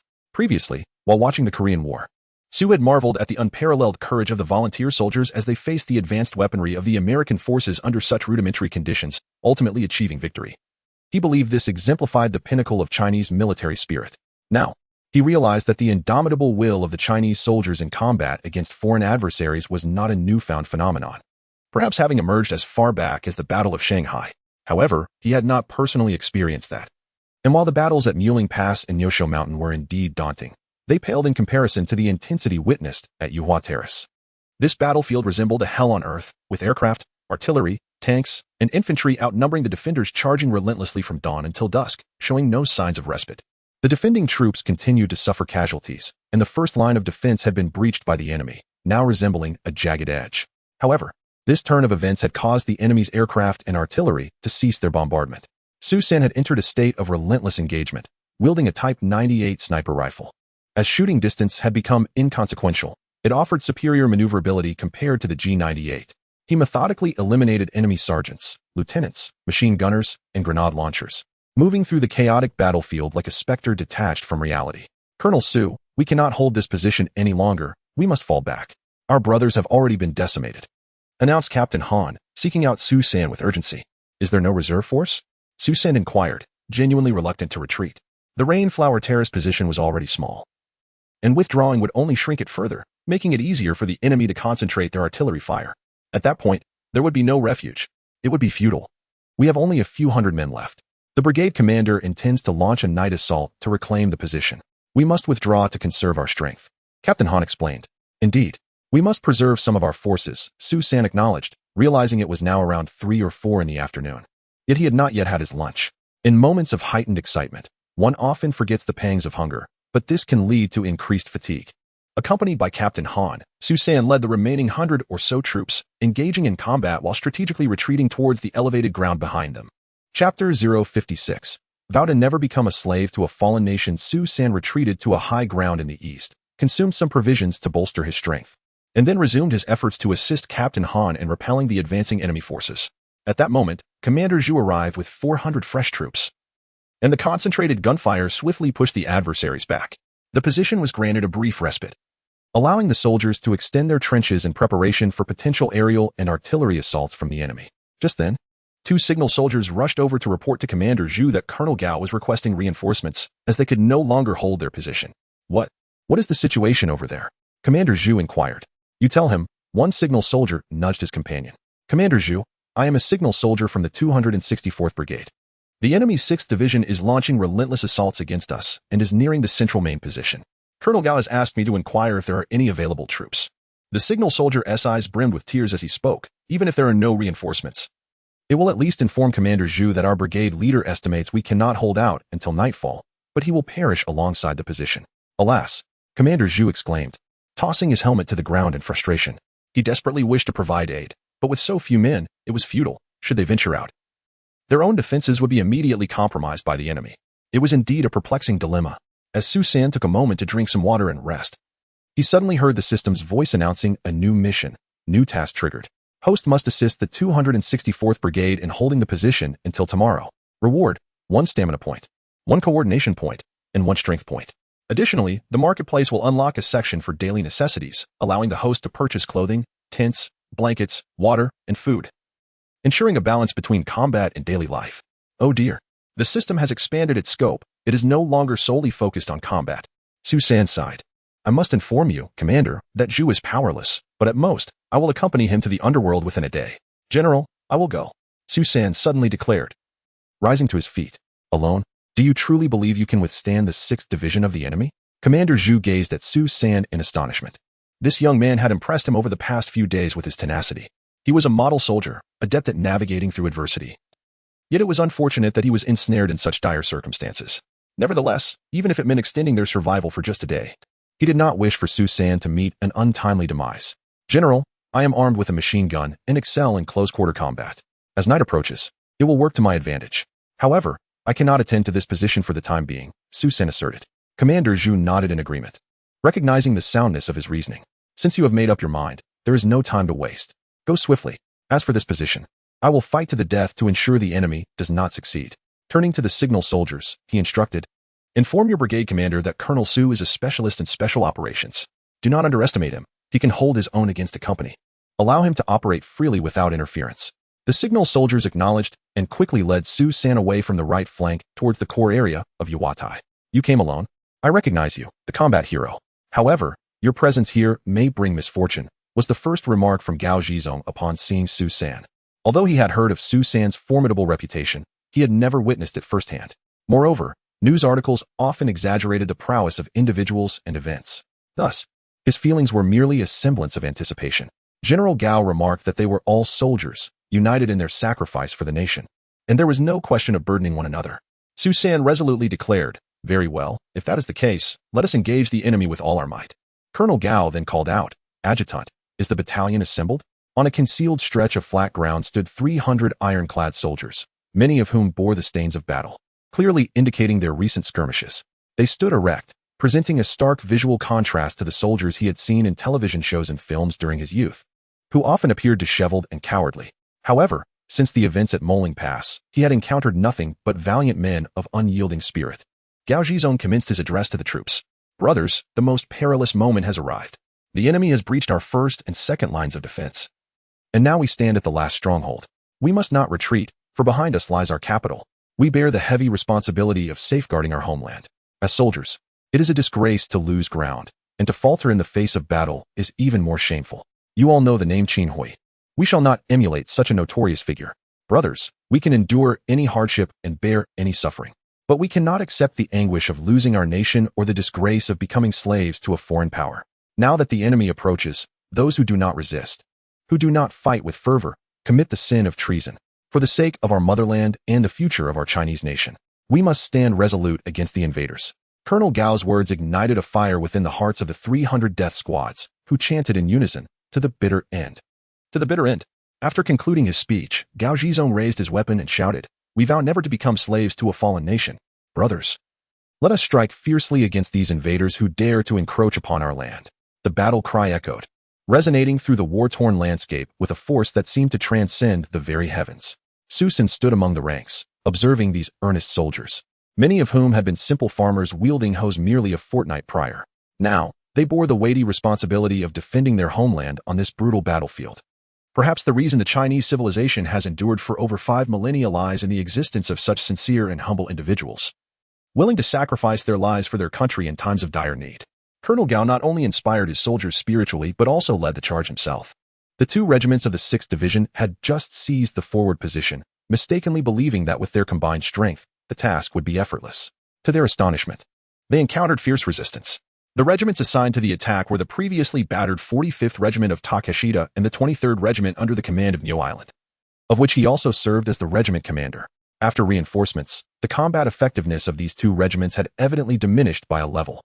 Although the new recruits displayed a fearless spirit, their tactical acumen could not match that of their seasoned counterparts in such a short time. While they were fortifying their positions and preparing to allocate troops for further offensives, a thunderous roar emerged from the opposing side. The defending troops surged forth like ferocious tigers descending from the mountains, brandishing bayonets as they charged. The junior officer hastily instructed the machine gunners to commence firing. The sound of gunfire erupted. The defenders, fueled by a spirit of martyrdom, engaged fiercely with the Japanese forces.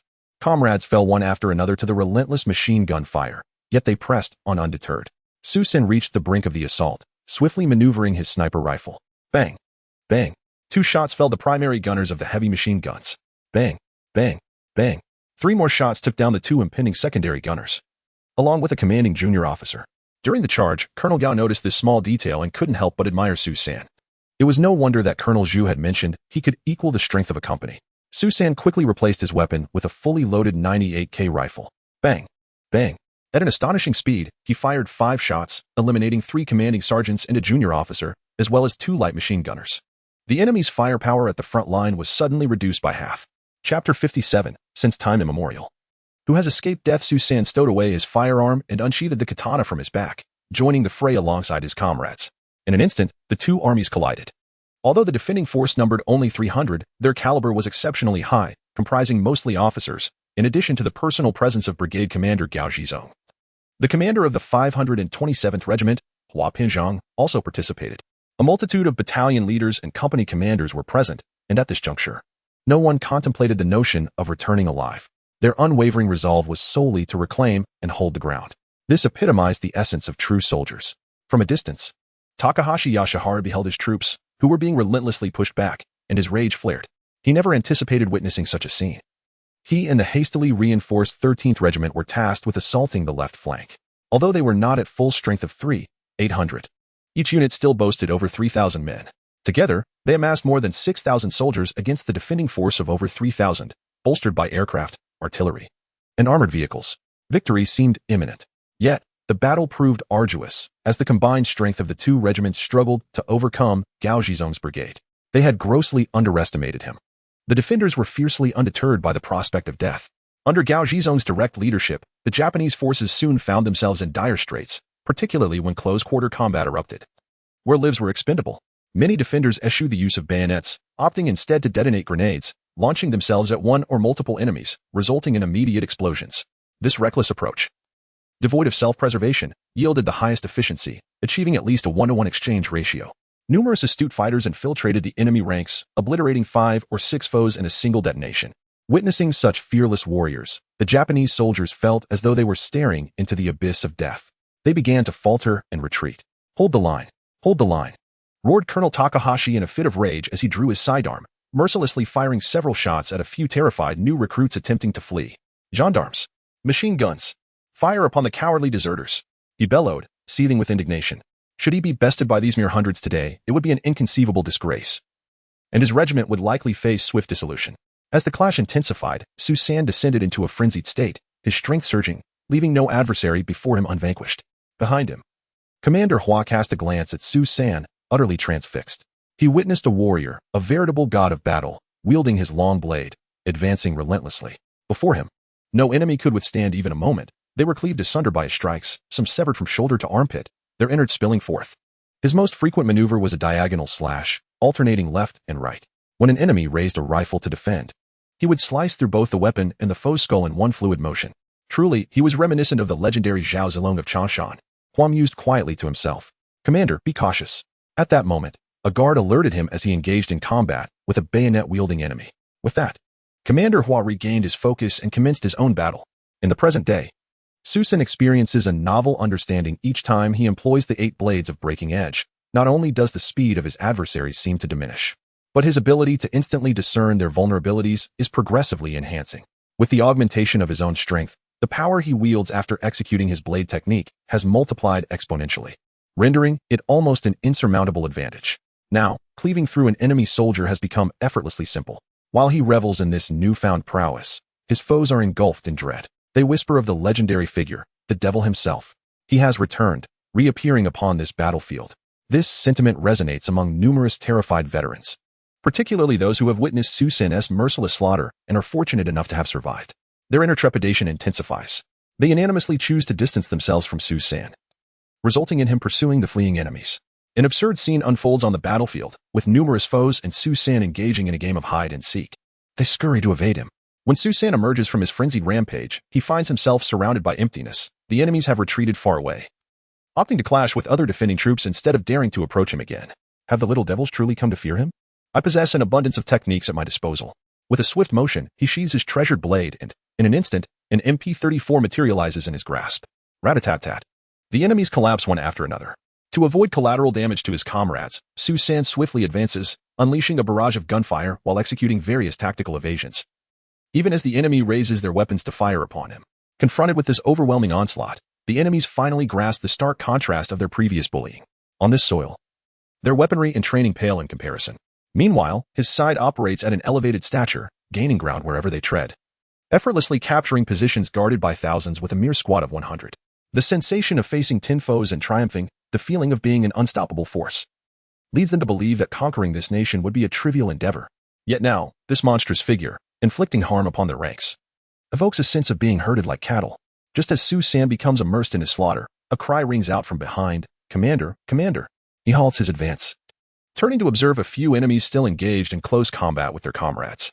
Meanwhile, Commander Hua lies on the ground, a soldier attempting to render him aid. The earlier shout had been his. Rat-a-tat-tat. Su San rushes over, dispatching several foes. What has happened to the commander? Su San inquires, now drenched in blood. A heavy metallic scent permeating the air. However, amidst the pervasive aura of impending death, no one pays heed to such trivialities. The commander has been wounded by an enemy bayonet, the soldier replies, his voice choked with sorrow. Su San comprehends that a bayonet wound, leading to collapse, signifies a grave injury, and under the current circumstances, survival is nearly impossible. Do not worry about me. Continue the fight. Who among us has not faced death in life? As soldiers, to die valiantly on the battlefield is to have met one's fate. Commander Hua gasps, speaking in fragmented breaths. Su San observes the large bloodstains on both the front and back of Hua's torso, vital areas indeed, and recalls the healing potions stored within his spatial domain. Yet this device is only for personal use. A sudden wave of resentment surged within him towards the system. Why can it not be shared with others? I accept the steep price. If necessary, I shall eliminate more foes to earn you points. Now, he stands helplessly witnessing the heroes he admires fall before him. What an excruciating torment this is. Where are the medics? Are there any? Susan shouted loudly. The suicide squad is without medics. Everyone has come prepared not to return, was the feeble explanation from Commander Hua. Then I shall escort you back. Susan felt somewhat at a loss. He wished to tear his clothing to bandage Commander Hua, but discovered that he was drenched, his body sticky with blood. Hastily, he crawled to the side of a fallen enemy, lifted the uniform, and extracted the shirt beneath. Colonel Su, do not trouble yourself. Let me lie in peace. Raise my head high, for I wish to witness your triumph over the enemy. Hurry, it is imperative to assist the brigade commander. Commander Hua's limbs had grown immobile. His voice had become a mere whisper, almost inaudible amidst the cacophony of battle. Yet Su San, with keen hearing, discerned his words clearly. Understanding that he was powerless to alter the course of fate, he propped Commander Hua's head against a splintered piece of wood, enabling him to gaze forward. Take good care of your commander. He must be retrieved later. Su San commanded, roaring a battle cry of kill, before charging once more into the fray against the enemy. Chapter 58. The demise of Takahashi Yasharu. The enemy retreated from a defensive line. The impact of 300 men was beyond even Colonel Gao's expectations. He had originally intended to fight to the last breath, to die on this battleground, matching the enemy blow for blow. The stark disparity in strength left him with a profound sense of helplessness. Yet, the soldier's duty and the sentiment for one's homeland prevented any thoughts of retreat. It would be a death wrapped in horsehide, perishing on the battlefield. In those final moments, he could not allow the enemy to claim victory so easily. He must ensure they were stained with blood. However, the arrival of Su San brought about a subtle shift in the situation. His firepower was indeed equivalent to that of an entire platoon. Though he wondered where this young man had acquired that submachine gun, it was of little consequence. He was eliminating the enemy. At this moment, Su San was filled with a sense of tragic heroism. Aware that Commander Hua was watching him and that he could not afford to disappoint him, drawing his submachine gun, he charged forward. Knowing that the ranks of his death squad dwindled, and they were on the verge of being overwhelmed by the enemy's tide. In his frantic moment, he suddenly spotted a high-ranking enemy commander in the distance, waving his command saber and shouting orders. Damn it, time for a bold move, otherwise these enemies would truly be endless. Resolute, he quickened his pace, disregarding the surrounding foes, and charged ahead. He stowed his submachine gun, now wielding 2 grenades. Next, he hurled the grenades like mortars, sending them flying in every direction. In a single breath, he launched 50 to 60 grenades, the ensuing dust concealing his advance. Pressing forward until he was within 400 meters of the enemy commander, he retrieved his 98K sniper rifle. Kneeling on one leg, as the dust settled, he took aim and, with a crack, fired a shot that struck the commander squarely in the chest. Simultaneously, the sound of bullets entering flesh echoed 3 times. The force of the impact sent Su San reeling backward. He had been hit 3 times, in the shoulder and right chest. He was propelled over a meter away, coughing violently. Excruciating pain enveloped him. Each breath brought a fierce tearing sensation to his chest. Was this the end? The scent of death lingered in the air. System, administer medication. Su San commanded within his mind, and a warm current flowed through his body, alleviating some of the pain, though it still persisted. The system's cold voice responded. Host critically injured. 2 vials of medicine required. Damn, I almost forgot. He hurriedly purchased another vial, spending 500 points. Indeed, it was a miraculous remedy. Pain vanished upon consumption. In an instant, his wounds began to heal as if the bullets had never struck him. A few enemies attempted to approach, but Su San swiftly brandished his submachine gun. As he unleashed a barrage, the enemy fell in droves. System, purchased 2 more vials. He mentally commanded, and as the submachine gun vanished from his grasp, an MG-42 materialized, its tripod set and ammunition belt in hand. The sound roared like a chainsaw, and the enemies fell like timber. The area swiftly cleared of foes. After finishing the task, Su San disregarded the searing heat of the gun barrel and swiftly replaced it with another. He retrieved a belt of ammunition, slapping it onto the feed and pressing it down. The sound of buzzing filled the air. With a protective charm in hand, he was now fearless. As long as he wasn't shot in the head, he had no fear of death. No longer concerned about concealment, he unleashed a barrage. The area of devastation widened, and Su San's shooting range extended accordingly. Upon depleting the 3rd belt of ammunition, the enemy retreated like a receding tide. Su San stowed away the tripod but kept the machine gun, for he could not afford to be too conspicuous. A sharp pain shot through his palm as it rested against the weapon. It was not the heat of the barrel but rather the blisters that had formed on his hand, a consequence of his earlier neglect. Now that the enemy was in retreat, he emerged from his tense state. Colonel Gao limped toward him, having sustained a stab wound to his thigh, hastily bound with cloth. Colonel Su, we must leave quickly. The enemy artillery is on its way, he shouted. Su San gritted his teeth against the pain and hoisted the machine gun onto his shoulder. Colonel Gao noticed that he now wielded a machine gun. although it seemed he had been using a submachine gun moments ago. Had he seized it from the enemy? Did he discard it due to a lack of ammunition? Colonel Gao refrained from voicing his suspicions. Ultimately, it mattered little, given Su San's impressive efficiency in dispatching the enemy. General Gao, we must hurry to rescue Commander Hua. He is gravely injured. Su San quickly relayed the situation. He has gone. We must leave at once. Colonel Gao murmured, his eyes glistening with unshed tears. A group hastily retreated. Strangely, however, the enemy's artillery did not arrive as anticipated. Su San was unaware that the Takeshita Brigade was in disarray. They had no mind for bombardment, for their commanding officer, Takeshita, had been felled by a single shot from the defending troops. When Deputy Brigade Commander Musashi stood before the aged General Gushofu, he received a resounding slap across the face. Baka! Baka! The humiliation reddened his cheeks. Yet he dared not express any discontent, only bowing his head and murmuring, "Hi! How could they strike your brigade commander from such a distance? How is that possible?" Gushofu bellowed in rage. There was a soldier from China. He possessed automatic weaponry and displayed remarkable bravery, charging forward. He created chaos with grenades, rendering him untraceable on the battlefield. Ultimately, he seized the opportunity and shot the brigade commander from over 400 meters away. Musashi briefly recounted the situation. "Nanny, with so many of you, could none of you shoot at him? Are the Empire's warriors mere decorations? Have you all forgotten your marksmanship?" Gushofu exclaimed, incredulous. "Your Excellency, we did shoot, and some witnessed him being knocked backward by the impact. However, he quickly rose, wielding a formidable machine gun, and unleashed fire upon us. Our brave soldiers suffered heavy casualties, and I was compelled to order a retreat," Musashi continued to explain. "Baka, is it merely a machine gun? Even if it is their Maxim heavy machine gun, how formidable can it truly be? Moreover, if it is just one individual, he can only wield the most commonly equipped Czech light machine gun, which can only accommodate a 20-round magazine. How could that possibly suffice to halt a charge of several hundred men?" Gushofu felt insulted by Musashi's apparent disregard for his intelligence. Unable to contain himself, he delivered a sharp slap to Musashi's face. "Your Excellency, his machine gun is indeed exceptional, with an astonishing rate of fire. It is certainly not of the Czech variety. I stake my life on it." Musashi felt a deep sense of grievance, as his earnest words failed to earn the trust of his superior. What? They possess new weaponry? Could it be something the Germans have brought for trial? Gushofu now found himself in a quandary. Ordinarily, his subordinates would not dare to speak so recklessly, especially since the battlefield was vast and many had witnessed the events. He would inevitably seek verification. Nevertheless, this matter required reporting. As a powerful machine gun represents a strategic asset for the army, if it were true, it would be a matter of utmost importance. Ignorance on other fronts could lead to significant losses. Adjutant, report the enemy's possession of a new type of machine gun to headquarters, and request that they dispatch special operations to clarify the situation, Gushofu commanded his adjutant. He then turned to Musashi, saying, "You are now to temporarily assume command of the 45th Regiment. Return at once and organize an assault. I shall order artillery bombardment immediately. Your Excellency, I request tactical guidance." Musashi refrained from departing immediately, and rather than reveling in his promotion, he bowed once more to Gushofu to make his request. "What? Has the regiment leader perished, leaving you all bereft of courage? How could a warrior of the Empire be of your ilk? I ought to have you executed." Gushofu thundered in anger.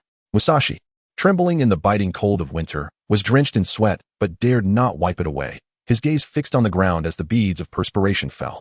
Yet, he felt compelled to speak of his unspeakable dilemma. "Your Excellency, the regiment was not fully staffed previously, with only 200 men. Following yesterday's assault, we suffered 800 casualties. Today, during the enemy's counteroffensive, the number of fallen has reached 200. Now, the entire regiment is reduced to a mere third, rendering us unable to seize the opposing position." Chapter 059, The Lone Ranger of the Battlefield Sodeska. Gushofu fell into a momentary silence. "Sakai-kun, the situation is dire. Let's transfer a regiment from your brigade for assistance." Gushofu turned to his subordinate, Major General Sakai Takataro, who was currently in charge of the offensive at Zhonghua Gate. I command Okamoto Yasunori of the 13th Regiment to proceed to support," Sakai replied, bowing in acceptance of the order. Beside them, Neo Daoman felt a sense of humiliation, recognizing the helplessness of his brigade's current state. "Your Excellency, the individual responsible for the assassination of Takeshita is likely the same person who killed Okamoto. This individual poses an extreme threat to our empire. Should we have the Tako investigate?" Neo Daoman suggested, attempting to assert his presence. "It is wartime. Many operations are inconvenient to conduct." The report from the 114th Division indicated that they encountered a super soldier on the battlefield, who has slaughtered numerous valiant warriors of our empire, leading to 2 failed assaults. Could it be that the enemy has trained many such individuals? Gushofu replied, expressing his doubts. The battlefield at Yuhua Stone is confined, and their interactions do not last long. I suspect it is a single person. After all, such an exceptionally gifted individual cannot be numerous, Neo Dao Man asserted confidently. Then let us expedite the troop rotation.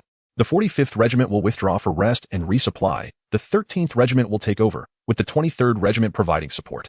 Tomorrow morning, we shall launch a full-scale assault and must secure the enemy's positions. Gu Shoufu gave his final orders, to which the officers bowed and responded with a resounding aye.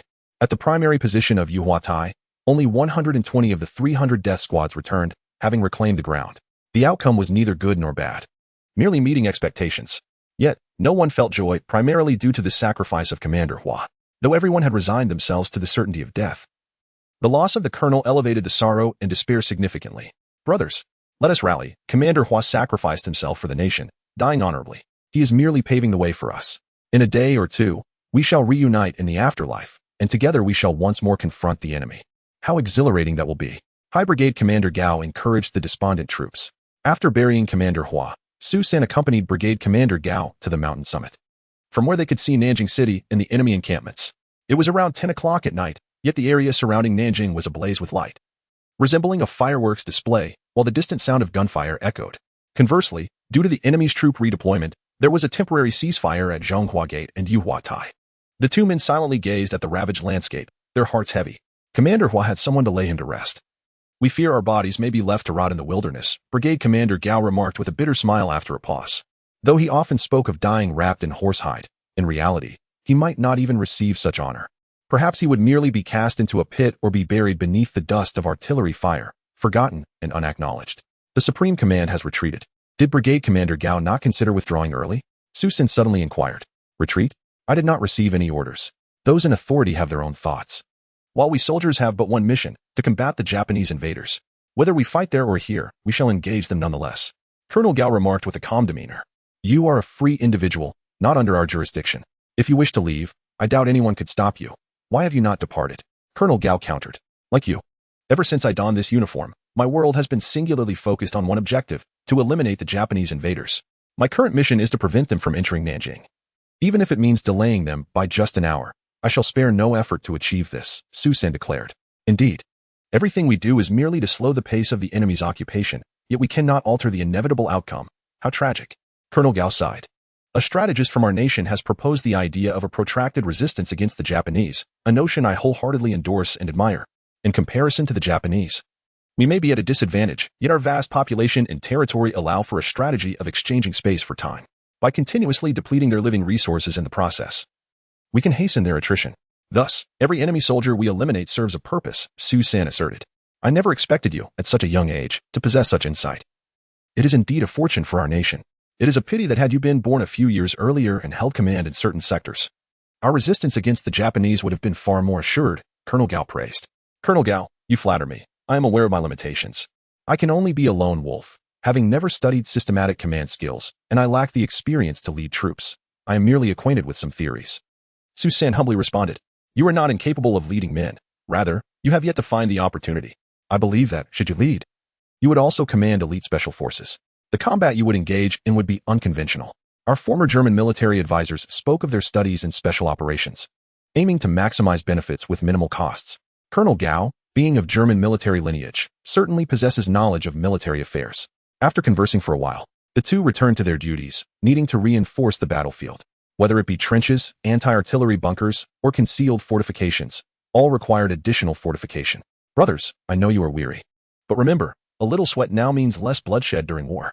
Colonel Gao took the initiative, inspiring the soldiers. Finally, Su San was astonished to see Colonel Gao directing men to bury the remaining explosives in the trenches of the last position or other critical spots, carefully arranging the fuses. General Gao, if you proceed in this manner, what will become of the remaining brothers? Su San's words trailed off, but the implication was clear. Should these explosives detonate, neither the enemies nor our comrades would survive. Colonel Gao smiled gently. Brother, if the enemy reaches this point, what chance for survival would we have? If we can take a few of them down with us, it would be the most worthwhile bargain. His demeanor suggested a casual conversation rather than a matter of life and death. Su San felt a surge of respect, unable to utter a word of dissent. Boom, boom. Suddenly, the right flank erupted with deafening explosions. The two turned to see that it was the position defended by Colonel Zhu. Su San's face filled with concern. The enemy was launching a night attack, and the intensity of the bombardment was significant. It seemed they were determined to succeed. Commander Gao furrowed his brow and spoke with concern. Although the two men guarded positions that were mere stone's throw apart, mutual support was rendered impossible due to a severe shortage of manpower. The enemy, bolstered by a force 5 to 6 times greater, along with relentless artillery and aerial bombardments, left them helplessly witnessing the deaths of their comrades nearby. Su San remained silent, struggling to swallow his saliva. "Do you wish to lend assistance?" Commander Gao inquired. His gaze fixed upon him. "You have fought tirelessly throughout the day without respite. General Gao, will our position hold until tomorrow morning?" Su San asked, his voice laden with apprehension. "As long as I, Gao Zhizong, draw breath, and as long as there remains a single soldier of the 264th Brigade, this position shall endure." Commander Gao replied gravely, understanding Su San's intent to aid Commander Zhu while harboring some unease about the situation on his own front. Reluctant to hinder Su San despite his concerns for his well-being, he ultimately granted his permission without hesitation. Su San rendered a crisp military salute to Commander Gao before turning and vanishing into the enveloping darkness. Chapter 060, The Tactics of Exhaustion. Not long after Su San's arrival, the artillery fire began to extend. Glancing at his watch, he noted that the enemy had only bombarded for less than half an hour. As the bombardment ceased, the sound of gunfire erupted across the position, indicating the enemy's resolute determination. They had previously concealed themselves not far from the defending troops before commencing their bombardment, and as soon as the artillery fell silent, they charged forward. Su San swiftly located Colonel Zhu. "Why have you returned? How is the situation over there?" Colonel Zhu inquired amidst the chaos of battle. Su San, armed with his 98K, began to identify targets while responding loudly. "The situation has stabilized. The enemy likely won't launch an assault tonight, so I came back. You cannot keep running between the two fronts. Your body will not withstand it," Colonel Zhu cautioned. Fully aware of Su San's exhausting day of combat, which had begun at 5 in the morning and continued into the depths of the night without a moment's rest. "Do not worry, General Zhu. I am young and can endure," Su San replied, continuing his fire. Soon, he changed positions, separating from Colonel Zhu, utilizing his night vision capabilities. Su San swiftly eliminated the enemy's key personnel. However, the defending troops lacked such proficiency, their shooting accuracy significantly diminished compared to daylight. "Grenades! Grenades!" the frontline commander incessantly urged, instructing the soldiers to seize the opportunity to use their weapons judiciously. In the darkness, Su San found himself at a distinct advantage. He no longer had to be as wary of the enemy sharpshooters as during the day, although he still frequently changed locations, his rate of fire increasing. This notably augmented his lethality. With sharp eyes, he scanned and identified the enemy's crucial figures, dispatching them with precision. This exemplified the difference between a sniper and a machine gunner. The machine gunner focuses on suppressive fire, delivering indiscriminate strikes that hinder movement. In contrast, a sniper's targeted approach subtly influences the entire battlefield. When the soldiers discover that there are no officers or heavy weapon operators in their vicinity, anxiety ensues, prompting thoughts of retreat. While lacking the ferocity of a machine gun, the sniper wields a far greater psychological impact. This echoed what Commander Han had advised him during the day. Targeting key figures is far more effective on the battlefield. Although Su San had assured Colonel Zhu of his resilience, he found himself thoroughly exhausted. His tactical maneuvers were no longer as agile, and his reflexes had dulled. On several occasions, it was only his instinct for danger that saved him from being struck down by the enemy. In this wave of assault, the enemy left behind over 200 corpses as they retreated. The defenders, however, gained little advantage due to the continuous fatigue from combat, suffering far greater losses than usual. Furthermore, under the intense conditions of warfare, the 262nd Brigade faced a grave issue, a severe shortage of ammunition. Even after scouring the battlefield for enemy weapons and ammunition, it proved to be a mere drop in the bucket. The enemy's attacks were always calculated, ensuring their bullets and grenades were limited to prevent the defenders from scavenging and perpetuating an endless cycle of resupply. Thus, when the defenders ventured at night to loot the fallen enemy, their gains were minimal. Empty weapons were of little use to them at that moment. A few bullets can be extracted, yet they yield only a handful of shots. As for sustenance, it is virtually non-existent. Sometimes, one might manage to procure a couple of remnants of tobacco, serving as a meager source of psychological nourishment. Brothers, let us endure a little longer.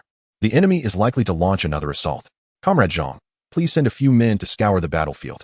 Even the smallest mosquito is still flesh. And with Colonel Han personally directing operations, there is little recourse, as his battalion commanders have perished, and the brigade commander has also joined the frontline fight. As key junior officers, our losses are the most severe, for the enemy deliberately targets opposing officers. Old Liao, what is the status of our casualties? Brigade Commander Zhu inquired, glancing at the disheveled Vice Brigade Commander Liao. Commander, the number of brothers still capable of fighting has dwindled to fewer than 600. and over 100 of them are wounded. As Vice Brigade Commander Liao spoke, his trembling hands retrieved a pack of cigarettes from his pocket, revealing only a few remaining. He offered one to Commander Zhu and another to the nearby Colonel Su. Colonel Su, your hair resembles a dye job, a mix of red and black. Vice Brigade Commander Liao jested, fully aware of the reality behind it. I am utterly miserable. My scalp has become matted, and I can hardly fit my helmet on. These little devils may be small, but they certainly bleed profusely. Colonel Su took a drag from his cigarette, joining in the light-hearted banter amidst the tension of the battlefield. That knife at your back is truly sharp. Is it a Japanese blade? Whose was it? Commander Zhu also engaged in the conversation. It was during that nighttime raid. I eliminated an enemy officer named Okuyama Dr., a major. I found this knife to be quite exceptional. It has withstood countless battles without dulling.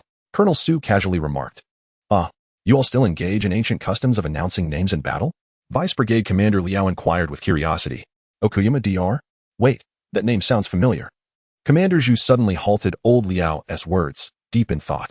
I recall now, that fellow appeared during the Battle of Songhu, commanding a small team that annihilated one of our battalions at a stronghold. It was later revealed by the military intelligence that his name is Okuyama Dr., renowned for his expertise in special operations. Who would have thought he would meet his end here, at your hands? You have avenged our brothers from the Battle of Songhu. Commander Zhu, who had risen through the ranks due to his commendable performance during that brutal conflict, had not anticipated that the current battles would be even more ferocious. Regardless of the enemy's identity, should they fall into my grasp, I shall eradicate them, Colonel Su asserted resolutely. Indeed, only the dead enemy is a good enemy, Commander Zhu mused. In the brief interlude of their conversation, Commander Zhu insisted that Colonel Su take a moment to rest, while he himself continued to prepare. His eyes bloodshot from fatigue. As Colonel Su reclined, his body found respite, yet his mind could not cease its tumultuous thoughts, haunted by the heroic figures that lingered in his consciousness. Could he save them? Was it possible? The Rainflower Terrace must be defended, for they are true soldiers, resolute in their commitment to not retreat without orders. The enemy remains steadfast in their determination to seize this position. Aircraft, artillery, and tanks. Despite being equipped with an exceptional personal combat system, survival is not guaranteed. Alas, it is futile to ponder so deeply. I am not here to alter the course of history, but to vanquish the enemy. I cannot rescue all those I wish to save. Yet even a few saved is better than none. As Su San's thoughts meandered, he eventually succumbed to slumber. Suddenly, a sharp whistle followed by a deafening boom jolted Su San awake. Grasping his rifle, he ventured to observe the situation. The position was once again under bombardment. Yet, after enduring the onslaught for over 10 minutes, no enemy infantry advanced. This continued for approximately half an hour. Another sharp whistle, followed by a resounding explosion, once more. The artillery rained down for several minutes, yet still, no enemy forces approached. A moment of realization struck Su San. This was a cunning tactic by the enemy, aiming to exhaust the defenders by depriving them of rest. Tomorrow, when the defenders were utterly fatigued, they would launch a final, overwhelming assault on the position. Chapter 061. I collect your remains. Upon realizing the gravity of the situation, Su San decided to disregard it entirely, enveloping his head with a military blanket. The wave of exhaustion washed over him once more. Despite the thunderous sounds of cannon fire outside, he remained in deep slumber. In the midst of his dreams, Su San felt a gentle nudge, jolting him awake. He discovered an elderly soldier standing before him. Commander, the battalion leader has sent me to deliver your breakfast, the old soldier announced, revealing a military can of meat and a water bottle in his hands. Unlike the fried noodles or potatoes from the previous days, this was meat. Su San smiled wryly, recalling how the Rainflower Terrace had been besieged by the enemy, leading to a shortage of supplies in the perilous quest for water. Now, there was meat and water, perhaps a final meal. This is the last breakfast, Su San mused, glancing at the dimly lit sky. At that moment, Rainflower Terrace experienced a rare moment of tranquility, as if the distant artillery had ceased fire.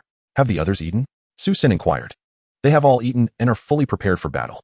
Commander, once I deliver this, I must assemble with the others, the old soldier replied. The cooks were also preparing for the final showdown. Have the supplies on the mountain run out? Su San casually asked as he accepted the can of meat. They ran out yesterday afternoon. This was originally meant for the battalion leader, but he entrusted it to you, the old soldier candidly explained. Old sergeant, which year did you enlist? Su San asked, observing that the soldier appeared to be over 40. However, many people in this era bore the signs of age prematurely, making it difficult for him to discern the man's true age. Commander, I have not served long. It has only been a couple of months. After the fighting broke out in Shanghai, the enemy ravaged my village, and my entire family perished. I fainted from starvation while fleeing, and was rescued by the brave men of the 262nd Brigade. They saw that I could cook and asked if I would like to join their ranks. That is how I ended up here, The old soldier recounted his experience with sincerity. Today seems destined for a fierce confrontation with the enemy. Are you afraid, old soldier? Susan asked him. Afraid? I have awaited this day with great anticipation. I have regretted not dying alongside my wife and daughter. I am a man meant to perish. My only fear is not being able to kill an enemy soldier, the old soldier replied, tears streaming down his weathered face. Susan handed the can of meat back to him. Distribute this among the wounded. Let them have something to eat before the end. I have some rations here. I do not require it. However, unexpectedly, the old soldier knelt before him. Commander, please eat. You possess the skill. I have heard from the brothers that you have slain many enemies, causing them to flee in despair. I am grateful for your efforts. Eat a bit, so you may gain strength to eliminate more of them on our behalf. Get up. I do not deceive you. I truly have enough, Susan assured him, revealing a compressed biscuit he had procured from the system's supply function. I dare not take more. The system's provisions cannot be shared with others. There's no way to explain it. He added, return the can to the wounded. Let them savor a taste. I will soon rejoin the battalion leader. After persuading the veteran to leave, Susan purchased a small piece of ham, devouring it in just a few bites, and then bought a jug of water to quench his thirst. Upon rising, he realized he was rather disheveled, so he purchased a complete set of clothing from the system, changing into fresh undergarments while still wearing the trousers and jacket from the previous day, which made him feel considerably more comfortable. A glance at the system revealed that his recent expenditure had cost him 60 points, 60 lives of the enemy traded for a new outfit and breakfast. Comrades still had much to strive for. After sleeping for approximately 3 hours, coupled with the system's rewards of 1 point each in constitution, endurance, and strength, Susan felt a surge of vitality as if he had been fully rejuvenated. When he appeared before Commander Zhu, laden with a machine gun, a sniper rifle, and a large knife, Zhu shook his head in disbelief, marveling at the vigor of youth. After a full day of battle and merely a few hours of rest, Susan seemed remarkably lively. Indeed, the world belonged to the young. Susan merely smiled, refraining from comment, as he observed that Commander Zhu had prepared the defenses.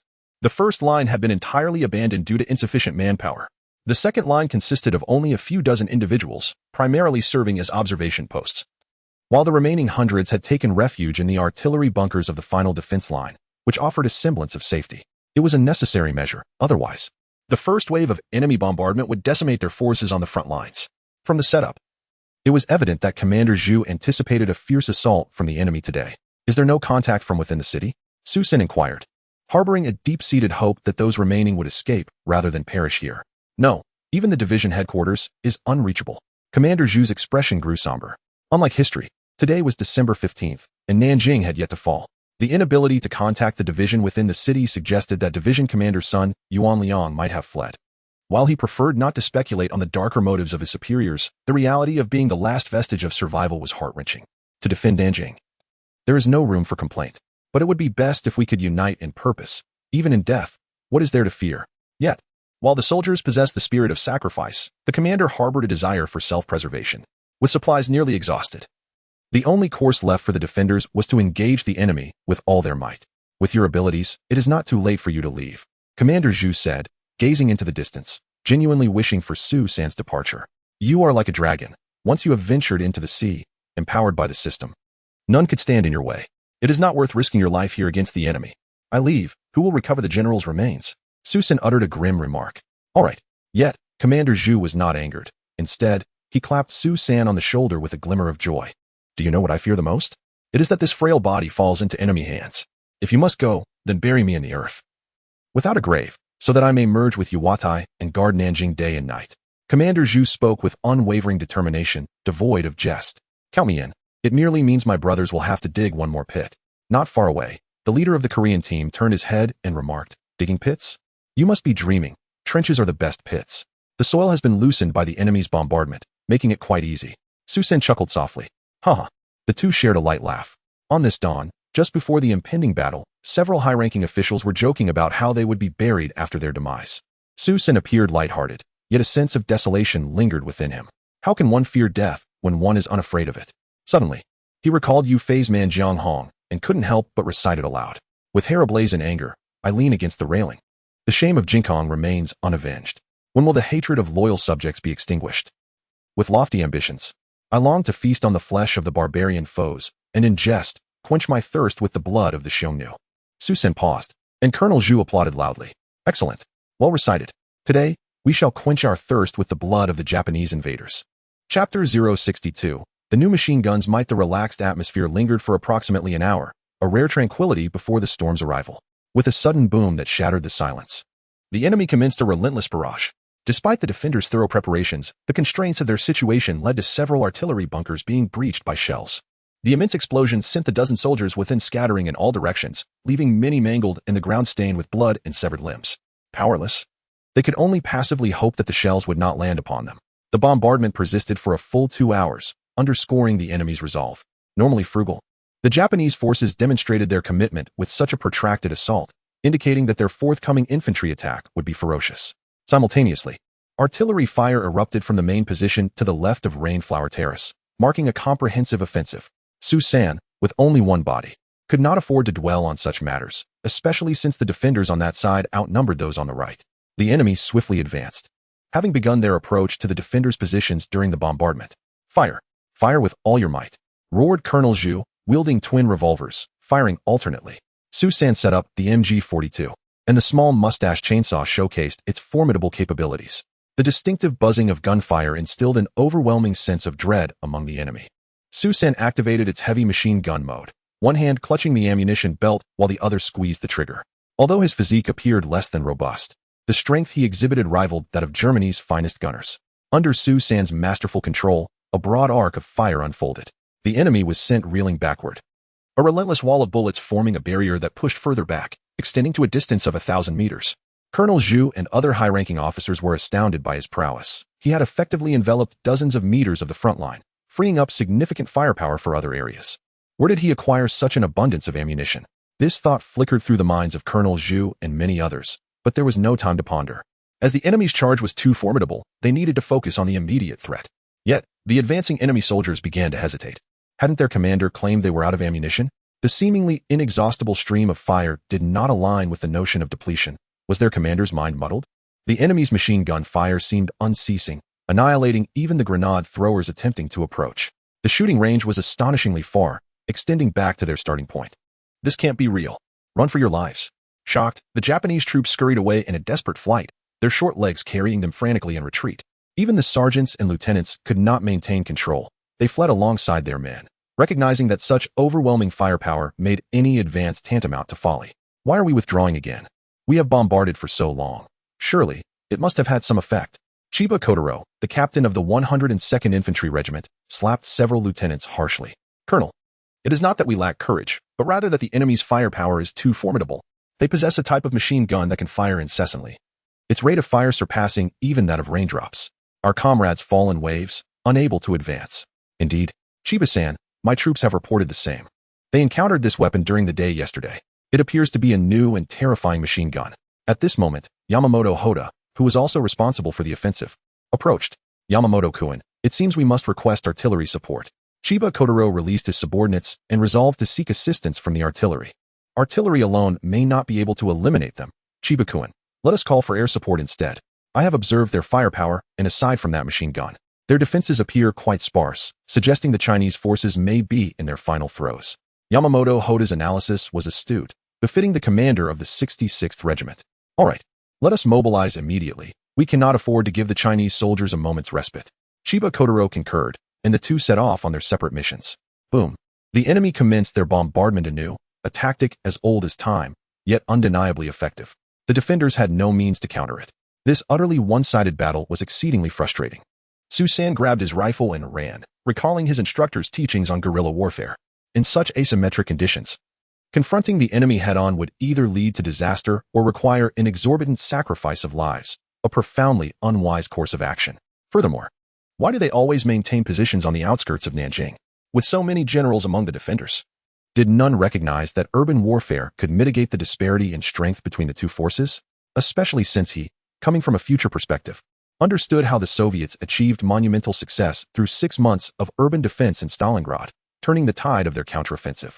Yet why did our defense of Nanjing falter so? Why did they prefer to engage in a stubborn standoff on the outskirts instead of mounting a robust resistance within the city? Many shared this confusion.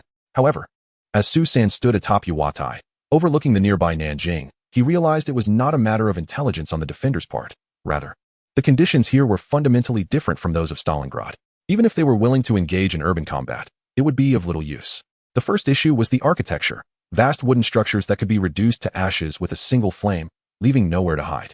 Additionally, the Japanese had effectively encircled the defenders, allowing for an escape route only to the north, where the Yangtze River lay. It is crucial to understand that the enemy holds a distinct advantage on the waterways. Should they seal off the area, it would result in a complete encirclement. How long could urban combat last without support? Stalingrad had a balanced division of forces, with both sides capable of deploying heavy weaponry. In contrast, the wooden structures of Nanjing posed a significant vulnerability, making it difficult to establish strong defensive positions.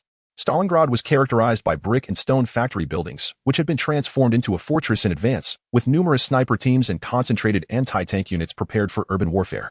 Moreover, the domestic environment was vastly different. The Soviet Union was unified and highly centralized, whereas the Chinese defenders were largely a loose coalition. Ultimately, there exists a pivotal element, which is industrial strength. During that period, our nation's industrial capability was exceedingly feeble, to the extent that it could almost be deemed non-existent. Almost everything had to be procured from elsewhere, rendering us incapable of meeting the demands for heavy weaponry.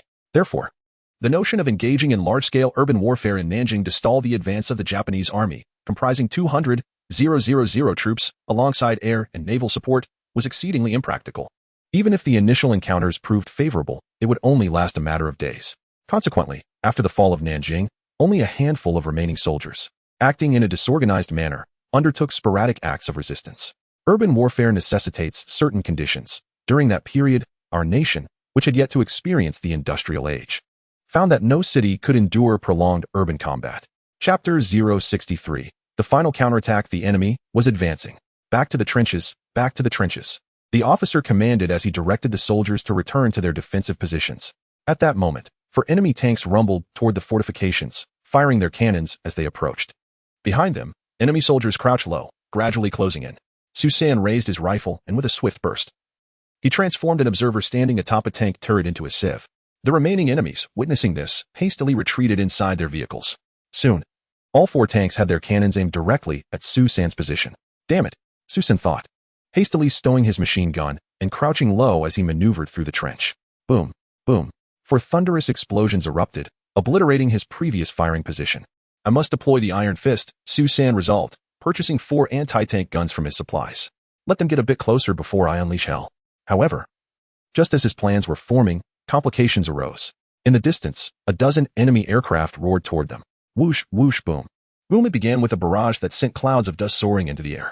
After soaring over the hills, the planes turned sharply and executed a low, sweeping attack along the line of defensive trenches. Rat-a-tat-tat. One by one, the aircraft performed the same maneuver, each trailing twin streams of fire that scoured the battlefield. Thud, thud, thud. The trenches descended into a hellish inferno, countless defenders torn apart by the onslaught. To his astonishment, after so long in combat, this airstrike proved to be the deadliest yet. Brigadier Zhu, witnessing such devastation, felt his heart racing, fury igniting within him. Yet, what could he do? He turned his gaze toward the enemy, who were preparing to charge. There seemed no option but to engage the enemy in close quarters, rendering their aerial and artillery advantages moot. Brothers, charge with me into the enemy ranks. They will hesitate to fire. Brigadier Zhu shouted. All men, fix bayonets.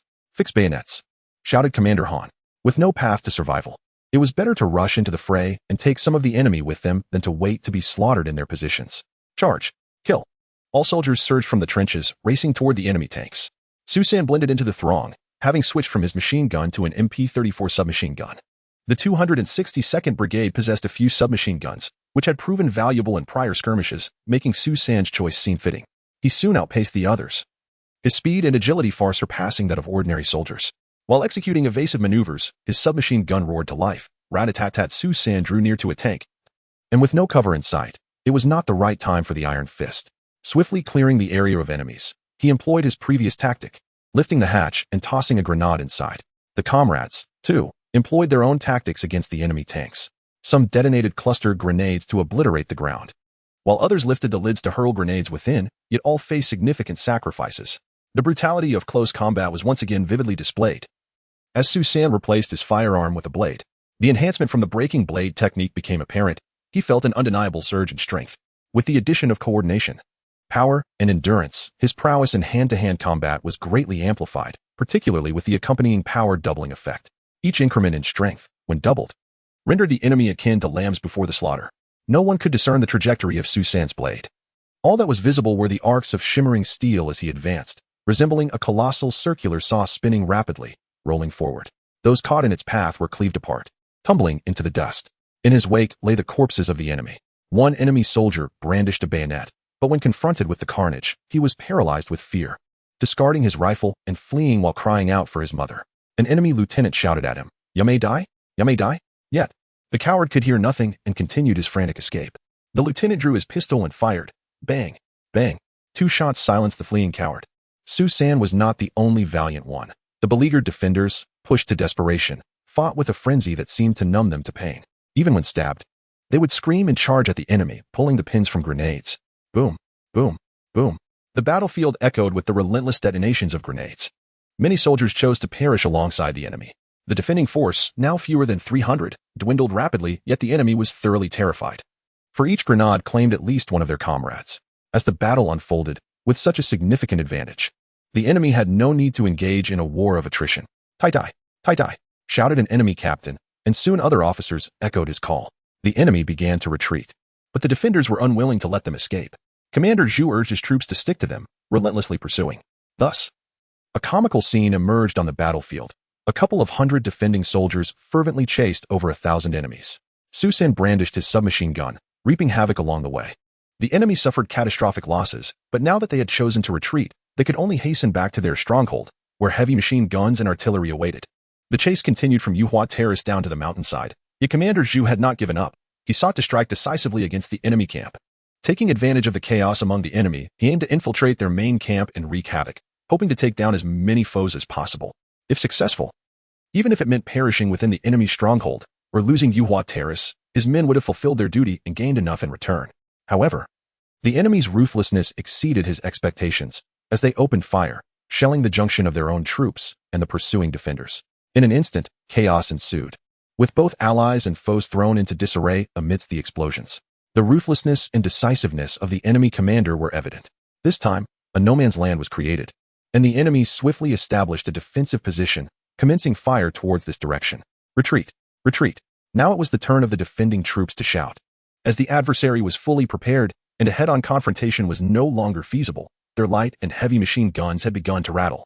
Su Sanlian rolled and crawled, utilizing the numerous shell craters to withdraw. However, others were not as agile, and dozens perished in an instant. What terrified him most was witnessing Brigadier Zhu being thrown into the air by an artillery shell. He hurried over and found Brigadier Zhu covered in blood, gasping for breath, his intestines protruding from his lower abdomen. Brigadier! Brigadier! Su Sanlian felt utterly at a loss, uncertain how to assist. "Colonel Su, help me up." Despite the pain causing beads of sweat to form on his forehead, Brigadier Zhu's tone remained steady. Su Sanlian quickly helped him sit upright, fortunately. The shell crater was large enough for both of them to take temporary refuge. Brigadier Zhu resolutely took matters into his own hands, stuffing his protruding intestines back into place. With one hand pressing down, he gestured to Su Sanlian. Understanding immediately, Su Sanlian swiftly removed his outer coat and wrapped it around Zhu's waist. Brigadier Zhu tightened the sleeves and tied a knot. He then retrieved 2 magazines for his pistol, trembling as he replaced them. "The enemy is coming. Remember your words. If there is an opportunity, bury me in the earth. I do not wish to fall into their hands." With that, he pulled the trigger towards the approaching enemy. Chapter 064. The frenzied shopping. The sharp sound of gunfire echoed as Colonel Zhu fell, succumbing to his wounds, his once proud head bowing in defeat. Su Sanyong swiftly swept the surroundings with his submachine gun before retrieving a 98K sniper rifle to target foes further afield. Aware that Colonel Zhu had departed, he refrained from looking back, allowing tears to cascade down his soiled cheeks, unimpeded. His weapon, however, did not waver, continuing its relentless assault as enemy soldiers fell before him. Realizing the gravity of the situation, the nearby adversaries began to mobilize mortars to bombard their position. Su Sanyong stowed his rifle and lifted Colonel Zhu's lifeless body, shifting tactics as he sprinted toward Yuwatai. Midway through his charge, he spotted another soul mirroring his plight, an individual bearing the corpse of a fallen comrade. With his extraordinary vision, he immediately recognized it was Captain Han, whose uniform was riddled with bullet holes, blood soaking through his attire. Without uttering a word, they silently retreated together to the last bastion. Su Sanyong carefully laid Colonel Zhu to rest, and soon, others gathered, paying their respects with a military salute. Some wept softly, while the majority remained in solemn silence. "How did Captain Han fall?" Su Sanyong inquired gently. "It was the enemy's machine gun. The captain could not evade it," replied a major, whose insignia indicated a significant rank. "Commander, what shall we do now?" The major continued. Su Sanyong glanced around, realizing he held the highest rank among them, with the major being the second. "What is your name, brother?" Su Sanyong asked. "I am Major Liao Yaoxiang, commander of the 1st Battalion of the 524th Regiment," he responded with a salute, introducing himself. "Liao Yaoxiang? That name rings a bell."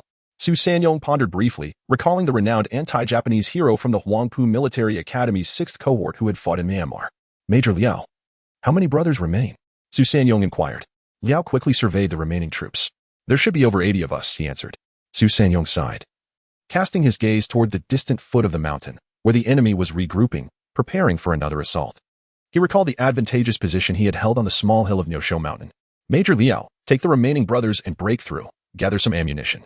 Avoid Zhonghua Gate and the city. Head directly to the Jiangsu Wharf to cross the river. You must know that the headquarters in Nanjing has already retreated. And our division commander has also left," Su Sanyong instructed. "Commander, we have not received a withdrawal order. We can only fight to the last breath," Major Liao replied. "Your division commander has entrusted me with leading the retreat. That should suffice as an order. However, I believe you, and your men should go. I must stay here to hold the enemy at bay. I will rendezvous with Colonel Gao," Su Sanyong added, weaving a kind-hearted deception. "Commander, we can also fight to the bitter end against the enemy," Major Liao declared loudly. "There is no necessity. Defeating these enemies will not be accomplished in a day or two. We ought to retain some experienced comrades to prepare for the future. Brother Liao, a distinguished graduate of the 6th class of Whampoa, should not meet his end here. His life is invaluable for the future resistance against Japan," Su San urged. Captain Liao was momentarily taken aback. How could this young commander, who had just failed to recognize him, know he was from Whampoa's 6th class? "Commander." He wished to plead further, but Su San interrupted. "Brothers, let us escort the commander on his final journey. Time is of the essence. Come, dig the graves." Allowing our 2 commanders to rest in peace. Upon finishing his words, he seized a military shovel and began to dig. The soil had already been loosened by the explosions, making the task relatively effortless. As he commenced, Liao Yaoxiang and other soldiers hurried to assist him. In mere minutes, they had excavated 2 graves, placing Colonel Zhu and Commander Han within. They tidied their appearances and draped 2 tattered military flags over them. As per Colonel Zhu's wishes, there would be no mound. Henceforth, the 2 would rest at Yuhua Terrace, guardians of this place. "Come, Captain Liao, take this handful of seeds with you. I, as the highest-ranking officer here, command you," Su San declared solemnly. Captain Liao ceased to argue, leading the remaining 80 or so brothers away, along with about 20 lightly wounded soldiers capable of moving.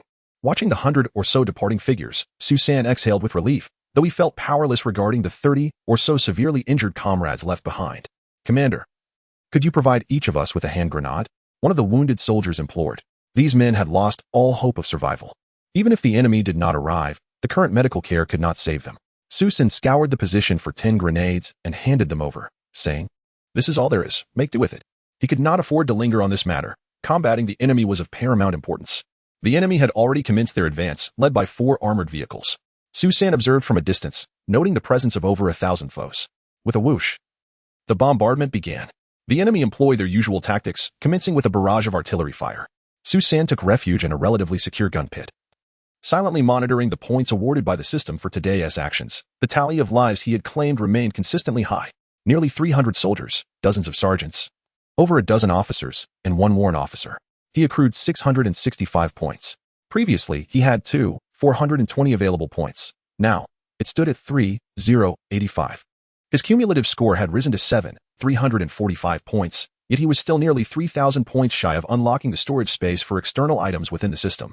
Within the system, there remained 4 iron fists and used, 1 anti-infantry mine, 1 anti-tank mine, several magazines, belts, and 2 vials of life-saving potions. Su San began to procure weapons, purchasing 20 infantry mines at 50 points each for a total of 1,000 points. 2 belts of 250 rounds for 50 points. Replenishing 10 32-round submachine gun magazines for 40 points. Acquiring 10 75-round NG-42 drum magazines for 80 points. And purchasing 40 grenades for 40 points. 100 rounds of rifle ammunition for 10 points. And 10 pistol magazines containing 20 rounds for 20 points. This operation was as fierce as a tiger, costing a total of 240 points, a level of extravagance in shopping I had never experienced before. However, my available points diminished to 845. Having spent so much, would it suffice to confront the over 1,000 foes below? A sense of uncertainty loomed over me. I rummaged through my space once more, and suddenly my gaze fixed upon 2 models of lightweight individual mortars. The first model, 5 centimeters granite, were for 36 caliber, 50 millimeters. Minimum range, 50 meters. Maximum range, 520 meters, weighing 14 kilograms. The second model, 8 centimeters Granator for 34, caliber, 81. 4 millimeters, minimum range, 60 meters, maximum range, 2. 400 meters, when using standard ammunition capable of reaching up to 3,000 meters with extended range projectiles, Granate 39, weighing 57 kilograms. A range of over 2,000 to 3,000 meters. What a favorable distance. Upon seeing this, Susan could not help but feel a surge of excitement. Chapter 065. The expensive mortar. Susan gazed hungrily at the two precious treasures before him. His shooting expertise had evolved to an advanced level, rendering the use of a mortar as instinctive as breathing. Yet, upon examining the prices, a chill engulfed his heart. Surely, this was exorbitant. The 50 caliber model, sans ammunition, demanded 400 points, while each shell cost an additional 100 points. The 80 caliber variant was even more outrageous, with the price doubling to 800 points for the tube and mount, and 200 points per shell. There was also a long-range shell capable of striking targets at 3,000 meters, priced at 300 points each. After a bout of reckless purchasing, he now felt the pangs of regret, akin to the sensation of succumbing to temptation just before a sale, only to discover later that better deals awaited. With no possibility of returns and insufficient funds, ultimately, those remaining points, should he spend them? Yes. After all, one must invest in oneself to accrue more points. There exists a saying, to excel in one's craft, one must first sharpen one's tools. Thus, he resolved to procure the finest equipment. With gritted teeth, Susan purchased the 80 caliber mortar. Though heavy, it required no burden on his back. There was ample space for it. He then exchanged the last of his meager possessions for 5 standard shells. Thus, Susan returned to the realm of double-digit points. Yet, seeing the arsenal brimming in his storage alleviated his earlier discontent. With such firepower at his disposal, he felt equipped to match 2 entire companies. It was time to recreate the legendary moments when the valiant heroes of the Korean War stood resolutely on the battlefield. After a brief wait, as the artillery fire outside began to dwindle, Susan darted out of the artillery pit. He commenced laying anti-infantry mines along the second defensive line. The ground was layered with loose soil from recent bombardments, making it a simple task to bury the mines. Susan worked quickly, completing the placement of 21 mines in short order. The enemy had breached the first defensive line without encountering any resistance, prompting Susan to retreat to the final high ground. He retrieved the mortar, swiftly set it up, and adjusted the range. Boom. The shells erupted amongst the densely packed enemy troops, sending 5 or 6 foes flying. Alas, it was a minor setback, but perhaps it served as a warm-up. He recalibrated the angle and fired another shell. Boom. This time, the explosion struck at the heart of a concentrated group, inflicting casualties on a dozen or so enemies. The sporadic artillery fire, coupled with the lack of significant resistance, led the enemy commander to misjudge the situation, believing that their opposition was minimal and merely flailing in desperation. Charge, commanded a lieutenant colonel, brandishing his saber and gesturing for his forces to advance. Soldiers, sheltered behind tanks, began to emerge, quickening their pace as they surged towards the second defensive line. Susan stowed away the mortar. It was too costly for the moment. He would reserve it for a critical juncture. He then retrieved his 98K sniper rifle. For the distance was now a perfect 500 to 600 meters. Crack, crack, crack. Susan swiftly pulled the trigger, and the enemy's sergeants and lieutenants fell one after another. Yet, the sporadic gunfire and the silence of the cannons informed the enemy that their ranks were thinning. Quickly, quickly. The officers urged, their formation becoming chaotic and dense as they advanced. They stepped into the minefield. Boom, boom. The mines erupted incessantly, and the fallen enemy soldiers howled in agony. Many, missing limbs, were still alive. The tremendous inertia afforded them no respite, and they continued their charge. Boom, boom. The explosions persisted, showcasing Susan's exceptional utilization of the mines. Those 20 or so mines had incapacitated over 200 enemy soldiers, although the economic cost was somewhat high. The tactical advantage far exceeded their worth. Susan had already positioned the machine gun and loaded a belt of 250 rounds. As the enemy, battered and bloodied, managed to push through the minefield and charge once more, a dreadful sound echoed. The harbinger of their nightmares returned. Waves of enemy soldiers collided with an invisible wall, toppling backward. After a sweeping arc, Susan's ammunition was depleted. Ignoring the searing heat, he swiftly replaced the barrel and affixed a new belt of ammunition. He accomplished this in mere seconds, allowing the enemy time to recover from their shock and advance several meters. Yet, that terrifying sound erupted once more. The previous distance gained was utterly futile. 2 rounds of fire sent over 200 enemy soldiers to meet their demise. The efficacy of this weapon was undeniable. Susan promptly procured 2 more belts of ammunition, and in that brief interval, his points returned to 3 digits. The enemy's numbers dwindled rapidly, and fear gripped them. They retreated behind their tanks, regrouping for a more cautious advance. With no choice left, Su-san stowed away the machine gun and reverted to his sniper rifle, targeting key adversaries. The enemy was utterly bewildered. What manner of firepower was this? The gunfire seemed sparse, yet its lethality was astonishing. Leaders fell one by one, and uncertainty enveloped the ranks. They were left pondering how to proceed in this battle. Many soldiers began to crouch or seek cover, firing indiscriminately forward. Consequently, their advance slowed. The tanks halted, their cannons unsure of where to aim. Finally, a leader emerged, organizing a detailed command. The remaining 500 to 600 soldiers were divided into numerous small groups of about 20 each, instructed to target the flanks for a concentrated assault. Converging towards the center at the last position, they had surmised that the defenses were weak, with only a few sharpshooters holding firm. To minimize casualties, they widened their attack range, dispersing the enemy's firepower. No matter how formidable one might be, overwhelming numbers prevailed. Su-san immediately discerned the enemy's intent.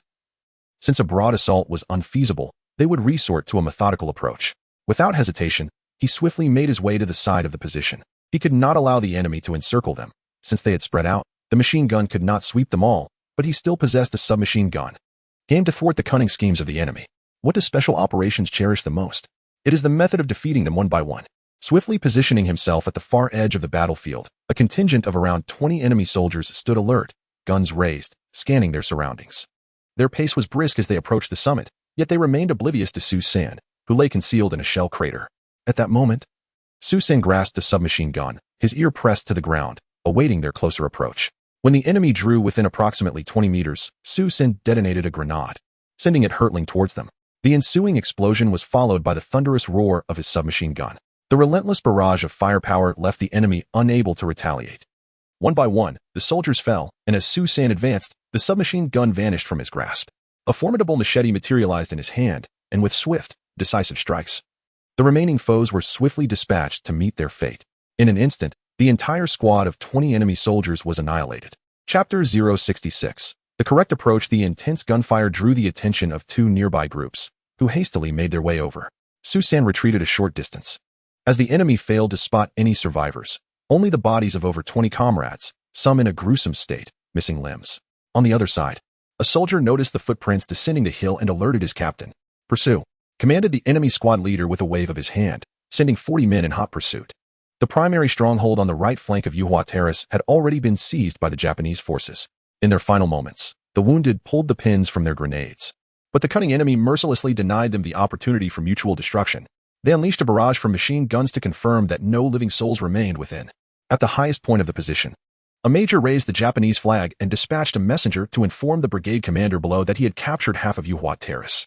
Upon receiving the report, Matsumoto Shigeru, the commander of the 114th Division, was elated and praised the officer in charge of the operation, Chiba Kotaro, and Yamada Hoda. The old soldier could not contain his joy, as he had always harbored a sense of dissatisfaction. Serving as the subordinate to the 6th Division was not his ambition. He aspired to elevate the 114th Division to the rank of an A-class division or transfer himself to one. Having outmaneuvered the old fox, Sakasukio, he felt an unusual exhilaration, believing his B-class division surpassed the A-class ones. If Sakasukio were aware of his thoughts, he would surely spit in his face. Had it not been for the significant losses he suffered at Muling and Nyosho Mountain, nearly replacing 2 regiments with fresh recruits, would the battle have been so fraught? "Colonel, my troops have suffered over half casualties.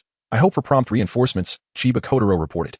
His unit had sustained heavy losses at Nyosho Mountain, and although they had been replenished, now, with a full complement of 800 men, they had lost over 2,000 at Yuhua Terrace, a scenario he had never anticipated.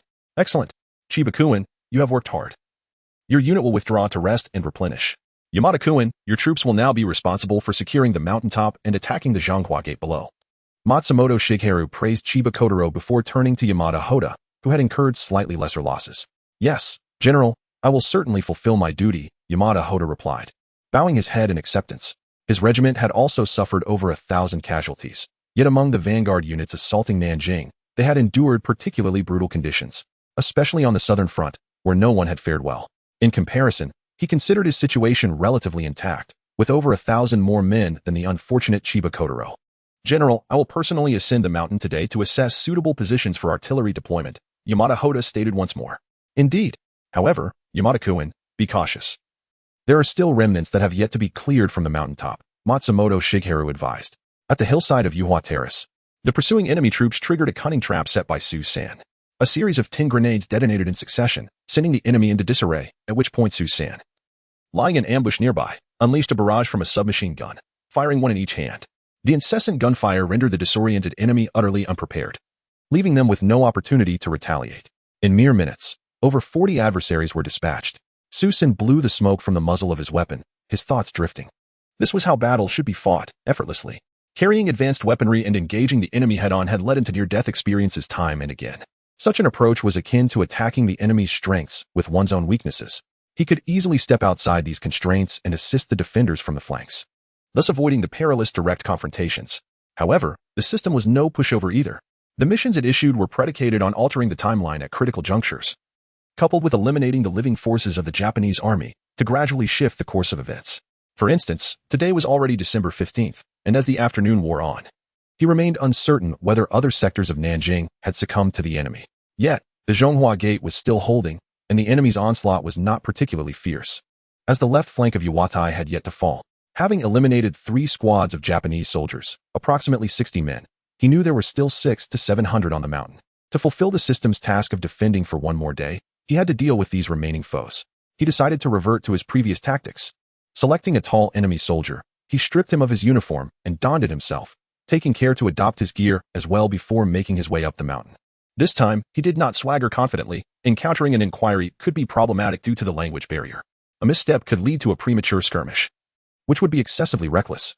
Thus, he stealthily evaded the sentries and reached the main stronghold at the summit. At that moment, the enemy was busy clearing the trenches used by the defenders, preparing to establish their own posts. The bustling scene went unnoticed by the soldiers, who mistook him for a weary rookie taking a break amidst the chaos. Just then, a large group ascended from below, with guards commencing to clear the area. Many soldiers, digging in the trenches, stood to salute. Su San observed a middle-aged officer, distinguished by his woolen overcoat and binoculars hanging around his neck, surrounded by a throng, exuding an air of authority. Damn, what a high-ranking official, Su San mused quietly. This old officer was inspecting the positions, gesturing and issuing commands, while an aide diligently recorded his remarks. Seizing this fortuitous opportunity, Su San inched closer. When he was approximately 20 meters away, he produced 4 grenades, pulling the pins. The sound of hissing smoke drew the attention of a nearby junior soldier, who looked down to see Su San holding the 4 smoking grenades. It was not a conventional grenade, but rather the wooden-handled variety commonly employed by the enemy. Panic washed over the soldier as he glanced at Su San's face. Su San flashed him a grin, and as 3 seconds elapsed, he hurled the 4 grenades into the midst of the Japanese officers. Boom, boom, boom, boom. The system-produced devices were of impeccable quality. The crowd was sent flying, including the commanding officer who had been directing the fray from the center. The young soldier beside Su San gaped in astonishment, still struggling to comprehend the shocking turn of events. He believed he was ensnared in a nightmare. It was utterly terrifying. But soon, a sharp pain pierced through his chest as Su San's bayonet plunged into him. In a haze of confusion, his gaze began to lose focus. The scene erupted into chaos. Quick, save the captain. Quick, save the captain. Someone shouted as a throng rushed to assess the condition of the Japanese officer. Nearby, others realized that it was Su San who had hurled the grenade, and they surged forward to subdue him. But how could that be possible? Rat-a-tat-tat.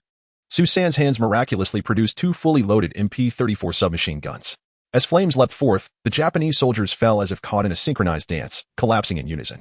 Chapter 67. Reclaiming the position. Chaos reigned, a complete upheaval. The events that had just transpired were utterly unexpected. The Japanese soldiers in the position were in disarray, scurrying about, oblivious to the fact that Su San was clad in their uniform. The surrounding troops were utterly bewildered, unable to discern friend from foe. Su San spun around, firing his weapon with precision before swiftly leaping into the nearest trench. With the trench providing cover, the power of his submachine gun was further amplified. As he moved rapidly, he eliminated the enemy within the trench, occasionally tossing grenades into the fray. The Japanese lacked command, behaving like headless flies. Su San's firepower was overwhelming, transforming the area along the trench into a veritable slaughterhouse, and he even managed to turn the tide against the pursuing Japanese soldiers. Su San's retreat was not aimless. Upon reaching a high ground on the edge of the position, he quickly dispatched several nearby enemies. Then, from the highest point, he unleashed the chainsaw, its buzzing sound resonating like a delightful symphony to Su San, while the Japanese perceived it as a nightmarish cacophony. Bullets fanned out, swiftly clearing a significant area. Extending further back, those who had intended to pursue him now lamented their misfortune, wishing they had been born with an extra leg. Yet, ultimately, they could not outrun the bullets. Some attempted to hide, but they were no match for Su San's keen eye. The machine gun raked the ground, leaving devastation in its wake. What had initially seemed like a victory for the Japanese, who had even planted their flag, turned into a catastrophe. Most of them had congregated at this final position, many bringing tents and supplies, preparing to spend the night there. Now, a hurricane of bullets swept through them. Most importantly, with their commander having been killed in the explosion, many soldiers were bewildered, witnessing the chaos yet remaining clueless about the unfolding events. It was only when bullets pierced their bodies that they were left utterly confused, wondering where the enemy had come from. Susan had managed to eliminate over 200 foes. The remaining Japanese soldiers, stripped of their courage, hastily carried the corpses of several commanders and fled down the hillside. After a brief interval, the right flank of Yuhua Terrace regained its tranquility, now littered with corpses. Susan's hands began to tremble, not from fatigue, but from the burns. Blisters on his fingers throbbed painfully at the slightest touch. He had suffered several burns today, and even wrapping them in cloth elicited a stinging sensation. With the Japanese gone and artillery fire ceased, the sun began its descent. The sounds of gunfire continued to echo from the left flank of Yuhua Terrace, but the source indicated that the Japanese were drawing ever closer to the core area. Susan sighed. Although he possessed a godlike single-soldier system, he was not divine. Gazing at the sea of corpses and the multitude of weapons and ammunition, he felt a twinge of regret. Unconsciously, he glanced at the system in his mind. Astonishingly, his solitary defense of the position had yielded remarkable rewards. His score skyrocketed from a mere 45-1 for 154 points. A quick glance left him astounded. There were as many as 5 officers among the fallen, including 1 colonel, 1 lieutenant colonel, and 3 major lieutenants. Certainly, the system is rather frustrating, with all scores being a mere 50 points, devoid of distinction. It is as indolent as oneself. Following this, a multitude of junior officers and sergeants appeared. It seems those 4 grenades were indeed invaluable, as the points accrued from that cluster of enemy officers were exceedingly high. Today, I managed to eliminate nearly 600 enemy soldiers through a combination of explosions and gunfire. The anti-infantry mines proved indispensable. However, the greatest credit belongs to that MG-42 machine gun. Had it not been for the system's tenfold increase in quality, I would likely be in the position of needing to repurchase after such intense exertion. Gazing once more at my accumulated score of 8,799 points, I sighed. Alas, these weapons are ultimately beyond my reach. I exchanged some rations from the spatial inventory and replenished my ammunition.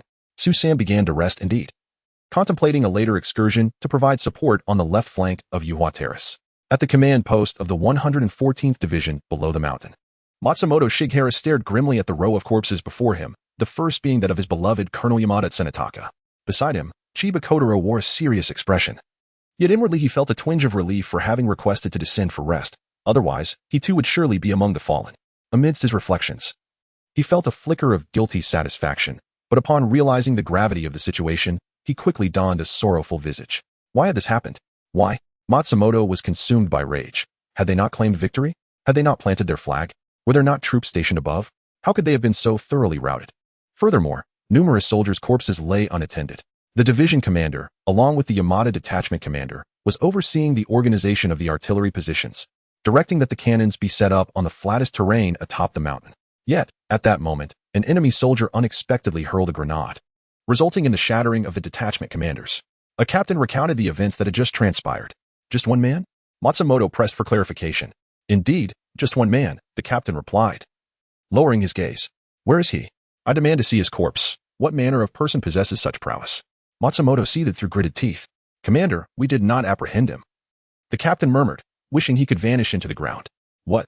Matsumoto was genuinely enraged now. Baka. With a resounding slap, he struck the captain, sending him spinning.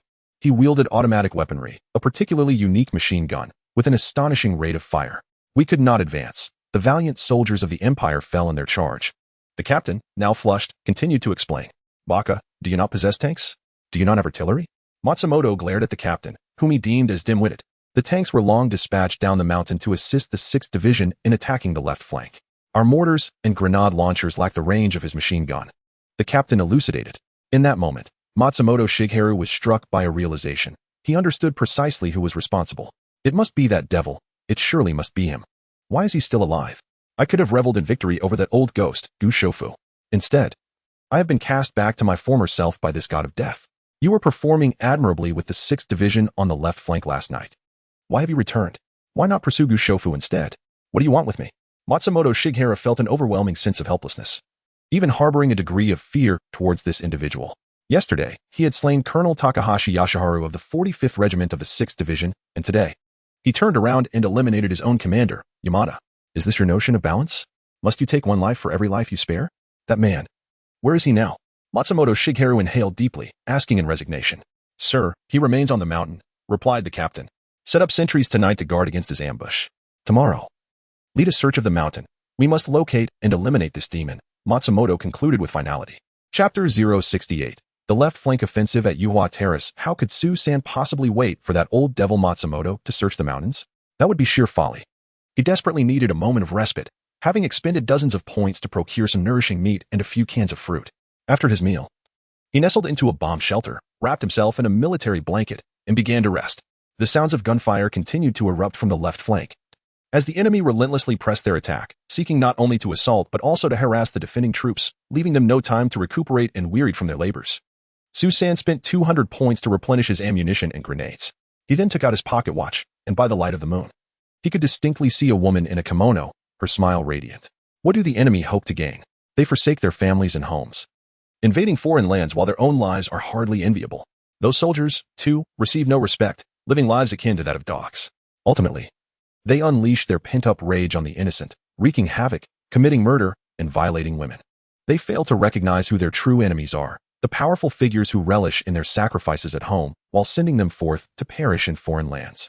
A pitiful assembly of soulless beings. It would be a mercy to send them off to meet that so-called Amaterasu.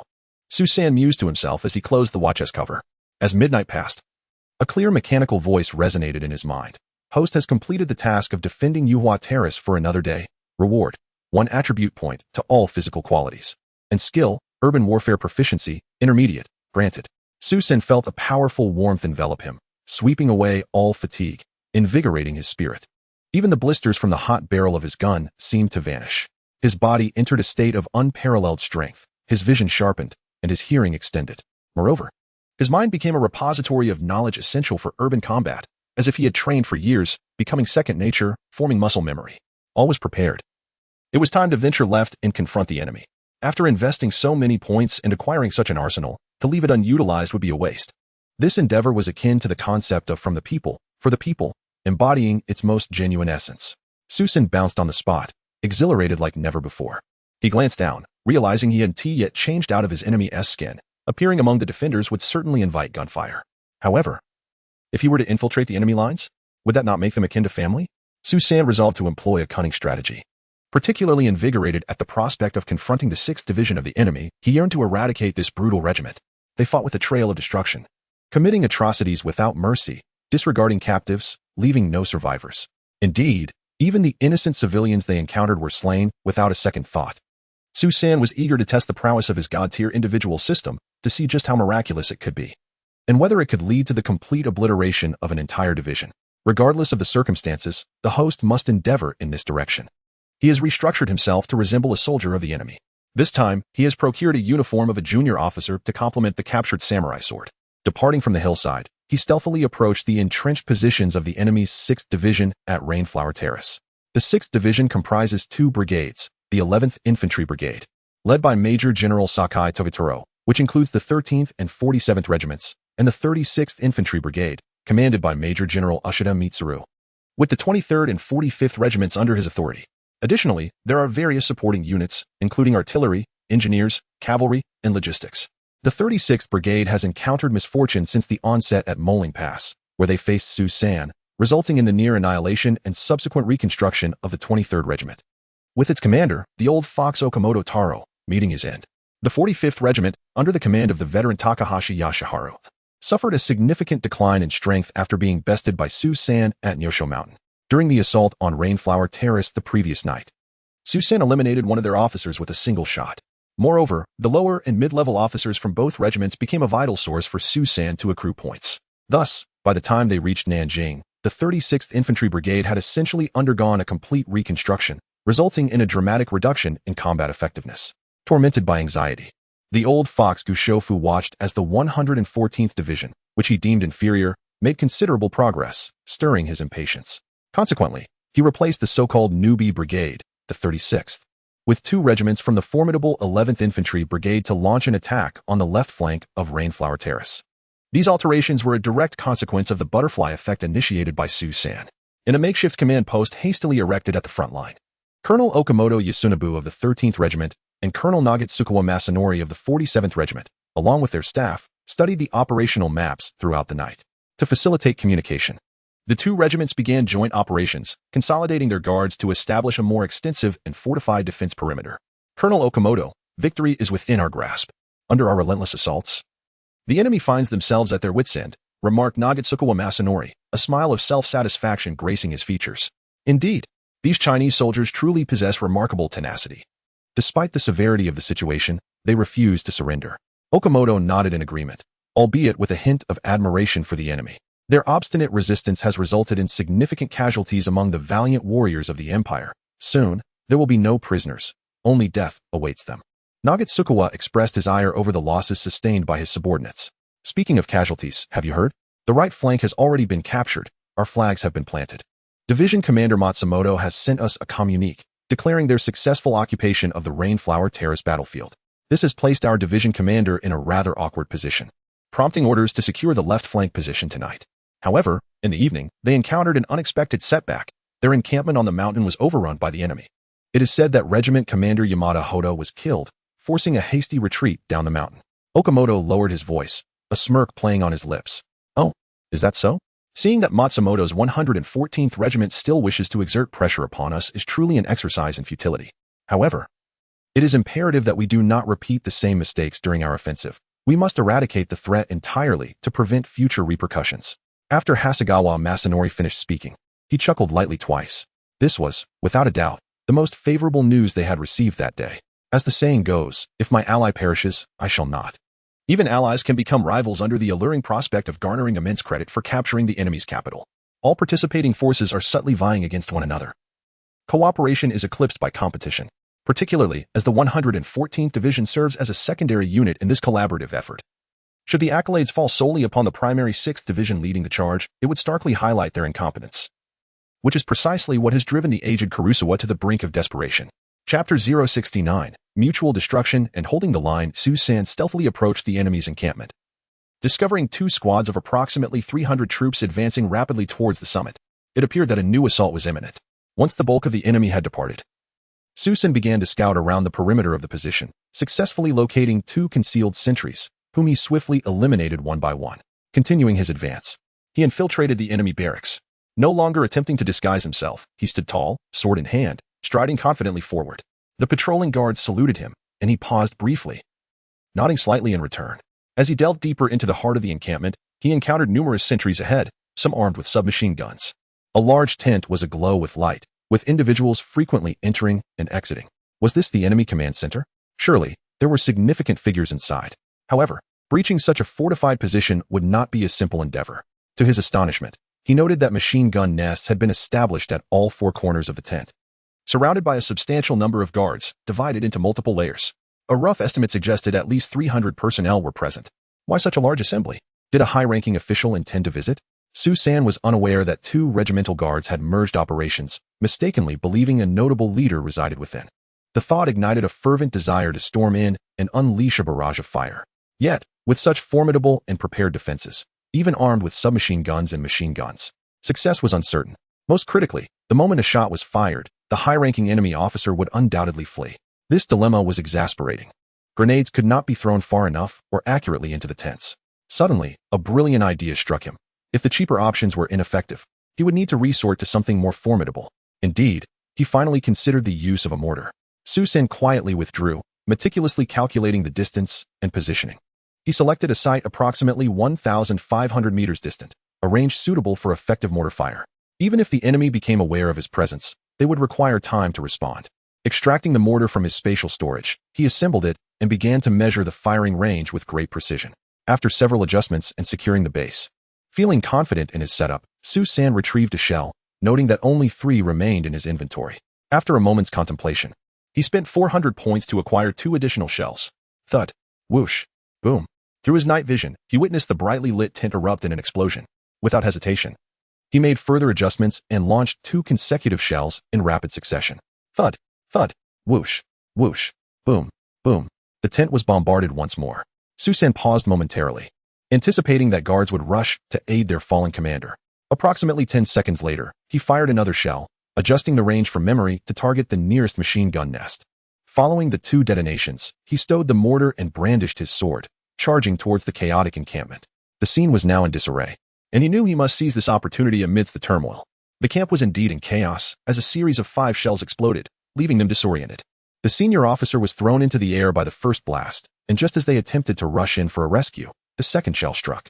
This was soon followed by the third, fourth, and fifth.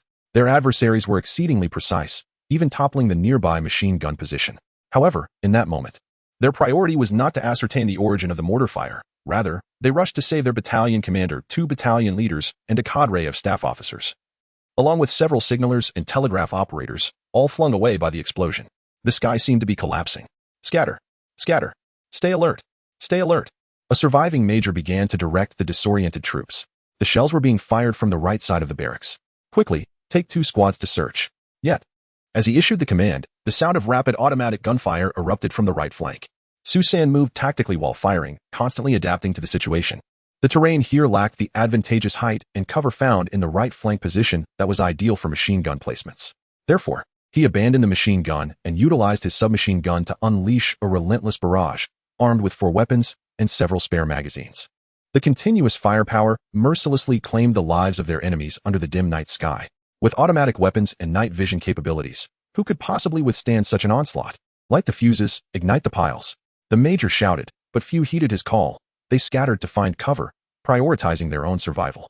After dispatching the panicked and most vulnerable foes, Susan turned to flee.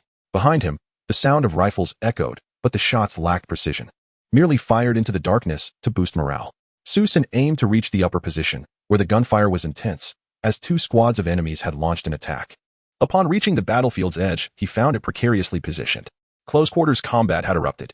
Susan's submachine gun carved a bloody path, and upon entering the fray, he exchanged it for a katana. He spotted a battalion commander who had fought alongside him before and slashed through the surrounding foes. "Where is General Gao?" Susan inquired loudly, failing to see the brigade commander. "He is at the core position. An enemy company has already breached it," the battalion commander replied. Without further ado, Susan charged forth, cleaving through several enemies to aid his comrades. Then, a pistol appeared in his left hand, and with a series of shots, he eliminated additional foes at a distance. The number of those he rescued grew rapidly, forming a team of about 70 or 80. "Quickly, let us save General Gao," Susan shouted, racing toward the core position, with the battalion commander closely following. Gunfire continued to erupt as Susan saved more comrades along the way, and the group began to coalesce, pushing back the enemies from their position. With a rapid succession of gunfire, Susan switched to a submachine gun, unleashing a barrage upon the enemy soldiers attempting to regroup. In that moment, no one paid heed to his incessant weapon changes. Their sole focus was on vanquishing the foe. Soon, they reached the final stronghold, but before they could advance any further, a hoarse voice called out, "Brothers, don't come over. Stay down. Stay down." Battalion Commander Wu raised his hand to signal a halt, and all eyes were drawn to a shocking scene. Amidst the chaotic struggle between comrades and enemy soldiers, several fuses hissed ominously as they burned. Furthermore, Colonel Gao was locked in a desperate embrace with an enemy soldier, the explosives strapped to him nearing their ignition point. Just moments before, it was he who had issued the warning, but now blood streamed from his mouth, evidence of grievous wounds inflicted by the enemy's bayonet. Yet, with every ounce of strength he could muster, he clung tightly to the enemy, preventing any chance of escape. Other foes sought to flee, but it was already too late. Boom, boom, boom. In an explosion of flames, the entire stronghold trembled. The corpses strewn across the battlefield were rendered unrecognizable, indistinguishable between friend and foe. Commander Wu and his comrades lay flat on the ground, covered in flying debris, some even struck by severed limbs. Susan stared blankly in that direction, the resolute gaze of Colonel Gao etched indelibly in his memory. Chapter 070. A single shot annihilated 2 regimental commanders. Captain Wu witnessed the gallant General Gao perish in a mutual destruction with the enemy before his very eyes. His eyes widened in disbelief as he bellowed, "Brothers, let us vanquish the Japanese. Let us fight to the last." The others shared his fervor, resolutely engaging the enemy. Susan, brandishing 2 submachine guns, unleashed a barrage upon the remaining foes. The gunfire echoed, a relentless rat-a-tat-tat. Faced with such an audacious and fearless counterattack, the Japanese began to falter, particularly under the fearsome onslaught of Susan's weapons. A few Japanese soldiers turned to flee, soon followed by a mass exodus. However, the valiant defenders, having witnessed their brigade commander's self-sacrifice, were determined not to let the enemy escape. Over 100 soldiers commenced the pursuit, most wielding rifles with bayonets, shouting "kill," though their ammunition was nearly depleted. Only Su San continued to fire his submachine guns, as if his supply of bullets were inexhaustible. His speed and agility rendered the enemy's short legs utterly inadequate. As he fought and chased, Su San's nimbleness was akin to harvesting chives. The fleeing Japanese were hardly wise to run. They barely reached the foothills before Su San had obliterated them completely. Colonel Su, shall we continue the assault? Captain Wu gasped, panting heavily. After their previous collaboration and the events of that night, he had developed a profound respect for Su San. Though he held a formal command position, he could not restrain himself from seeking Su San's counsel. All the brothers have run out of ammunition, and you are utterly exhausted from the constant fighting. Therefore, let us scour the battlefield, collect the enemy's weapons, ascertain what can be salvaged, and organize our own equipment before returning to the main position. I shall venture alone to scout the enemy camp and seek any advantageous opportunities. Su San perceived the fatigue etched on his comrades' faces. Knowing they had gone days without rest, teetering on the brink of collapse. What? You intend to go alone? That is out of the question. Captain Wu protested vehemently. Before I arrived, I dropped several bombs on the Japanese positions. They are still in disarray. Look at my attire. Am I not clad in their uniform? Captain Wu realized the truth in Su San's words. Earlier, in his eagerness to avoid misunderstandings, Su San had discarded his helmet, and under the dim light of dusk, Wu had failed to notice his clothing. Return. We must honor General Gao's memory. I will seek vengeance for him, Su San urged.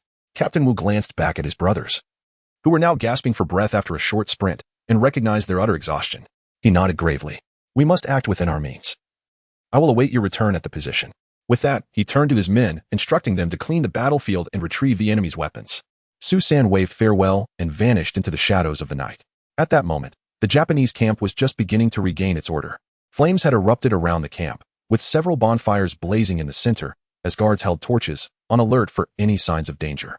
Several rows of corpses lay on the open ground, among them the high-ranking officials from the command post and the signal troops, while the remaining bodies belonged to the perimeter defense soldiers, including 2 sentinels who had also been discovered, amounting to nearly 100 souls. A major was pacing back and forth, the hilt of his sword occasionally striking the heel of his leather boots. Among the fallen were 2 regimental commanders, along with their staff officers, and in terms of rank, he was not superior to the 2 lieutenant colonels among them. Now, as the highest-ranking survivor still present at the camp, he felt an overwhelming burden. At this moment, he would rather be a mere private, should accountability arise from above. He would undoubtedly be the first to bear the brunt of it. It was clear that the 2 regimental commanders held some responsibility. Yet they were deceased. Dead men fear not the heat of boiling water. Whether as a scapegoat or a bearer of blame, he was indeed the prime candidate. Nevertheless, he could not afford to be negligent.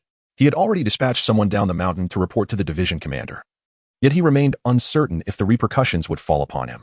Thus, he walked restlessly in the open space, consumed by anxiety. When Su San finally returned to the enemy's camp, he found it more challenging to infiltrate than before. The enemy was now on high alert. As if shadows danced before their eyes, numerous soldiers were stationed with weapons at every corner, leaving no room for error. The camp was illuminated by bonfires. Yet this did not facilitate his entry. It seemed that blending into the chaos of the camp was no longer viable. Artillery fire would be too costly, making it unfeasible. Perhaps a sniper's shot would be a better approach. Su San contemplated. Even if he could lure them out, his night vision capabilities would still place him at a disadvantage. It would be akin to a sighted man taking advantage of the blind. Bang! A diligent machine gunner collapsed over the heavy machine gun, a hole appearing in his helmet from which blood gushed forth. Enemy attack! Enemy attack! The other machine gun positions opened fire, unleashing a hail of bullets into the darkness. Su San crouched in a shell crater, pulling back the bolt of his G98 sniper rifle. He chambered around with a gentle motion, producing only a faint click. The enemy's gunfire triggered a chain reaction. First the machine guns, then all soldiers began firing into the night. The major trembled in fright, questioning how this could happen again. Was there no escape today? What had transpired? Accompanied by several guards, he approached the edge of the camp. Sir, just now, a heavy machine gunner was shot in the head by the enemy sharpshooter. What? Shot in the dark? Do you take me for a fool?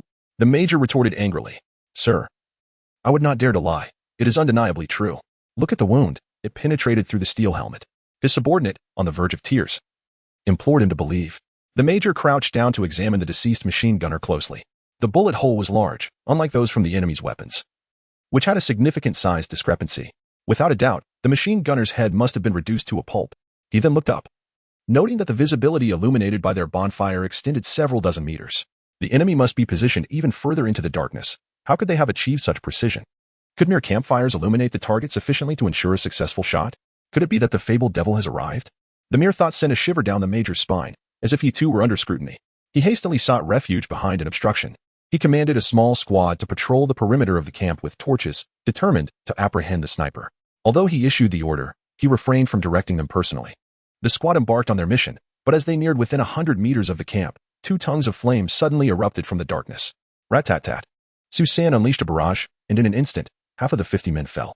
Just as the remaining adversaries prepared to retaliate, they discovered, to their horror, that their gun-holding hands had inexplicably fallen to the ground. Susan wielded his knife with unprecedented swiftness, cleaving through the air. 7 or 8 enemies screamed in terror and fled. Yet today, Susan had no intention of showing mercy. The submachine gun reappeared in his grasp. Rat-tat-tat. The fleeing foes were instantly pierced through the back, meeting their demise. Chapter 071. The long-awaited freedom has finally arrived at the headquarters beneath the Ghost Mountain. Gu Shoufu was in slumber. The old general had been plagued by insomnia these past few days. For 3 consecutive days and nights, the Yuhua platform remained unyielding, resulting in the demise of a colonel. Today, he issued a resolute decree by the break of dawn. The flag of the Greater Japanese Empire must be hoisted atop the Yuhua platform. Failure to do so would mean sending the responsible battalion commander to a military tribunal.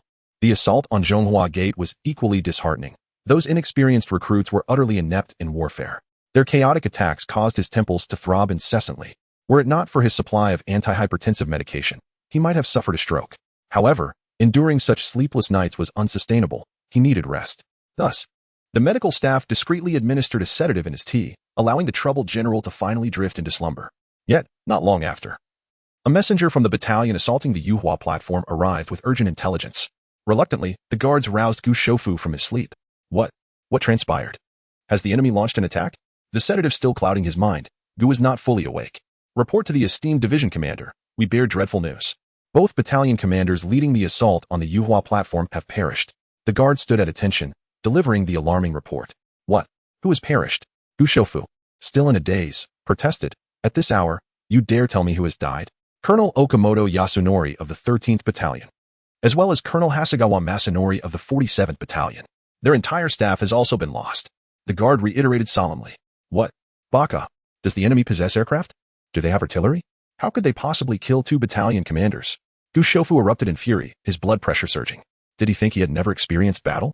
The defending forces thus far had merely been on the defensive, lacking the capability to retaliate.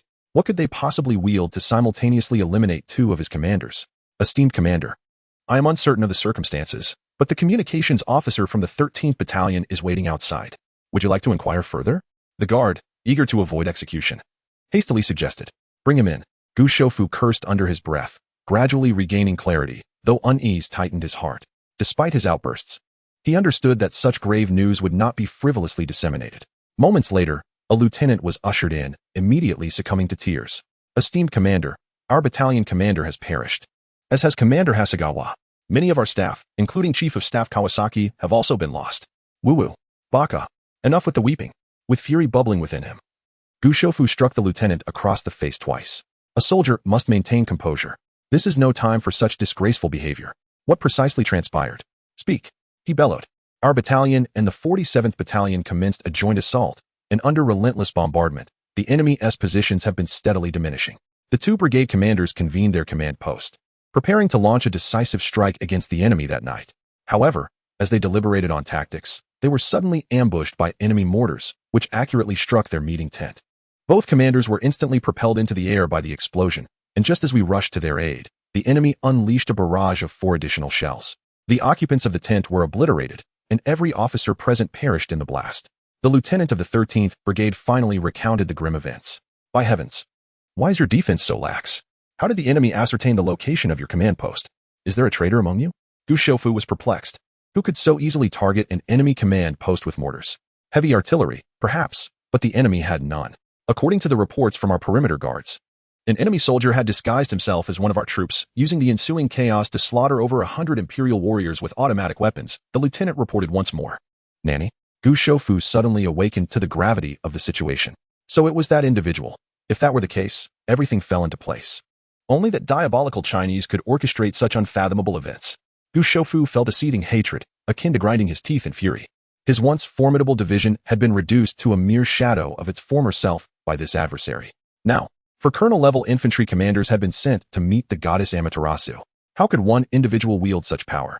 A chill ran down his spine as he recalled what Okuyama had said before his demise. The impact of a specialist could sometimes equal that of an entire brigade. Now it seemed that this was an understatement. If this continued, that Chinese adversary might single-handedly annihilate an entire division. As this thought crossed his mind, Gu Shoufu suddenly felt a cold shiver and trembled. "Aide! Aide!" Gu Shoufu shouted.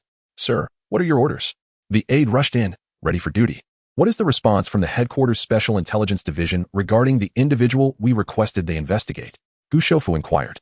"Sir, there has been no reply from headquarters yet." The aide replied, bowing his head.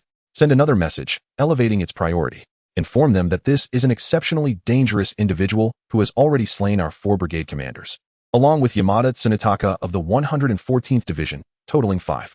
Countless lower-ranking officers and innumerable imperial warriors have fallen. This is an unfathomably terrifying presence. They must investigate this matter with the utmost urgency." "Yes, I shall dispatch the message immediately, sir," the aide affirmed before departing. "Order the immediate withdrawal of all soldiers from Yuhua Terrace. At dawn, we shall commence a thorough search of the mountains to capture that instigator." Gu Shoufu made a decision akin to that of Matsumoto Shigeru. Both seasoned commanders who quickly recognized their inability to match the capabilities of that special operations expert in night combat. Susan aimed to engage in guerrilla tactics against the Japanese, but the Japanese major was already gripped by fear, reluctant to dispatch a team to search for him, instead opting to fortify their camp and remain on the defensive. Susan had discharged several rounds into the night, only to find that the enemy had begun to take cover, rendering the endeavor rather uninteresting. He lowered his weapon and surveyed the scene. Noting the fallen enemy squads around him, it was somewhat regrettable that he could not collect their weapons. Naturally, he decided to check the system in his mind. To his astonishment, he discovered that the coveted space for storing external objects had indeed manifested. After this night raid, he had accrued an impressive total of 1210 points. The results were truly remarkable. It seemed that his bombardment of the enemy command had yielded substantial rewards. Upon closer inspection, he noted the tally: 2 majors for lieutenant colonels, and 6 captains, along with a considerable number of lieutenants and sergeants, while the privates amounted to less than 400. His performance was nothing short of extraordinary. His cumulative points had surpassed 10,000. The promised external storage space had finally arrived. "Congratulations, host. Your accumulated points have reached 10009, officially exceeding the 10,000 point threshold, granting you a cubic meter of free storage space. In the future, for every additional 1,000 points earned, you may expand your storage by another cubic meter." 1 cubic meter? Susan quickly visualized the space in his mind, a perfectly cubic volume, each side measuring 1 meter. However, therein lay a dilemma. Although the enemy was diminutive in stature, their firearms were quite lengthy, exceeding 1 meter in length. Would he not be unable to store even a single Type 38 rifle? Suddenly, Susan felt as though the system had bestowed upon him a rather solitary gift. Chapter 072, Transition to Zhonghua Gate. How shall I put it? The system does not offer anything without a struggle. It champions the principle of greater effort yielding greater reward. Essentially, it is a domestic creation that perfectly amalgamates the strategies employed within our borders. If you desire a seamless experience, by all means, go forth and vanquish the enemy. After all, there is no support for the indolent. Susan merely expressed a casual complaint before he began rummaging about, seeking items to stow away that might prove useful in the future. After some deliberation, he concluded that the enemy's small military blankets and the boots they wore held some merit. Each time he recalled his comrades trudging barefoot in the frigid winter, he felt an overwhelming urge to procure several pairs of shoes. The army was lacking not only in firearms and ammunition but also in essential supplies. Moreover, there was the matter of bullets. However, there was no time to delve into the firearms. He merely collected a few hundred rounds from their ammunition pouches, fashioning a cloth bag to secure them in his spatial storage. He also managed to gather a few dozen sweet melon grenades. To his astonishment, after fitting in over 20 pairs of military boots, several small military blankets, and a few grenades along with the bullets, his bag was already full. Susan did not complain. Having something was better than having nothing. Once his tidying was complete, he realized that since he could not benefit from his efforts, he ought to hasten to reunite with Captain Wu. He slung over 10 Type 38 rifles over his shoulder and made his way directly to the peak position. Upon reaching the site, he first retrieved the military boots, bullets, and grenades, as these were intended for the soldiers. "Commander Su, you have finally returned." Captain Wu grasped Susan's hand firmly. "The enemy's defenses were too stringent. I attempted to take them by surprise, but they did not emerge, and eventually, they took to hiding. Thus, I had no choice but to return. I surveyed the battlefield and selected some usable items to distribute among the soldiers." Susan unloaded a substantial collection of goods. The weary soldiers were asleep, needing rest to endure the night. Would the enemy launch another attack this evening? Captain Wu inquired. Susan gazed at the sky, then checked his pocket watch. It was 3:10 a.m. "I doubt it. They seem rather disorganized themselves. Yet, Before he could finish his thought, he noticed a multitude of torches winding down the mountainside. Are the enemy retreating? He pondered, astonished. It appears so. The torches indicate a scale of 3,000 to 4,000 men.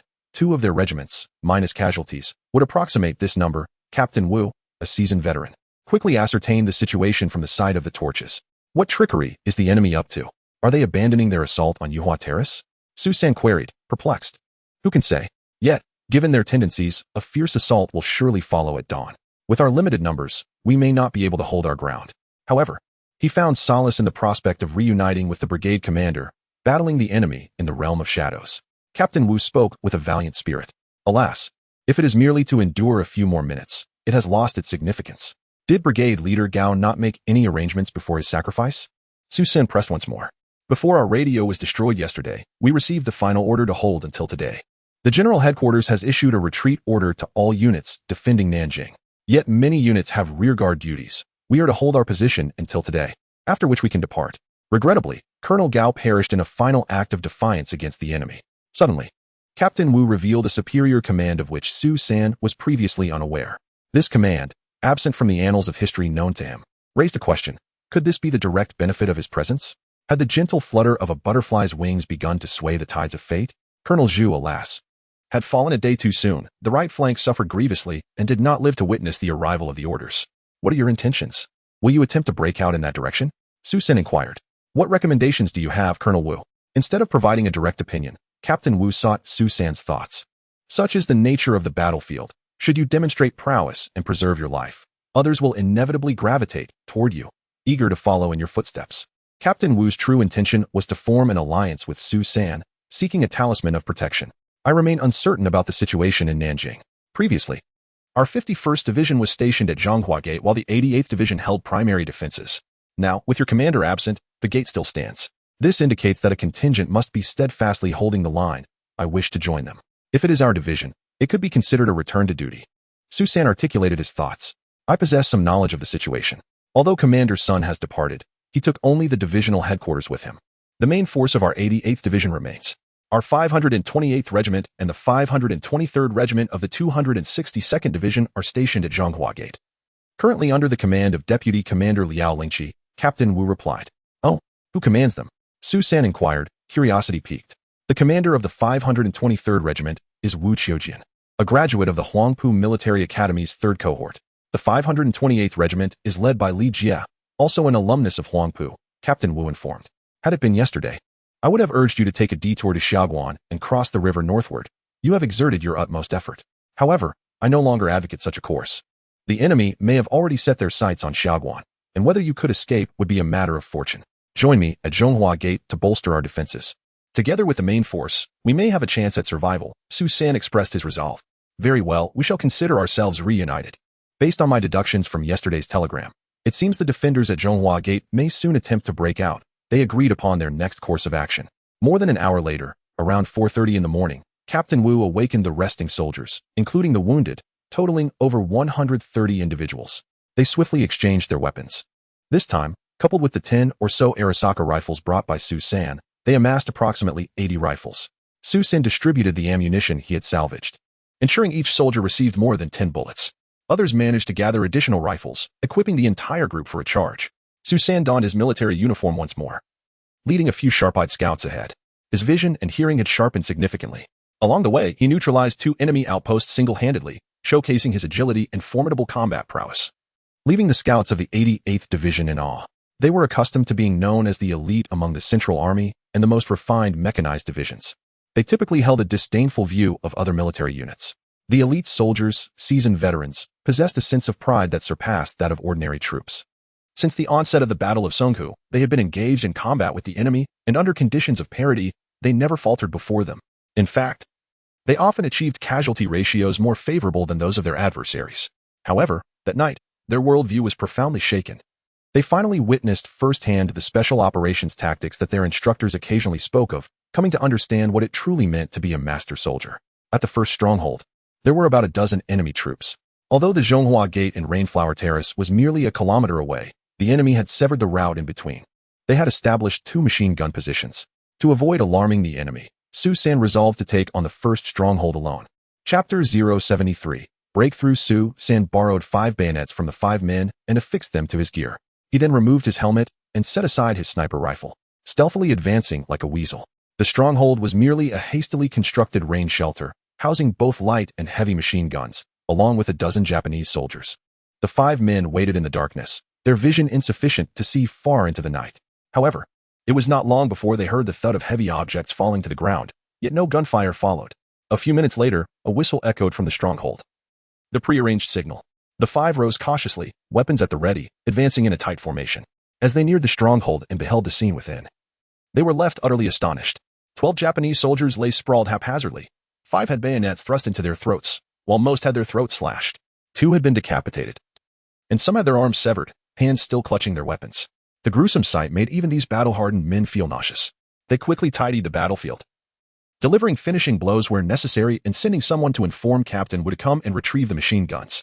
Before they could catch their breath, Su San's cold voice pierced through. "Yes, Commander, but is there a need for finishing blows?" Gazing at the gleaming katana in Su San's hand, blood dripping from it, one could only marvel at the astounding speed, quicker than slaughtering pigs. Soon, Captain Wu arrived with a dozen men. A few new recruits, upon witnessing the scene, retched involuntarily. "What a disgrace! Hurry and lift the machine guns!" Captain Wu scolded in a hushed tone. He had witnessed Su San in hand-to-hand combat before, the brutality of which was strikingly similar. As he swept through, Japanese body parts were invariably left scattered, though the number of kills was small this time. The spoils were considerable: a well-supplied heavy machine gun, an identical light machine gun, and 6 fully loaded Type 38 rifles. Most importantly, there was food. The garrison at Yuhua Terrace had been cut off from supplies 2 days prior, with rations dwindling to almost nothing, and on this day, they had not eaten at all. While the provisions here were merely enough for a dozen Japanese soldiers and would last only about 3 days, distributing a little to each could alleviate their hunger. The second stronghold lay only about 300 to 400 meters away, silent, leaving them unaware of what had transpired there. This time, Su San did not permit the 5 men to accompany him, instructing them to wait over 200 meters away. He intended to forego using his knife. Given their proximity to Zhonghua Gate, Captain Wu and the others readied themselves. Should Su San succeed, they would acquire 2 heavy machine guns and 2 light machine guns, making it entirely feasible to advance to Zhonghua Gate.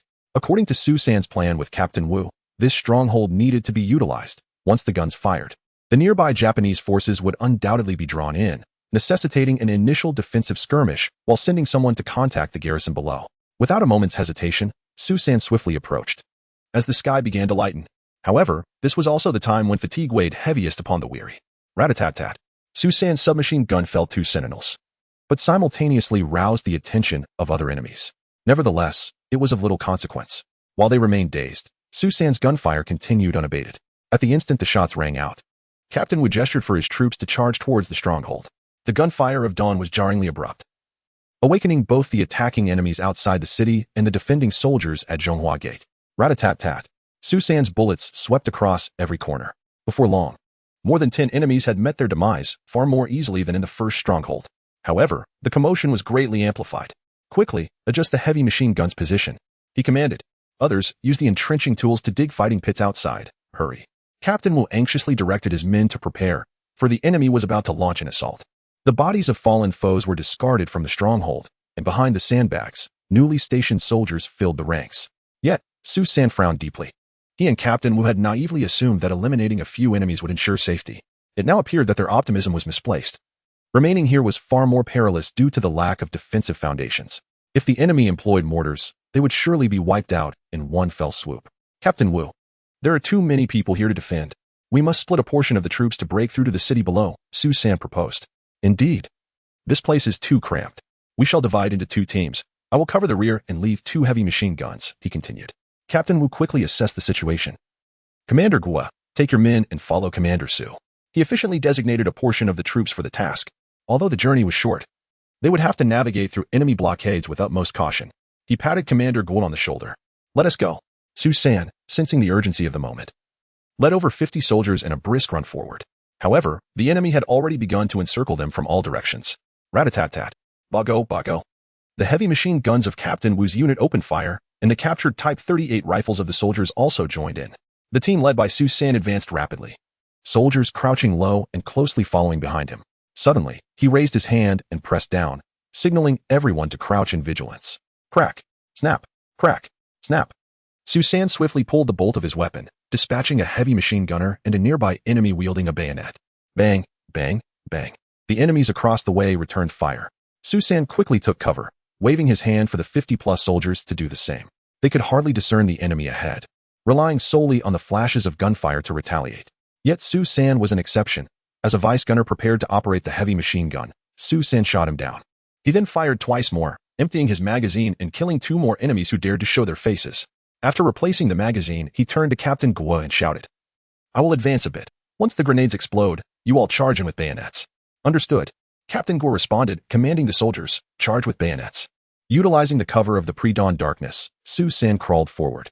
When he was a mere 40 meters from the enemy's position, he produced 10 grenades, unscrewing each one before tossing them into the enemy trench, one by one. Boom, boom. The successive explosions sent many of the enemy soldiers flying from their trenches. "Kill," Captain Guo shouted as he rose and led his men forward. As Su San hurled the last grenade, he swiftly crouched and dashed into the enemy trench, swiftly dispatching several disoriented soldiers with his knife. After slaying 2, he sheathed his blade, and in an instant, a submachine gun appeared in his hands. He began to advance rapidly along the trench. Rat-a-tat-tat. The submachine gun roared, bullets finding their marks as enemy soldiers fell one by one. Upon reaching a frontline command post, he unleashed a barrage, sending 4 or 5 more enemy soldiers to their demise. Chapter 074. The preference for rearguard action after vanquishing the enemy. Su San was about to turn away when his gaze was drawn to an object, a mortar. As Su approached, he realized, to his astonishment, that it was identical to the one in his own space, both boasting an 81mm caliber. He attempted to absorb it into his realm, but alas, it was too large to comply. A pang of disappointment struck him, yet the urgency of the moment left little room for contemplation. Turning his head, he noticed 5 ammunition boxes nearby, which might contain shells. Their modest size made them perfect for his space. Without hesitation, he collected them. With this acquisition, Su's keen eyes scanned the area, and indeed, he discovered several sealed wooden crates. A kick confirmed their weight, heavy. Su surmised this was a temporary ammunition distribution point, teeming with supplies. Fortunately, the boxes were manageable, and with a mere wave of his hand, they vanished from sight. He retrieved a grenade from the lifeless enemy and pulled the pin, tossing it into the mortar's barrel before sprinting away. After a few strides, he spotted Captain Guo and his men charging into the trenches to clear the remaining foes. "Hurry, cease fire, and cross this position," he shouted urgently. Without question, the group followed Su forward. Observing the nimble figure leading them, Captain Guo couldn't help but marvel at how effortless it seemed to fight alongside this officer Su. Upon arrival, they were greeted by the sight of fallen enemies. Bang, bang. Just as Su and his squad raced along the narrow path the Japanese had carved in the moat, 2 flares shot up from the city walls. "Hold your fire. Hold your fire. We are brothers of the 88th Division," Captain Guo yelled at the top of his lungs. Many sections of the wall had crumbled, gaps filled with sandbags, while the scattered debris bore witness to the grim fate of the Japanese soldiers. All these signs indicated a fierce battle had transpired. Fortunately, it was winter. Had it been summer, the stench of the corpses would have been unbearable. Su led his comrades towards a sloped breach. "Halt! Advance any further, and we will open fire," the guards shouted. The sound of gun bolts echoed through the air. "We are from the 264th Brigade of the 88th Division. I am Captain Guo Qianyuan of the 2nd Company, 527th Regiment." "Which unit are you?" Captain Guo quickly stated his identification. "Wait a moment. Our commander will arrive shortly," the guard replied. "Brothers, please hurry. Our Captain Wu is still at the rear.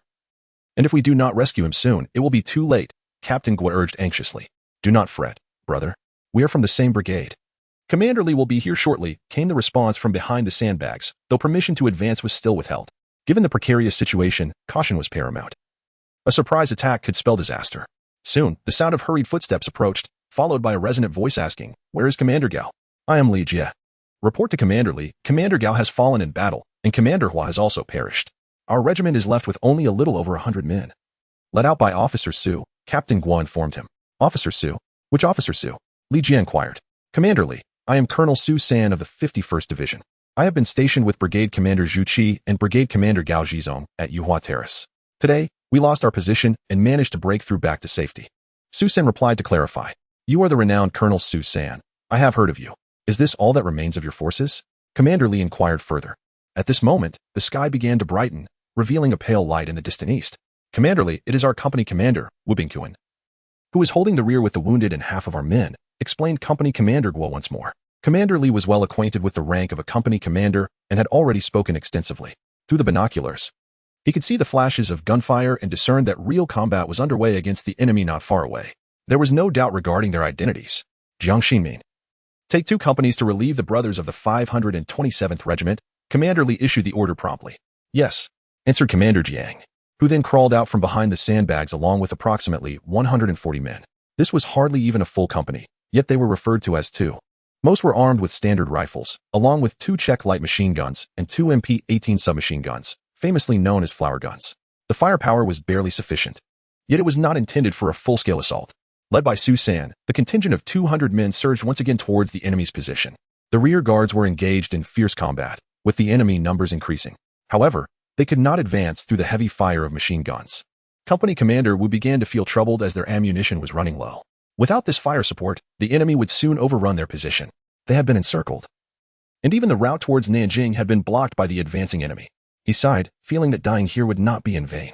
The number of enemy soldiers he had taken down was nearly equal to his own. Just then, from the direction of Nanjing, the enemy suddenly heard the distinctive sounds of gunfire approaching rapidly. Reinforcements were coming. Su San charged ahead, once again leading the way. With his submachine gun, he fired at the enemy in all directions, ensuring that any foe within range met their demise at his hands. His unobstructed line of sight was his greatest advantage, rendering the enemy helpless in the darkness. Company Commander Wu felt a surge of relief at this unexpected turn of events. Retreat. You all withdraw first. I will hold the rear. Leave the heavy machine guns behind, Su San shouted. Although the heavy machine guns were formidable, the mismatch in ammunition supply rendered them useless once depleted. Moreover, this was a race against time for retreat. Their weight was a burden, completely impractical. Commander Su, we will stay back with you. The 50 or so comrades who had followed him in the breakout insisted loudly.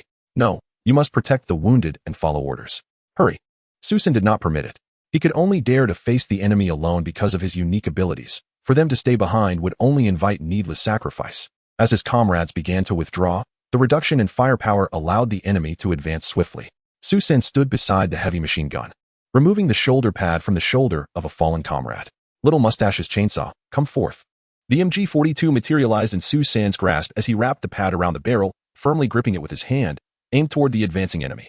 The sound of the gun roared to life, piercing the tranquil morning sky, as if slicing through the darkness to hasten the arrival of light. He pivoted his body, the barrel tracing a semicircle in tandem with his waist. In a mere moment, 75 rounds were expended. The approaching enemy seemed to collide with an impenetrable wall of bullets, akin to peeling an onion, layer by layer, under Su San's relentless fire. He swiftly replaced the ammunition drum. The ominous sound erupted once more. The enemy, charging forward, was again stripped of life by Su San's precise aim.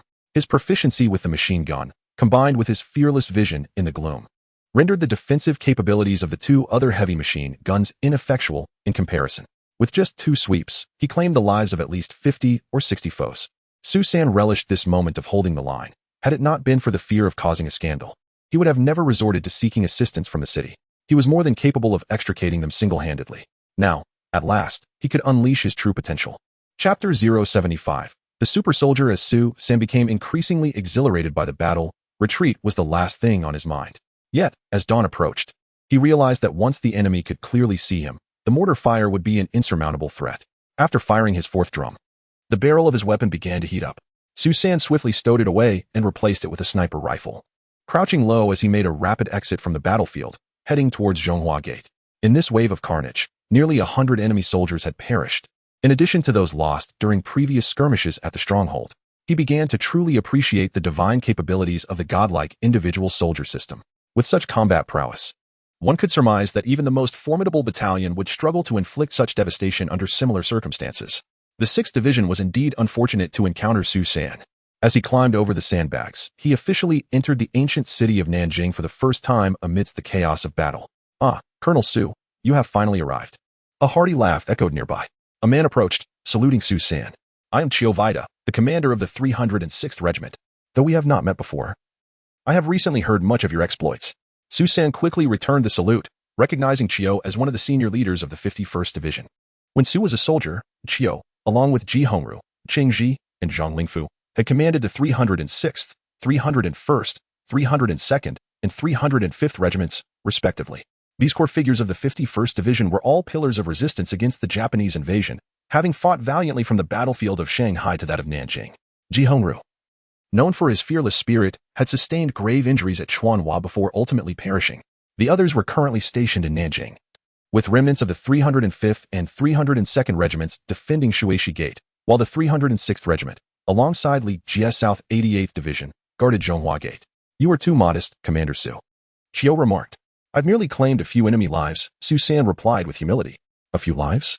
Just 2 days ago, before the fall of Yuhua Terrace, Brigade Commander Gao reported your achievements to their headquarters, stating that you single-handedly killed hundreds and even took down a high-ranking enemy officer.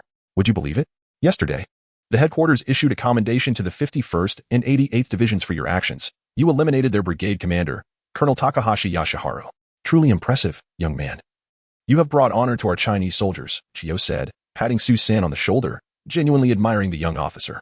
Despite Su San's rapid rise through the ranks, Chiu felt no jealousy. He recognized that such advancement was earned through blood and valor, with the lives of the enemy stacked in the balance.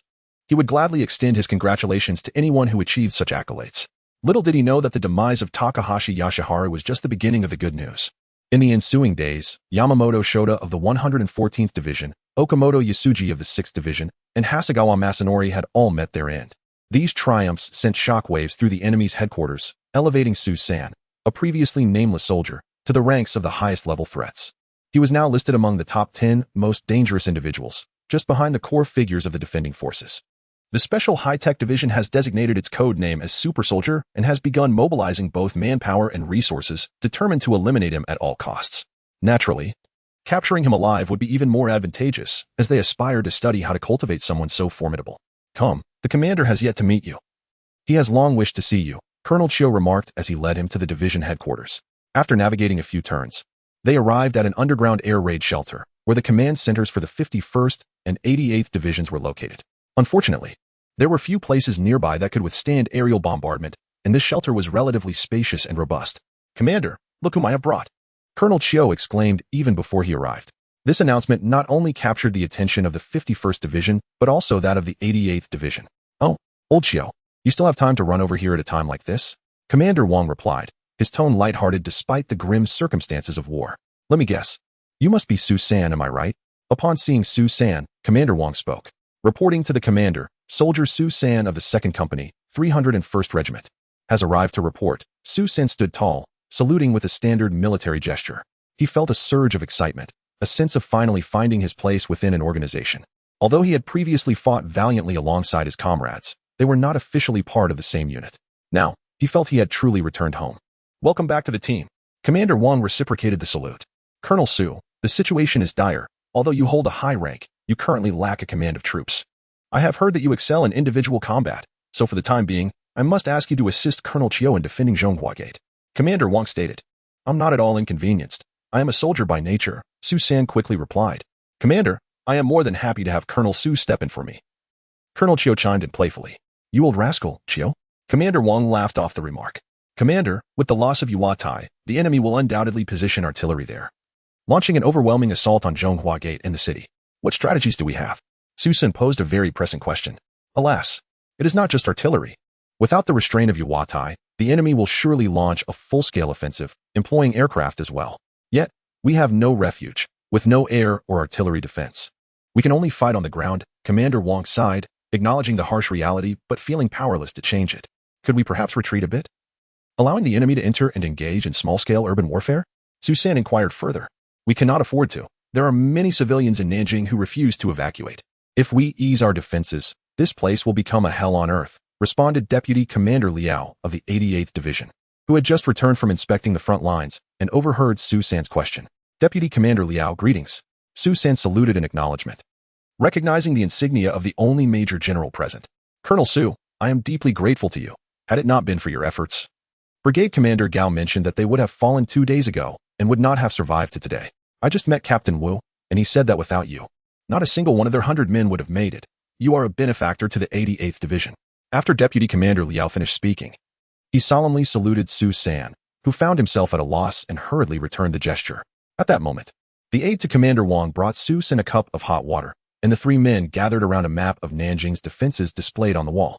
The General Headquarters had issued a comprehensive order for retreat, stipulating that our 51st and 88th Divisions would protect the last group of personnel evacuating the city until today. Starting tomorrow, we shall withdraw according to our respective battlefields and directions. Commander Wang continued to explain. Until today, Then what direction are we preparing to retreat? Su San inquired uncertainly. Are we facing the 6th Division and the 114th Division? Deputy Commander Liao intended to retreat via Xiaoguan. But the headquarters had communicated that only the 36th Division, the instructional corps, and the military police could withdraw from that route. We must confront the enemy head-on during our retreat. Commander Wang sighed. This order is utterly unrealistic. If we could overpower the enemy across from us, would we still be unable to hold Nanjing? Even if we managed to break through, the chances of survival would be slim. And we would still face the enemy's relentless pursuit and interception, Deputy Commander Liao added. Indeed, the commanders of our divisions share the same sentiment. Commander Wang sighed again. The question of how to retreat is truly a formidable challenge. Chapter 76. Straining to change direction. Commander, Deputy Commander Liao, we cannot go to Jiangsu. Su San declared with a grave expression. Throughout history, Jiangsu had been occupied by the 16th Division, and all the troops trapped within the city rushed there in a desperate bid for survival. Ultimately, they were intercepted, suffering countless casualties. Now, having significantly weakened the enemy forces of the 6th and 114th Divisions, with many veterans eliminated and a complete turnover of battalion leaders, the ranks of lieutenants, captains, and sergeants had also incurred heavy losses. The recent assaults at Zhonghua Gate indicated a certain weariness among the Japanese troops. Why can't we go to Jiangsu? Crossing the river from there would be the safest option, Deputy Commander Liao inquired, puzzled. The two commanders were willing to discuss such a significant matter with Su San because his recent accomplishments had indeed been remarkable. Their surprise at his strong reaction to their inquiry was palpable. Su San picked up a command baton from the side and approached the map. He pointed at it, stating, "The Japanese Kuniakai Brigade occupied Wuhu on the 10th and has since crossed the river northward, capturing Puku along the way. They have effectively blocked the route for the Nanjing garrison to cross the river. Elements of the 13th and 16th Divisions have taken Mufushan and are seizing the Jiangsu port, while the 36th Division is struggling to hold the line. Particularly alarming is the fact that there are now no boats available at Jiangsu port. In such circumstances, if the main forces were to congregate there, how would we contend with the Japanese aircraft overhead, the gunboats in the river, and the machine guns on the ground?"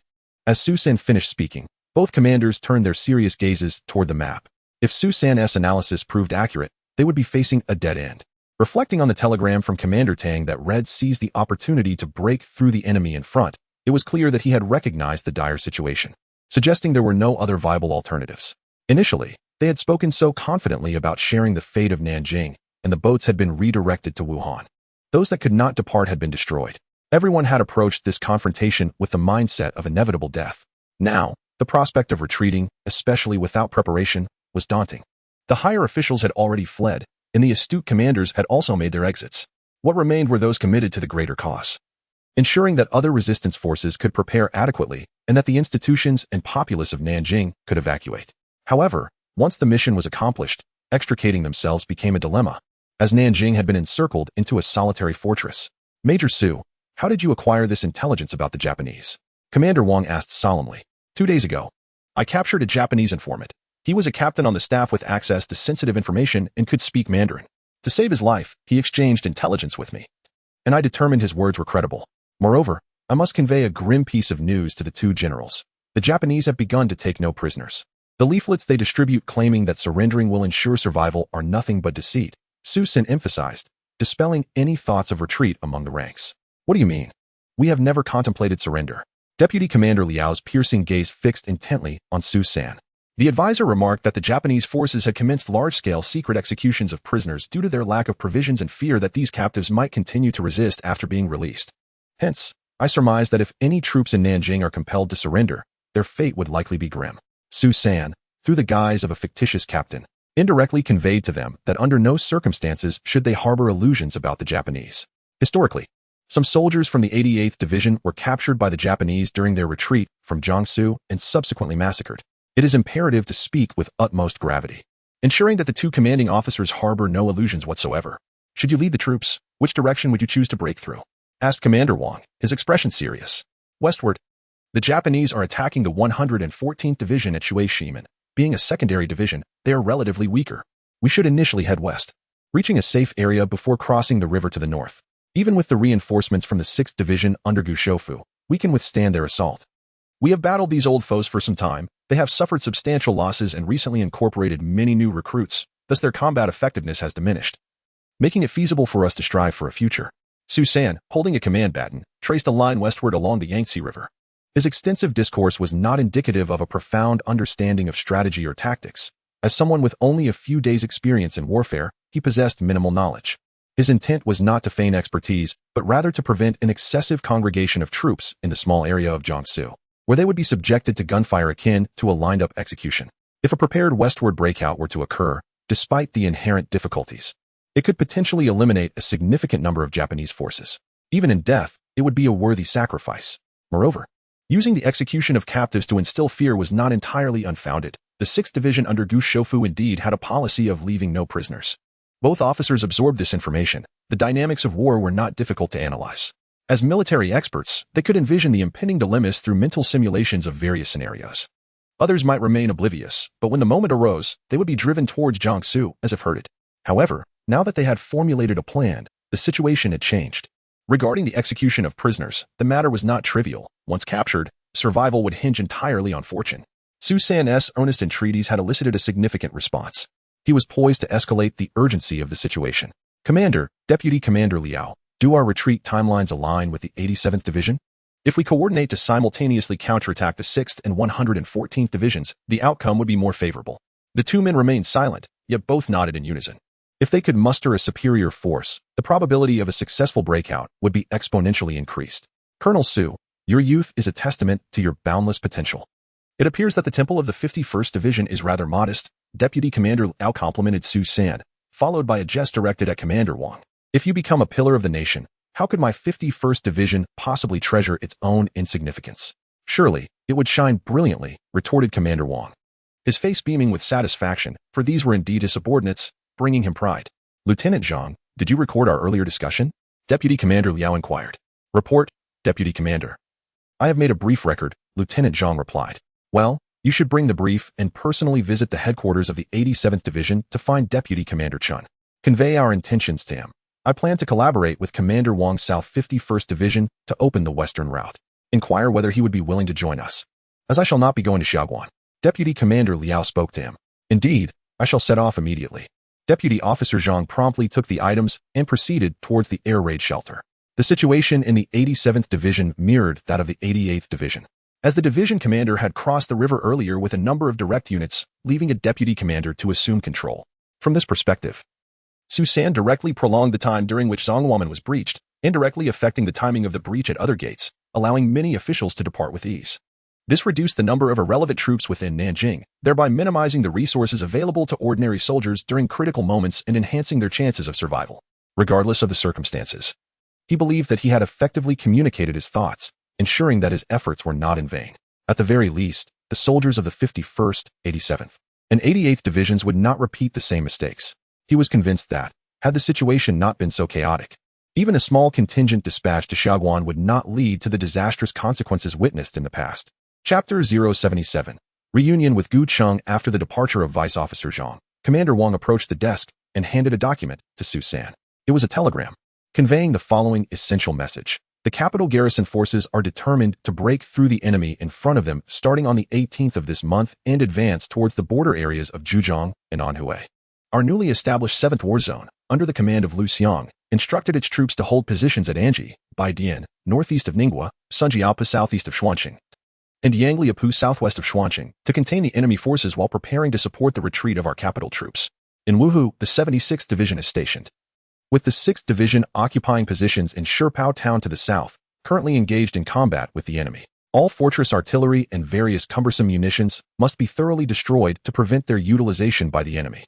The communication corps, except for those assigned to external units, should operate alongside their respective forces.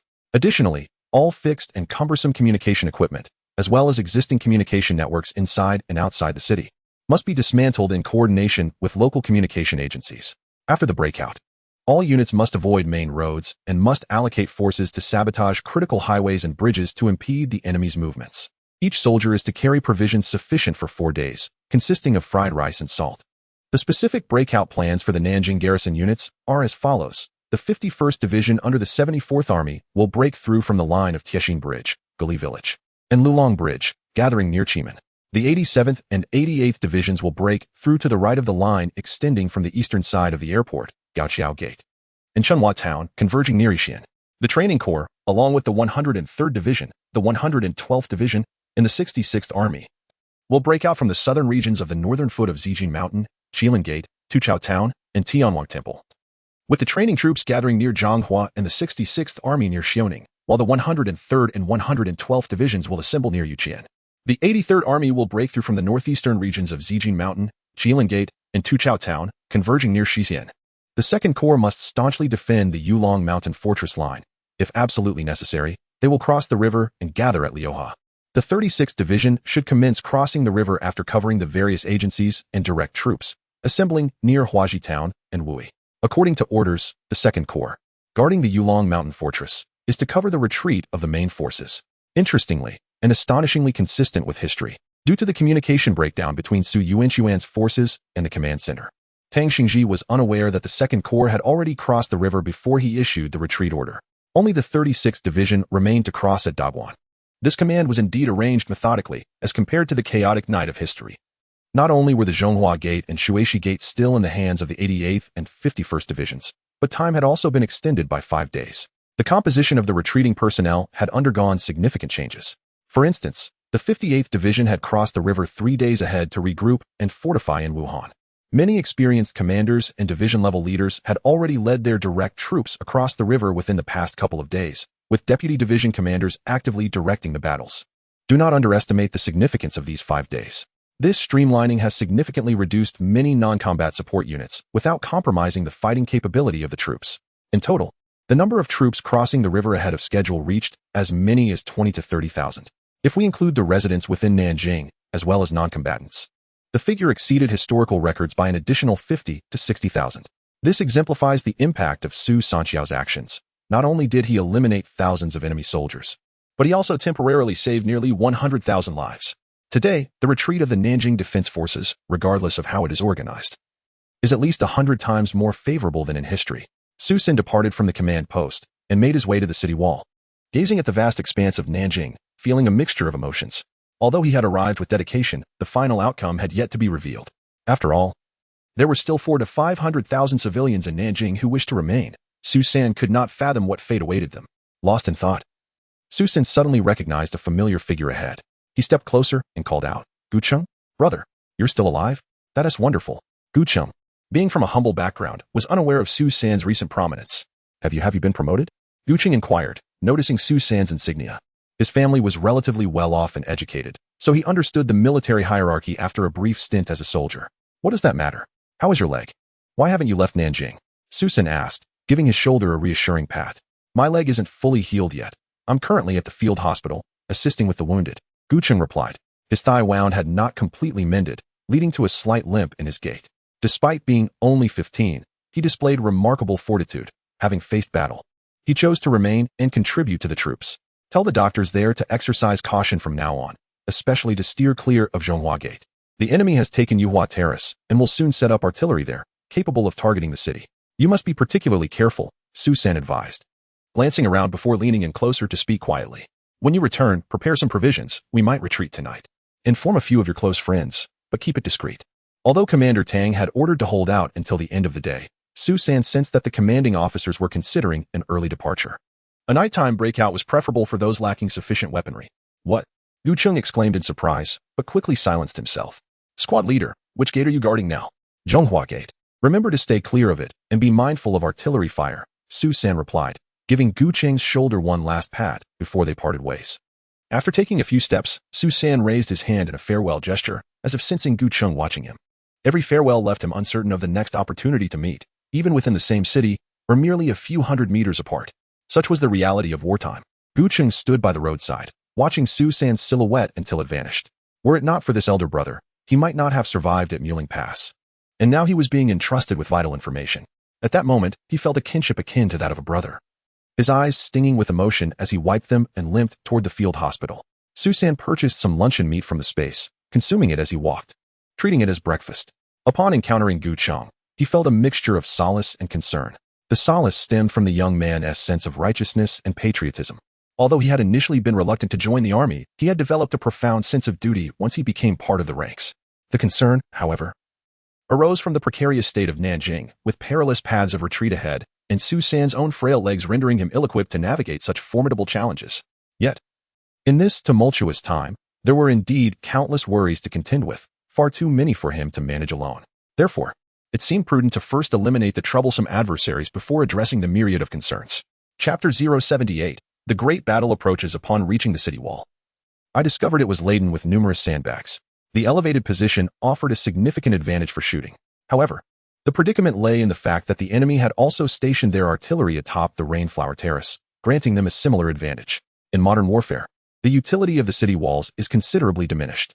Once the enemy opens fire, no one would dare remain on these walls, rendering them mere targets. Commander Chiu was inspecting the positions when he noticed Su San and approached him. I heard you made quite an impression at the command post, even convincing Commander Wang. Let us discuss our defense today, and why the enemy has yet to commence their assault. It seems rather unusual. Commander Chiu appeared keen to test Su San's insights. Realizing he was being evaluated, Su San smiled faintly. He had no intention of concealing his thoughts, uncertain whether this was a genuine or feigned assessment. He felt compelled to articulate his ideas, considering it an opportunity to enrich their tactical approach. The enemy has not yet attacked because they are gathering strength. They intend to orchestrate a larger offensive, particularly by positioning their artillery at Rainflower Terrace. At that point, our defenses, and perhaps a substantial portion of Nanjing, would fall within their line of fire. Combined with their ground forces, their effectiveness would be greatly amplified. Am I incorrect, Commander Chiu? Su San inquired. Indeed, you are absolutely correct. I, too, am troubled by our situation. We cannot retreat, nor can we hold our ground. It feels as though we are riding a tiger, Commander Chiu lamented. Similarly, Commander Li of the 88th Division bore a furrowed brow, reflecting his concern. Suddenly, Su San was struck by a brilliant idea. Commander Chiu, what if we constructed a reverse slope using the city wall? Typically, we position ourselves close to the inner wall for artillery defense. If we build a protective ring of sandbags along the inner side of the wall, we could shelter ourselves from the enemy's artillery fire directed towards the inner city. Not everyone needs to be exposed atop the wall, Su San tentatively suggested. Youth truly brings ingenuity. This is an excellent proposal.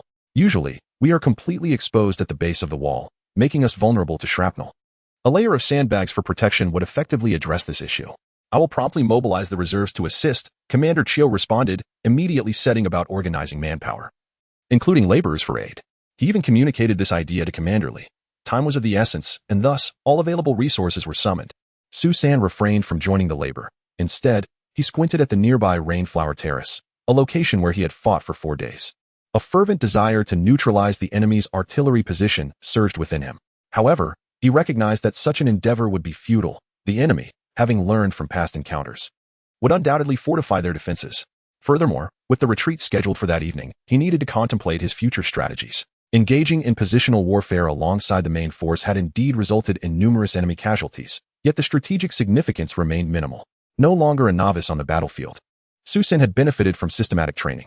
At this juncture, it was imperative to undertake actions of greater impact, making the decision to diverge from the main group essential. The optimal opportunity for this would arise during the breakout from Nanjing. As a seasoned rearguard, perhaps I shall no longer need to rejoin my unit. Su San stood atop the city wall of Zhonghua Gate, his thoughts drifting. In the distance, the surrounding areas of Nanjing were engulfed in the thunder of cannon fire and the incessant crack of gunfire. Yet, the regions under the jurisdiction of the 6th and 114th Divisions, such as Zhonghua Gate and Shuishi Gate, remained eerily silent. Everyone understood that this unusual calm was merely a prelude to the malevolent scheme of Gu Shoufu, and his trump card would undoubtedly be the artillery stationed at Yuatai. When he launched his assault, it would be an overwhelming tempest, nearly impossible to withstand. However, knowing this was futile, for there was no means to thwart him. Had they possessed even a modicum of air support, their artillery positions would have long since been rendered ineffective. The torment of knowing the enemy's intentions while being powerless to intervene was the most excruciating of all. Commander Wang paced restlessly within the air raid shelter. Having conferred with the commanders of the 87th and 88th Divisions, they had resolved to break through tonight, choosing Shuishi Gate as their point of egress. The main force would traverse the city and exit through Shuishi Gate, evading the enemy's artillery positioned outside. If Yuatai had not fallen into enemy hands, there might have been some assurance in defending Zhonghua Gate. However, with the enemy now holding the high ground, even their previously ineffective small-caliber guns were proving intolerable, let alone the heavy artillery that could obliterate everything. After a single round, how many of his brothers would remain? Retreat had become inevitable, yet to withdraw without a fight would be exceedingly unwise. Such an action would invite relentless pursuit from the enemy, leading to total annihilation. Thus, a fierce battle must first be fought to weaken their resolve. At the command post of the 6th Division, Matsumoto Masaharu was present. As they convened for a joint operations meeting, ladies and gentlemen, after a prolonged and arduous struggle, we have finally cleared all obstacles. At 1 o'clock this afternoon, Our forces will launch a comprehensive offensive, simultaneously breaching Zhonghua Gate and Shuishi Gate. Our air units are fully prepared, our armored vehicles are in position, and all participating contingents stand ready. Once the artillery at Yuatai is primed, our general assault will commence. Gu Shoufu paused momentarily, surveying his subordinates. Gentlemen, the critical moment has arrived. Our southern assault group has paid an unprecedented price. 5 infantry brigade commanders have perished, and the casualties among the soldiers are unprecedented. Faced with the existential threat of national annihilation, the enemy is making its final stand. What we have sacrificed will ultimately yield its rewards. This may be our last battle. Once concluded, the government of China may capitulate. For the sake of the locusts, for the greater Japanese empire, victory shall be ours. Victory! Victory! The officers below echoed his rallying cry, their spirits ignited as the moment of final confrontation approached. The tempest was brewing, and the oppressive weight of anticipation was more agonizing than the combat itself. Each individual felt a profound unease, their hearts heavy with trepidation, devoid of the joy that might accompany a brief respite. As noon approached, the orders for retreat had quietly reached the battalion-level officers. Yet, the final battle must be fought. Thus, the battalion commanders hoped the enemy would initiate hostilities soon, allowing them to conclude the engagement and withdraw. However, retreat would not be a frenzied flight. Be it through the city gates or along the streets, someone must remain to cover their exit. This is how one can avoid being ensnared by the enemy and achieve an orderly retreat, without considering any other factors.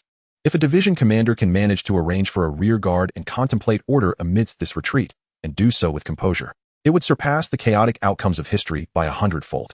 Upon receiving the news, Su Sin sought out Commander Chiu, fervently requesting to join the rear guard.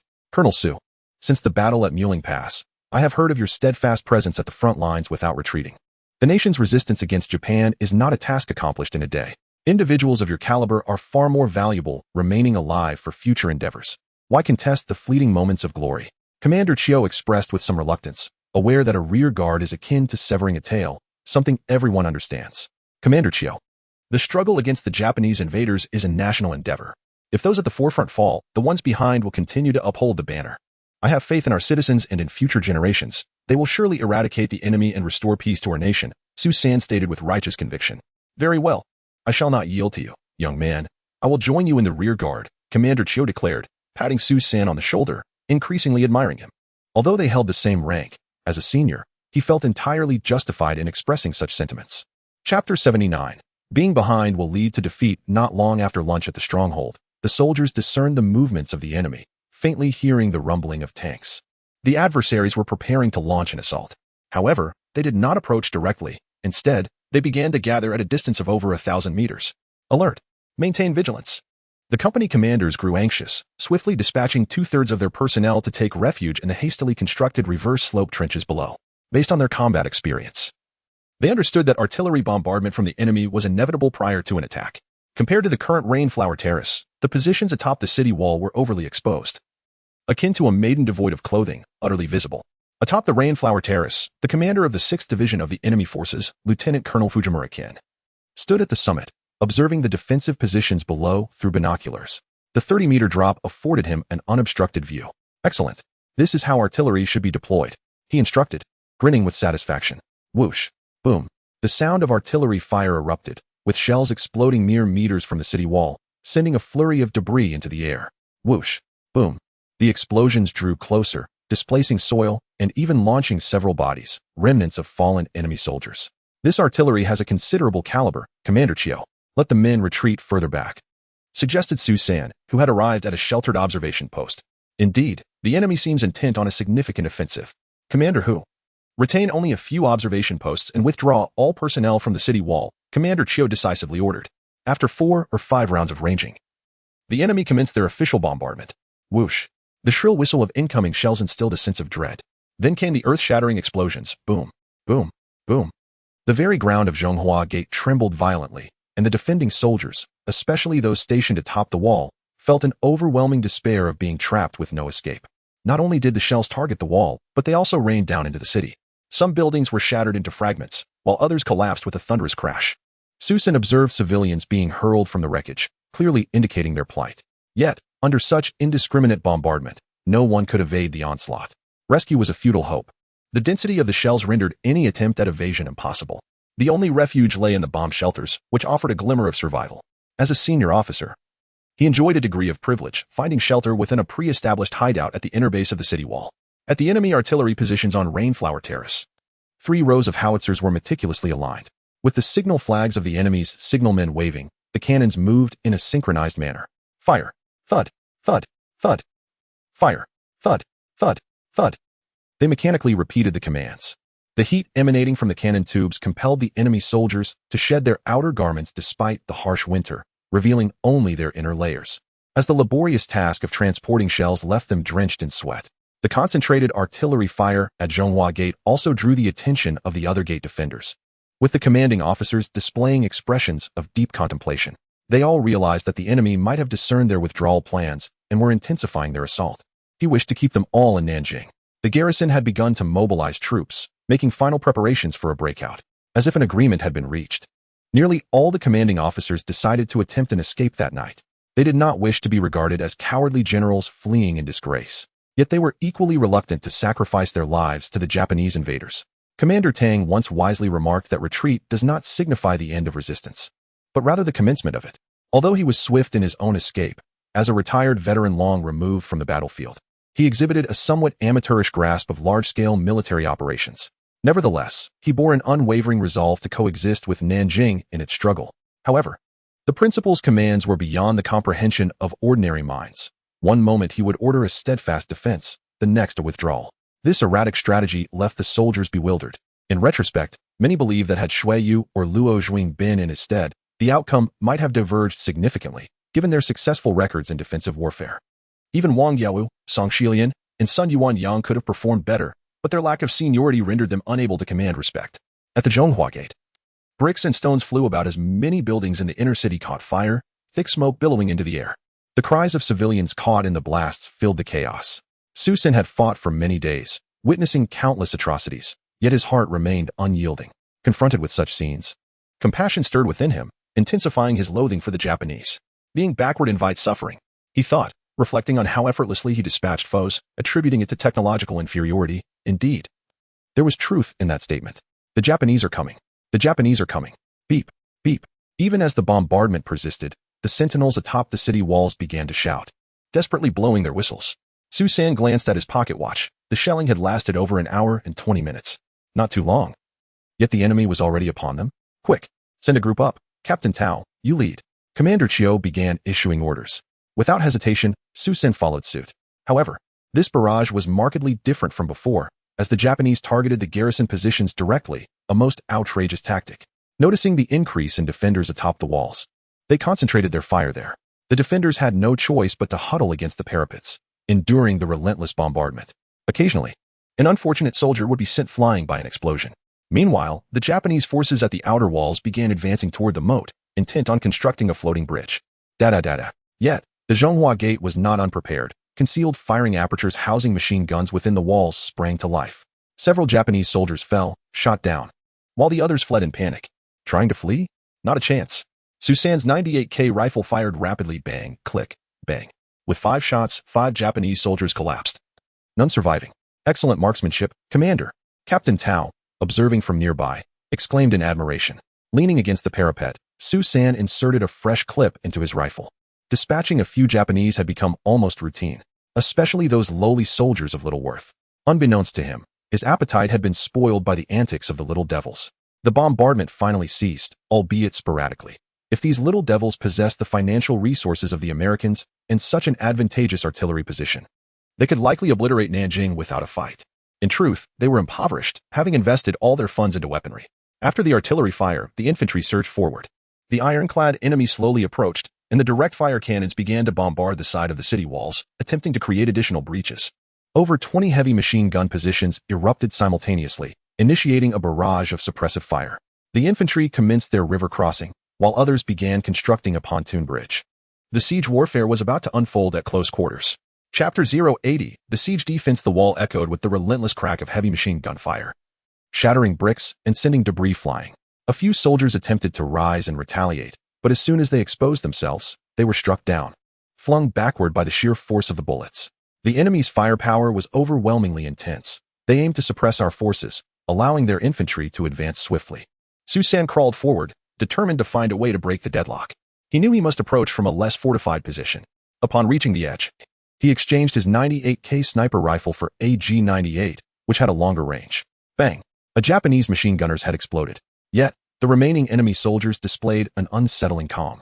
Akin to automatons, they nonchalantly dragged away their fallen comrade while another took his place at the gun, resuming fire as if nothing had transpired. Bang! Susan's shot felled yet another enemy. He swiftly cycled the bolt. Bang! Another soldier succumbed to a bullet in the chest, collapsing backward. Bang! Yet another life extinguished. He quickly repositioned. Bang! The second machine gunner was killed, followed by the third and fourth. The relentless barrage was finally mitigated, and the defenders began to respond in kind. As hundreds of troops emerged from their cover, the tide began to turn, and the enemy attempting to cross the moat fell under a hail of gunfire. Gu Shoufu, the aged enemy commander, stood atop a dirt mound approximately 1,500 meters away, surveying the battlefield through binoculars. "Notify the Air Force. It is their turn to engage," he instructed his aide. The aide bowed respectfully before rushing to the telegraph room to relay the message. Observing the numerous enemy soldiers plunging into the moat, Gu's lips curled slightly. No matter the cost, the position must be taken today. He was resolute in his ambition to breach Nanjing. Meanwhile, as the battle at Zhonghua Gate commenced, fierce combat erupted at Shuishi Gate as well, with defenders and invaders locked in a desperate struggle for control of the Saihanqiao position. The primary defense was mounted by the 302nd Regiment of the 151st Division and the 305th Regiment of the 153rd Division, led by Cheng Ji and Zhang Lingfu, respectively, with Brigade Commander Zhou Zhidao personally directing the fight. The initial assault at Zhonghua Gate did not yield favorable results for the enemy, prompting a hasty retreat. "Down the wall, quickly!" shouted Commander Chiao. There was no time to lose, for the enemy artillery was poised to rain destruction. However, before his call could conclude, the enemy bombardment commenced. Whoosh! The sharp sound of incoming shells pierced the air, sending everyone scrambling for safety. Boom! Boom! Boom! Many comrades who could not escape in time were violently hurled from the walls. Susan refrained from rushing toward the narrow steps. Instead, he pressed against the parapet, striving to minimize his exposure.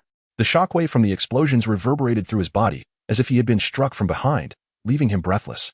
"Those wretched devils will eventually be met with the downfall of their artillery," Susan vowed inwardly, even as his body endured the brutal impact of the blasts. Amidst the relentless bombardment, the enemy audaciously erected a floating bridge capable of accommodating tanks. As they prepared for another assault, the iron behemoths inched their way towards the city wall via the bridge.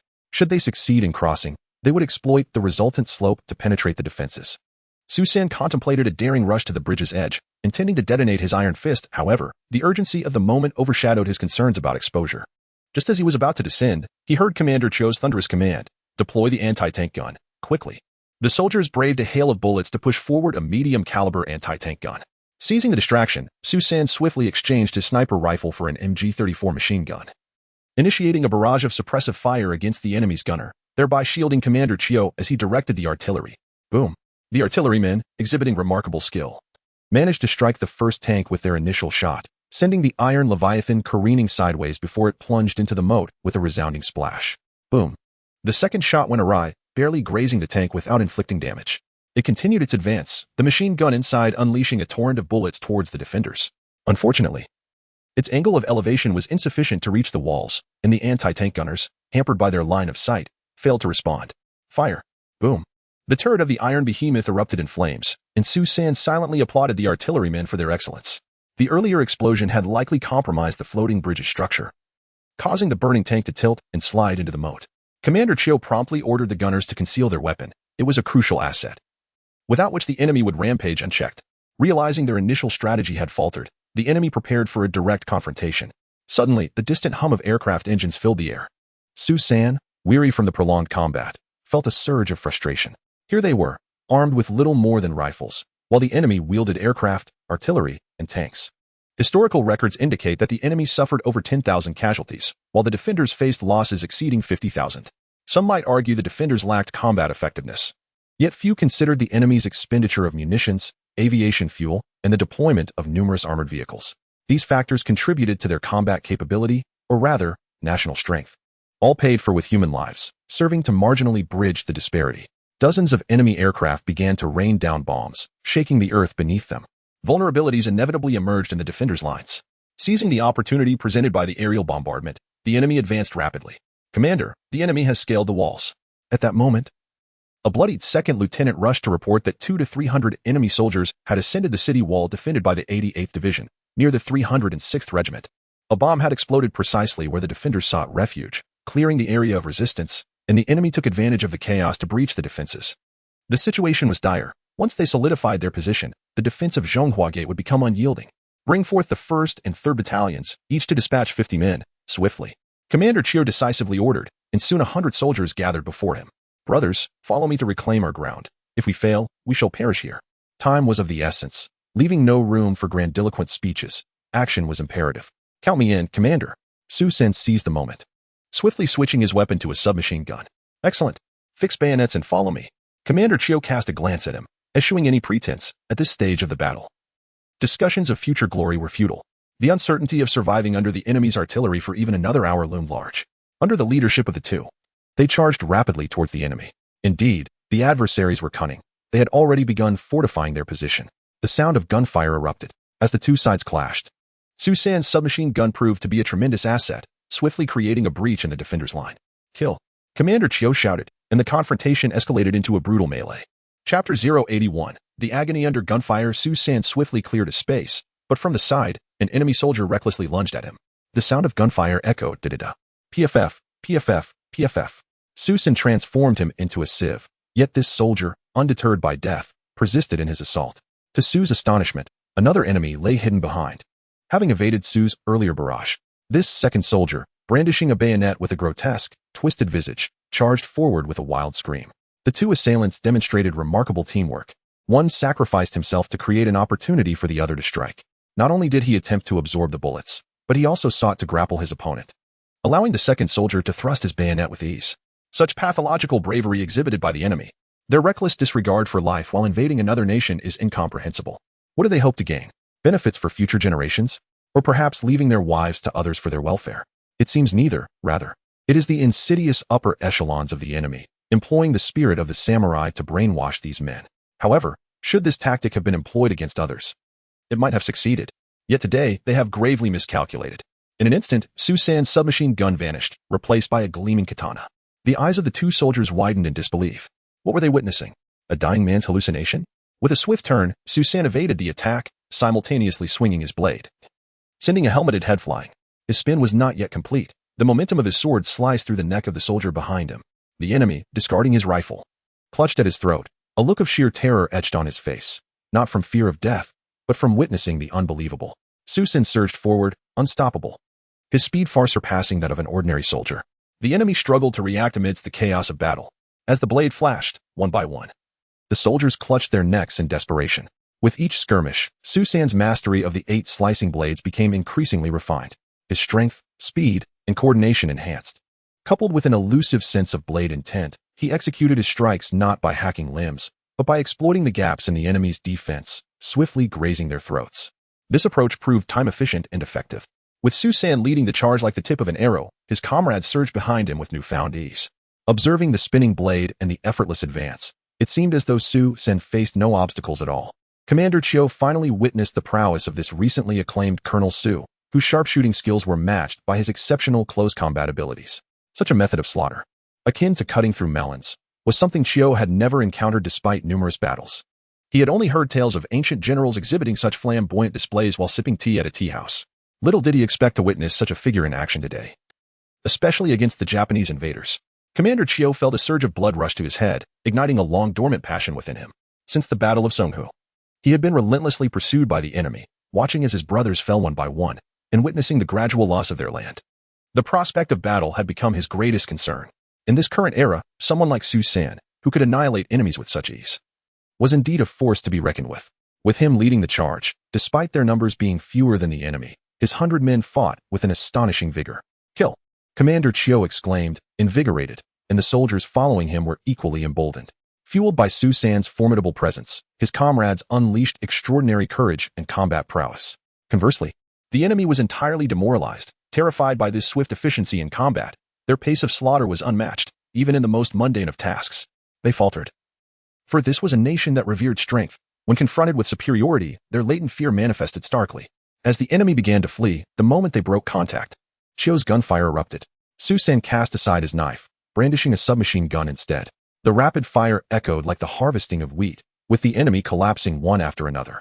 Soon, all the foes who had scaled the city walls were vanquished, and a company from the 88th Division rushed to their aid. The two forces merged, re-establishing the defensive line, which prompted the enemy below to retreat, seeing no further advantage. Major Su, you shall hold this position. I cannot linger, Commander Chiu gasped, needing to oversee the entire front. This junction involved troops from two different divisions, and without a higher-ranking officer to command, it could not hold firm. Susan had previously fought alongside comrades from the 88th Division at Yuhua Terrace for several days, earning their respect. Rest assured, as long as I stand. The position remains secure, Su San replied resolutely. Take care. Commander Chiu said, departing with a dozen guards, leaving Su San with around 50 brothers. In the recent clash, they had lost over 30 men but had eliminated more than 200 of the enemy. Compared to previous encounters, this was an extraordinary achievement. Whoosh. Boom. As the enemy retreated, artillery fire followed relentlessly. In broad daylight, standing atop Yuhua Terrace with binoculars, the enemy seemed to possess a divine vantage point. Their bombardments were precise and timely, allowing them to gauge the effects of their strikes. After several failed assaults, the enemy resolved to employ their artillery for a concentrated assault. To gain a better perspective, they launched a large balloon between Zhonghua Gate and Shuishi Gate, over 500 meters from the city wall. Beneath the balloon, a basket held a flag-waving enemy soldier, signaling bombardment instructions. The artillery at Yuhua Terrace executed even more meticulous strikes, leaving the defending forces feeling utterly trapped. Casualties among the garrison surged. Commander, the division leader has ordered us to withdraw a portion of our forces to Shuishi Gate. The enemy's artillery is too intense. A signalman reported urgently. Commander Chiu swiftly organized the retreat, and half of the soldiers began to pull back. Yet, under the guidance of the balloon observers and from the commanding heights of Yuhua Terrace, the enemy's artillery seemed to possess a malevolent intelligence, relentlessly pursuing and bombarding the defending troops. This battle is utterly unbearable, cursed Commander Chiu in a fit of rage. It was infuriating. Thousands were bombarded by the enemy's shells, relentless in their assault. Why had this strategic location not been leveled long ago? It was left for the enemy to use as a stronghold. The enemy, in a fit of fury, unleashed a bombardment that lasted an excruciating hour and a half. They plowed through the fortifications of the city walls time and again, mercilessly raining destruction upon every defensible area within the city limits, reaching even the inner defenses at Shuishi Gate. Over 1,000 soldiers perished under this relentless barrage. This place resembled hell itself, as the houses ignited in a cacophony of crackling flames. The sight was one of utter devastation. Su Sanner was also dazed. He had just been on the city walls, using every ounce of his strength to survive. The hastily assembled group of 130 soldiers had lost half their number in an instant to the explosions. Such was the terror of the bombardment. Chapter 82. The Great Blade aimed at the enemy. The enemy is coming. The enemy is upon us. Suddenly, some of the defending soldiers began to shout. Su San leaned forward to take a look. A sea of dark had surged forth, a multitude of foes, many without helmets, their heads wrapped in white cloth, appearing almost frenzied as they shouted incoherently while rushing toward them. Their rifles were affixed with bayonets, and instead of firing, they charged towards the breach in the city wall, which had been widened significantly by cannon fire. This section had been subjected to concentrated bombardment multiple times, now expanded to twice its original size, with the sandbags that had previously obstructed it scattered by explosions. Charge! Charge! The enemy howled as they began their assault on the entrance, with an estimated 400 to 500 men surging towards the gap, densely packed. Behind them were thousands more, clearly prepared to press forward with relentless vigor. Hand grenades! Hand grenades! Fire! Open fire! The defending soldiers were beginning to panic, uncertain of how to respond. Yet, whatever actions they took seemed futile, for the aftermath of the fierce bombardment had left their ranks severely diminished. Crucially, the enemy was not as disorganized as they appeared. Hidden among the throng were sharpshooters lying in wait. Several defenders, readying hand grenades, were struck down by the enemy before they could throw them, resulting in explosive chaos as their own comrades were thrown into the air. The situation was dire.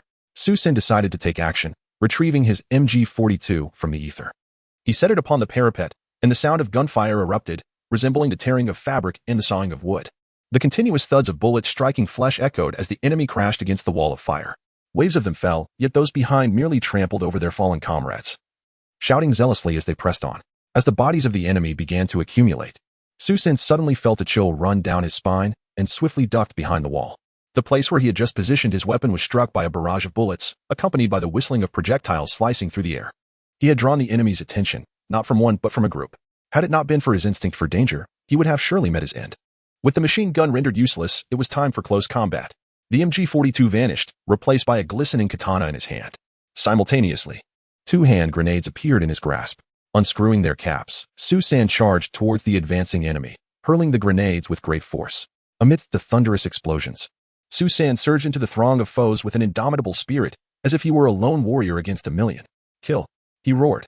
His blade danced with lethal precision, slicing through the air as the enemy, lacking any defensive prowess, fell one after another, unable to breach his formidable line. Before long, a circular perimeter of corpses formed around Su San. Suddenly, two enemies discarded their rifles and charged at him, shouting in desperation. Su San forcefully cleaved one man.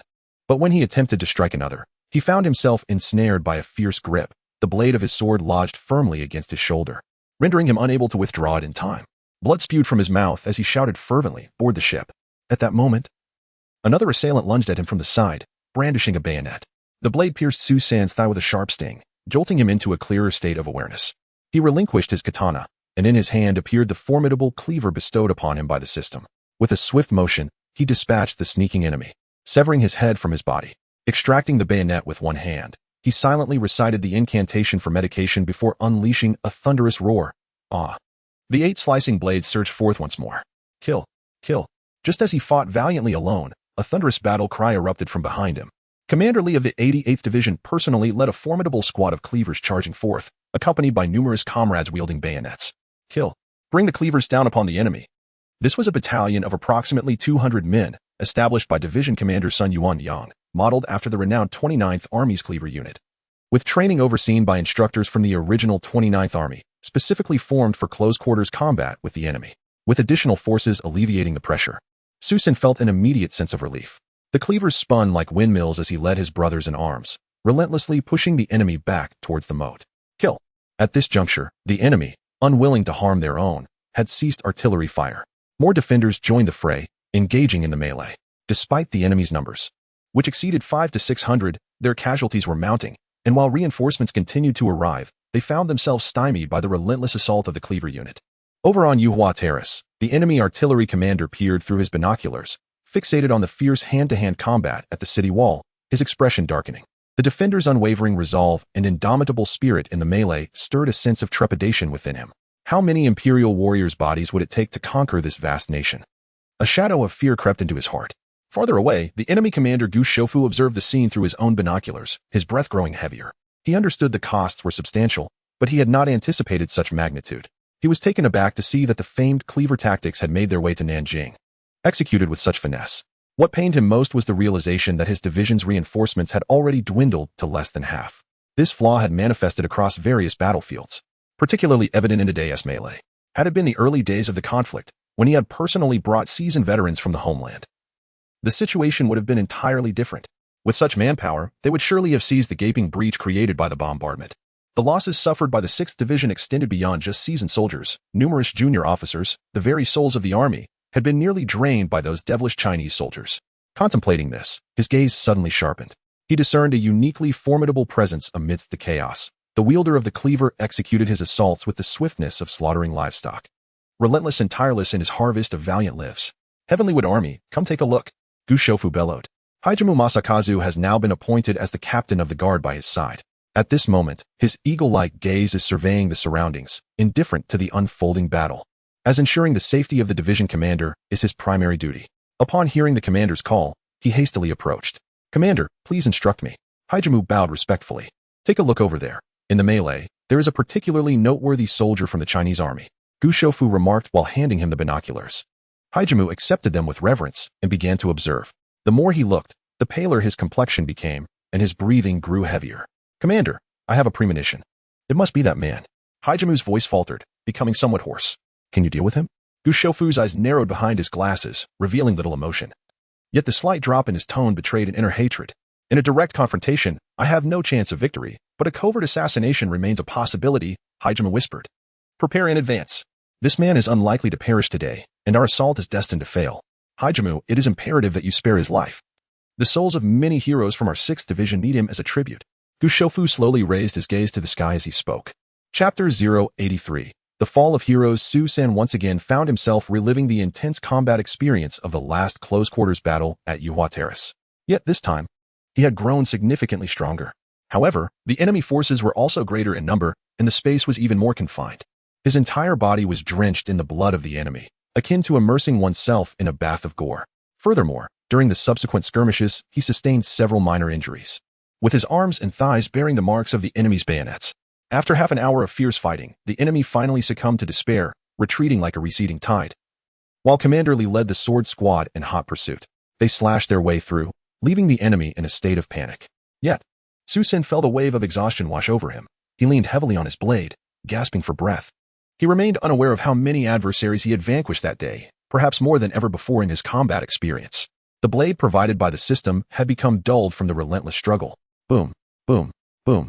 The enemy artillery roared back to life, and tanks from beyond the moat joined in the bombardment. Su Sin swiftly sought refuge behind the city wall. Commander Li and the sword squad began their retreat. However, the enraged enemy refused to let them escape unscathed. Artillery on Yuhua Terrace adjusted its angle and opened fire in pursuit.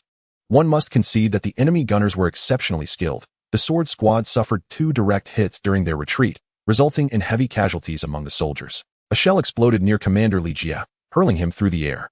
Commander! Commander! The guards were thrown into disarray.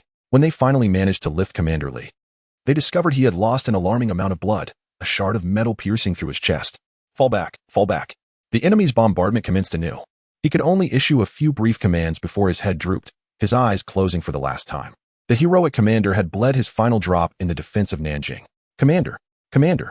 The guards wept bitterly, yet the enemy fire showed no signs of abating.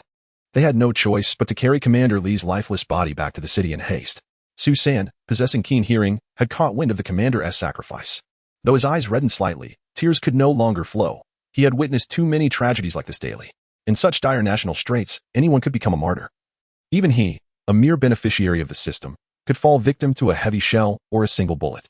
He recalled Brigade Commander Zhu's words, "As soldiers, it is our duty to die on the battlefield, wrapped in horsehide." Rising to his feet, he silently saluted in the direction of Commander Li's retreating body, a final gesture of respect. The bombardment was relatively brief, allowing Su Sin to retrieve the discarded katana. With a cubic space now available, it fit perfectly, 98 centimeters long, allowing him to wield it directly without the need for a sheath. Before long, the enemy sent in a fresh wave of troops to launch another assault, this time led by armored vehicles. Despite having lost 2 vehicles to explosions earlier, they showed no signs of learning from their mistakes, truly unrepentant. The 306th Regiment dispatched a new contingent of soldiers to assist in the defense. Commander Su, I am Lieutenant Wan Xiong from the 2nd Battalion of the 306th Regiment. Sent here to relieve you. The commander requests that you take a moment to rest. Lieutenant Wan did not render a salute, yet his demeanor was profoundly respectful. Many witnessed Su Sin's remarkable display of valor, truly astonishing. What constitutes the courage of 1,000 men? This exemplifies it. In such a battlefield that glorifies heroic spirit, admiration is particularly profound. Su Sin glanced at the sky, now nearing dusk. Commander Su, our regiment leader has been wounded and was just carried away. This order was issued before his departure, spoke Captain Wan, his voice low, indicating a serious injury. Su Sin silently nodded. The casualty rate among officers in this defensive battle has been alarmingly high, spanning from lieutenants to generals. The numbers are staggering. Descending the city wall alone, he arrived at a bomb shelter and quietly lit a cigarette. As the fervor subsided, an overwhelming sense of emptiness washed over him. He indeed needed a moment of respite. His hand trembled slightly as he held the cigarette. He opened his pocket watch. For 20, nearly 4 hours of intense combat had unfolded without pause, and a profound weariness enveloped him. The stench of blood had become imperceptible to him, yet his body felt persistently sticky and uncomfortable. If only he had shaved his head beforehand, Su Sin mused. His hair had not been long before the battle. It was merely that he had not had the opportunity to cut it since the onset of hostilities. Now, nearly a month had passed, and the youthful vigor had caused his hair to grow wild. Originally, his helmet could have shielded his hair from blood, but regrettably, during the skirmish, it had been knocked off by a Japanese rifle butt. Ignoring his hair, Su Sin decided to strip off his clothes entirely, procuring some water to wash himself down a bit. Then he spent a few points to purchase a complete new military uniform to don. This is the thoughtful aspect of the system. Even the insignia was matched to his current rank. Outside, the sounds of gunfire and artillery persisted, forming a brutal meat grinder. Su Sin began to eat the food and drink the water he had procured, realizing that after 10 days of warfare, his heart had hardened considerably. Each day accustomed him to the specter of death, whether it be comrades or enemies, and the numbers were increasingly overwhelming, at times resembling a mountain beyond the lines. He noticed that his emotional threshold had elevated significantly. Tears came less easily now. After finishing his dinner, he smoked another cigarette. Upon checking his watch again, He realized that all of this had consumed half an hour, retrieving his 98K sniper rifle from his supplies. He felt inclined to venture out for some hunting to quell his hunger. However, upon stepping outside, he observed another casualty being brought down from the front lines. Nearby, a guard cried out, "Company commander! Company commander!" Typically, those who could be carried down were officers. Many ordinary soldiers were not afforded such a privilege and, in dire circumstances, might be simply discarded over the city walls. This is the grim reality, not a matter of sentimentality. Susan recognized the figure being carried. It was Major Hu Hao, the commander of the 3rd Battalion. Indeed, he shared the same name, reputed to possess considerable experience, having even served as a county magistrate in his early years. A graduate of the Huangpu Military Academy's 4th phase and having held the position of division staff officer. His chest bore multiple bullet wounds. He was a valiant man. The guards sobbed as they covered him with a white cloth. In the distance, hurried footsteps approached. Brigadier Zhou Zhidao of the 151st Brigade had learned of Hu Hao's demise and rushed over frantically. However, upon arrival, he was met with the sight of Major Hu lying on a wooden plank, covered with a white sheet, already long fallen. Tears streamed down the face of Commander Zhou as he glanced at Susan standing beside him. In a hushed voice, he remarked. He was originally a staff officer at the division headquarters, yet he fervently insisted on coming to the front lines to confront the enemy, proclaiming, "When the nation is shattered, how can I spare my head?" As he spoke, he bit into his index finger, using his blood to inscribe the final words of Captain Hu upon a piece of white cloth. "When the nation is shattered, how can I spare my head? When the nation is shattered, how can I spare my head?" Susan raised his gaze towards the soldiers on the city wall, valiantly engaged in combat. Perhaps the majority of them harbored similar sentiments, or perhaps their thoughts echoed this sentiment. Each hero, ready to sacrifice themselves for the defense of their homeland, is deserving of eternal remembrance by this nation. With a sigh, Susan saluted Commander Zhou, then seized his rifle and sprinted towards the largest breach in the wall, where the enemy was most concentrated. This was the very point the adversary sought to breach relentlessly. At this moment, the battlefield was strewn with corpses, and the waters of the moat were stained crimson with blood. Yet the enemy remained resolute in their determination to conquer this position, continuously rotating their assaults. Chapter 084, Releasing Balloons. Bang! Bang! Susan swiftly fired, reliving the sensations of trench warfare from earlier. He targeted only the significant threats. Any rifle adorned with a bandage flag was marked for elimination, and those wielding command swords were certain to be shot. Moreover, those preparing to operate machine guns or grenade launchers, even the enemy sharpshooters he managed to spot, were all to be taken down without exception. He frequently switched between the G98 and the 98K as per the shooting distance, and in this chaotic milieu, no one paid heed to his subtle maneuvers. As the sun began to cast its fading light, the enemy commenced their bombardment anew. At that moment, a guard from the division headquarters rushed to his side. "Colonel Su, the division commander requests if you could take down that balloon in the southwest corner. They are directing artillery fire to improve accuracy from the artillery on Yuhua Mountain. Our casualties are severe, and it adversely affects the imminent troop transfer." Shooting down a balloon? Were they already preparing to relocate before nightfall? A flicker of doubt crossed his mind, yet he refrained from probing further and merely replied, "I will give it a try." Susan then departed from his position, making his way to the city wall between Zhanghua Gate and Shuishi Gate. Here, numerous sections lay in ruins, devastated by artillery fire, showcasing that modern weaponry had rendered the ancient walls little more than relics.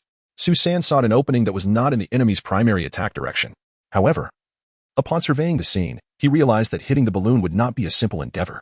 Not only did it hover at an impressive height of around 500 meters, but beneath it was a small contingent of enemy soldiers, approximately 30 to 40 in number, dedicated to its protection. They had dug foxholes and set up 2 machine guns. Susan mused to himself that it was fortunate he had arrived. Otherwise, a typical soldier would indeed struggle to make the shot. As he approached, he noticed several corpses of the defending troops, indicating that previous attempts had been made to eliminate the balloon. At this distance, a mortar could have simplified the task. But with such a meager number of enemy soldiers, using shells would be a sheer waste, as a single shot would hardly suffice to eliminate them. Reluctant to squander ammunition, Susan prepared to confront them head-on. Bang! With a single shot, Susan dispatched an enemy light machine gunner. The enemy fell into disarray, yet they failed to identify his position. They began to fire blindly in response. Bang! Susan took down another gunner. The seasoned enemies finally deduced the direction of Susan's fire, shouting as they frantically returned fire towards him. Susan swiftly crawled away to avoid the incoming bullets. Bang! Bang! Susan fired twice more, targeting 2 enemies who had become overly confident, exposing their upper bodies. Methodically, he seized another opportunity to eliminate 2 more foes, causing the remaining enemies to falter, realizing they were up against a sharpshooter. This led to their shooting becoming erratic, their accuracy diminishing significantly. Susan began to close in rapidly. At a distance of 200 meters, he suddenly transformed his firearm into an MG-42. Tat tat, tat tat tat. A few short bursts felled 4 enemies instantly. This was a blatant disregard for the rules of engagement. Originally, the enemy relied on experience.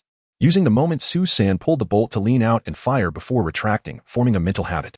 Little did they know, their adversaries had switched to machine guns, capable of continuous fire. This sudden change left them bewildered, particularly with the presence of a dozen new recruits. Inoue, go fetch reinforcements. The enemy is too formidable. One squad leader decided to seek assistance. The young soldier, upon receiving his command, crouched after securing his weapon and took off running towards the rear with standard tactical evasion maneuvers. After running approximately 100 meters, he felt a sense of safety and straightened up, his evasive actions becoming less pronounced and agile, perhaps due to fatigue or complacency. Suddenly, a loud bang. The potent force of a .7.92 bullet propelled him forward, causing him to stumble and fall to the ground. A massive wound marred his back, blood gushing forth. Escape was futile. Su San had switched to the 98K sniper rifle. With so few of the enemy left, they were hardly worth consideration. Yet they still harbored hopes of fleeing. Seizing upon the enemy's fear, Su San accelerated his advance. As he concealed himself at a distance of 40 to 50 meters, he hurled 5 or 6 grenades in quick succession. With his considerable strength, he could throw beyond 100 meters if standing. The explosions echoed, sending dust swirling. Su San brandished his submachine gun and charged forward. The remaining few enemy soldiers were swept away in a hail of gunfire, dispatched to oblivion. Su San surveyed the area. Apart from the 40 or so corpses nearby, there were no surviving foes. In this thunderous battlefield, the sounds of gunfire were akin to the faint buzz of mosquitoes a mere 10 meters away, unheard by anyone. Su San raised his gaze to the sky where a balloon floated. With his keen eyesight, he could discern a figure atop it signaling towards the Rainflower Terrace. His calm demeanor suggested ignorance of the chaos below. Su San noticed that the balloon was tethered to a thick hemp rope, secured to the ground with several steel pegs and topped with hefty stones, much like a kite held back from soaring. Though he could have distanced himself and fired with the MG-34, he reconsidered upon seeing the rope. Instead, he retrieved a dagger and began to sever the hemp. As the taut rope yielded to his blade, the fibers frayed and ultimately snapped with a swift tug. The balloon began to drift away, ascending rapidly. The enemy soldier, clad in a thick winter coat and an Air Force cap, finally sensed something amiss. He began to scream in panic. But his words were lost to the winds as he ascended into the sky. This soldier ought to be grateful to Su San. He might well become the enemy closest to the goddess Amaterasu. Su San quietly retraced his steps, opting not to report his findings, intending to return directly to his position. The actions he had taken would undoubtedly be known to the regiment's headquarters, as they surely had personnel monitoring the situation, given their efforts to evade detection by the balloon. Indeed, Commander Su, your prowess is truly remarkable. It is still the same regiment's guard. Previously, we dispatched a company, yet they failed to accomplish the task, and several brave souls lost their lives. Well, please convey my message to the division commander. I shall not be attending as the situation at the city wall is dire, and I must hasten there. Upon Su San's arrival at the battleground of the city wall, he discovered the situation had deteriorated even further. The bodies of the enemy lay piled outside the wall, yet the casualties among the defending soldiers were nearing a critical threshold. There were no soldiers left to tend to the wounded or manage the corpses. Major One had sustained multiple injuries, but remained steadfast at his post. A bandage wrapped around his head, yet blood continued to seep through. Major One, you must withdraw. Allow me to take command. Leave it to me. Su San implored. Commander Su, I am fine. My brothers are nearly gone. If I step down, there will be no one left to defend this wall, Major One retorted emphatically. Yet his rifle did not cease its firing. Su San chose not to press further and proceeded to another location where the Japanese forces were poised to breach, setting up the MG-42 to commence a barrage. The sound of the machine gun roared to life, and the enemy was sent tumbling back. In an instant, a significant area before Su San was cleared. Chapter 085. Transition to the assault on the Water West Gate. The sharp sound of cannon fire sent a jolt of apprehension through Su San's heart. He had a foreboding sense that the attack was aimed directly at him. As the machine gun fell silent, he sprang into action, executing a roll to evade danger. Boom. A tremendous explosion erupted precisely at the spot where he had just fired, the shockwave propelling him several meters backward. Even further away, Captain One felt the impact, being similarly hurled back by the force. Su San rushed over. Captain One, are you all right? Cough, cough. I'm still alive. Captain One spat out a mouthful of blood, his chest heaving as the shockwave inflicted further harm on his already injured body. We should retreat. The command is pulling back. We cannot hold this position for long. Su San urged. Commander Su, I must stand my ground. This is my duty. These injuries are nothing. Although Su San held a rank 2 levels above Wan's, he lacked any real authority to issue orders.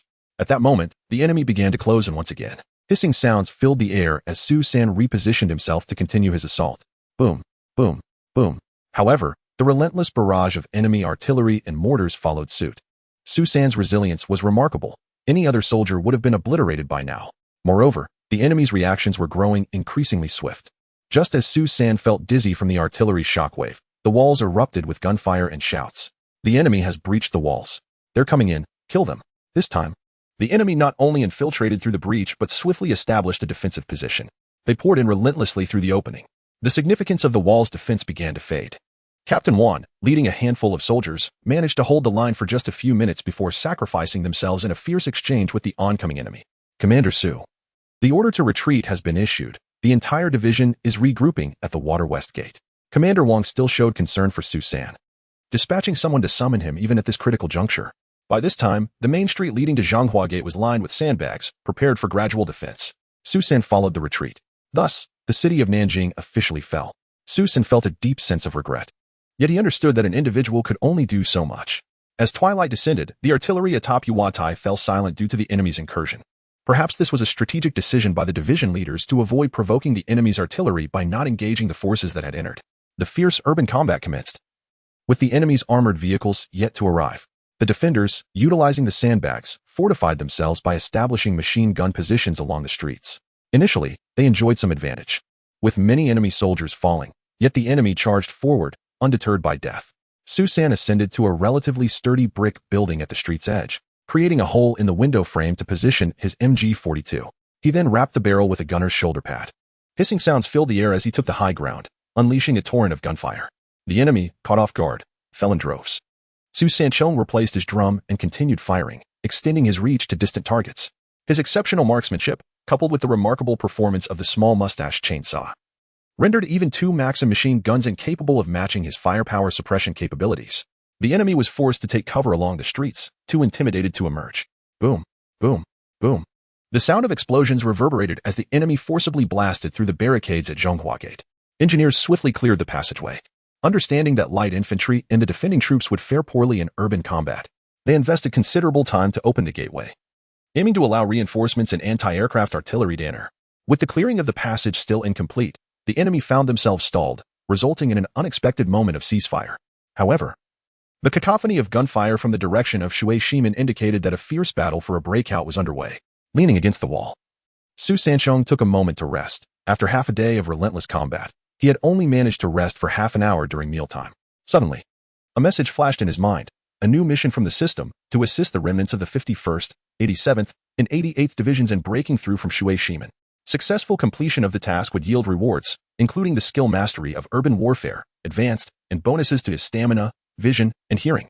Moreover, congratulations were in order as he had met the criteria for gaining an additional cubic meter of free space. Oh, had his newly acquired points reached 1,000? Upon closer inspection, indeed, his accumulated points had soared to 11,123, a testament to the number of enemies he had eliminated in just half a day. In stark contrast to the brief tranquility at Zhonghua Gate, fierce gunfire persisted at Guanghua Gate and Shui Shimen, where the fighting was exceptionally intense. Su Sanchong descended the stairs and sought out Captain Lu Guangyu of the 3rd Battalion, who was sent by Brigadier Li Tianxia of the 153rd Brigade to provide support and was responsible for overseeing the final defensive operations. Currently, the 305th Regiment was under the command of an acting regimental leader, as the original commander, Zhang Lingfu, had been injured during the outer defense of Nanjing and was ordered by Major General Yu Jisher to leave for medical treatment. Captain Liu, the fighting at Shui Shimen is too fierce. I must go to assist. I leave this place in your capable hands. Sir, it is my duty to defend. So please do not hesitate to proceed, Captain Liu replied respectfully. The junior officers on the front lines held Su Sanchong in high esteem, having never encountered a soldier of such formidable prowess. Furthermore, Captain Liu had no doubt regarding Su Sanchong's intentions. He was fully aware that Su had thrown himself into the breach, preventing the enemy from breaching the city walls until the artillery had thrown him back. Moreover, news of the 88th Division's impressive victories against the enemy had spread throughout the city, all sparked by the very actions of Colonel Su, who had single-handedly charged into the enemy ranks, fighting valiantly and buying precious time for the following troops. Who could believe that such a man would seek an excuse to retreat?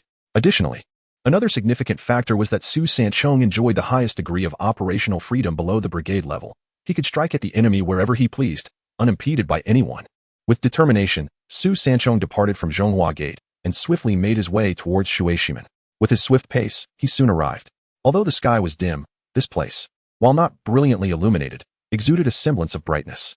The source of illumination was not from lamps, but from the numerous burning materials scattered about. The enemy had surmised the defending forces' intention to break through from here and had consequently reinforced their ranks. Both sides were fiercely contesting control over the Saihonkyo. While the enemy's numbers were fewer than those of the defenders, their advanced tactics of infantry and artillery coordination effectively kept the defenders pinned within the city, even pressing in closer. Although the moment for a desperate breakthrough had not yet arrived, as long as the enemy maintained this momentum, any attempt by the defenders to escape would inevitably lead to heavy losses under the enemy's gunfire, only by repelling them in advance. Taking advantage of the fleeting moments before they could regroup, could the defenders maximize their chances of a successful breakout. Chapter 086, Seizing the Rainbow Bridge when Su San arrived. The battlefield had already reached a fever pitch. The situation was exceedingly urgent. If the passage remained obstructed, the enemy would completely seize the Rainbow Bridge and fortify their position. Coupled with their advantages in heavy weaponry such as tanks and artillery, the consequences would be dire. Commander Wang and Brigade Commander Zhou, among others, were present at the front lines, their brows furrowed in concern. In order to turn the tide, it was imperative to organize a death squad to charge forward while the enemy was still unsteady, reclaiming control of the Rainbow Bridge. This bridge was pivotal for several teams' retreat that night. Should they fail to capture it, all previous evacuation plans would be in vain. A change in route would incur even greater losses, and many subsequent troops would be unable to receive notifications, hindering their ability to keep pace and risking disarray within the ranks. I will lead a battalion to charge. The bridge is narrow and cannot accommodate many. Brigade Commander Zhou stated to Commander Wang, Commander, the men below have not perished completely. How can it be your turn to lead the charge? Would we still have the face to live? Before Commander Wang could respond, Regiment Commander Cheng of the 302nd Regiment immediately voiced his dissent. Turning to Commander Wang and declaring loudly, I will lead a battalion and ensure the Rainbow Bridge is captured. I pledge my military oath before the commander and brigade leader. If we do not succeed, I shall present my head. Zhang Pushing, mobilize your men. We shall storm the battlefield and seize the bridge, Commander Cheng commanded authoritatively. Understood. I will execute this immediately. Captain Zheng promptly accepted the orders and began organizing his troops. Commander Wang's expression was grave as he slowly approached Commander Cheng, adjusting his military cap and brushing off the dust from his shoulders, wishing him a safe return. Commander Cheng saluted respectfully, remaining silent. Commander, I request to join the death squad. Su San suddenly stepped forward. You have fought all day. Commander Wang looked at him, struggling to find words. It's fine. I am young and recover swiftly. My marksmanship is proficient, capable of neutralizing some of their machine gun fire. Su San stood tall. Commander Wang glanced at Commander Cheng, aware that Su San was also a colonel, and feared potential management concerns from Commander Cheng. If Colonel Su is willing to endure hardships, I welcome it and will not interfere with his methods of combat. You may operate freely as usual, Commander Cheng proclaimed loudly. Su San's experiences throughout the day's battles had already showcased his capabilities to the senior officers, proving that his earlier achievements were no mere fabrications. His approach to independent combat and the resultant improvements on the battlefield were well regarded by all regiment-level officers. They held profound admiration for Su San's individual skills and tactical acumen. Though the concept of special operations had yet to be widely adopted, these senior officers were gradually enriching their command arts. Particularly, the German military advisors, with whom they had previously engaged most, occasionally imparted knowledge in this domain, indicating their exploration of special operation strategies. However, the late development of modern military in our country meant that the foundational regular forces had yet to be fully established, leaving no room for advanced tactics to be effectively implemented. However, upon witnessing Su San's combat style and effectiveness, they instinctively thought that he might be one of those exceptionally talented special forces soldiers. Even in this highly unsuitable environment for special operations, he was in no way inferior. After all, sniper tactics are a form of special warfare technique. Such talents are not typically employed for face-to-face trench warfare, but given the current circumstances, there was no room for choice. Survival must come first, paving the way for future endeavors. On Yuhua Terrace, didn't the Major General lead the charge himself? Take care.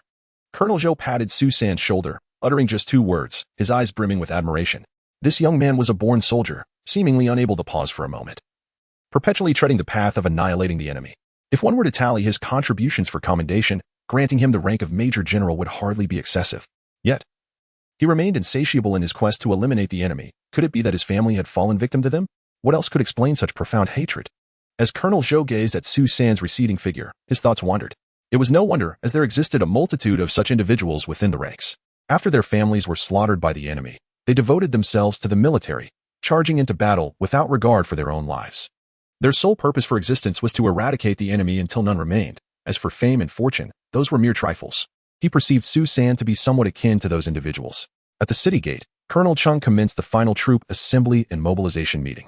Su San stood aside. Observing this iron-willed commander, Chang Shi, a native of Liling in Hunan, holding the rank of colonel, a graduate of the 5th cohort of Whampoa. Brothers, the enemy has seized our position and cut off our retreat. If we cannot reclaim it, we face a dead end. I have made a military pledge to the division commander. If we do not retrieve it, we shall perish alongside it, dying right there.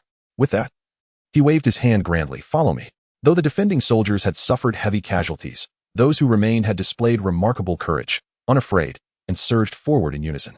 Rat-a-tat-tat. Colonel Chang brandished a light machine gun, personally entering the fray, bullets whistling past him. Several times, the logistics officer attempted to pull him back, only to be met with reprimands. In exasperation, the deputy commander, Huang Dawei, seized a machine gun and positioned himself in front of Chung, providing cover. Su San blended into the ranks, his night vision keen as an eagle's eye, and he produced the G98 sniper rifle. This weapon boasted the longest shooting range and sufficient accuracy. Bang! His first shot took out an enemy machine gunner. Bang! The second shot eliminated an enemy officer directing troops at the front lines. Excellent marksmanship. Colonel Chung marveled, noting these small details amidst the intense battle. Su San's shooting speed quickened. No longer did he seek out targets deliberately. Rather, he fired immediately upon spotting significant threats. The effectiveness of snipers in trench warfare proved monumental, particularly for someone like Su San, who operated almost with an unfair advantage. He was now capable of hitting targets at will, even in dimly lit conditions at night. After swiftly discharging 2 rounds, the casualties were minimal. However, the decisive elimination of key firepower significantly diminished the enemy's suppressive fire at the front lines. At the very least, every machine gun within a 400-meter radius of the enemy fell silent. Without the hindrance of heavy artillery, Captain Chung led his battalion to charge into the enemy's yet-to-be-secured positions at a relatively low cost. Instantly, close-quarters combat ensued. Su San set aside his rifle and unslung the submachine gun he had previously secured on his back. The rapid fire echoed through the air, and a multitude of enemy soldiers collapsed. They had been preparing to engage with bayonets, only to be met with the advanced firepower of a submachine gun. This stark contrast led to the demise of over 20 of them. Su San harbored no sympathy for these astonished adversaries, as the saying goes. Seize the opportunity to strike while the iron is hot. Chapter 087. The successful retreat of the 51st Division, the ferocity of the defending forces, made the enemy realize that the loss of the recently occupied position was inevitable, prompting their retreat. Seeing that the situation was dire, Commander Zhou led a battalion across the bridge to secure the position. Meanwhile, Commander Cheng pressed on, for the enemy had established a defensive line not far away, preventing their escape. Amidst the cacophony of battle cries, Commander Chung took the lead, demonstrating valor as he unleashed a steady stream of fire from his light machine gun. Su San, having switched back to his sniper rifle, silently guarded their flank, diligently neutralizing enemy strongholds ahead of the advancing troops. The cover of night diminished the disparity in firepower, rendering the enemy's heavy weaponry less effective. Aircraft could not take off, and artillery faced significant restrictions, particularly in the midst of close combat. Suddenly, a makeshift cover of branches parted to reveal several enemy tanks. The sound of gunfire erupted as machine guns mounted on the tanks opened fire on the advancing defenders. Su San witnessed comrades fall, including Commander Chung and Deputy Commander Huang. Their lives extinguished in a moment of heroism, igniting a fierce rage within him. Get down, get down, he bellowed, maneuvering tactically as he closed in. At a distance of 40 to 50 meters, he dove into a depression, revealing an iron fist in his hand. A shell whistled through the air, striking one of the tanks and flipping the entire turret. With renewed vigor, Su San relocated, launching all 4 of his previously unused iron fists, successfully destroying 4 enemy tanks. However, with 6 enemy tanks in total and 2 more approaching, the enemy began to retreat. Su San, refusing to let them escape, pursued relentlessly, with a torrent of gunfire. He eliminated the enemy soldiers surrounding the tanks and leapt onto one, igniting 2 grenades and tossing them inside. As he jumped off, 2 muffled explosions resonated from within, bringing the iron beast to a halt. He replicated this tactic on another tank, obliterating it as well. Consumed by fury, Su San disregarded his own exposure. Brandishing an MG42 and slinging a 250-round belt over his shoulder, using his shoulder to support the gun's barrel, a torrential downpour of bullets was unleashed upon the enemy. Through his night vision goggles, he observed the enemy falling one by one, their morale shattered by such relentless firepower, many crawling backward in fear. In the distance, the enemy, responding to the flashes of gunfire, began to launch mortar shells.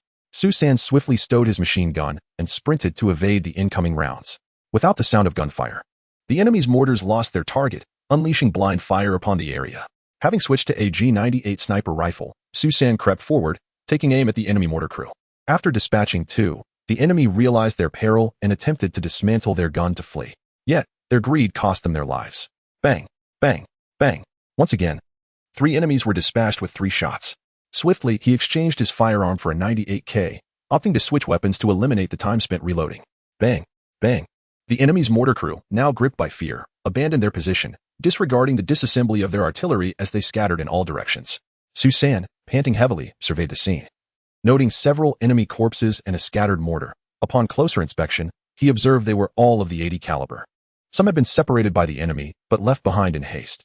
He collected 1 disassembled mortar and salvaged 2 boxes of shells, totaling 4 rounds. This was the advantage of the newly acquired cubic space. Items within 2 meters could now be accommodated. Before long, the defending troops rushed to the scene. Quickly, lift these mortars away, Susan commanded. The enemy's firearms on the ground were of little concern, but these mortars were indeed vital assets desperately needed by the unit. Originally, this mortar team comprised 580 caliber mortars, but now only 4 remained. Additionally, there were a dozen shells lying on the ground, precious resources indeed. As the troops retreated, they noticed portions of the 51st and 88th Divisions stealthily advancing towards the designated Shuangzi town under the cover of darkness. Susan chose not to follow the main force but instead headed towards Nanjing. Upon reaching Saihonkyo, he discovered a gathering of people encircled in a somber assembly. Approaching, he recognized it was the division's security company, where he found Commander Wang and Brigade Commander Zhou among them. On the ground lay 2 bodies, those of Commander Qing and Deputy Commander Huang. Commander Wang's expression was one of deep sorrow, his eyes glistening with tears. The loss of 2 cherished officers weighed heavily on his heart. Since the onset of the anti-Japanese war in Chunhua, he had lost the commanders of the 301st and 302nd Regiments, while the leaders of the 305th and 306th Regiments were incapacitated. The battalion, company, and platoon leaders were reduced to a mere fraction. At this rate, it wouldn't be long before he himself, the division commander, would have to charge into battle. The situation was dire, the horror palpable. Commander Wang took it upon himself to dig graves with a shovel, laying the 2 men to rest by the Saihonkyo, where they would continue to guard this land and witness its resurgence. He issued an order appointing Wu Keting as the acting commander of the 302nd Regiment, effective immediately. After fulfilling this duty, Commander Wang wiped away a tear and solemnly issued a command. Let us proceed. We will cross the river north to Shuangzi town. Commander. Battalion Commander Lu Guanyu of the 3rd Battalion at Zhonghua Gate is still engaged in battle, and I wish to support him, Susan suddenly interjected. A moment of silence enveloped the scene, as everyone understood the gravity of the situation. Commander Wang looked at Susan, momentarily at a loss for words. Colonel Su, preserve your strength. You are needed to eliminate more enemies in the future. Commander, the enemy cannot kill me. As long as I take down one more foe, the sins upon this land will diminish, Susan resolutely replied. Return alive. We shall regroup in Wuhan after crossing the river to the north, Commander Wang concluded, gesturing for his men to follow him onward.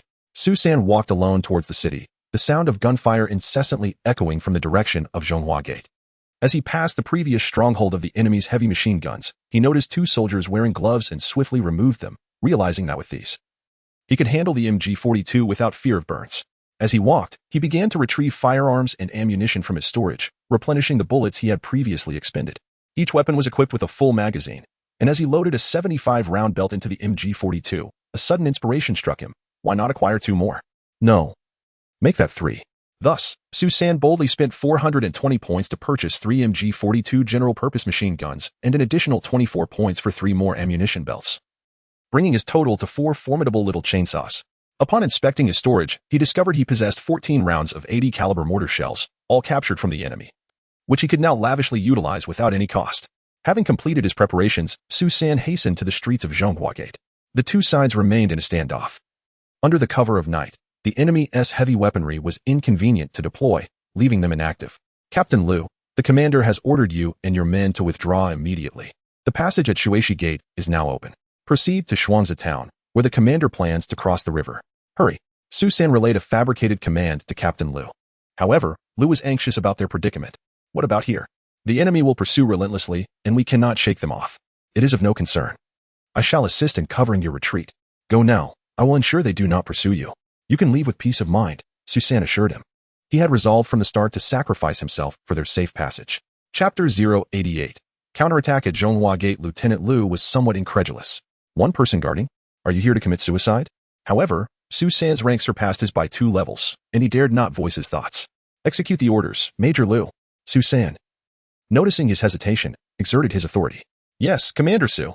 Lieutenant Liu began to comply, signaling his subordinates to commence the retreat. Su San held his position at the first line of defense. He retrieved some beef jerky purchased from the space and began to chew. It was quite delectable, albeit expensive. Alas, to live well, one must slay more enemies. The lives of the foes translate into the currency of the system. Not only beef, but even fine wine could be procured. Yet, the price could buy a machine gun. At that moment, 5 enemies attempted to sneak over during the ceasefire. But how could they escape the watchful eyes of Su San, who possessed night vision? Bang! With a single shot, 2 foes met their end. Su San had employed the G98, which had considerable recoil. As the enemies approached in a line, the bullet pierced the first, burrowing into the chest of the second. The remaining 3 hastily dragged their fallen comrades back to safety. For half an hour, the area fell silent. Su San felt a wave of fatigue wash over him. He needed a moment of respite. Emerging from his cover, he began to set traps with hand grenades. Starting 50 meters ahead of the front line, he strategically placed traps along critical pathways, utilizing 60 grenades in the process. After completing his defenses, he sought refuge in a sturdy shelter, lying beside a fallen comrade, and draped a tattered cloth over his insignia. Listening to the distant sounds of gunfire and explosions, Su San peacefully drifted into slumber. Few would imagine that not only was he single-handedly guarding the position, but he also managed to sleep soundly. Boom. The sound of an explosion jolted Su San awake. Boom. Boom. 2 more explosions followed, accompanied by anguished cries. As dawn broke, he realized a new day of duty had begun. Stretching languidly, he turned over and peered from his concealed corner, spotting dozens of enemies attempting to advance from that direction. They triggered the traps Su San had set. 3 or 4 of them writhed in agony, while 2 lay motionless, and the others hid, observing cautiously. Suddenly, the squad leader gestured forward, and a 5-man team rose to their feet, cautiously forming a battle line and advancing. Bang! The foremost enemy was felled by Su San's shot. The remaining 4 quickly took cover behind obstacles. All returned to silence.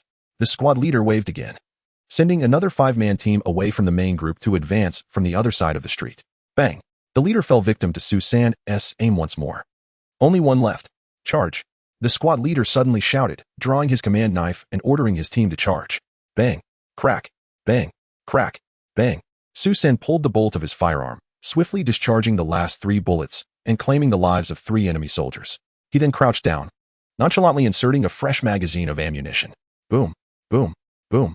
The sound of 3 explosions erupted almost simultaneously as the enemy triggered their concealed traps. Amidst the chaos, Su San, now wielding a submachine gun, emerged from behind a stone pillar. Rat-a-tat-tat. As fiery projectiles erupted forth, the disoriented foes, momentarily stunned, began to flail about once more. After emptying his magazine, Su San retreated behind the stone pillar, seizing the opportunity to hurl 4 or 5 grenades. He then crouched low and maneuvered toward another position. Rat-a-tat-tat. With an adept mastery of urban warfare combined with an unrelenting barrage of firepower, dealing with the enemy was indeed a matter of overwhelming force. After expending his 3rd magazine, not a single enemy was left standing among dozens. The swiftness of the assault prevented reinforcements from the distant enemy, likely due to their insufficient numbers. Suddenly, Su San's gaze fell upon the flag of the defending troops flying high atop the Zhonghua Gate. And an audacious thought crossed his mind. Why not reclaim the stronghold? The enemy had already rebuilt sandbags and mounted a heavy machine gun at the top. The walls below were fortified with several machine gun positions. How could he, alone, penetrate such defenses, especially with the enemy's heavy presence outside the walls? Yet, that fleeting thought lingered stubbornly in his mind. Upon checking the system, he saw that the mission to assist the 51st Division in exiting the city had been completed yesterday. He had received points in stamina, vision, and hearing, and after a few hours of rest, his physical condition was exceptional. As he pondered, the system in his mind initiated a new task: trigger a temporary mission to independently capture Zhonghua Gate and raise the national flag of the defending troops, rewarding him with 1 point in all attributes and an additional 1 cubic meter of free space. What a surprise! Su San exclaimed. The system could operate in such a manner? Moreover, the reward was indeed substantial. A flag of the defending troops would suddenly appear in his possession. Without further hesitation, he began to observe the guards at Zhonghua Gate. Checking his pocket watch, he noted it was 5:30. The enemy had begun to stir, likely due to the recent gunfire, indicating they would soon deploy troops. Su San swiftly located a sturdy foundation among the ruins, remnants of destruction from enemy aircraft.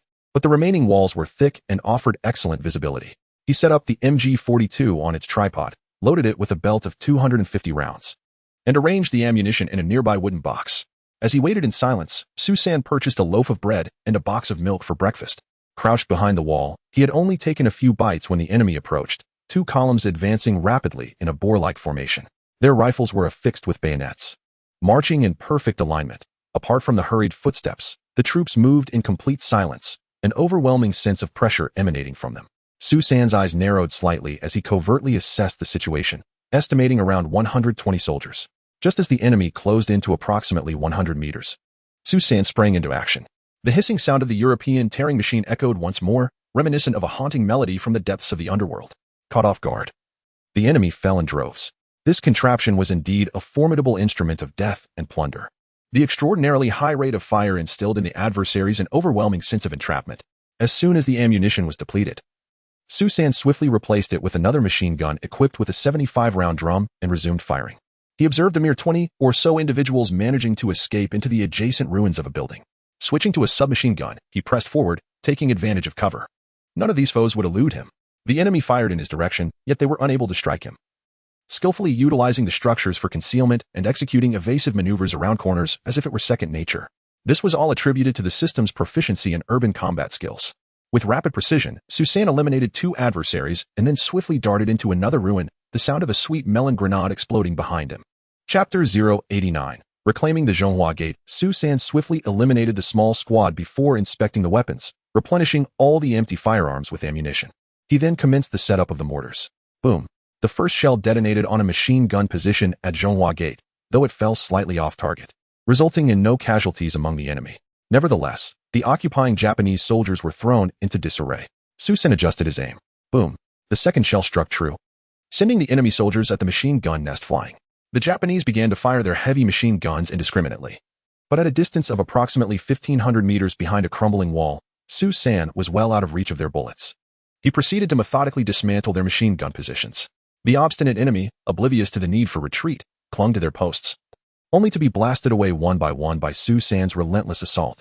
However, they dispatched two small teams equipped with grenade launchers and heavy machine guns, rapidly advancing towards Su San's position. After firing 8 shells, they finally arrived, only to be met with the terrifying European shredder. The impact of this sudden technological marvel was akin to an aerial bombardment, yielding astonishing results. A third of the enemy forces collapsed instantly, while the remainder began to return fire. Observing their newfound cover, Su San ceased wasting ammunition, stowing away his machine gun and retrieving his 98K rifle to begin picking off targets. With his enhanced vision and physical attributes, Su San's shooting accuracy and reaction speed had significantly improved. The moment any enemy exposed even a sliver of their body, it became a death sentence. The enemy's heavy machine guns and grenade launchers had yet to be utilized as Su San meticulously targeted them. There was only one enemy, only one. Charge. The Japanese soon uncovered the secret, akin to discovering a new continent. Charge. Charge. Let us take him down, they exclaimed, eagerly rushing forward, believing that proximity would guarantee their victory. Yet, they had grossly misjudged the situation. Though they outnumbered him, the firepower Su San wielded rivaled that of an entire platoon. The rapid fire of submachine guns provided them with a stark answer. A relentless barrage swiftly eradicated both small teams. The Japanese forces at Zhonghua Gate had nearly exhausted their operational strength. Any further reinforcements would necessitate a call to troops stationed outside the city. Su San began his advance, securing 10 Model 38 rifles along the way and collecting several ammunition pouches. He also retrieved the unused grenade launcher and heavy machine gun he had brought with him. The 2 cubic meters of space were nearly filled, largely due to the 4 boxes of mortars he had destroyed. However, given the current rate of enemy casualties, he was confident that he could soon increase that capacity by another 2 cubic meters. The Japanese would soon seek reinforcements. And nearly an hour had elapsed since his previous actions. By the time their main forces arrived, Su San would find it impossible to charge headlong into their ranks. Su San, clad in gloves, extracted the MG-42, equipped with a belt of 250 rounds. He draped it over his shoulder, coiling it like a serpent, and suddenly felt akin to Rambo wielding a Gatling gun. In fact, he believed he could take down 3 real Rambo-like figures if they were to appear.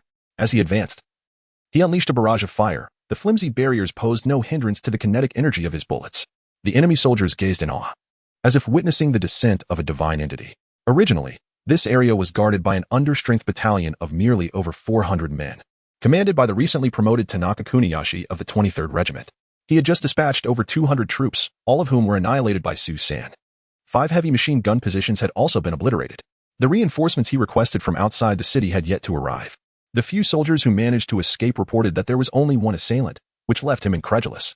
However, upon observing Su San striding down the center of the street with his machine gun, he felt an overwhelming dread as Su San established a suppressive fire. Tanaka's astonishment morphed into a frenzied rage. Determined to eliminate this demon, he hastily retrieved his binoculars for a stealthy observation. Convinced that this was indeed the entity tormenting the division commander, he was the harbinger of doom for the entire 6th Division, responsible for more deaths among its ranks than any previous battle combined. It was time to vanquish this fiend. Tanaka's fear gradually escalated into madness. Kill him. Shoot. Shoot. He bellowed, but his heavy machine guns had fallen silent. Su San's extraordinary rate of fire and marksmanship suppressed their rifles and light machine guns. As the enemy fell one after another, Su San continued his relentless advance. When he was within 40 to 50 meters, his ammunition was exhausted. Yet, in an instant, he produced another machine gun with a 75-round drum. The enemy, mistakenly believing his firepower had diminished, emerged from their cover to shoot. However, they were no match for Su San's prowess. Thanks to systematic enhancements, Su San's reflexes were potentially 3 times sharper than those of a typical enemy soldier. Coupled with the highly compatible firing rate of the MG42, it was a match made in heaven. The illusion of an empty drum lured a wave of enemies into the open, and under his sweeping fire, they fell lifelessly, their eyes wide in disbelief. They could not fathom how their opponent could seemingly replenish his ammunition.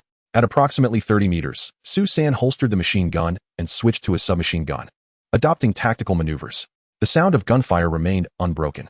The area was devoid of substantial cover, and when Tanaka was finally reduced to a sieve by Su San's relentless assault, his mind was still reeling.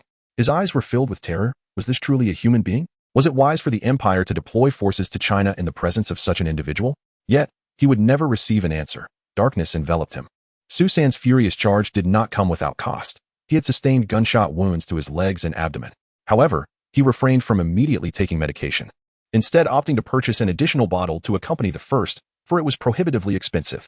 Fearing further injury would render him unable to afford treatment, he spent several points at the marketplace to acquire a first aid kit, attending to his wounds with expedience. Su San commenced the meticulous task of clearing the city wall, quickening his pace as the enemy approached the Zhonghua Gate with alarming speed. Little did they anticipate that within a mere 10 minutes of receiving the distress signal, the adversaries had captured the Zhonghua Gate. Su San tore down the enemy's plaster flag and discarded it upon the wall, subsequently hoisting the national flag of the defending forces in its stead, firmly planted in its original position. At that moment, a clear mechanical voice resonated in his mind. Host has completed the mission to reclaim Zhonghua Gate. Reward, all attribute points. Do you accept? A cubic meter of free space has been generated. Su San opted against accepting the attribute points, recognizing their capacity to alleviate fatigue. He was not yet at his lowest state, and resolved to reserve them for a more critical juncture. With no time to spare, he swiftly began to prepare the battlefield. He positioned 3 MG42 machine guns on the existing 3 gun emplacements, each spaced a dozen meters apart, employing a tripod for heavy machine gun operation, and loaded them with 250-round belts stored in adjacent ammunition boxes. Su San also rapidly filled the undamaged light and heavy machine guns seized from the enemy with ammunition, arranging them strategically in various locations. Notably, he collected 2 mortars along with 7 or 8 shells, placing them according to a meticulously designed firing arc in different positions. While the shells were directly stored in his space for immediate access when needed, he needed to ensure that these invaders would face a formidable resistance. With everything in place, all that was left was the right moment. Su San took a moment to rest and nourish himself, having fought for over an hour without partaking in breakfast. Chapter 090. The unfortunate war correspondent Nakahara Chizaburo received a call for assistance and began to organize his troops. The previous day's battle had been intense, and they had successfully seized the Zhonghua Gate. However, word had reached him that the enemy was unwilling to concede and intended to engage in urban warfare. Consequently, he decided to allow his weary soldiers some additional rest to prepare for the forthcoming brutal street fighting. To his surprise, just past 6 o'clock, Tanaka Kuniyashi sent a messenger requesting aid. Had the enemy commenced a counterattack? Did they possess the capability to do so without heavy weaponry? Nevertheless, he resolved to provide assistance, albeit with a sense of diminished urgency. Thinking that Tanaka might be exaggerating the situation, he leisurely dispatched a contingent of 200 soldiers to offer support, accompanied by a war correspondent eager to document the imperial soldiers' triumphs as they occupied a foreign capital. However, this delay resulted in the small team witnessing a change in the flags atop the Zhonghua Gate. The white flag had transformed into a blue one, and the red had turned to white. They were taken aback. How many enemies had attacked the Zhonghua Gate? How could it have fallen so swiftly? Were the 400 men under Tanaka's command merely inept? Kato adjusted the focus of his camera, beginning to photograph the Zhonghua Gate. Hadn't he heard that the Imperial warriors had captured it the previous night? Why had the flag not been changed? As a war correspondent recently dispatched, he was unaware of the unfolding events. Through the viewfinder, he focused on the city wall 300 meters ahead, the air thick with the acrid scent of gunpowder and blood. Third squad, advance. The commanding officer of the Japanese forces shouted, his voice cutting through the din of gunfire and cannon blasts. Kato pressed the shutter, capturing the valiant image of the Imperial warriors charging forward. The soldiers hastened their pace, forming two elongated lines as they jogged from the mainland. Upon nearing 300 meters, they entered the trenches previously left behind, uncertain of the enemy's numbers and hesitant to proceed recklessly. With a wave of his hand, a Japanese captain ordered a dozen soldiers to charge towards the gate, which had been cleared and now stood open. However, as they approached within 100 meters, gunfire erupted from the city walls. The sound of the familiar Type 92 heavy machine gun echoed, now raining death upon their own brave soldiers. Half of the charging soldiers were cut down, while the others scrambled back to safety. Was it merely the firepower of a single machine gun? A mortar team emerged from the trench, hastily assembling their equipment. The Japanese forces had strategically positioned themselves at the front, employing grenade launchers and mortars to neutralize the enemy's heavy machine gun fire, a cost-effective and efficient tactic, particularly effective against a nation lacking significant firepower. Yet, just as they completed setting up the mortar, a loud pop sounded as the head of the main gunner exploded in a spray of blood, collapsing to the ground. Before anyone could react, the assistant gunner supporting the barrel also fell. In panic, the soldier holding the shells dropped them, causing them to roll into the trench. The enemy has sharpshooters. The Japanese soldiers cried out, quickly retreating. The captain, peering through his binoculars, was puzzled. No matter how he searched, he could not locate the enemy's position. Only when the enemy's machine gun roared moments ago did a shadow become visible.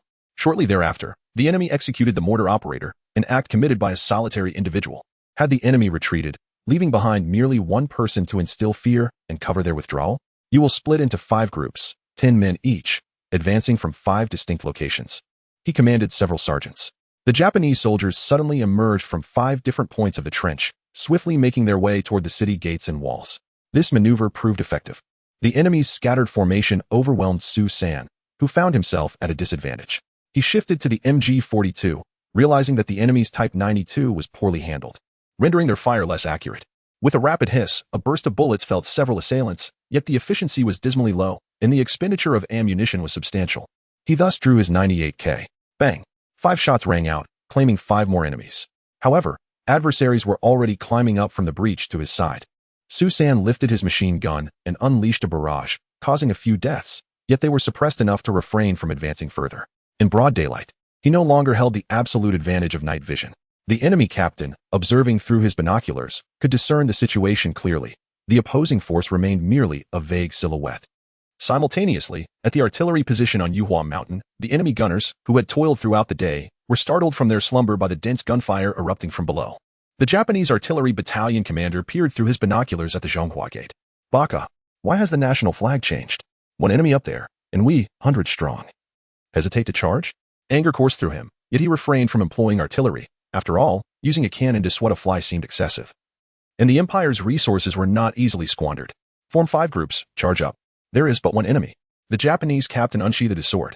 Approximately 150 soldiers adopted a skirmishing formation, minimizing their exposure as they surged toward the Zhonghua gate. The enemy's tactical acumen was commendable, precise, and methodical. As taught in military textbooks, Su San found himself quite occupied, swiftly relocating between several machine gun positions, firing and then retreating into cover. Yet still, half of the enemy managed to ascend the city wall, compelling Su San to withdraw to a corner, taking cover behind sandbags while exchanging fire. War correspondent Kato rapidly clicked the shutter. The golden uniforms of the Imperial warriors stood starkly against the charred earth, resembling moss drawn to an open flame. The first to scale the wall was Sergeant Kobayashi, whom Su San recognized. They had previously conversed, sharing dreams of a better life over Hokkaido's delicacies. He brandished his rifle, beneath which fluttered the flag derisively referred to by the Chinese as the plaster flag, and shouted a triumphant battle cry. Kato's camera captured this scene of youthful valor, the sun illuminating the flag, reminiscent of a war propaganda poster. Yet in the next instant, 3 crimson blooms erupted from Kobayashi's chest. His expression froze in a blend of shock and agony as his body toppled backward, plummeting from the 10-meter-high wall. The flag drifted through the air, ultimately draping over his contorted corpse. Baka, Kato muttered curses under his breath, unsure whether he was condemning the marksmanship of the defending soldiers or the absurdity of the war itself. His fingers mechanically continued to press the shutter, capturing more death, The second and third soldiers scaling the fortress wall were successively struck down. A mortar shell exploded at the base of the wall, obliterating 5 Japanese soldiers. A wounded man crawled, dragging his severed leg. In less than 20 minutes, the entire third squad that had charged the wall was annihilated. Yet, within his lens, only a single Chinese soldier had appeared. At that moment, the figure stood bloody beside the flag of the defending army, wielding a sword from his homeland. Kato snapped several frames, but an overwhelming fear gripped him, forcing him to huddle in the trench, trembling. The surrounding silence became terrifyingly profound. His camera contained 36 images of death, along with that formidable visage of the warrior. Shortly thereafter, Kato heard new footsteps and shouts in Japanese. Reinforcements had arrived. He hastily rose, waving his arms to signal his identity. Chinese soldier. A sharp voice, tinged with youthful innocence, called out. By the time Kato glimpsed the glint of a bayonet, it was too late for explanation. The pain was slower than anticipated. First, a chill spread through his abdomen, followed by a searing agony. Looking down, he saw a bayonet from a Type 38 rifle embedded in his body, held by a young soldier with a freckled face. His eyes wide with fear. I am a war correspondent.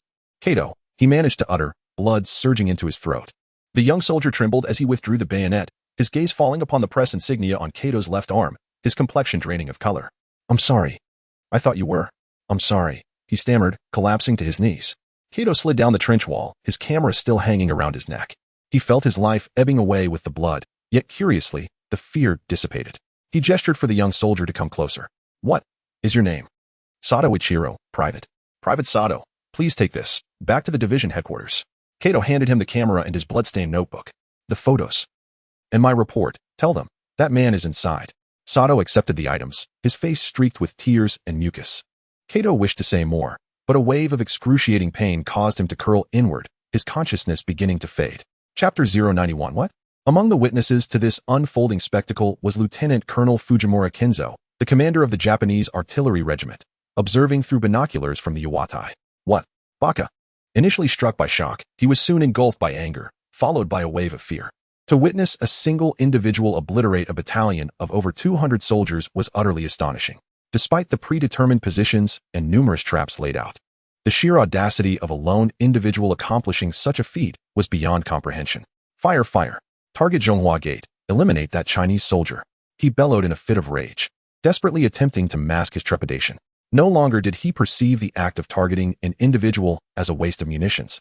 Even if it took 2 hours to annihilate that singular threat, it would be worth every effort. The existence of such a person meant that in the future, soldiers of the Empire would sleep with one eye open.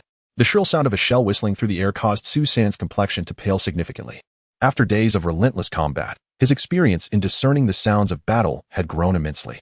That sound belonged to a 105mm howitzer. Without a moment's hesitation, he abandoned any thoughts of loot and sprinted towards the city wall. Simultaneously, he mentally commanded the system, administer medication, acquire physical attribute points. The miraculous elixir restored his injuries to their former state, while the infusion of attribute points banished his fatigue. He felt invigorated, as if he had consumed a powerful stimulant. And he leaped with the agility of a cheetah, weaving through obstacles. Through Fujimura's binoculars, he observed Su San's figure vanish in an instant beneath the city wall, prompting a sense of urgency within him. Extend the bombardment to a radius of 300 meters within the city. Quickly, unleash all artillery on a primary target. Su San dashed forward, desperately utilizing cover to shield himself from the shockwaves and shrapnel. Yet, it felt as if the enemy's shells were pursuing him relentlessly. What kind of enmity could provoke such a bombardment upon a single individual? He grumbled internally but pressed on towards the city center. Fortunately, once the artillery reached a certain distance, the bombardment ceased its advance, continuing to rain destruction upon that designated area. The heavy bombardment also roused the old General Gu Shoufu from his slumber.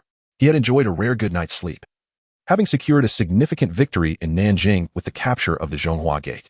In addition to that, they had seized Guanghua Gate in the early hours. Although a portion of the Chinese forces had managed to break through at Shueisha Gate, it was of little consequence. The capture of the enemy's capital was his greatest honor. Why was artillery still firing so early in the morning? And why was there such a large-scale bombardment without consulting him? Was someone intoxicated by their recent triumph, attempting to undermine his authority and disregard orders? His anger flared, his expression darkening as he summoned his aide-de-camp. Quickly, find out what is happening. The aide returned shortly after. Breathless. Sir, Zhonghua Gate has fallen, he reported, his tone fraught with urgency. What? Bakayuru, what is Tanaka-kun doing? I demand he be brought to me immediately. Gu Shoufu fumed, enraged that the capture of Zhonghua Gate, an important milestone in his military career, had been tarnished by that fool Tanaka. Sir, It's impossible. He's already deceased. The adjutant quickly replied. Then why didn't the artillery at Yuatai fire sooner? Notify the 23rd Regiment. We must reclaim the Zhonghua Gate. Gu Shoufu continued to issue orders. Yes. The adjutant dashed out to relay the message. Moments later, he returned, breathless. Sir, we have retaken the Zhonghua Gate. What? Gu Shoufu's eyes widened in disbelief. Are you jesting with me? It took me days and nights to seize the Zhonghua Gate. You claim it was regained so swiftly? Although the defending troops were somewhat lacking in combat effectiveness, they were not made of clay. The adjutant, under Gu Shoufu's intense gaze, felt the weight of his commanding presence. Internally, he lamented, I am not joking. I am merely conveying the message. He wiped the cold sweat from his brow. Sir. The artillery position reported that the Zhonghua Gate was captured by a single individual. Initially, there was no artillery fire because our forces outnumbered theirs on the walls. It was only after he fully seized the gate that the field artillery opened fire. He wiped his brow again, beads of perspiration forming. What? Gu Shoufu's eyes grew even wider, nearly bulging from their sockets. If not for his glasses, they might have indeed popped out. He felt as though he had uttered a month's worth of what? In a single morning. However, he soon recalled the individual who had brought misfortune to the 6th Division. Had that person from the 51st Division not retreated with their forces? Were they not supposed to have left? To be honest. Although he had arranged for Kuroki Masakazu to form a sniper unit to deal with that individual, deep down, he hoped that person had fled with the 51st Division. Leaving him to his own devices, he truly wished never to confront that individual again. At present, he could not fathom who else, aside from that person, possessed the capability to single-handedly decimate an entire company of Japanese soldiers, even if the company comprised only half its strength. He could not believe there would be another. Gu Shoufu fell into contemplation, pacing back and forth. At that moment, a guard reported, Lieutenant Colonel Nakano Chuzaburo of the 1st Company of the 23rd Regiment requests an audience. This company commander was one of the few remaining veterans of the battered 23rd Regiment. Since the battle at Muling Pass, he was the sole lieutenant colonel left standing. The others had perished. Come in. Gu Shoufu waved his hand dismissively and returned to his seat. Nakano Chuzaburo did not arrive empty-handed. He brought with him a bloodstained notebook and a camera. These are from the war correspondent Kato, who captured the battle at Zhonghua Gate and the image of that individual before he fell. I hope they prove useful to you. Sir, Nakano Chuzaburo spoke softly, omitting the fact that Kato had been killed by his own men. This omission preserved a semblance of dignity for both sides, considering the man was deceased. Excellent. This is indeed valuable. I will have it developed urgently, Gu Shoufu said as he handed the items to the adjutant. What is the status of the Zhonghua Gate? Our main forces are about to enter the city. Has the area been secured? Sir, the area from Zhonghua Gate to Shueisha Gate and Guanghua Gate has been cleared. There are no survivors, Nakano Chuzaburo replied. Good. You may proceed to command the troops. One must not be complacent. Tanaka-kun serves as a poignant example. Tani Shua offered a cautionary remark. Tani Shua was satisfied, having declared there would be no survivors. It was inevitable that anyone encountered would be slain. This was the hallmark of his 6th Division. Susan had fled the artillery zone near Zhonghua Gate, and chaos had already descended upon Nanjing. The city lay in ruins, bombarded by aircraft, with lifeless bodies strewn by the roadside and civilians frantically rushing towards Guanyuan. He found himself perplexed. Must one wait until the very last day to depart? Today was December 18th, a full 6 days beyond the historical timeline.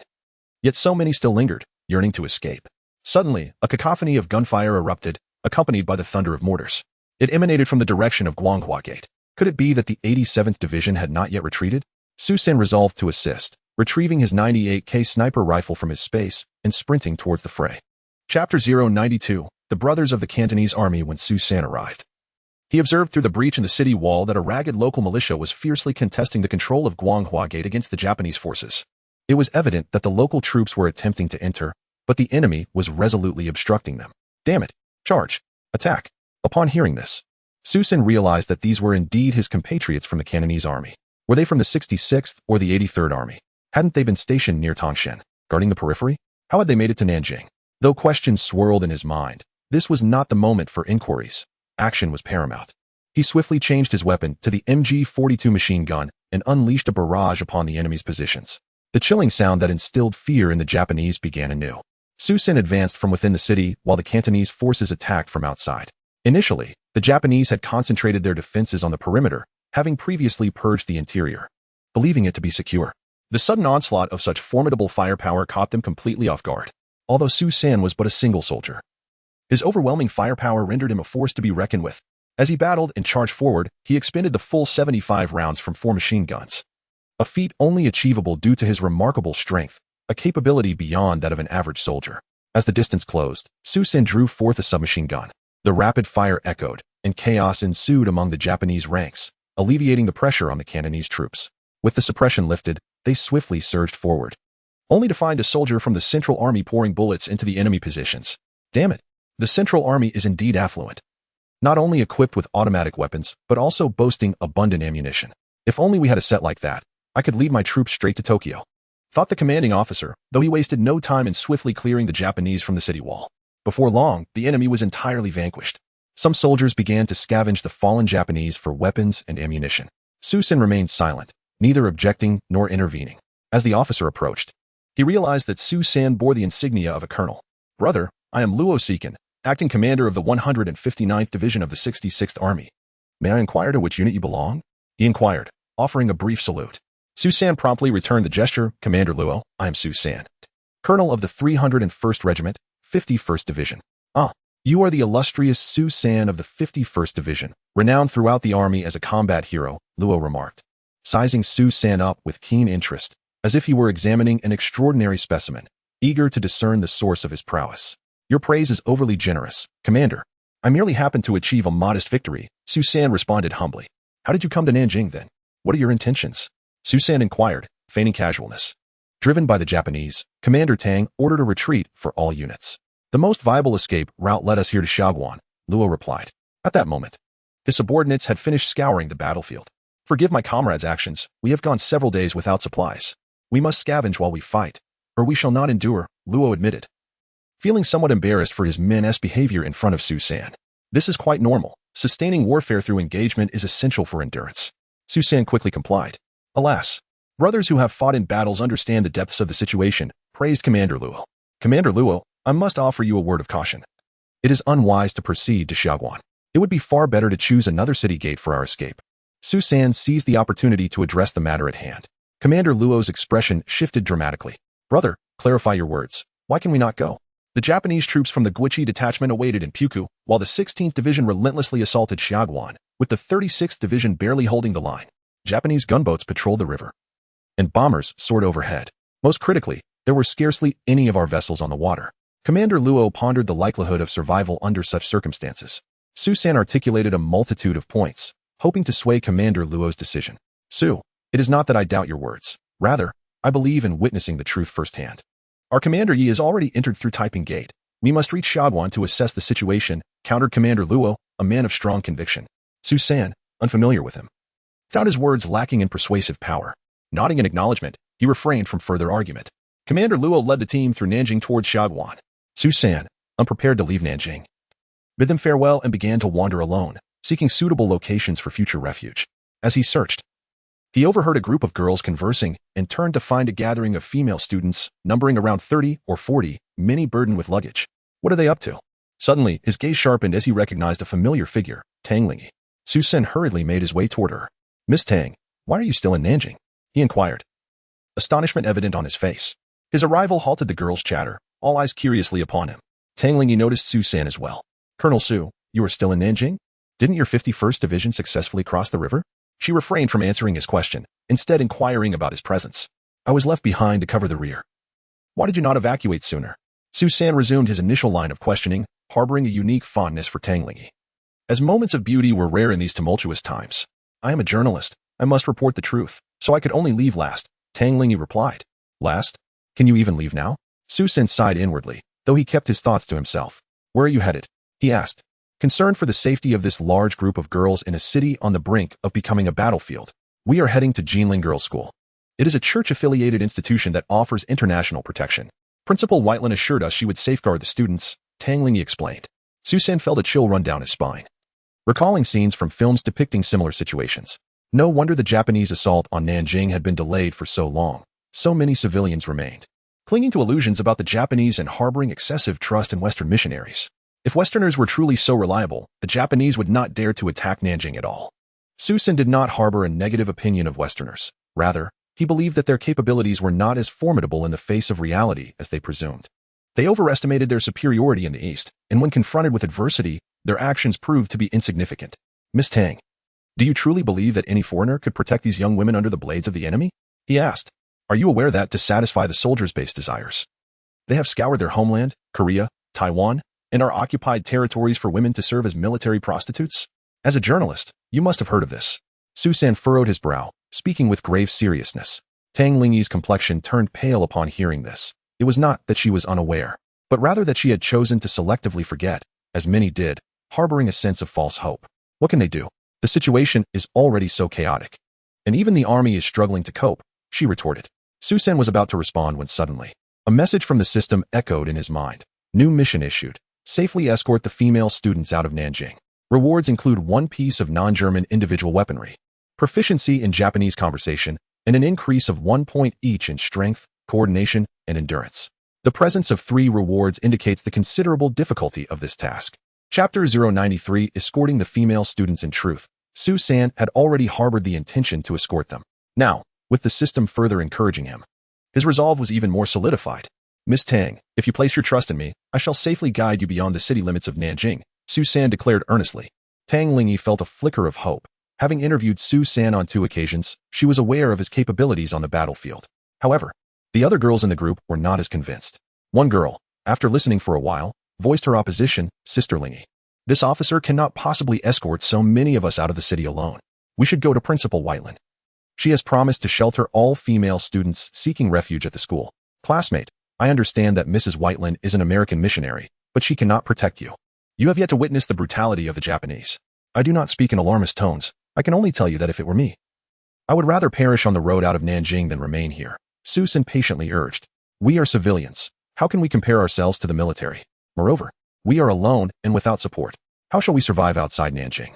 There are not only Japanese soldiers, but also thugs and rogues out there. Is that not more perilous? The girl spoke eloquently, garnering the agreement of most present. Alas, classmates, even if there are thugs and rogues, they are still human.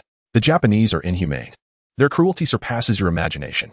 We have witnessed too many civilians slaughtered by them, women subjected to assault before being killed, irrespective of age, truly horrific. How can you expect to fare well in Nanjing? Su-san resorted to unsettling truths to awaken them. Indeed, more than half of the girls appeared pale with fear. And even Tang Lingyi's countenance darkened. I will escort you out of the city. As long as I live, I will ensure your safety. Su-san seized the moment to assert. We have been to Shagwan. Only I can go there. The rest have no boats. Tang Lingyi whispered. I will lead you in a different direction. We shall exit through another route. Su-san had no intention of heading to Shagwan. For his role there would be diminished. It would be wiser to depart under the cover of night from another avenue. One must understand, his night vision was a formidable asset. All right. Tang Lingyi chose to trust Su-san, for she knew him well. She turned to the female students and proclaimed, Sisters, this Colonel Su is a battle hero. He has pledged to escort us out of the city, so let us follow him. Sister Tang, he is so young and alone. How can he care for so many of us? I do not wish to take risks. I want to return to the girls' school, protested the girl who had previously opposed Su-san. She was inexperienced yet resolute in her stance. Ma Xiaoying, Colonel Su has fought many battles and vanquished numerous Japanese soldiers. I have interviewed him. I believe in his abilities. Will you trust me just this once? Tang Lingyi implored. For she understood the atrocities of the Japanese far better than these students. No, Sister Tang, I have more faith in Mrs. Whiteland. Her international reputation from America can better protect us, the vulnerable, countered the girl named Ma Xiaoying, and astonishingly, more than half of the others concurred with her. Su-san felt a profound sense of helplessness. He was well aware of the historical context, yet others remained oblivious, clinging to a misguided hope regarding the conscience of the enemy. Did many of you share such sentiments? I have resolved to follow Colonel Su, those willing to accompany me. Please step forward. Those unwilling should hasten back to the girls' school, for the streets are perilous. Just as Su-san found himself in a quandary, Tang Lingyi alleviated his predicament. Of the 35 female students, 20 opted to return, leaving only 15 willing to follow Su-san. Of course, these 15 did not place their trust in Su-san himself, but rather in their former senior, Tang Lingyi. How shall we proceed? Tang Lingyi inquired after the 2 groups had separated. We shall travel under the cover of darkness. You are not combat personnel and must navigate around the enemy. During the day, we will find an unoccupied place to rest. I will attend to some preparations. Furthermore, instruct them to discard the majority of their personal belongings. Each should retain only a small pack that can be comfortably carried, enough for a few articles of clothing. We are fleeing for our lives, not embarking on a journey, Su-san advised. It was still midday, and the evening was far off. Had Su-san been alone, he would have chosen to rest and regain his strength. However, considering the needs of the larger group, he had to make extensive preparations. He led them to an already vacant residence. Stay here for now. I will make the necessary arrangements. By the way, Miss Tang, can you handle a firearm? Su-san suddenly asked. I have a gun, Tang Linyi replied, producing a Browning handgun from beneath her clothing. Su San said nothing further and exited. His primary concern was procuring food. He had a systematic approach to his own sustenance. But what of the others?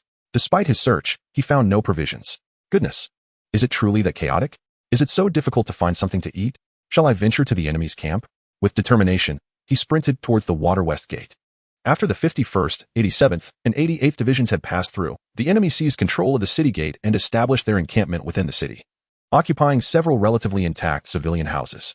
Su San, agile and stealthy, slipped in from the side, dispatching a sentry with a swift motion. Following his nose, he discovered the enemy preparing their lunch. Upon entering the kitchen, he felt a twinge of disappointment. Only rice balls and canned goods awaited him. Nevertheless, sustenance was sustenance. He stealthily approached, neutralizing a few cooks who were busy packaging food, and stashed the provisions in his space storage, now possessing 3 cubic meters of space. He had not collected too many items, making it easy to provision for the group. Seizing the opportunity, he also gathered over 100 cans for future needs. Knowing that in these times, food could be more precious than weapons and ammunition. Not long after Su San departed, he heard uproar and sporadic gunfire emanating from the enemy camp. Upon returning to their temporary abode, he found Tang Linyi had already organized the students, eliminating unnecessary items and ensuring each had a manageable pack. Upon seeing Su San return with 2 large bags and the aroma of food wafting through the air, it became clear he had gone to procure provisions. What a considerate man. Please eat. The meal is simple yet sufficient. Su San feasted daily on meat and milk, oblivious to the hardships faced within the city of Nanjing, yet she felt a tinge of guilt. However, the female students, upon seeing such ample provisions, particularly the canned meat, were filled with delight. Su San's assurance that it would satisfy their hunger struck a chord with their hearts. Is this the food of the enemy? Opening the package, Tang Linyi frowned. Is it still warm? Did you just raid the enemy? I went to help you find food, but found nothing. Just so happened to encounter a troop of enemies delivering meals, so I took the opportunity, Su San replied. You should eat a little. The conditions are tough now. If the enemy can eat, so can we. We can indulge in better fare once we leave Nanjing. Noticing Tang's frown, which hinted at her disdain for the food, Su San encouraged her. You're right. At this point, why should I be picky? I must eat to gather strength. With that, Tang Linyi took the lead in consuming the rice balls, glancing up at Su San, who remained still. Why aren't you eating? I have already eaten. These are for you. I will take a brief rest in the next room. We shall depart at nightfall, so remember to rest after your meal. We may have a long journey ahead. After speaking, Su San retreated to the adjacent room, exchanging a few pieces of beef from her supplies and savoring them alone. For such a delicacy was meant to be relished in solitude. Chapter 094, The Great Escape. Listening to the distant sounds of gunfire, Su San seized a rare moment of respite in the chaotic city of Nanjing. As the sky darkened, he meticulously checked his weaponry, ensuring that all magazines were fully loaded and procuring a fresh supply of hand grenades. With everything in order, he made his way to the room of Tang Linyi and her companions. Prepare yourselves and grab a bite to eat. We are about to embark on our journey, he instructed, allowing them a brief 10 minutes. As they donned their packs and followed Su San, he chose not to head toward the lower pass, instead opting to breach through the Taiping Gate. Sure enough, it wasn't long before they encountered brothers from the Guangdong army. Su, where are you taking this band of female soldiers? Came the clumsy Mandarin of Commander Luo. Commander Luo, what brings you back? Couldn't he navigate the lower pass? Su San feigned ignorance. The 36th Division South lackeys 1T let us through, claiming there are no boats for us, as if we were raised by a stepmother. They suggest that the Central Army should fend for themselves against the Japanese, Commander Luo complained, visibly irked. Yet he quickly recalibrated. But I wasn't referring to you. Su San offered a wry smile, recognizing that the commander had a clear preference for allies, a factor that contributed to his eventual downfall. What are your plans then? Su San casually inquired. What else? We'll confront the Japanese head-on. Would we really engage those inept lackeys instead? I see you intend to head through Taiping Gate as well. They fell into a natural conversation as they walked together. I'm escorting a few female students who couldn't leave. The Japanese are entering the city immediately. It's far too perilous to remain here, Su San explained. Youth is indeed a gift. Even in these times, you still prioritize the gallant rescue of damsels in distress, Commander Luo commended, giving Su San a thumbs up. Su San chuckled, understanding the deeper implications behind the gesture. Major Su, when we charge, ensure the students follow closely behind us. Protect them from harm while I lead the way, Commander Luo suddenly stated with gravity as they neared the city gate. Commander, given your awareness of my capabilities, you know that night combat is my forte. Allow me to be your vanguard and send a few of your men to safeguard these students. Su San replied with equal seriousness. Historically, the Guangdong army was renowned as the only force to have breached the Japanese blockade directly. Yet how many understood the desperation behind such a maneuver? With two armies barely surviving, it took months for the scattered remnants to regroup. The well-educated graduate from Baoding Military Academy before them, however, perished on the path of assault. Determined to leverage his expertise in night warfare to contribute to this valiant unit, Su Sen resolved to take action. I am aware of your skills. I witnessed them at Guanghua Gate. However, engaging the Japanese in direct combat is exceedingly perilous and hinges entirely on luck. Consider this carefully, Commander Luo, now of middle age. Hoped to preserve the lives of these capable youths for future encounters with the enemy, while secretly wishing to utilize Su San's talents to minimize casualties among his own troops. Just watch.